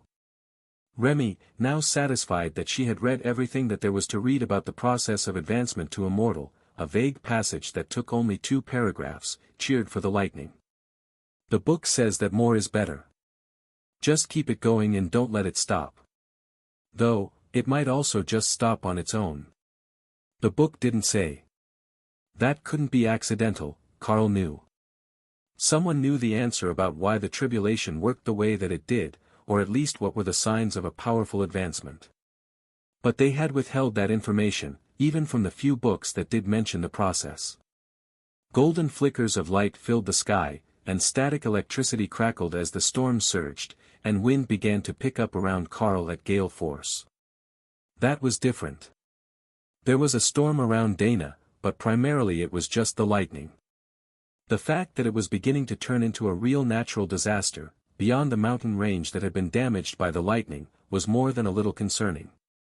But the immortals who were spectating didn't move, they simply watched from the distance as the tribulation built toward a peak. The 8th round began much like the 7th, only the power of the tribulation lightning seemed to suck all the mana out of the air around it, turning everything to lightning as it collided with the eternal lightning barrier. Thor was quite proud of that. Lightning on lightning, the barrier was perfect for the roll, and 8 rounds in, it was still standing, even if it took as much mana as Carl could move to keep it up. That didn't bode well for the 9th round, and the clouds had paused again, while they turned a brilliant gold, the same color as Carl's scales in dragon form. The tension in the beast spaces was palpable, as they all absorbed the influx of power, unwilling to give up even a little bit. Carl had made it to where Dana did before they started getting any, so it should be fine. He definitely had enough to make it to immortality. His body was being buffeted by the winds, as if the storm was trying to force him to exit the tribulation storm in any way possible, but Carl held himself stationary as the lightning prepared to strike one more round. The lightning came again, and the world vanished in a blinding white light. Carl's ears rang, the world spun around him, and he was vaguely aware that his defensive barrier had fallen before he instinctively put it back up just in time for the next strike to take it down again. Then again. Over and over, long after he had lost count of the strikes. Logically, it should be 9, no more, no less. But somehow it felt like he had been stuck in the tribulation forever, then as if it had all been over in an instant. Blinking away the afterimages of the lightning strikes, Carl tried to steady his mind for the next round of lightning, only there didn't seem to be any more storm above him. No, there was, he was just turned around and looking to the side. Only vaguely conscious, Carl brought his barrier back up, and prepared for the onslaught of tribulation lightning, while the beasts eagerly absorbed all of the immortal energy that had been left by the 9-strike volley that had shaken him senseless. And then he waited. And waited. The storm began to fade, and Carl let out a relieved sigh. The storm had passed, and he was still alive. Alive and immortal. Rotating himself back upright, Carl straightened out his body and shook the lingering aches from draconic muscles before transforming back into his preferred form. Then, he descended to the mountain top and settled in cross-legged to let the power surging in his body balance. If he didn't, then the beasts were surely going to drive him insane fighting over the power, and his head was already aching. After one long blink that must have taken longer than he had thought, Carl found himself staring directly at Dakarian and Azov. "Well, hello, my immortal friends. It's fine to see you again. There is something damaged in his brain. Give him 5 minutes and he will be back to himself again." Azov noted. "At least his badger doesn't try to lick you," Dakarian countered. "She did that, but stealthily. She also stuffed cupcakes in his pockets because he didn't have anything to steal," Carl added helpfully. Azov smiled. "See, he's recovering already. The question is if one of the beasts is going to trigger a tribulation the moment they step out of their separate space. That could very well be suppressing them, and it might cause issues with our spectators. Everyone loves a good show, and you never know what they are going to do if something that is actually interesting comes along." Dakarian smiled. "Interesting like a chain tribulation, with each one triggering another through an entire group. I suppose that would count." The immortals in the distance probably couldn't hear them, but everyone was keeping their voices to a bare whisper. None of them knew the few strangers in the group as far as Carl could tell, but at least one of them had a very familiar magical aura on them. If he had to guess, he would say that they were likely a Dark Light host member from another world, or perhaps just an immortal from a world that also had a system created by the World Dragon. Tired of waiting for the ones who knew Carl to finish talking, 2 of the strangers casually approached the 2 newly advanced immortals. One of them was the man that clearly smelled of divinity, but his power level didn't seem to match the scent that he gave off to Carl's beast-enhanced senses. It was more like he was coated in divinity than that he was actually divine. Welcome to the immortal realm, young ascendant. You have made most excellent progress in your journey, I can tell by the youthfulness of your soul. The man declared. Thank you, I appreciate you taking time out of your day to come witness my tribulation. Carl replied carefully, not quite sure what to make of this odd man. Nothing about him seemed to add up, and even Carl wasn't eager to anger him. Taste test him, yes. But not anger him. I know that you are surely frazzled from the advancement, but tradition dictates that you choose right now whether you will cripple your progress and remain in this world, or come with us to the immortal worlds. The man continued. Carl turned to Dakarain, who nodded. It's not an exile. Not exactly. But if you choose to stay here, you will have to start your journey to the immortal worlds entirely without guidance from a local, while if you do go today, your welcome back to your home nation only depends on your relationship with the local leaders. So, a test of quick thinking, is it? I can understand the need to stress test new immortals to see what they're made of. Carl replied. The man smiled. You are an interesting pair, I will give you that much. The one called Dana said that she would be doing whatever you chose, and your first instinct isn't to panic, but to buy time to think and communicate with casual conversation. I will take that as a compliment. What sort of place is it that you're taking us to if we agree to leave for the immortal worlds with your assistance? Not that I have any particular objections to the idea, but if the offer isn't something that will work for me, I do have a few other options. Options? The other strange immortal asked. Fellow Darklight host members. I could apply for a transfer to one of their branches. The immortal nodded. Interesting. Yes, the Darklight host is active on many worlds, as I recall. However, a transfer for a newly advanced immortal that they haven't ever met? That's a fairly large request from a guild master. Carl shrugged, unconcerned. They had been at his wedding, surely they would not be too upset about him requesting a transfer. The first immortal smiled, and the divine energy on him seemed to increase for an instant. The world I have in mind is one where your guild is active, actually. It is a private realm, a form of pocket dimension, not a planetary body as part of a solar system. The conditions there are quiet, and the challenge level is low for a new immortal adapting to their status. Carl nodded. Which implies that our status will be quite low. Mortals who have just achieved immortality, and who are not born citizens of the immortal worlds are considered the lowest of the low in society until they have at least managed to form their immortal spirit and reach the first actual rank of immortality. So, we're considered something like commoners? Carl asked. The man nodded. Until you advance, you are not considered to be cultivators in the immortal worlds, you are the equivalent of common rank humans or beasts in this world. Presumably with equivalent rights to the beasts. Dana muttered under her breath. The immortal looked mildly offended. Of course not. That is the status that mortals in the immortal realms have. You are at least immortals, with basic sentient rights. At least on the world that I plan to bring you to. Dana nodded.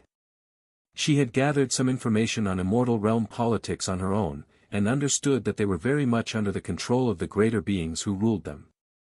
The laws could be vastly different, and could change immediately if the leader was replaced after losing a battle or wager. She nodded to Carl, who extended his hand to the immortal.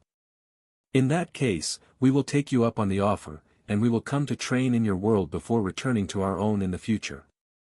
He insisted. The immortal smiled. He liked that level of confidence, but the life expectancy of a new immortal was not high. Especially if they were older and used to having power and prestige in their home world.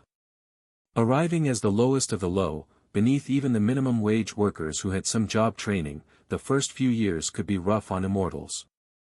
Especially ones from worlds like this that didn't have regular contact with the realms. You have made a wise choice. I will open the portal now. Do either of you have the skill to open interdimensional portals? He asked. Both Carl and Dana nodded. Yes, though with some limitations. Perfect. Then you won't have to plead for assistance when you want to come back and visit. Such requests can get quite expensive, if there isn't anyone else from your home world available to assist with the portal. Going to protected mortal realm worlds was not easy, especially if you had never been there before. And the residents of the immortal realms were not known for charity, generosity, or owing favors if they could avoid it. So, it was not only unlikely that they would send you back for a reasonable price, but it was also unlikely that they would allow themselves to be put in a position where they owed a debt that could be traded for it. At least, not willingly. There were plenty of gamblers and poor decision-makers among the immortals, but most of them did not have the power to do much of anything. Advancing as an immortal took discipline, and a lifetime of debauchery would kill the potential. The portal between the mortal and immortal realms was a shimmering blue oval, different from the portals that moved around the world, where you could see the other side through the opening. The immortal who did not give off that odd sense of divine energy passed through first, and Carl followed, holding Dana's hand so that they couldn't be separated by some simple trickery like redirecting the portal after the first of them entered. That didn't appear to be necessary, as the immortal was waiting on the other side, standing at the bottom of a set of white marble stairs, next to what could only be a dragon god temple, given the carvings of the various deities on the stone pillars that held up the front face of the building. That was a good sign, as far as Carl was concerned, as the dragon gods had been quite good to him in the past. If this was where they were going to do their basic training as immortals, it would essentially make them acolytes, and Carl could live with that status, as he knew that there was a clear path to grow out of it. However, when the second man stepped through the portal, they didn't turn to walk up the steps of the temple, they turned to walk down the street, while the immortal stepped beside Carl to explain the situation in more detail. I believe that you could make it as an acolyte, but your Dana isn't a cleric or avatar-type class, not even a dragon of any sort. So, we will bring you to our training grounds, and you can adapt to life in the immortal realms there. The first thing that you're going to need to do it to learn how to form an immortal spirit, the core skill to using immortal energy. It shouldn't be too hard with your powers, and you come from a world with a system, so you might be able to do it naturally, or to purchase the skill directly and save all the time and hard work. Dana nodded. I do have a skill designed to help me build an immortal spirit. As do I. It shouldn't take long before I have the skill mastered, and then we should be able to move out of the stabilization phase of immortality, right? Carl asked. That is true. But building a reputation and power base here takes time. The immortals rarely do anything in a hurry, and they can be notoriously hard to move from their stationary way of thinking about the world. They have mostly been doing the same things for so long now that any disruptive force becomes a personal threat to them. Dana frowned. I had suspected as much, from the information that I could gather, but doesn't that mean that a pair of fast-growing young immortals is going to attract all the wrong sorts of attention? The immortal with the divine energy signature shrugged. That's likely true, but there is a fine line between threat and protege. If you manage to impress some of the older immortals, they will speak up and look out for you. That sounds reasonable. I still feel like there is some sort of catch here, but I'll follow your lead, she agreed. The system here is similar to the one that you grew up with, and as it's also from the world dragon, there should be a chance that your old system will continue to progress, though possibly in a new direction. One which will better fit the immortal world. The other man added. That would be interesting. I heard that there were as many sorts of systems as there were worlds under the guidance of the world dragon. But I had never thought about what it might mean to move from one to the other, where things were done differently. As long as the system functions don't become inactive entirely, I don't think we will have too many issues. We have learned most of the skills through the system, and I don't recall what it might mean to stop having access. We should remember the skills, I would assume, but some things do become impossible on our world while it is in recession. Carl explained. That does not happen here, but in this world the system classes are based around your fundamental rule. Perhaps it's a difference between your world, where skills define the system, and immortality, where understanding defines power. The location we will head to first is mostly populated by young adults. Tell me, as I can't determine it through your disguise without using a bone age testing device or spell, how old are you and what is your actual species? Dana smiled in anticipation of his response. We are both mostly human, and not yet 20 years old. The immortal who had divine energy on him gently sniffed at her hair, then at Carl's clothes. No, nobody will believe that you're human anymore. Can you change back? There are plenty of immortals who appear human in this world, so it's easier to blend in as one, or as a beast-eared hybrid, than as that fully furry for that Carl is in. Do you have other transformations? Dana nodded. I can be a beast-eared fox-kin or I can return to human form. It's just that I get a lot of bonuses from the skill that transforms me, so there isn't a good reason to change back. I'm the same way. I haven't looked like a human in a long time, but I should still have the ability to transform back. The immortal made a "get on with it" gesture, and both of them shifted, with Dana returning to a fox-eared form, while Carl turned back to human, only to find that he really didn't look to human anymore. With all the constitution skills that he had gained, and the events that had changed and upgraded his body, he appeared much more muscular than he had been before, perhaps more dwarven, as he was still shorter than average. He also had a most impressive beard, and when he looked at himself in the mirror, his eyes were void black. Well, it looks like my human form needs some work. But this is me without any transformation or disguise magic. I guess a few skills made some changes, and I never noticed, because I never look like this. Dana looked him over and shrugged, it's not bad. You still look like I remember, other than the eyes. But that beard. Who knew that it would keep growing while you were in another form? That thing is definitely dwarven. I've never seen a human who could grow a beard down to the middle of their chest. The older immortals laughed at her surprise. That's fine too. Dwarves might be uncommon, but they're far from rare in the immortal realm, including on this world. You may get some strange looks as a half-dwarf, especially from other dwarves. They don't often marry humans. But as far as blending in goes, you should be fine. Now, this is the training ground. If you step into the runic circle, it will activate barriers so that your skills don't travel out of the practice zone. It can and is also used for duels between trainees. Try not to offend anyone the first day, the rules of the clan are not forgiving. Challenges that can't be settled with words are settled with blood in the training area. You are both new, and that grants a bit of protection, but only from those much more powerful than you. Full members are not allowed to challenge trainees to a duel in the arena without an elder's approval for their reason. It helps cut down on bullying, and increases our training success rate. Not like some of the cultivation sects, where it's a total free-for-all. What sort of clan is it? Carl asked. We are a merchant clan. We train guards, assassins, mages, and the merchants themselves. I know that you have a crafting skill, and while we don't specialize in that here, it is still a relevant skill to a merchant, and if you could produce a requested product overnight, many would respect your connections and efficiency. That said, the easiest place to start is either as a domestic servant of the clan, or a guard trainee.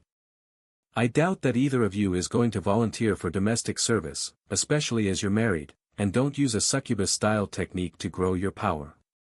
Though that's likely secondary to the fact that mortals tend to view themselves as above cleaning up after others when they have reached immortality. Many end up in that position eventually, but only after their spirit is broken, and they have learned how things really work.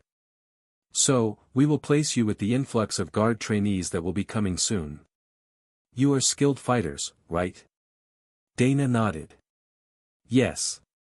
I am a mystic blade master by class, specializing in golems and bladed combat. If it's about a duel, I should be alright, as I have an advanced parrying skill. Carl shrugged. I might have mostly relied on my brute strength to keep me stronger than others in the mortal world, but I have a fair number of skills specifically for combat. However, I mostly specialize in training beasts, and large area damage. So, I'm not nearly as skilled at duels, I'm just very hard to injure. The immortal laughed, that's a skill of its own. The one who can remain undamaged when others try to mess with them often does better than the one who can hit the hardest. There are Mei who specialize in body enhancement related techniques and fundamental rules here. In order to properly fight at the immortal rank, you will need to imbue the rules you understand into your attacks, and use them to overpower your opponent. Fortunately, you both comprehended greater rules, so you have an advantage in that way. But mana manipulation is more of an assassin's tricky way of fighting than a brute force rule like crushing or destruction. Ray laughed from her space. She was going to like this place. As soon as she managed to advance, she would definitely be working on some of those combat-related fundamental rules she had never gained insight into before. She had been quite confident in her skills before, but she could sense many dangerous creatures here. Both sentient and immortal rank mindless beasts. It was a beautiful hunting ground. Could you tell us a bit more about the immortal realm? The knowledge of this place is limited where we come from, and while I am told that there are ranks among the immortals before they reach the status of supreme, I don't know what they are. Carl asked. That's simple enough, and you'll learn it soon anyhow. The first step is spirit immortal, ones who have a complete immortal spirit, which will allow them to reincarnate even if their body is fully destroyed. The second step is void immortal. To comprehend the void is to comprehend the true nature of mental discipline. To reach the peak of the void stage, the immortal spirit must be transformed.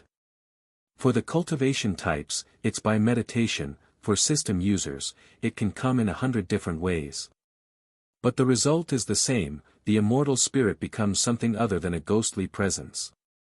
After that is the ascendant immortals, ones who can solidify immortal energy, effectively creating a body within their body, and massively increasing their power. It's not a simple doubling or progressive increase at that point. The further you are into ascendance, the greater the exponential growth. Even if someone you meet has only touched on the basics of ascendance, they will be far beyond your ability to deal with, no matter how well you are trained at the lower ranks. Then there are the true immortals, or the peak immortals. They have fully ascended, and they are working on the nature of supremacy, the complete dominance of the immortal realm.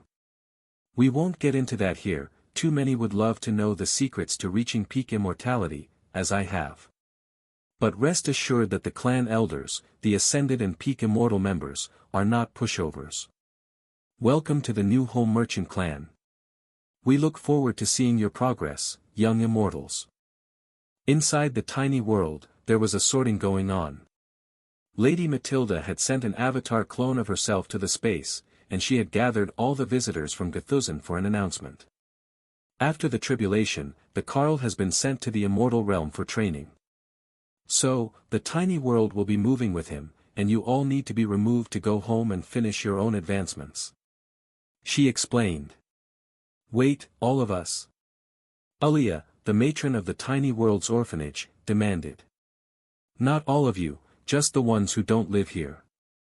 The Darklight host members can stay if they want, there will be opportunities for them inside the tiny world. But the others need to go back to Gathuzan and their home nations, or it will interfere with their intended life path. I have already sent someone to inform the Guild and Alliance members that Carl and Dana have advanced and will be gone for some time in the immortal realms. They were fine with it, as the basics of their crafting skills were left behind and the Drod Guildhouse is capable of continuing everything that they had started. Sapphire is not happy with them, as she is technically the ranking member now, and the acting guild leader with them gone. Tessa laughed. Did you at least do something to help calm her down? She might just quit if she can't spend time with her books. Matilda's avatar nodded. Indeed. I finalized the potion that Remy was making to advance totems to myths when they reached the bottleneck, and that made the blue dragon exceptionally happy. But she has also recruited more dragons from the church and some dwarves to run the Xylaz Alliance house. As it turns out, when things are already settled, finding a new raid team isn't that hard.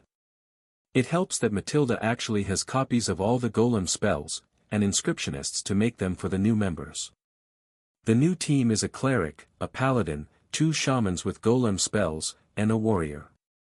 Or 3 warriors and a golem creation amulet for the cleric, if someone steals the mythic shamans to work as healers. I suspect that is how it will usually go. Tessa nodded. That sounds like it will work, and the Alliance can't say that we're slacking. Most of the Alliance financing from our side comes from the arena and the items or sale anyhow. The group from Gthuzan were simply staring at the two in awe. That was the Supreme Lady, now a true legend. What other guild would have the honor of getting her to simply show up and take care of issues for them while their branch leaders were away in the immortal realm? We will gladly take your offer of assistance to head home. Prince Nathan agreed, speaking for the others who had only come along to hunt monsters, but had gotten trapped in the tiny world when Karl closed it to advance.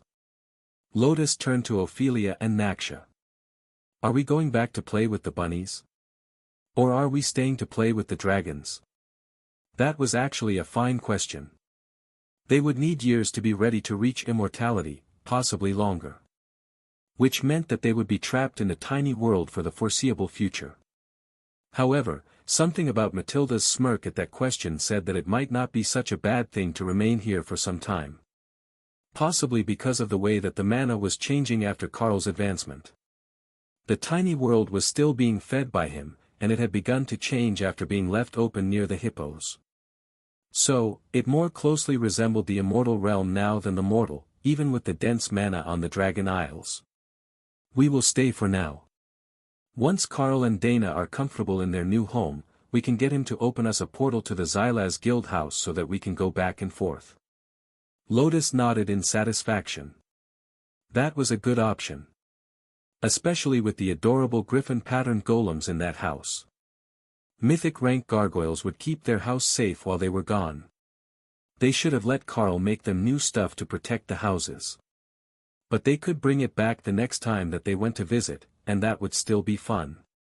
It might make some of the locals, like Lord Drod, a bit insane if they had immortal rank gargoyles in the house, but Lotus knew the trick to blocking the feeling of their presence now, so it should be fine. If you were in the house, you would feel the difference in the mana from the active spell, but it wouldn't terrify everyone like a bunch of actual immortals would. Plus, higher rank fluffy creatures were somehow fluffier than the mundane ones. And she would get them faster by staying here. We agree to your terms. We will train in here for now, and then when it's safe to open the portal again, we will go check on the Darklight host back home. The projected image of the Chaos Dragon gave her a knowing smile. I knew that you would see it my way sooner or later. Alright, dragons, time to go home, everyone line up and I will open the portals to Gthuzan. Say your goodbyes to the guests here in Karl's world.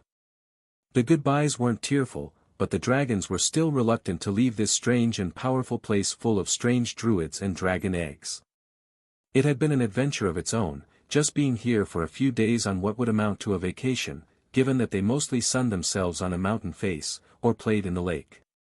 Ophelia knew that they would spread word of their trip to the nobles of their nation, and then slowly to the rest of the continent as gossip. The question was whether anyone would believe it. Telling everyone that both leaders of the Darklight Hosts branch had reached immortality on the same day would seem like an absurd dramatization to anyone who didn't know them, and the soul bond was a rare bit of magic that most had never actually seen in action. The Immortals led Karl and Dana to a small lobby surrounded by dorms in the back of the compound, where many other young Immortals were living. Most were gone about their daily tasks right now, but a few sensed new arrivals and came to poke their heads out. Clan elders, greetings. Are these more newly ascended mortals?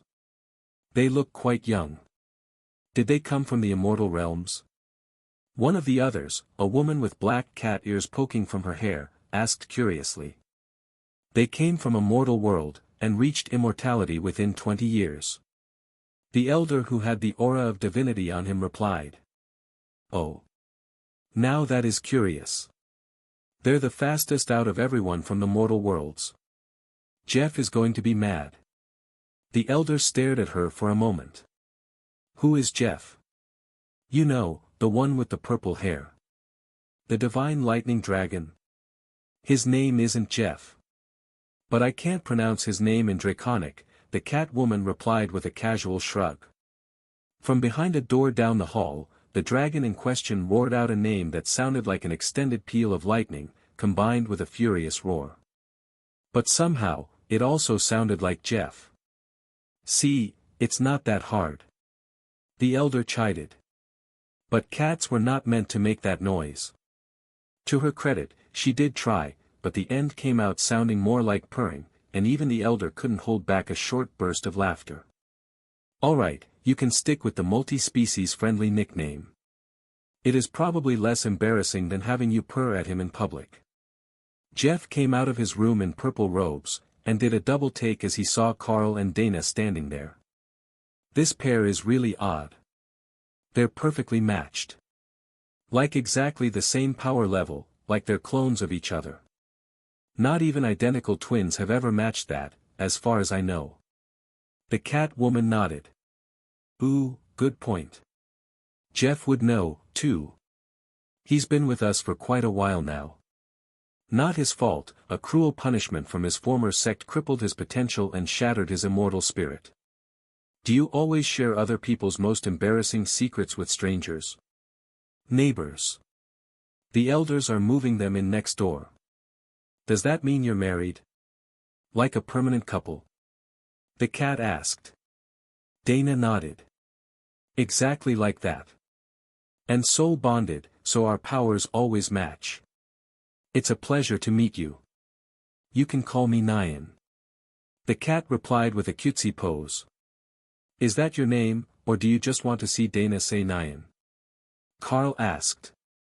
The cat giggled, and the elder sighed. They're an odd bunch, but I suppose that you'll get along all right. Jeff shook his head. I highly doubt that. I give it 2 hours before some of the seniors come and try to mess with them to put them in their place. The entry duels are a rite of passage, and even if they can fight, they're going to end up against someone whose immortal spirit is nearly completely formed. I remember the first day after I reached immortality, and it was not a fun time. Nyan shrugged. I didn't have it too hard. You slept with half of the challengers. At the same time, no less. What can I say, I have a type.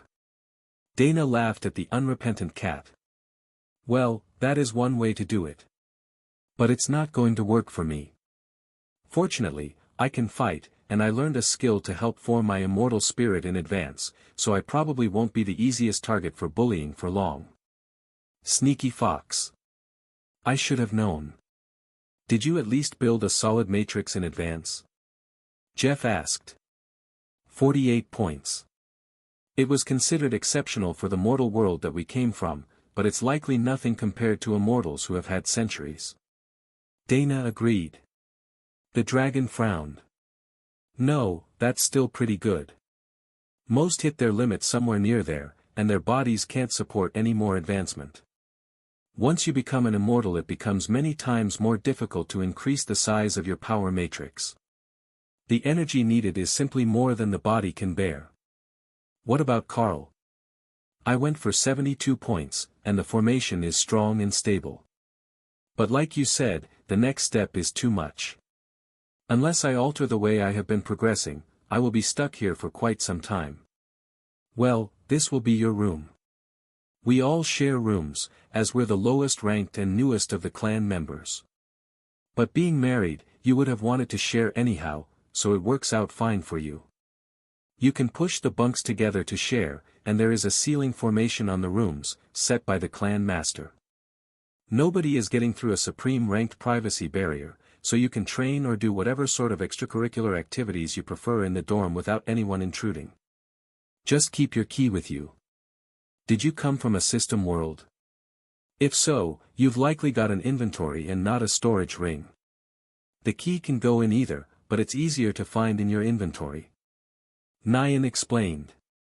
I will leave them to you too. Just make sure that they come back out when the challengers come out. I don't want to hear screaming and banging all night. The elder insisted. Carl chuckled, and Nyan gave him a curious look. Did you think that you would get away with hiding? Or are you actually looking forward to the challenge? Definitely looking forward to the challenge.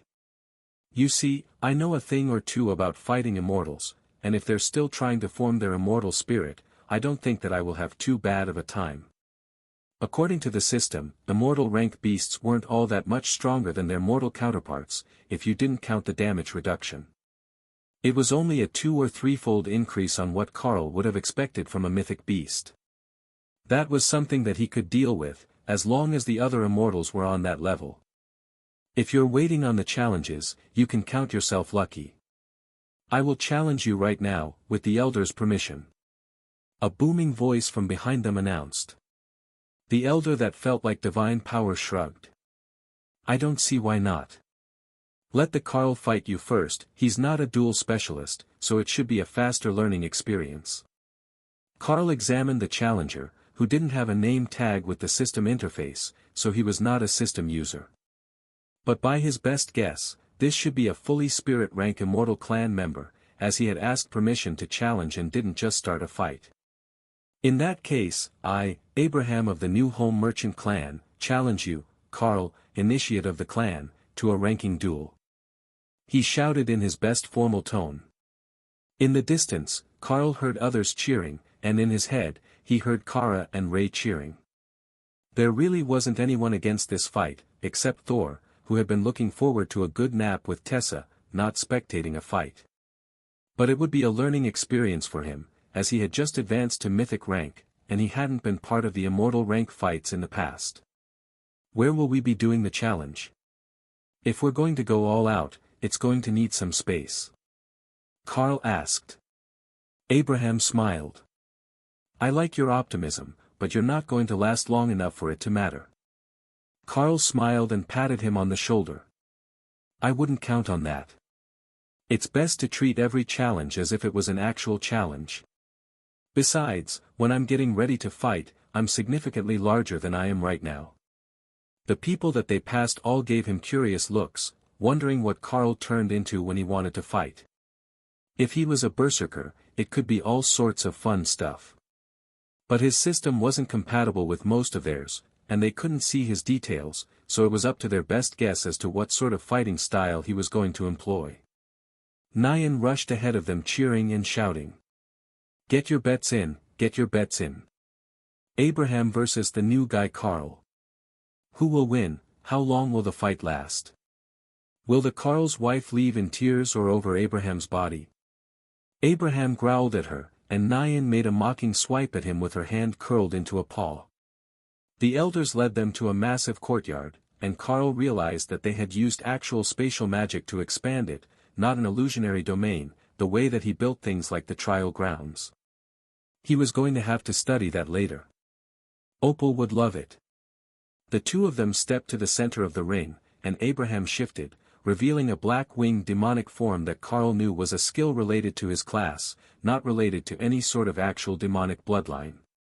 Carl shifted with War Beast into an armored world dragon, then waited a moment and used Behemoth to increase his size, so that everyone could see that it was a separate skill. Abraham laughed at the spectacle, amused that the new immortal thought that strength and size were related. Many new immortals made that mistake, but he would teach his overgrown dragon a thing or two about cultivation today. Or so he thought. Blade Explosion sent 100 attacks at Carl at the same time, which caused Eternal Lightning to flare with power as Carl poured mana into it. But the barrier did not fall, and a casual swipe of Carl's claw sent 5 Chaos Blasts at the immortal. The arena went dark as the explosions absorbed the light, and then impossibly bright as the explosion detonated in impossible colors that should not exist in reality. Abraham was flung backward across the arena, looking stunned as his sword shattered in his hands, destroyed by the blasts as he parried. What the hell was that? Someone in the crowd shouted, and then a fresh round of betting began. Carl smiled, and called out the bodyguards, his trusty pair of lamia, to assist him. Ooh, a summoning specialist. Abe is fucked now. Nyan laughed as she continued to accept bets. In your dreams, cat. Abe snarled as he layered defensive skills on himself and activated a series of items. Carl smiled, and in his mind Kara began to laugh. Yes, do it.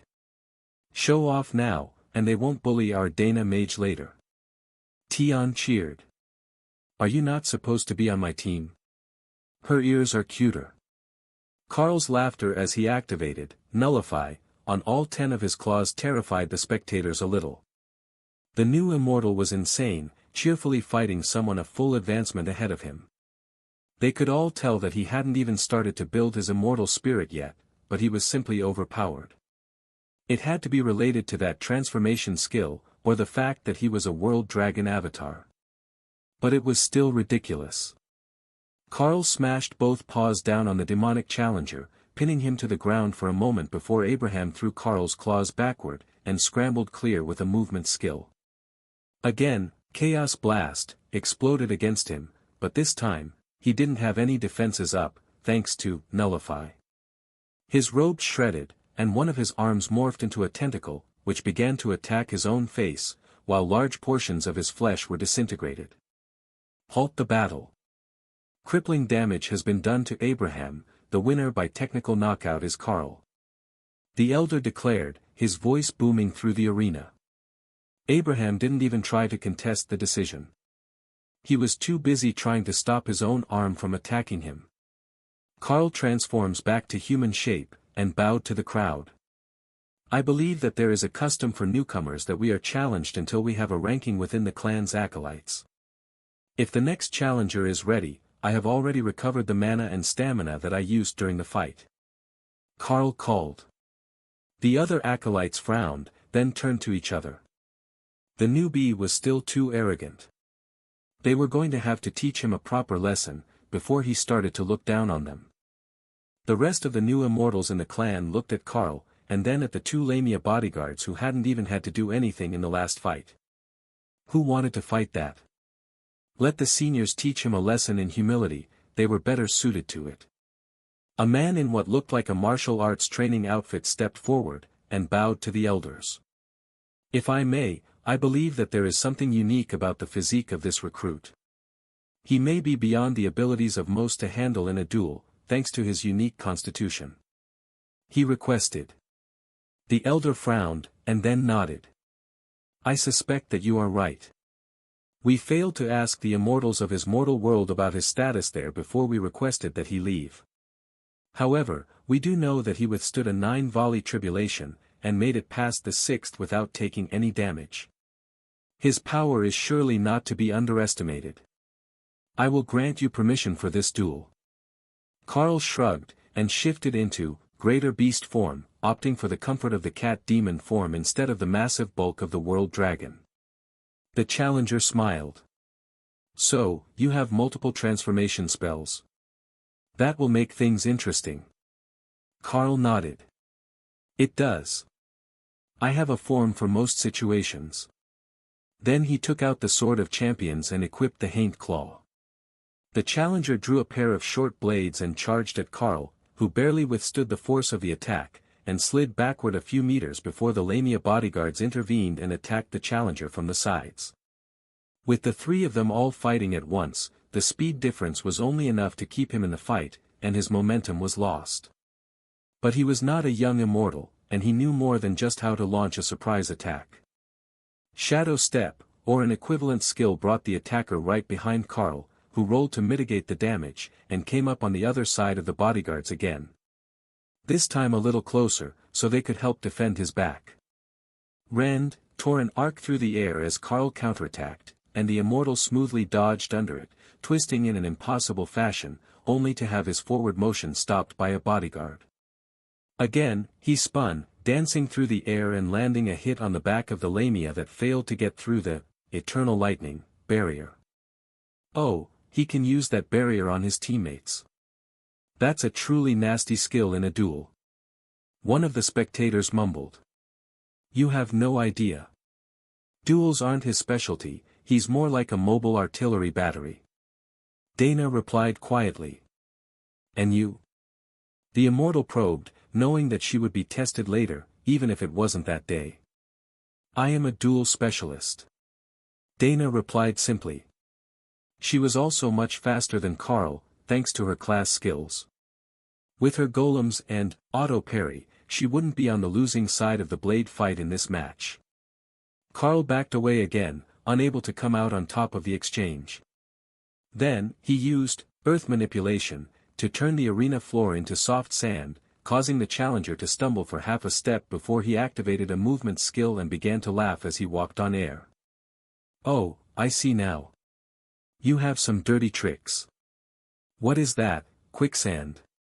he asked, circling warily. "Just regular sand. But I can do a swamp if you prefer," Carl taunted. He wanted to keep back the best of his skills, as these immortals loved to challenge each other and test their skills, from what he could tell. If he gave everything away on the first day, it would be too easy for them to decipher a way to get past his weaknesses. Once they had the basics of his fighting style figured out, then it would get progressively easier for them to defeat him in a duel. But this challenger was relentless, and even with the assistance of the bodyguards, he couldn't get a proper hit in. It was time to change tactics. A dozen, hellstorm, vortexes formed in the arena, each with its own suction force that would pull the fighter off balance as he charged, and turn the entire area into a movement hazard. Shadow Step took the attacker clear of the closest vortex, and Carl added a firestorm to the mix, filling the air with burning embers of ghost fire. That turned the expression on the immortal's face serious. "I see what they mean, you're not a duel specialist," he joked as he darted to one side and decapitated a bodyguard with a skill that left him flushed with exertion. "Exactly. Forgive my messy techniques, but I couldn't just do nothing." The immortal smiled as he surrounded himself in a layer of energy, using pure projected power instead of a defined skill as a barrier. That was a fascinating technique, and Carl wondered if he could learn to do it as well. It didn't seem to need the system's assistance, but it might take quite a bit of training, if it wasn't as simple as it looked from the outside. It did do the job, though. The immortal wasn't being damaged by the storm, and he was agile enough that the vortexes were only a minor nuisance to him. But Carl knew one thing that the immortal had not considered when he put up his barrier. He had incredibly high regeneration rates, and this battle wouldn't even strain him at this level. Unless he changed techniques. 10 chaos blasts formed around his hands, and Carl sent them hurling out into the arena, while 10 more formed in the hidden spots behind the vortexes. 10 from his hands, 10 not, and he had some hope that he could surprise the immortal and force him to take a severe hit. But the challenger didn't dodge, he exploded with power, wiping away the firestorm and most of the vortexes, just as the chaos blasts exploded. The one behind him sent his body flying into the arms of Alamia, who did its best to impale the seemingly helpless attacker, only to find that his attack speed was still too high to succeed, even in this state. But it did allow her to grab his body once they collided, and that let Carl move in to strike with a chaos blast, imbued blade. The immortal vanished again, and Carl swept his blade through where the man was, just to be certain it wasn't an invisibility spell, then spotted him on the far side of the arena. This was not going to be a short fight. Carl fired a wave of chaos blast behind him and laughed as he heard the immortal swear. He had gone for the most predictable attack point, in Carl's blind spot. But Carl didn't have to look to hurl skills, he just had to aim, and he had the beasts for that. Carl felt the immortal's life force waver as his power surged, and a spike of pure power hit the Sword of Champions as Carl turned to parry. The impact was so great that the eternal lightning barrier shattered, and his hands went slightly numb. But the look on the immortal's face said that this was not the expected outcome. "Dum dum dum," Kara chanted, doing her best impression of dramatic drum music. "Ooh, we need a unique intro. A personal theme song for entering duels." Tion noted. "Opal. We need your assistance. Carl needs theme music." Dana tried hard not to laugh as a dozen brutal impacts overwhelmed Carl's skills, but failed to do more than scratch his armor, which regenerated along with his body. "What sort of insane fight is this? Outranked by nearly 2 stages, and he's not even taking damage," one of the clan members muttered, distracting Dana from the beast's antics. "He's taking damage, just not faster than he can regenerate." She was cut off when a man in the back began to scream. "That's not a player, that's a world boss. They brought a world boss into the compound." Absolute mad lads. Cringe fail, but total YOLO moment. Everyone turned to stare at him, and the elder sighed. Forgive him, he's a moron. His world system summoned common rank humans from a world without magic and gave them a system, but it did something to their brains. No, I'm not delusional. Look at the nameplate. The nameplate. It came up when he took damage. That is totally, 100% a world boss. Now that he mentioned it, the clan members who came from worlds with a system, which was almost all of them, opened their interfaces to examine Carl. And they all found the same thing.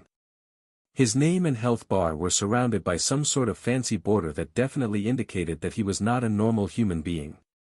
Does his name look odd to you? The elder asked Dana, his tone insistent as he finally realized that there might be an issue. Yes, and it has for some time. He's got what our world calls an epic grade constitution, a skill above epic grade that improves his durability to that of a dungeon boss. Honestly, if they're not super overpowered, I don't think that any of the immortals below Ascended are going to be able to solo him. Solo fighting raid bosses just isn't a thing that happens in our world. I don't know much about the immortal realms, but I do know that 10-on-1 at his own rank was a fair fight at Mythic. The elder sighed, and motioned for 2 more immortals to go down to the sand. Help out.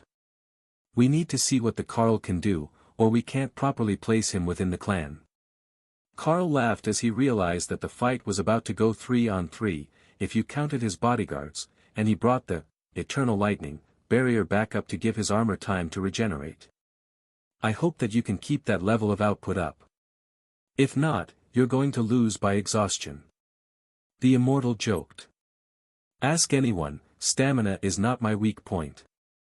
Carl wiggled his eyebrows suggestively, and the immortal hit him with another flurry of overpowered attacks that tore through his armor and his barrier. Note to self, he does not take jokes well. Or, you're not his type.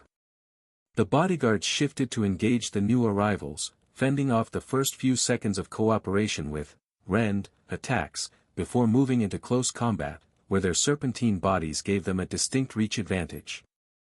That brought the fight back to 1-on-1, but with the immortal able to fully focus on Carl, the damage was beginning to stack up, and he couldn't keep his barriers up. However, neither could the challenger, and Chaos Blast had left hundreds of small wounds on his body that he was struggling to regenerate. Chaos wasn't the fundamental rule that Carl had fully comprehended, but he was very close, and when it was layered on top of the rule of mana manipulation, it caused the energy in the target's body to go even more haywire than usual.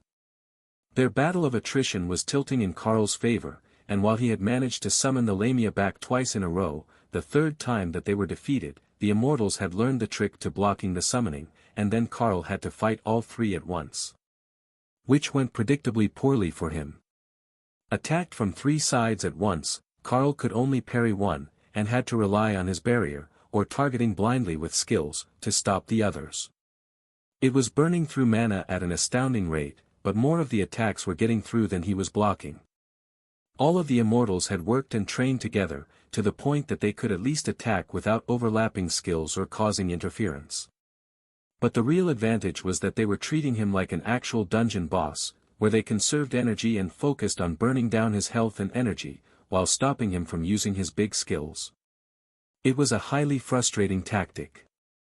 Carl thought about locking down the mana in the area, using mana suppression, with the fundamental rule of mana manipulation. But he couldn't win a sword fight with the 3 of them, even if he was using skills. It would just take them a little longer to overcome his restrictions.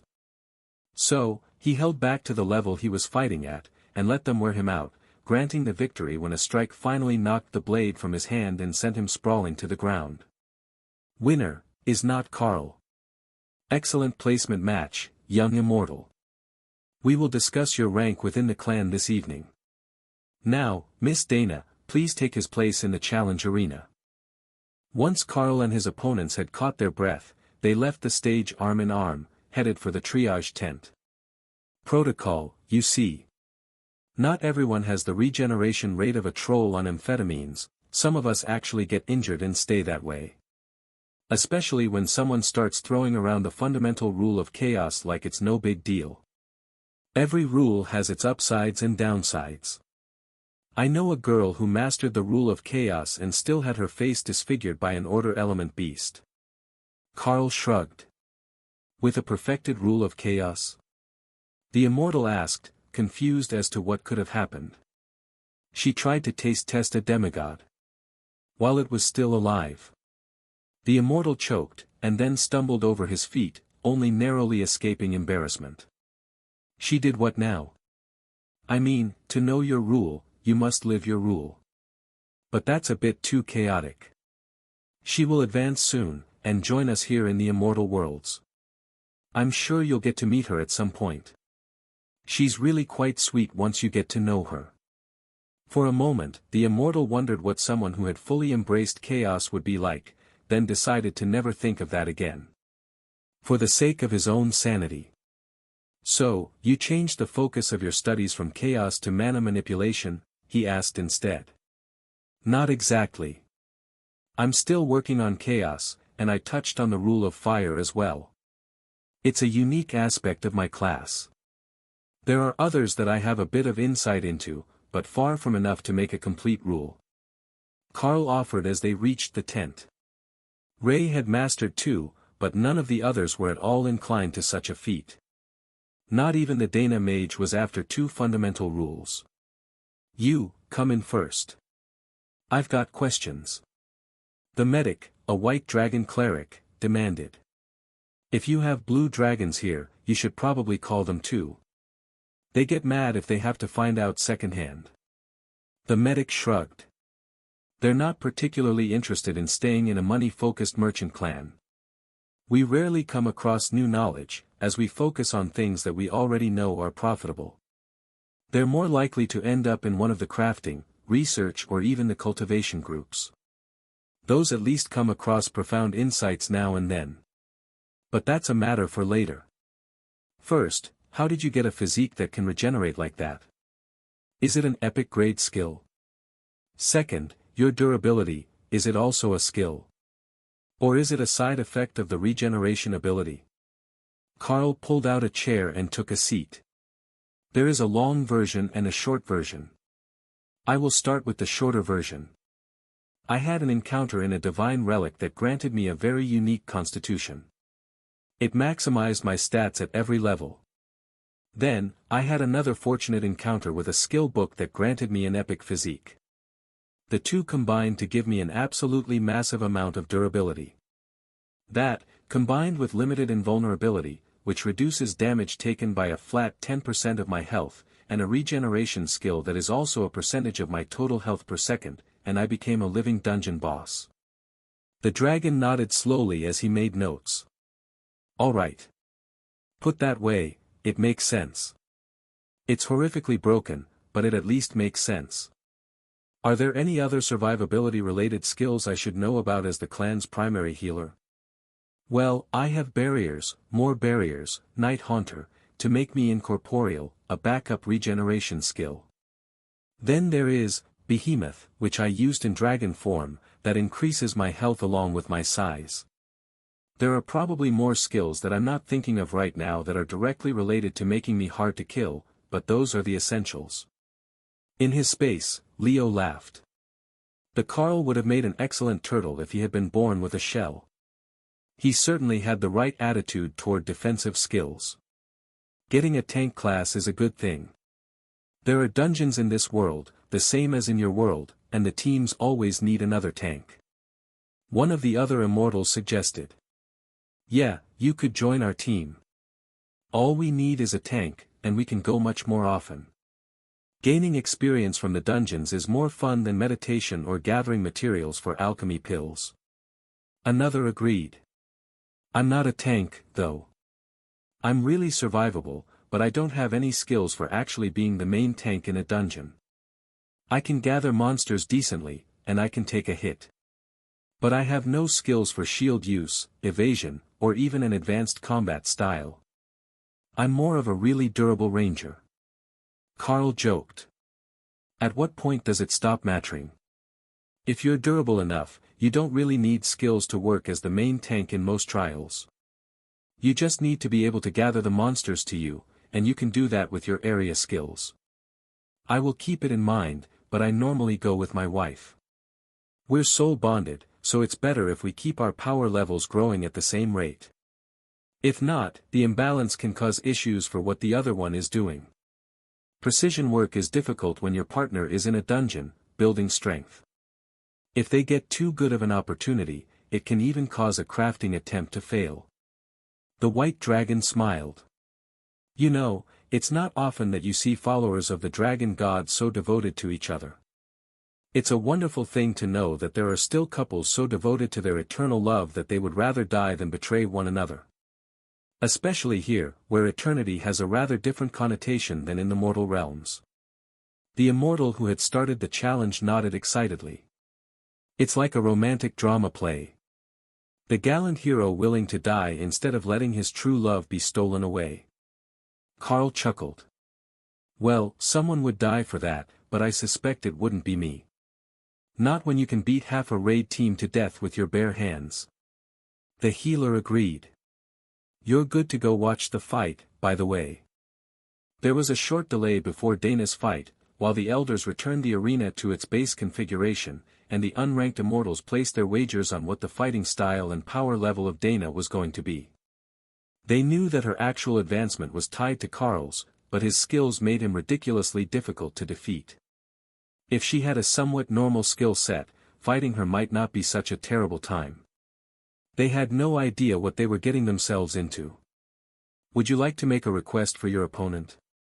The elder asked when he saw that the last contestants were coming back out of the healer's tent. Just make sure that they are a combat specialist. I am a mystic blade master by class, a battle mage. Dana explained. That excited the warriors. It wasn't often that a mage was anything other than squishy in a duel. If she was a mage who knew how to use a sword, she might be worthy of becoming part of their friend group. Assuming that she was somewhere near the same level as her husband. Because even without an immortal spirit, there was no doubt that Carl was not among the ranks of common immortals. Are you going to do something dirty like summon golems? One of the warriors asked. Undoubtedly. I am a mage, after all. If I didn't at least summon a couple of golems and cast a fireball, they would take away my union card. The warrior laughed, and hopped down into the ring. Alright, let's get this started.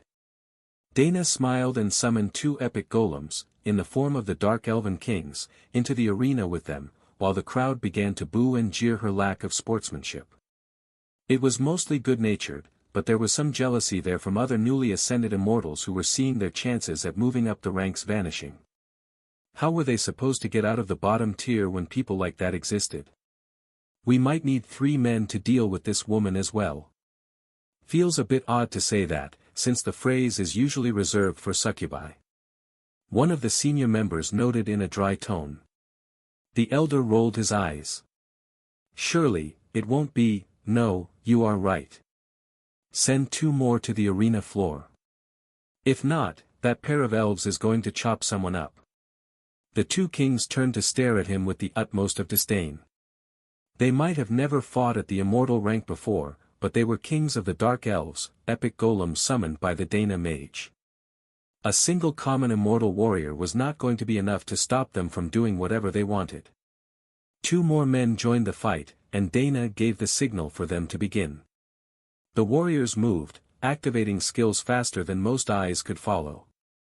But the kings were already gone, and 2 pommels hit 2 skulls at exactly the same instant, before they turned on the remaining fighter and drove him to the ground in a single series of attacks. Halt! You 3, head to the tent. We need a better team to fight those things. We didn't even get to see the mage in action. Yes, the golems are a sure sign of her power, but we still need to rank her combat skills. The elder insisted. I can dismiss them, or have them stand aside. If you just want to know how my blade skills are, it's easy enough to do now that everyone understands the power of the epic golems. Saying that they understood was a stretch. They had seen them in action for less than a second. But for the immortals, that was enough to get a rough idea of their base power level. Do it. It will save us all some time. Dana nodded to the elves, who moved to the edge of the arena, confident that they could rescue Dana if something went wrong. A gesture from the elders sent another immortal into the arena. This one looked like he had seen more than his fair share of combat, middle-aged with leathery skin toughened by exposure. But here in the immortal realm, that didn't necessarily mean anything. Her senses told her the man was close to 1,000 years old, and that was much more relevant to his skills than his appearance. He didn't hesitate, and drew his blade to launch directly into a flurry of attacks that sent sparks flying into the air as Dana's sword deftly parried every strike. The sound of the blades echoing through the arena as everyone else fell silent. With a skill activation, the immortal increased his speed, and Dana's sword became a blur, with auto parry, stopping his assault short of the target every time, while Dana adapted to his fighting style. Using War Beast only made her a more furry version of her fox-kin self, but it gave her the same epic constitution that Carl enjoyed. However, it was focused on speed and agility. Dana settled into a rhythm as she learned the combat style of her opponent, and then began adding arcane element power to her attacks, based on the arcane missiles spell, but altered with her understanding of mana manipulation. The result caused an increase in the sparks flying around the arena, as well as a lot of lingering mana, that she could use as a secondary attack, without her opponent immediately noticing that she was building up a skill. Finally getting a chance to make a move, Dana activated a movement skill, intending to walk through the air, only to realize that as an immortal, that was no longer necessary. She could fly without a skill. That gave the fight a whole new dimension, and she began drawing her opponent up off the ground, where the lingering mana could gather in every direction, waiting for the perfect moment to strike. The old immortal nearly let out a sigh of satisfaction when he realized what Dana was doing. He could feel the mana in the air, and her control over it, keeping it from dispersing. Her fighting style was both elegant and deadly, incredibly agile, unlike her partner, who was simply an impenetrable bulwark that nobody could cut their way through. Her agile method was much more to his liking, and he decided that if she was willing, he would take her in as a disciple, to teach her an extended set of blade skills. Not that her ability was lacking, but her style was limited, clearly gained from her system, and not honed with centuries of experience. That was a difference that she was about to learn the hard way. Just as Dana prepared to spring the trap, the mana suddenly left her control, and her opponent's fighting style changed completely, putting her on the defensive again, struggling to keep up with his attacks. Your defensive skill is incredible. But it relies on your ability to block with your blade. When I attack from more directions, what do you do? He asked, less concerned with her ranking than his own curiosity. Dana smiled and activated Blade Storm, creating 10 more blades surrounding her in a defensive formation. The immortal laughed as he caused 1,000 points of light to streak toward her like lasers, forcing Dana to erect a barrier to defend against the vast majority of them, which the blades couldn't deflect. But once she realized that, she put the Blade Storm on offense, while she defended manually with area attacks, and forced her opponent to defend against a dozen attacks at a time. Oh, you can activate skills through any of the blades. That is a lovely trick. Dana gave what looked like a graceful bow, but was actually a kick, intending to put him off balance in the air and make him miss a block. There was no spare breath for her to retort, only more attacks as she struggled to keep up with his power. Your endurance and durability are incredible as well. And your healing, I would say trollish regeneration, or an equivalent, with an epic grade transformation. Yes, you will fit in very well here. Dana laughed as he relented a little on his attacks, not wanting the battle to end.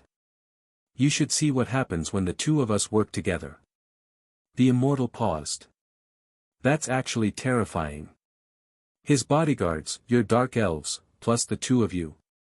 That's an entire trial challenge in one spot.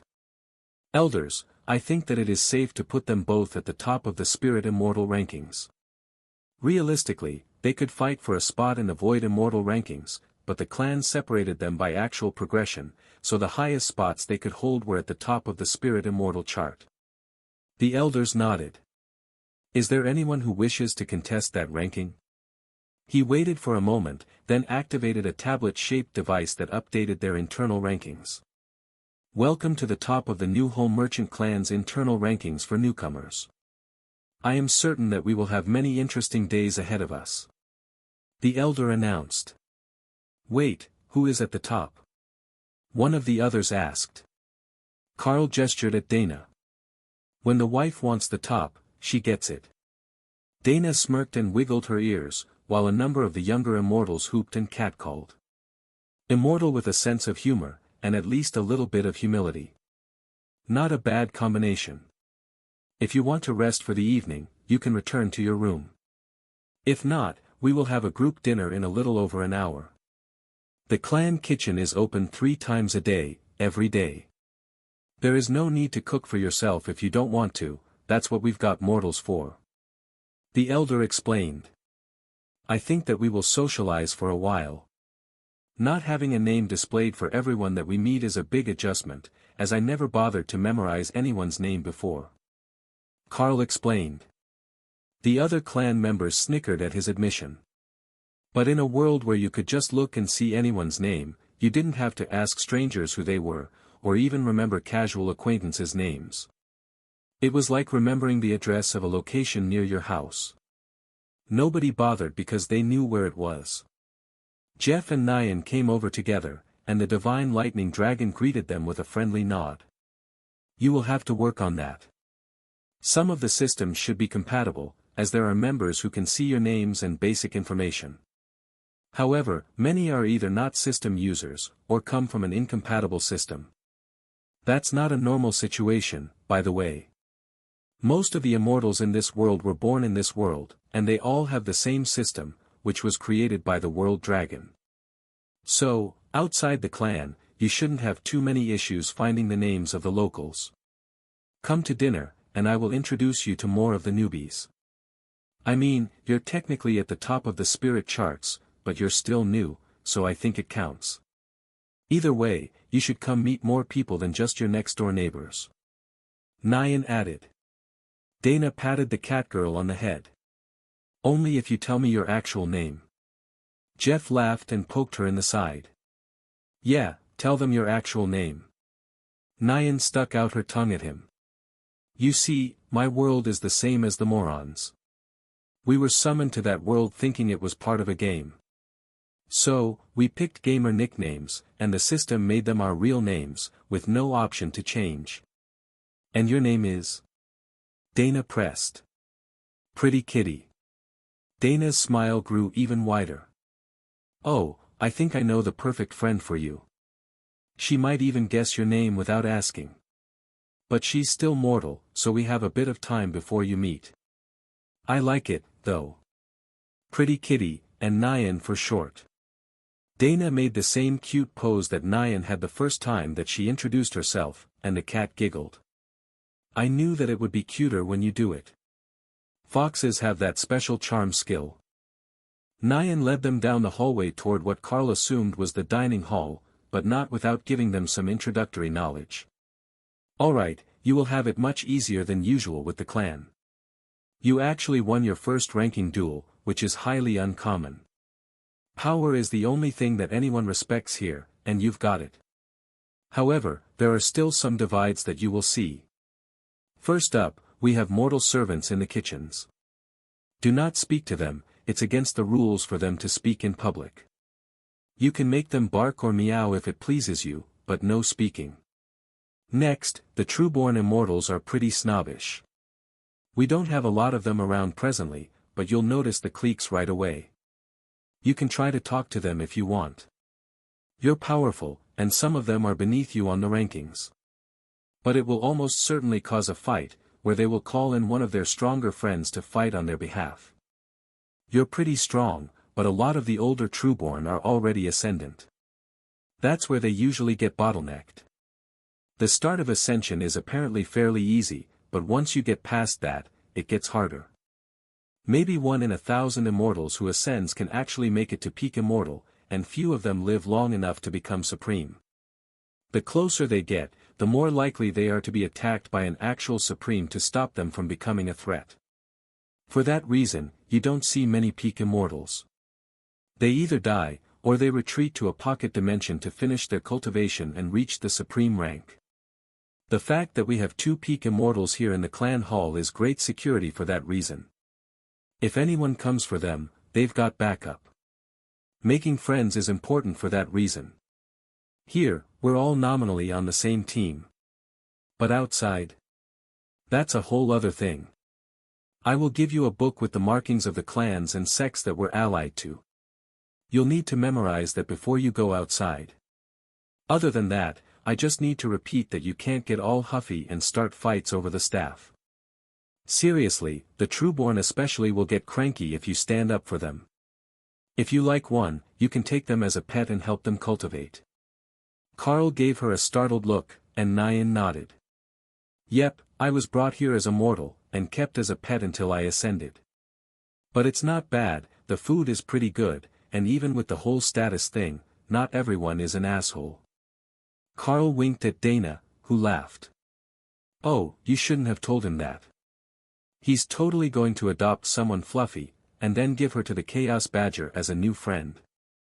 Chaos Badger? Do you know a Chaos Badger? I wouldn't tell people that. They're trouble. Dana patted the cat girl on the head, amused by the way that she seemed to melt under the affection. She's a bonded partner of Carl's, and she's in the process of advancing right now, but she will come to visit everyone eventually. Nyan just sighed and led them toward the dining hall, while Jeff tried not to laugh at her.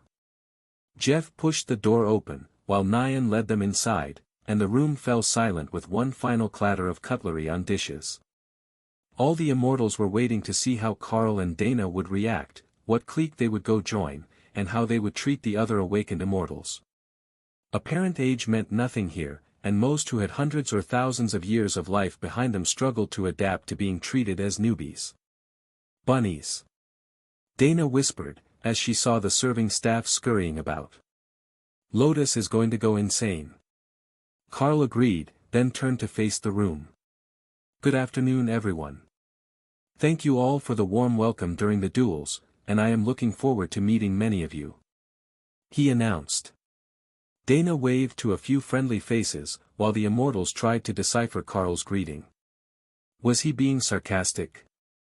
Was he actually angry about the duels, though they were an important tradition? Or did he enjoy the fight, and honestly want to make friends? If that was the case, he would definitely fall into the weirdo category. Did he not know that they were competitors for extremely scarce resources and opportunities? Or did he simply not see them as a threat, and as such saw no reason not to be friendly with them? They were thinking much more deeply about the sentence than Carl was. He had just given them the standard issue politically polite greeting. The room remained silent, much to Carl's dismay. He had been hoping for at least 1 or 2 polite greetings in return, but apparently that wasn't the tradition here. But tradition wasn't the cause of the silence, it was the fact that he was spouting confusing doublespeak while standing next to an absolutely stunning foxkin immortal, and absently petting one of the bunny servants. Wasn't that just too much? Far too enviable. The bunnies usually ran away when anyone got close to them because so many of the immortals were mean to them. But his very first day here, he got to pet fluffy bunny ears. The server was just as shocked as everyone else. She had come over to get his order, and suddenly, he was stroking her ears just right and her mind had gone blank. That had to be a system skill. But who had a skill for head pats? He was a dangerous person. But he felt so safe and friendly that she couldn't stay away. Dana ended up rescuing her so that she could go back to work. Carl didn't even notice that he had her enthralled, it was just an instinctive action and the power of his class skills overriding the bunny's survival instincts. Let's find a seat. There are plenty of open spots. Jeff suggested. The looks that he got from the other immortals were a mix of disgust and pity. He was a born immortal, being a divine lightning dragon. However, he was crippled, and stuck near the bottom of the power rankings for life. It was a strange place to be, but his reputation was still better than Nyan's, even if she was much more popular. Picking a table was also a test, Carl decided. There were cliques seated all over the room, and a few spaces that were clearly reserved for someone else who hadn't arrived yet. If he picked those, it would offend whoever usually sat there. But anywhere else he sat would be aligning himself with one of the cliques, or going the loner route and sitting in the corner, between the garbage bins and the kitchen entrance. Why was there even a table there, anyhow? Some sort of bullying issue? Then he spotted the perfect table. They didn't all have system interfaces that he could see, but Carl identified a number of dragon god clerics, a few beastkin and dragon species warriors, and what looked like a berserker woman in a fur bikini that would make Ophelia laugh. A pale imitation of a bear totem berserker. They also had plenty of space left at the table, and they didn't panic when he turned in their direction. "Do you mind?" he asked the most powerful at the table, a divine fire dragon warrior. "Not at all. Come and sit, I will introduce you to the others, Avatar." A few of the other tables looked disappointed but understanding. If Carl was an avatar of one of the dragon gods, it only made sense that he went to them first. "What god's avatar were you in the mortal world?" a wrath demon man asked as Carl passed by his table. "The world dragon. I gained the status around totem rank, and kept it through my advancements." That surprised more than a few of the immortals. But it explained a fair bit about his fighting style. That massive dragon form wasn't just his innate form, it was enlarged by his status as avatar of the world dragon. It was actually more to do with Thor's influence and his epic grade innate physique, but Carl's dragon form was huge even without using behemoth. The divine fire dragon gestured to himself. "I am Jean, head of the clan's security force training. That is Alicia, don't mind her sense of fashion. She's part fire elemental, and radiates too much heat to be comfortable in full clothing. Or so she says. Then, there is Brother Chin, the white dragon, and Argoth, the werewolf. Chin does most of our healing for group outings, and Argoth is our main tank when we're working in a team. The clan doesn't split us up by ranks because trials in the immortal realms usually have areas of different difficulties, as well as internal restrictions. So, if you want to maximize your chances of success, you need to bring seniors and juniors together. It's a bit ironic, considering how poorly immortals work together." Dana smiled. "I'm willing to wager that those outings with generous seniors are actually a rather significant cause of death for new immortals." Jean chuckled grimly. "Not just new ones.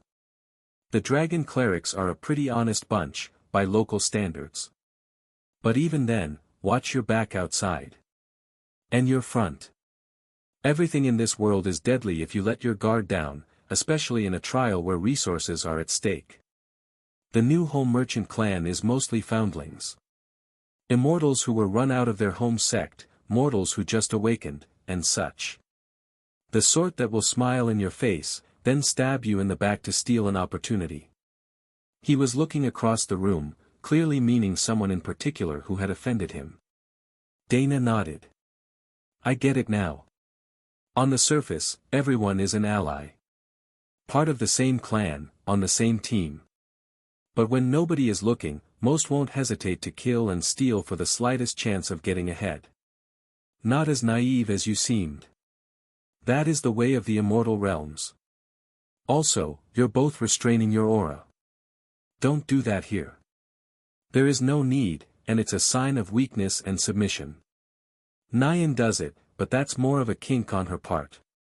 Has anyone mentioned that the system in the world she came from did strange things to their minds? Or perhaps it only summoned insane people to start with? Either way, her and the moron are both oddballs." Nyan just shrugged and accepted her dinner from the servants, who placed all 4 plates in under a second, then seemed to vanish into the background. "Does he not have a name?" Carl asked. "Yes, but we don't use it. It only makes him seem dumber." That was an accomplishment if his nickname was already that bad. Nyan giggled as she looked over at him. They had come from the same world, so she could see his name with her system interface. It was obviously bad, worse than Pretty Kitty, or she wouldn't be laughing at him. "What's with the trash can table?" Dana asked, unable to restrain her curiosity any longer. Oh, that's the reserved table for the last place on the spirit rankings. It encourages them to get better, or something. Jean replied, waving dismissively. The bottom of the rankings don't last long. The others usually offer them opportunities to get stronger, and they do something suicidally stupid. Alicia elaborated. So, that's how it is. All right. I thought it was just some bullying thing, like school children. The berserker laughed, and pulled Dana into a side-armed hug that made her instantly begin to sweat from the heat. You're funny. No, we're not quite that immature. Just as she said that, a young immortal who looked like a teen girl, but who was likely a juvenile dragon, strutted in with her hips swaying in exaggerated fashion, and slapped a drink out of the hand of one of the demons at what Dana could only call the nerd's table. Well, most of us are not quite that immature. Did I mention that the clan has a grade school for the trueborn children? Dana sighed as Kara cackled with laughter in her mind. The Chaos Badger was living for this opportunity. Old immortals, desperate social climbers, and teenage dragon angst all in one place. Only Opal could write a plot with more twists than that. I will ready the clones. This is going to make an excellent daytime drama. Opal agreed. The food was incredible, made by someone with the mystic cooking ability, and once they began to relax a little, the other immortals in the Dragon God Followers clique began to chat amiably. You know, with your fighting skills, we should bring you to the clan's training grounds. They're a legendary separate space made by a demigod for us to train in. The wilderness is properly immortal-sized, 1,000 kilometers across, so there's room to hunt. Plus, you should have clan credits, right? Argoth asked. Carl shrugged. Nobody mentioned credits. I probably should have asked about that. But I have some crafting skills, and I can likely make something that will earn credits in a merchant clan. Ooh, a self-funding immortal. Now that is rare. You know, for as long as we live, you would think that there would be more, but everyone focuses on getting stronger, not on building wealth. There are a surprisingly high number of impoverished immortals. The werewolf laughed. Jean shrugged. He's not wrong. Everything that we get, we put into our cultivation. So it's actually rare for most immortals to have anything of real value, beyond their immediate needs. The Supremes, they're different. They tend to be fabulously wealthy, as they're the top of most immortal worlds, and they're the source of most of the supplies. You are system users, so you're not too concerned about it. But those who grow naturally, without a system, need all sorts of resources to help them grow. System users need some resources as well, but not nearly on the same level. Dana cast Carl a glance that the dragon didn't miss. Could they have a source of immortal rank magical resources? That would make them very popular. If you don't have credits, but you do have resources, you can take them to the clan supply house. They will trade them for either other resources or clan credits. If you want to lead a team into the trial grounds, you'll need credits. Jean explained. Carl nodded. We will head over there in a day or two, once we've settled into our room. It's been an eventful few days, and I'm not one who likes to constantly change surroundings. I like the familiarity. I will leave you to it, then. Come find me if you encounter any issues. I might not be on the Ascendant top rankings, but I've been around a long time. Jean agreed. Nyan and Jeff both rose when Carl and Dana did, and bowed to the table, while Dana waved a cheerful farewell to the mostly silent group. Halfway down the hallway, Jeff waved goodbye and silently entered his room, while Nyan followed them right to their door, expectantly waiting for them to open the door. Dana could see that the cat was actually quite clingy, and hated to be alone. But it looked like she wasn't actually good at building long-term allies, as she didn't seem to have any sort of clique or close social circle of her own. Whether that was a personality or power level issue wasn't clear. But Dana knew that Lotus would love her, and the cat was much more open than most others were. That would help them learn about this place before they got themselves into real trouble. Why don't you come in while we get settled? Tell us a bit about the rooms. The elder said that the rooms are a safe space, so that should mean that there is something special about them, right? Dana asked. Oh, they're exceptional.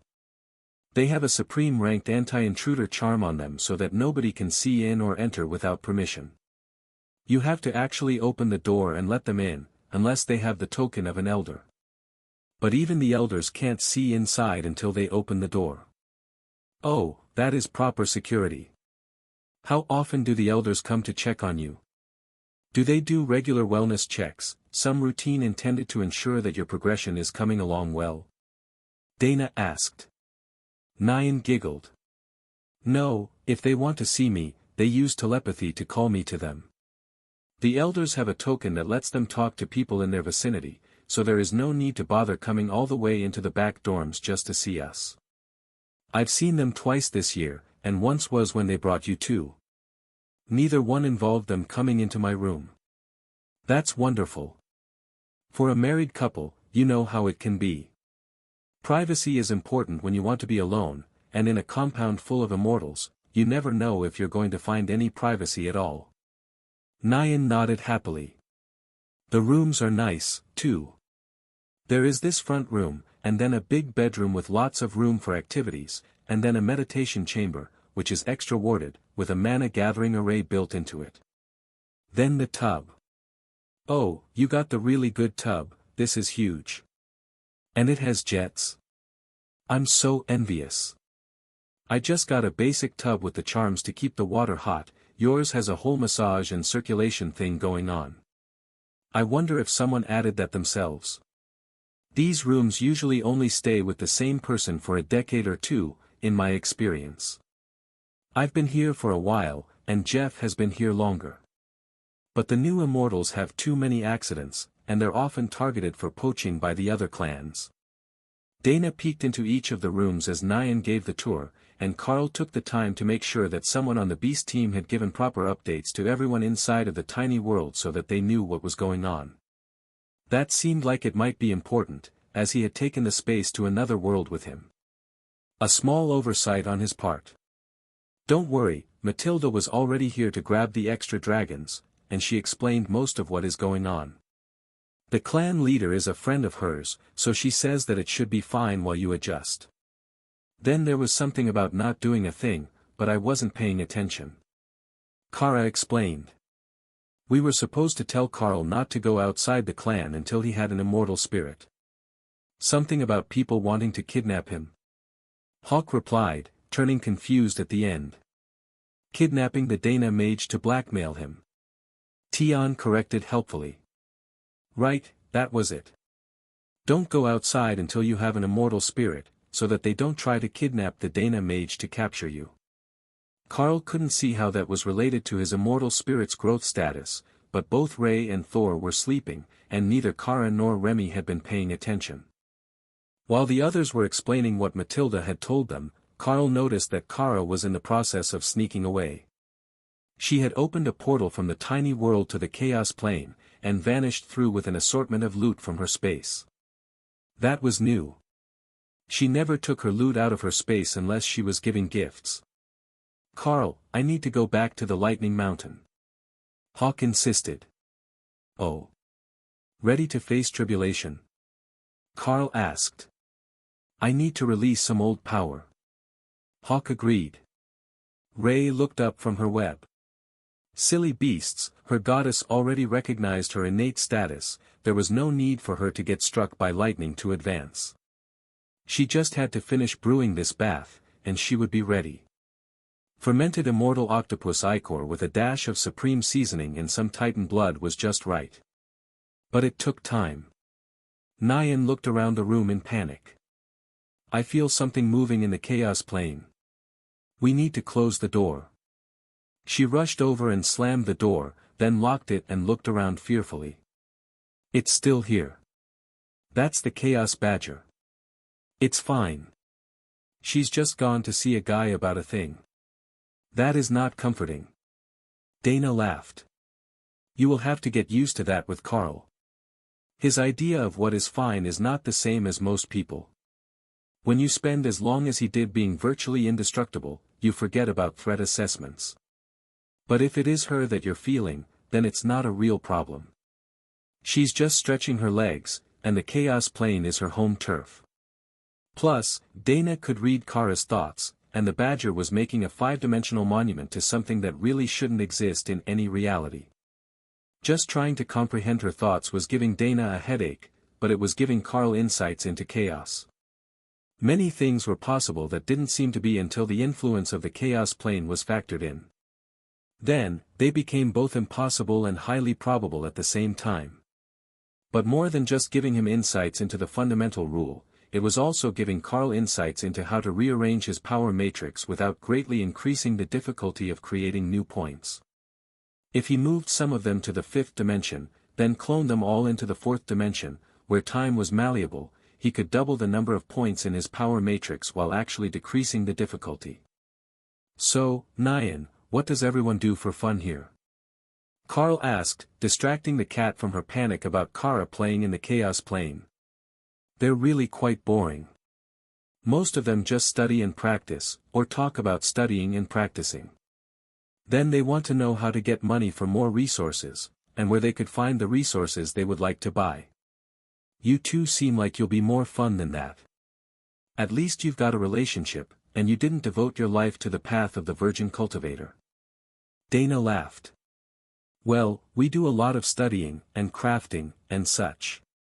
But there is more to life than just studying. Nyan nodded eagerly. Did you know that there are some that don't even eat at the cafeteria because they think that the luxury of decent food is too much distraction from their path? How can you think that immortality is worth it when you live like that? Before Dana could answer, the disruption in the chaos plane caused them all to freeze. Whatever Kara was doing in the chaos plane was so extreme that it was causing ripples in the immortal worlds, and none of them knew if they extended beyond this room. If she was causing disruptions in the entire clan compound, countless people were going to be very unhappy with her.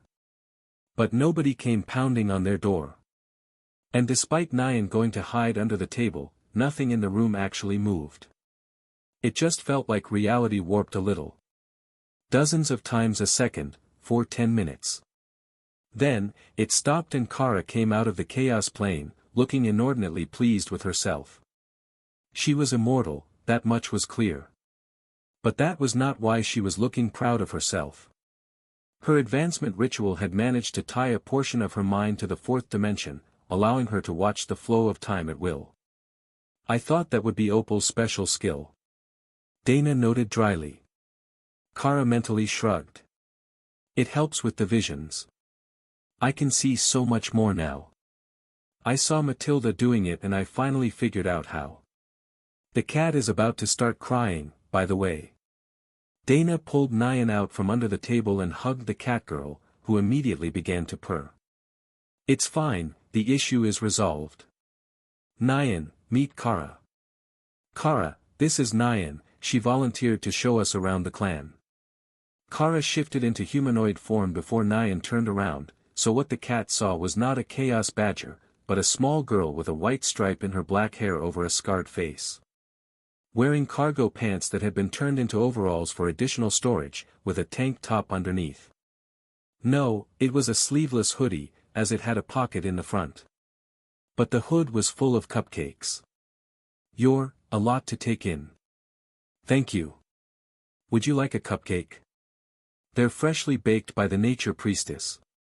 Nyan instinctively took the cake, then fumbled with it, as the entire thing was hot, except the top, which had been frozen so they could apply icing right away. How did you make cupcakes evil? What is this trickery? Oh, never mind, the temperature balances out after a couple of seconds. Kara nodded. They're quite good. Would you like to take a walk around the compound? These two need a bit of alone time to get settled in. Nyan smiled. Sure. Where is your room? I share this one. Don't worry about it, I'm bonded to Carl, so I have a separate space to rest in. Now, how about we go see the flower gardens? Dana put her foot against the door.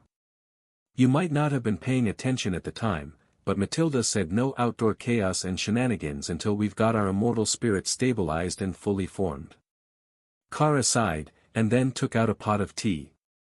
In that case, let's have a snack here, Nyan. They can go to the bedroom. My friend Opal has some questions for you.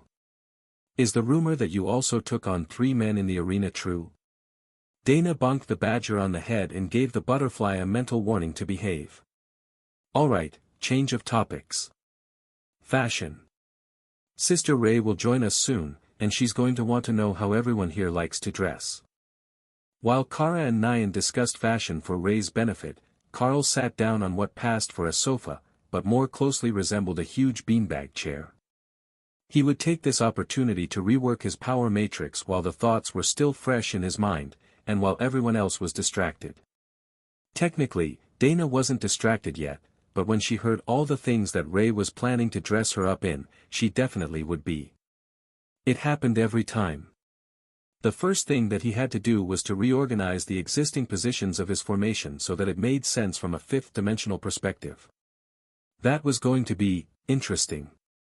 All that he had to go on was how Kara appeared, now that her expanded senses had improved Carl's own. However, he had only been able to perceive the difference for a few minutes. What he needed was another dragon. Well, he had a bunch in the tiny world, though they weren't chaos dragons. The closest that he could get was to try to blend Naksha's presence with Kara's but while envisioning Matilda's dragon form. It took more work than he expected, but when he finished, the mana flow from the immortal world was as good or slightly better than it had been. That should be a sign that he got it right. Or close to it. If he happened to meet another chaos dragon, he would be sure to memorize their appearance so that he could tweak the positions. But at this point it was more about his own visualization of the power matrix, as it related to his understanding of the fundamental rules, than the actual appearance. A few more tweaks attuned the matrix more closely to both the mana manipulation and chaos rules, and Carl felt the mana flowing into him improve exponentially. The change had revealed a hidden flaw in his original matrix. It was like a flat drawing of a dragon, missing a basic dimension. Now that he had addressed the issue, it was beginning to flow as usual. Then, he focused on Kara's understanding of the fourth dimension and duplicated the points. They seemed to fall right into place, existing in the past, present and future all at the same time, as if it were only natural. Strangely, that didn't appear to change his mana regeneration rate at all, but it was having a profound effect on the mana quality he got after filtering the power through the matrix. It was still immortal power, but somehow more pure, and less restrictive. It responded exactly how he wanted it to without the need to put the same effort into forming the skill through the system. Eternal lightning became as natural as breathing, nearly a passive skill that refreshed itself from his mana pool, but still active in the back of his mind and able to be adjusted, unlike passive skills that were active all the time. The entire process had been deceptively easy, leaving Carl to wonder if this was how things were supposed to be at the immortal rank. Dana's voice swearing at him for upsetting her power balance told him otherwise. Sorry. I should have warned you when the adjustment was made. I hope that I didn't interrupt anything major. Dana shook her head. No, just an argument about formal wear. Letting Kara advance first was a mistake. Kara's grin always looked a bit evil with the scars on her face, but she was definitely trying to look innocent at the moment. Trying and failing. Carl shrugged. I'm sure it'll be fine. If Kara would wear it in public, it shouldn't be too terrible. Nyan laughed, and Dana shook her head. Did you finish your power matrix realignment? She asked, changing the topic. I did. It's much better now. Mana flows more smoothly, and the refinement level of the immortal energy is better. The impurities in it are mostly gone now, and I don't have nearly as many issues activating skills with the change in power. Carl explained the details with a directed thought, unwilling to spill all the details in front of Nyan, no matter how friendly the catgirl was. You should sleep, or meditate, possibly unpack. I don't see luggage or storage rings, but that doesn't mean much. I will return to my room, and come get you in the morning for breakfast, to help you get used to the routine here. Nyan insisted suddenly, jumping to her feet as if she had just remembered something. All right. We will see you soon. That would also give Carl the chance to check on how Hawk was doing, as he hadn't dared to keep a portal open from the tiny world back home when there was another immortal in the room. She might put on an innocent and clueless front, but nobody made it to immortality without at least stepping on a few bodies. Once the door was closed and locked behind her, Carl immediately extended his senses to make sure that nobody was looking in on them, then opened a small viewing portal back to the Tribulation Mountains, where Hawk had gone to undergo his trial. The storm was already forming around him, but Hawk had filled the whole area with fire, overwhelming the storm and constantly burning away the clouds. Dana's amusement at the fact that Hawk had actually altered his immortal tribulation to eliminate the chance that it would rain on him flowed through the mental link, and Remy began making her own plans to set the stage for her advancement. If Hawk got to set up a little piece of the fire elemental plane for his tribulation, she could make her own Naga swamp scene. But her thoughts gave Hawk a great idea. He didn't know how to portal, but Kara did, and he knew where the plane of fire was. He didn't want to advance there, he was a dark flame phoenix, not a pure fire elemental being. But opening a portal would let much more element-rich mana flow into the region and warm it up enough that he shouldn't have to deal with any more clouds. The first bolt of lightning shook all the immortals on the Dragon Isles out of a sound slumber. They hadn't sensed anyone reaching tribulation on the continents, but there was definitely one beginning, and they hadn't sensed an intrusion from any of their monitored worlds. That was only natural, as Carl's tiny world had been created in Drod, so it still felt like part of their own world, even as the mana in it had begun to change and adapt to the immortal world where Carl was now living. Azof was the first to react, teleporting himself through a microscopic portal to oversee the advancement. "Oh, it's you. I thought that you left with Carl. Never mind. Finish what you are doing, and I will keep watch." Hawk nodded in satisfaction. That immortal wasn't all bad. Even if he didn't have wings. The first strikes of the tribulation lightning crashed into Hawk's flaming body, barrier, and the bird keened in joy as he felt the power surge into him. Like most beasts, he had a much easier time advancing than humans, but unlike most, he had undergone multiple evolutions to reach immortality, and he had to purge some of the remaining mortal energy from his body. It wouldn't advance without it, even though he had so thoroughly remade himself in the flames of the dungeon during his last advancement. The lightning struck again, burning away the lingering mortal world energy, as Hawk drew in the residual power of tribulation to replace it. The more power that he could channel into his barrier, the faster that the energy was replaced, and Hawk briefly bemoaned the fact that he was so efficient with his mana use after a lifetime of practice. If he hadn't put so much effort into punishing water magic, could he have finished this whole tribulation faster? Did the difference in time even matter? Were there mice in the immortal worlds? Those were the important questions that were plaguing his mind as the lightning struck again and again, remaking his power into that of a true immortal. The fourth and fifth volleys came nearly on top of each other, the two blending almost seamlessly as the dark flame phoenix transformed and expanded, his body enlarging as Hawk adapted to immortality. Now, he was a truly prodigious 30 meters in wingspan, nearly large enough to compete with the dragons for a size competition. But he was still much more delicate and agile than the massive reptiles, and he was certain that his air speed superiority would not be compromised. Unlike Carl's advancement, only Azof had come to cheer Hawk on, but that was because the immortal had locked down the area, warning everyone else away from the advancement of an immortal beast on their world. The immortals all knew about Carl's team, and assumed that this was the first of them to reach immortality, as no others had come back for a tribulation. It was too soon for Carl to return, even if it was just for a visit. His immortal spirit wasn't stable and formed yet, which would leave him vulnerable to attacks by immortal realm cultivators. The spirit was a sort of anchor point for immortality. The initial stages of immortal spirit formation didn't do much to increase your maximum power, what they did was to massively decrease the amount of energy needed to perform actions and use skills. With a fully formed immortal spirit, they would have far fewer fears of running out of mana unless they were using their strongest attacks repeatedly. It was when they started to transform the spirit and become a void rank immortal that their power truly began to progress. But beyond the mana cost reduction, the immortal spirit also protected against soul-based attacks, and lingering damage to the essence. It separated the mortal soul from the immortal with a layer of immortal essence, and imbued the very core of the immortal with a bit of power that they had never been capable of attaining before.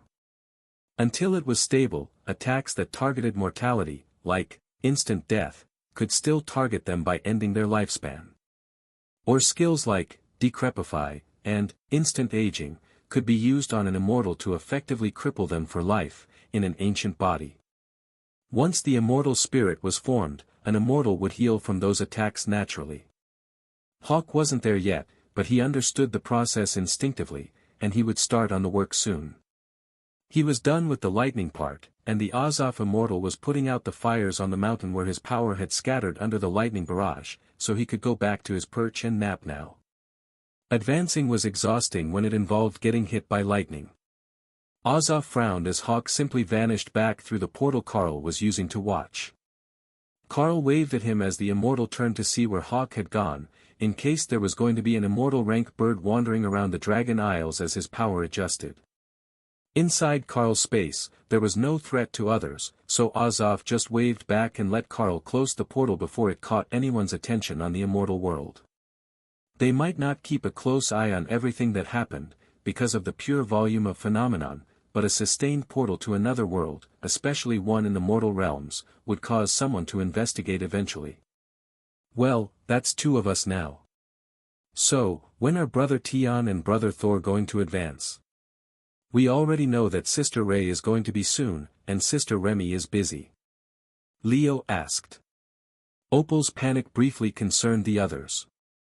She had just realized that she put so much focus on getting more data for her film collections that she had forgotten about growing her own power. She was doing well with her fundamental rule of illusions, but her body still wasn't at the peak of mythic rank. The others might advance right away, but she was going to need weeks, maybe months, to catch up, even with this improved energy in her space. The next morning came fast in the immortal world, and Carl briefly wondered if there was a difference in the length of the days, only to have his system interface cheerfully inform him that it was currently 5:30 in the morning, and someone was knocking on their door. If that's Nyan, I am going to cover her in glitter and throw her to Lotus and Button. Carl complained as he got out of bed. Ophelia will murder you if you get them covered in glitter. Carl dressed in a seat of black robes that Ray had made, then frowned at his human hands, not used to seeing them after so much time in cat demon form. Also, he was short. Well, not short by human standards, he was still a bit over 180 centimeters tall. But he was a full 10 centimeters shorter than he was used to being. He briefly considered using Behemoth to adjust his size, but gave up and left his size in its natural state. When he swung the door open, Nyan was waiting outside, still in her pajamas. Good morning. The breakfast buffet is open, and it's best to go early so that they don't sell out of the good stuff before we get there. They hate having leftovers, so they stop refilling it later in the morning. Behind him, Dana laughed at the catgirl's wild hair and flannel pajamas. She was clearly too excited about getting here for breakfast. Alright, give me 30 seconds to get ready and I will join you. Come in, no need to wait in the hallway. Kara straightened herself and adjusted her hair into a 3-row braid, separating the white from the black sections, then came out to join them. So, what do they have for breakfast? Something good? Rare plant immortal resources? Baked treats? She asked. Mostly not immortal ranked. It's just breakfast, not some special feast. But it's really good. Kara shrugged. That's fine. We can go out and make new friends, and that's enough for day 2. Nyan looked at the small round ears on the badger's head, and began to panic about how she could tell Kara that half the clan would demand that she be thrown out, while most of the others would be afraid to let her near them once they realized that she was a chaos badger, not a beastkin. However, if she didn't tell them, they wouldn't know, right? They could all go for breakfast, explore the clan compound, and then she could see what the new immortals did for training.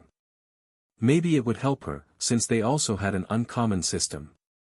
Most of the immortals in this world were either from here or from a half-dozen powerful mortal worlds that generated regular immortal advancements.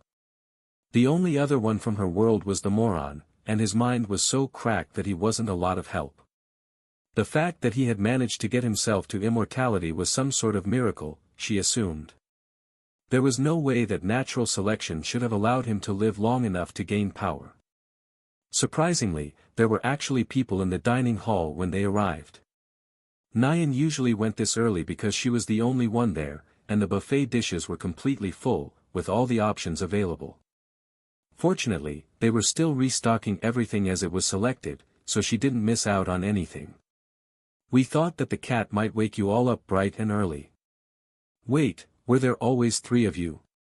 A large wrath demon asked. Kara frowned at him. Of course. New immortals don't just appear out of thin air. The demon frowned back. His memory should be better than that. Especially when it came to duels. He never forgot a duel. You didn't duel yesterday. He insisted. Nobody asked me. I'm quite unobtrusive when I want to be. The wrath demon smiled. Then I will duel you today. Do you have a system? Or are you growing naturally? All natural, baby. A bit of immortality ain't nothing compared to this potential. Kara insisted with an overdone sweet-sounding accent that Carl didn't recognize. The demon thumped the seat beside him. Bring your people to eat. We will spar after we eat. No hiding from the fun parts today. Carl laughed at the concerned look on Nyan's face. Don't worry about Kara. Nobody willingly duels her twice, so she must be pretty good at it. Good at it was a matter of interpretation. She had a habit of biting at tender bits and punching people in the dick. Of course, nobody tried to duel her twice. She was looking forward to it today. She was going to get to test out her new strength, and try to understand why she didn't get an overranked skill this advancement. Had she finally reached her potential? The point where her body and her skills were coming into balance should be near to adulthood. Carl grabbed a bit of everything that looked good, while Kara stacked pastries around a mountain of scrambled eggs covered in hot sauce and what he hoped was mayonnaise. Dana initially just picked a few things that she wanted to try, then Nyan loaded small samples of everything else that she liked onto the plate for Dana to try. The wrath demon and his friends gave her matching bemused smiles. It was a side effect of being a fox. You made friends, even if you didn't want to. Tian thought that it was a good sign. If everyone treated Dana that well, then they should also treat him well when he advanced. He wasn't quite right, she was a full-grown woman, he was a 3-kilo pure white fox. Tian was much more likely to be treated as a fluffy pet than a new friend. Though, he was unlikely to be able to tell the difference. Friendly meant friend in his brain. The dining hall began to fill fast 15 minutes after they arrived, and they were attracting a lot of attention, sitting with the table full of wrath demons. Even in a world where the powerful ruled, the wrath demons were among the most violent adherents of the might makes right philosophy. The 2 new arrivals had proven themselves well in the duel, but it normally took much more than that to impress the demons. That led many to suspect that Carl and Dana had a secret, either about their origin, or about their skills. There had to be something that impressed the demons. Nobody was paying any attention to Kara, whose form made her look like a middle school student. There were plenty of immortal children in the clan, but they weren't real immortals in a combat power sense. They had an unlimited lifespan, but they didn't have the power to back it up, and they had to be protected by the clan so that they were not abducted and brainwashed to work for another clan. But her breakfast. What was that? It was making people's eyes water from 2 tables away, just radiating spice from whatever she had put on the egg mountain. She was eating it while humming a happy song. The hot sauce was something that the wrath demons loved, made from a magma chili, combining fire magic with spice for a uniquely hot sauce. But most of them didn't use it as a primary flavor for eggs. As soon as her plate was empty, the big demon started to get an excited look in his eyes. He could tell that she was not one of the children from the academy, he knew all of them already. He was their combat skills trainer. Which meant that this was an actual teen immortal, ascended from whatever world had proven capable of fostering such a prodigy. He did suspect that she might actually be a form of divine beast, reaching immortality before adulthood. But she looked like she had seen some stuff, not one of those soft and worthless students. Alright, let's go to the training grounds. I will assess your level, and if you need remedial lessons, I will get you enrolled in classes. Kara's smile made him immediately wish to retract that statement. Kara reached up and grabbed his hand to drag him out to the sparring arena, and the other wrath demons began to laugh. The tiny one was either brave or stupid, and they were 100% on board with her brand of crazy. The match goes to first blood. That is standard for the clan's rules on sparring with children. The demon insisted. That's a bit offensive. Do they think that I can't take a hit? He chuckled and shrugged. I've said the same thing, but rules are rules. That's what happens when the humans are left in charge. They like to coddle their children in the strangest ways, while testing them in others. Karl adjusted his aura, so it was at about half output, close to matching that of the others in the area. That seemed like the best option, but he quickly noticed that he was getting fearful looks from many of the immortals. Nyan looked up at him. I get it now. Why you suppress your aura? I was serving an evil cultivator sect when I first arrived in this world, and most of them didn't have an aura that could compare to yours. How did you end up with someone as lovely as Miss Dana with an aura like that? Hers is so pure and innocent, highly huggable. The other immortals nodded in agreement. Dana's aura was more suited to a divine cultivation sect, where they focused on purity and good deeds to build karma. But Karl felt like a leashed predator picking out a meal when he looked at you. The wrath demons decided that they liked him. The one in the ring with Kara didn't notice, he was too busy trying to analyze his opponent. He had a skill for it, and he could normally read the system information of most of the children, no matter where they came from, but Kara's information all came up either corrupted or constantly changing. After a moment, he gave up on it, and waited for their referee to start the match. One of the Ascendant Immortals hopped up on the judge's elevated chair, and blew the whistle, beginning the match. The Wrath Demon activated a fire barrier and swung his axe, aiming at Kara. But she vanished behind a black, disintegrate, barrier, and then launched at his face like a missile. With both hands on the axe, he couldn't grab her in time. He only managed to block her momentum. But Kara wouldn't let that stop her. She used his axe as leverage to throw herself on his face and grab his beard to feed him a flurry of punches. The demons in the crowd laughed at the insane girl. Of all the things that had happened to the combat instructor in the past century, having a small girl hang off his beard to punch his face was a new one.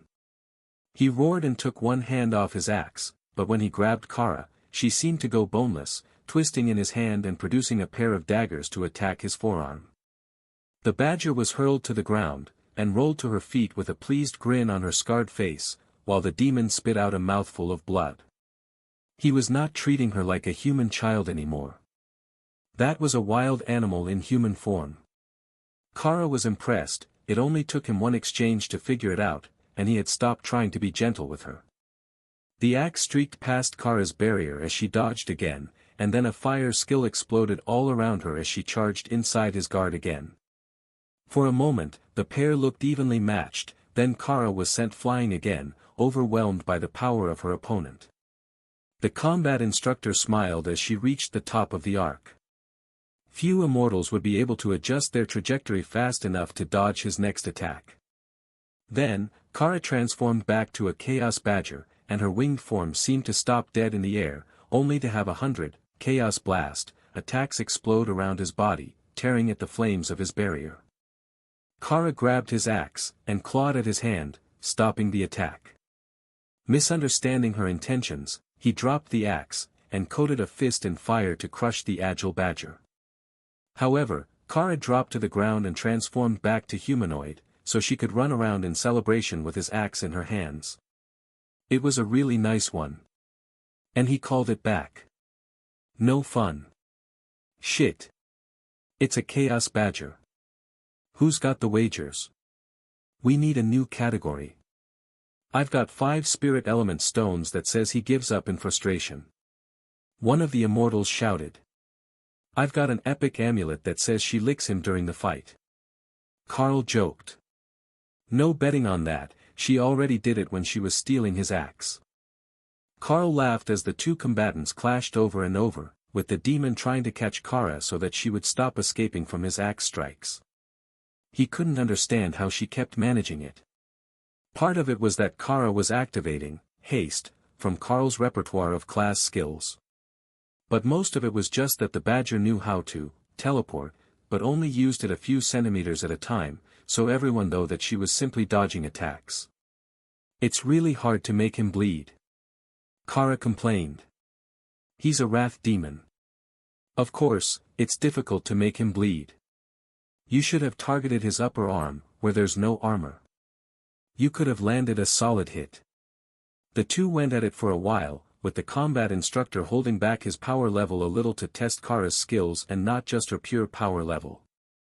He'd already caught on to her tricks, and he was adjusting his attacks for the most likely directions that she would evade, which was causing Kara to take more hits, though she had managed to land a few of her own.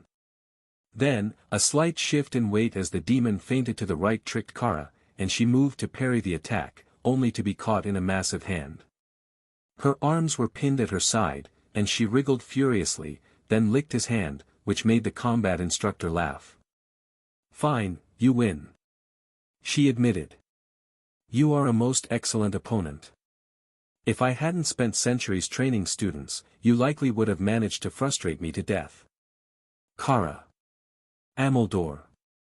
The crowd cheered and jeered as they settled their wagers, and a few more children came out to see what was going on.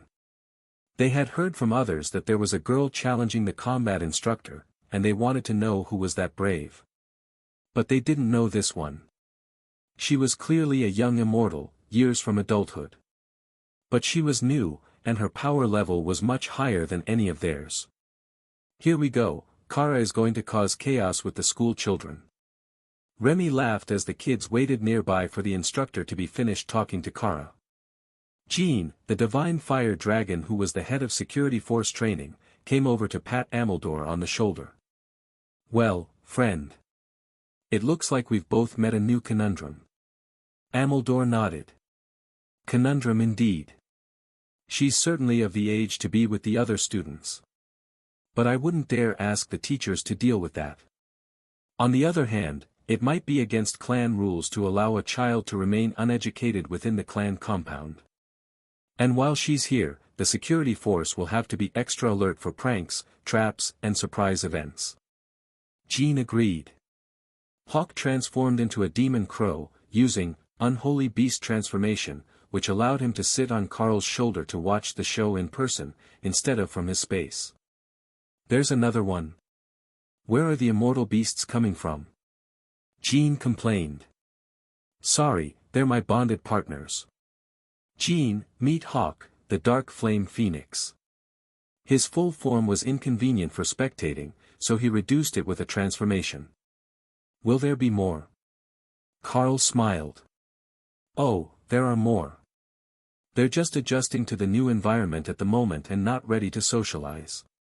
Some of them aren't a major concern for others, but I will ask the predatory ones to behave. That also wasn't horribly comforting. Alright, as a resident of the clan, I will trust your judgment, and ask that you take responsibility for keeping your beasts under control. If that's even possible. Jean stared pointedly at Kara, who laughed and brought out a cupcake for him. Thanks. Is it custom where you come from to have dessert after breakfast? Kara just laughed. No, I simply like cupcakes. Jean juggled the cupcake in his hand for a second as the temperature balanced, and Nyan frowned. She had nearly panicked when Kara handed her those strange snacks, but the dragon figured it out right away. What she didn't know was that the trick of freezing the top was actually common with green dragons, who got impatient for their dessert to be ready. So, he had experienced it many times before. They also liked making them with hot liquid chocolate in the middle and ice cream on top. Keeping them in your inventory kept them in the same state you received them, so you still had to let them cool before eating if you didn't want to use a plate and cutlery. Can you show me that escape technique? One of the boys asked Kara, ignoring the look that Ameldor was giving him. "Oh, sure. The basics are actually very simple. Do you have a training weapon? I have a good stick I can use as a sword to demonstrate." Kara took out a police baton, and the student gave her a strange look. That was a mythic rank stun baton.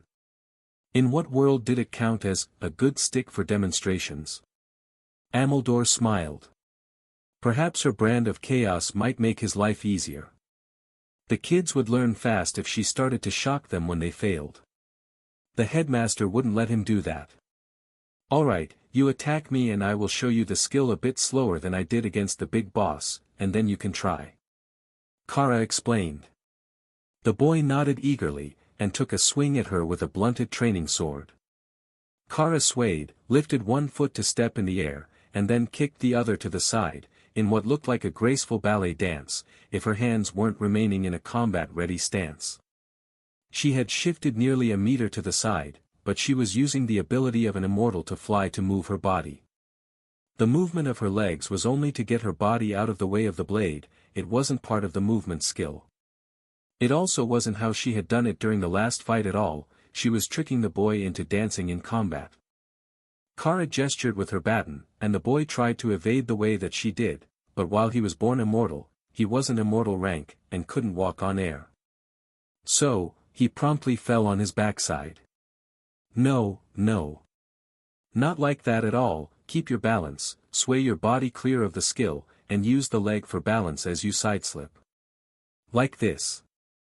Kara demonstrated again, using an entirely different movement that would more conventionally dodge a blade, the way that a four-legged badger would avoid a paw. Ameldor covered his mouth to hide his laughter as the boy attempted it and got stunned with the baton, leaving him twitching on the ground. Close. Again. You'll get it in 1 or 2 more tries. The boy failed again, and then to everyone's shock, he actually did it, dodging the baton with his body at an impossible angle, and his feet sliding through the sand. It wasn't elegant, and he nearly fell over again, but he dodged the first strike. Good. Now, we just need to practice it until you can do it for multiple attacks and string it together into an evasion technique that leaves you in position to attack. Kara insisted. Are you Mr. Ameldor's new assistant? The boy asked fearfully. I'm trying to convince him that I should be your new classmate. Do you have fun classes other than his? The kids looked at her like she was crazy. You think his class is fun? The combat instructor is a slave driver. He terrorizes us in class. But some of the classes are fun. We have arts courses in the afternoon, where we can make clay sculptures or paint. That is a lot of fun. That sounds fun. I will ask Mr. Ameldor to let me go to class with all of you. We can make the most wonderful statues and paintings. With runecrafting, Kara mentally added. Dana sighed. If Kara started making runecrafted items in arts and crafts class with a bunch of children, there really was going to be chaos. But trying to stop her would only make her more determined to make her days memorable before someone really did manage to keep her away. It was better to let her get it out of her system. Jean leaned over to whisper in Dana's ear. You're not going to try to stop her. You know that the Chaos Badger doesn't have the mind of a small child. Dana shrugged. In some ways, she does. But she won't actually harm them, she just wants to play around all day today. Think of her like a chaotic teacher's assistant, if that helps. The dragon rolled his eyes. Chaotic and teacher's assistant didn't belong in the same sentence, as far as he was concerned. But the divine fire dragons were part of the order-aligned portion of the pantheon, and they never did get along well with the chaos dragons or their allies. As long as she doesn't cause major troubles for Carl, he will be held responsible for any damages she causes. Dana nodded. You worry much more than he does about it. Kara knows the limits of what are acceptable pranks. Like most dragons, Jean associated chaos with malicious intent. It really wasn't. At best, chaos was neutral, not caring about the fallout of your actions. If you were being deliberately malicious, or benevolent, you were actually reducing the amount of chaotic behavior. Besides, Kara liked children. Why don't I accompany Miss Nyan to show you around the compound? Her navigational skills tend to leave much to be desired. Jean offered. The more, the merrier. Did you have somewhere in mind? Why don't we start with the library? The main doors are there at the edge of the arena courtyard, and every mage is usually a fan of it. It's also right near the skill book repository. That one is a bit more restricted, as you need to purchase them to take them out. But if you have something to trade, you might find something good. Nyan nodded eagerly. It's a really good place, but really expensive. Well, skills are valuable to everyone, and there are never enough people who can write new skill books to replace the ones that others want to use, so the price would naturally be high. Dana agreed. And you can't forget that nobody is willing to turn in new skill books that they find because they're so valuable to keep for trade, or to recruit disciples. If you get a good skill book, you can almost guarantee yourself a follower. Nyan added. Oh, the recruiting with rare skills tactic. A true classic. Carl joked. You say that like you've done it before. Jean noted. Maybe once or twice. You had quite the interesting life in the mortal realms, didn't you? I heard that you were a branch leader of a guild while you were there, but it sounds like there was much more to it than just the usual drudgery of managing the schedules of the members they had recruited to run dungeons and keep the guild afloat. The Dark Light Host is an interesting sort of guild. It's existed far longer than any of our living members, as far as I know. But it is also a gathering spot for craftsmen and those with rare classes who don't really fit in the mold of other guilds and their dungeon or group mission-focused team building. Instead, we focused on trade skills, learning crafts that would help balance out our odd skills. Carl offered. That does sound fun. See, being a divine fire dragon, I never got to have all that fun. It was duty and training as a child, duty and training others as an adult. We're very responsibility-driven. Nyan smiled. I can vouch for that. Jean is one of the most responsible members of the clan. That's why he gets to train the security forces. But the divine fire dragon lineage are royalty on many of the immortal worlds, so he's got big expectations to live up to. Jean nodded. My own father, grandfather and great-grandfather are all supreme-ranked dragons, and still alive, governing their own lesser realms. That really was a crushing level of expectations for him. Jean led them over to the library, a beautifully artistic design 5 stories tall that didn't seem to match any of the other architecture in the compound. This library was built only 200 years ago by one of our members, who felt that they could revolutionize architectural style. That didn't pan out. However, the library is a work of art, and it holds all the common books that anyone could wish to read. It is open to all of our members, even the mortal servants have access to the library. You will find everyone there at some point, researching something that might help their growth. It also has the historical books copied, and they're quite commonly useful when looking for rare resources. Sometimes you'll see people in here every day for months, looking for a super rare resource like black elf grass, or rumors of where it was seen growing in the past so that they can go on a trip to go look for it. If they can find a resource like that, they can make a breakthrough, or perhaps complete a super rare alchemical concoction. Is it that rare? Dana asked. Black elf grass? It's a legendary lost magical plant. So many ancient recipes need it, but it no longer exists. I spent 20 years looking for it without finding any. Jean replied with a deep sigh. Dana smirked and Carl reached into Thor's space, where the plant grew as a weed. Here. It's only mythic rank, but I've got a bunch. You didn't need the roots, did you? The dragon stared at them. The people passing by stared at them. The guard at the library gate stared at them. What? I've been growing it in the garden at the guild house for years. That was the first time that Carl had ever seen someone actually spit up blood in rage. The sight was equal parts concerning and fascinating. Especially for Ray, who wondered if there was a special technique to make them do that on demand. It was practically a free donation. Jean stared at the grass in his hand. I can really have this? Carl nodded. I've got enough, call it a first meeting gift. The other immortals glared at Jean, who was holding his treasure with a level of reverence usually reserved for holy relics and babies. It was much more entertaining than Dana had expected, and she knew that nobody would miss it when most of the beasts had acres of it in their spaces. It was just too good as a base plant to support other magical resources. They were about to drag Jean into the library when a short man with a long white beard came running up. The disciples tell me that you have black elf grass. The man gasped. Indeed I do. Did you need to purchase some? Carl agreed. How much do you have? Enough. Let me know how much you need, and I will tell you if I have it. The old man seemed to mentally recalibrate, and then smiled. If you have a whole kilogram, I will buy it all at twice the clan warehouse turn in price. In clan credits. A few of the others scoffed at his offer to pay in clan credits. He was the head of the alchemy department.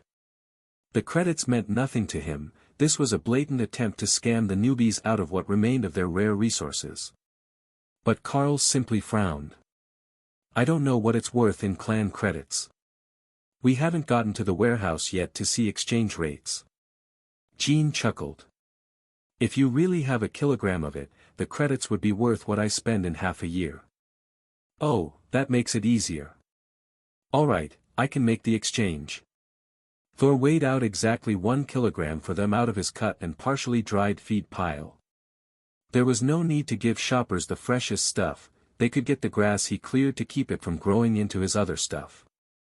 Carl held out the stack of wilted grass stalks, and the alchemy master grabbed them excitedly. This is it. It's really black elf grass. Who knew that the reason we couldn't find it was because it grew in some shielded mortal world? He muttered. Actually, it doesn't. I collected it from a trial and took it home to grow more. Now, about those credits. The old man nodded repeatedly. Just take this note to the warehouse, and they will record it for you. Man, being an elder is just too cheap. Handing out a fortune to get a single ingredient for his cultivation pills, using clan credits instead of having to hunt for resources. Someone muttered in the background, causing the old man to turn. I will have you know that I earn my credits like everyone else. I have been making potions and pills for the clan for 1,000 years, did you think I can't afford to buy resources when they come to my front step? He demanded. Sorry, elder. The clan members scattered, and the old alchemist rushed off to whatever he was doing before he heard about the elf grass. It's a good thing that elf grass makes such good sarrow feed. Who knew that it was so popular everywhere that we go? Carl asked. Jean looked pained. I'm going to pretend that I didn't hear you saying that you feed it to a sarrow. My heart isn't ready for that. Now, we've got the main floor of the library in front of us. This is all modern books, the topics vary, like any good library, but this floor doesn't contain any truly rare or obscure tomes. It has most of the fiction titles, the romance and light reading books that are most commonly checked out. The second floor contains mostly research materials on various topics. They lean heavily toward equipment crafting, alchemy and other common trade skills, but there are some less popular ones there as well. I believe that the second floor contains just short of 100,000 non-fiction titles and manuscripts. Above that are the design blueprints, engineering designs, crafting recipes, and other non-magical reference materials for construction of physical objects. Then the upper floors are the less used or ancient tomes, and you need to get a token to access them, as all access is tracked, in case of damage. Remy was going to love this place.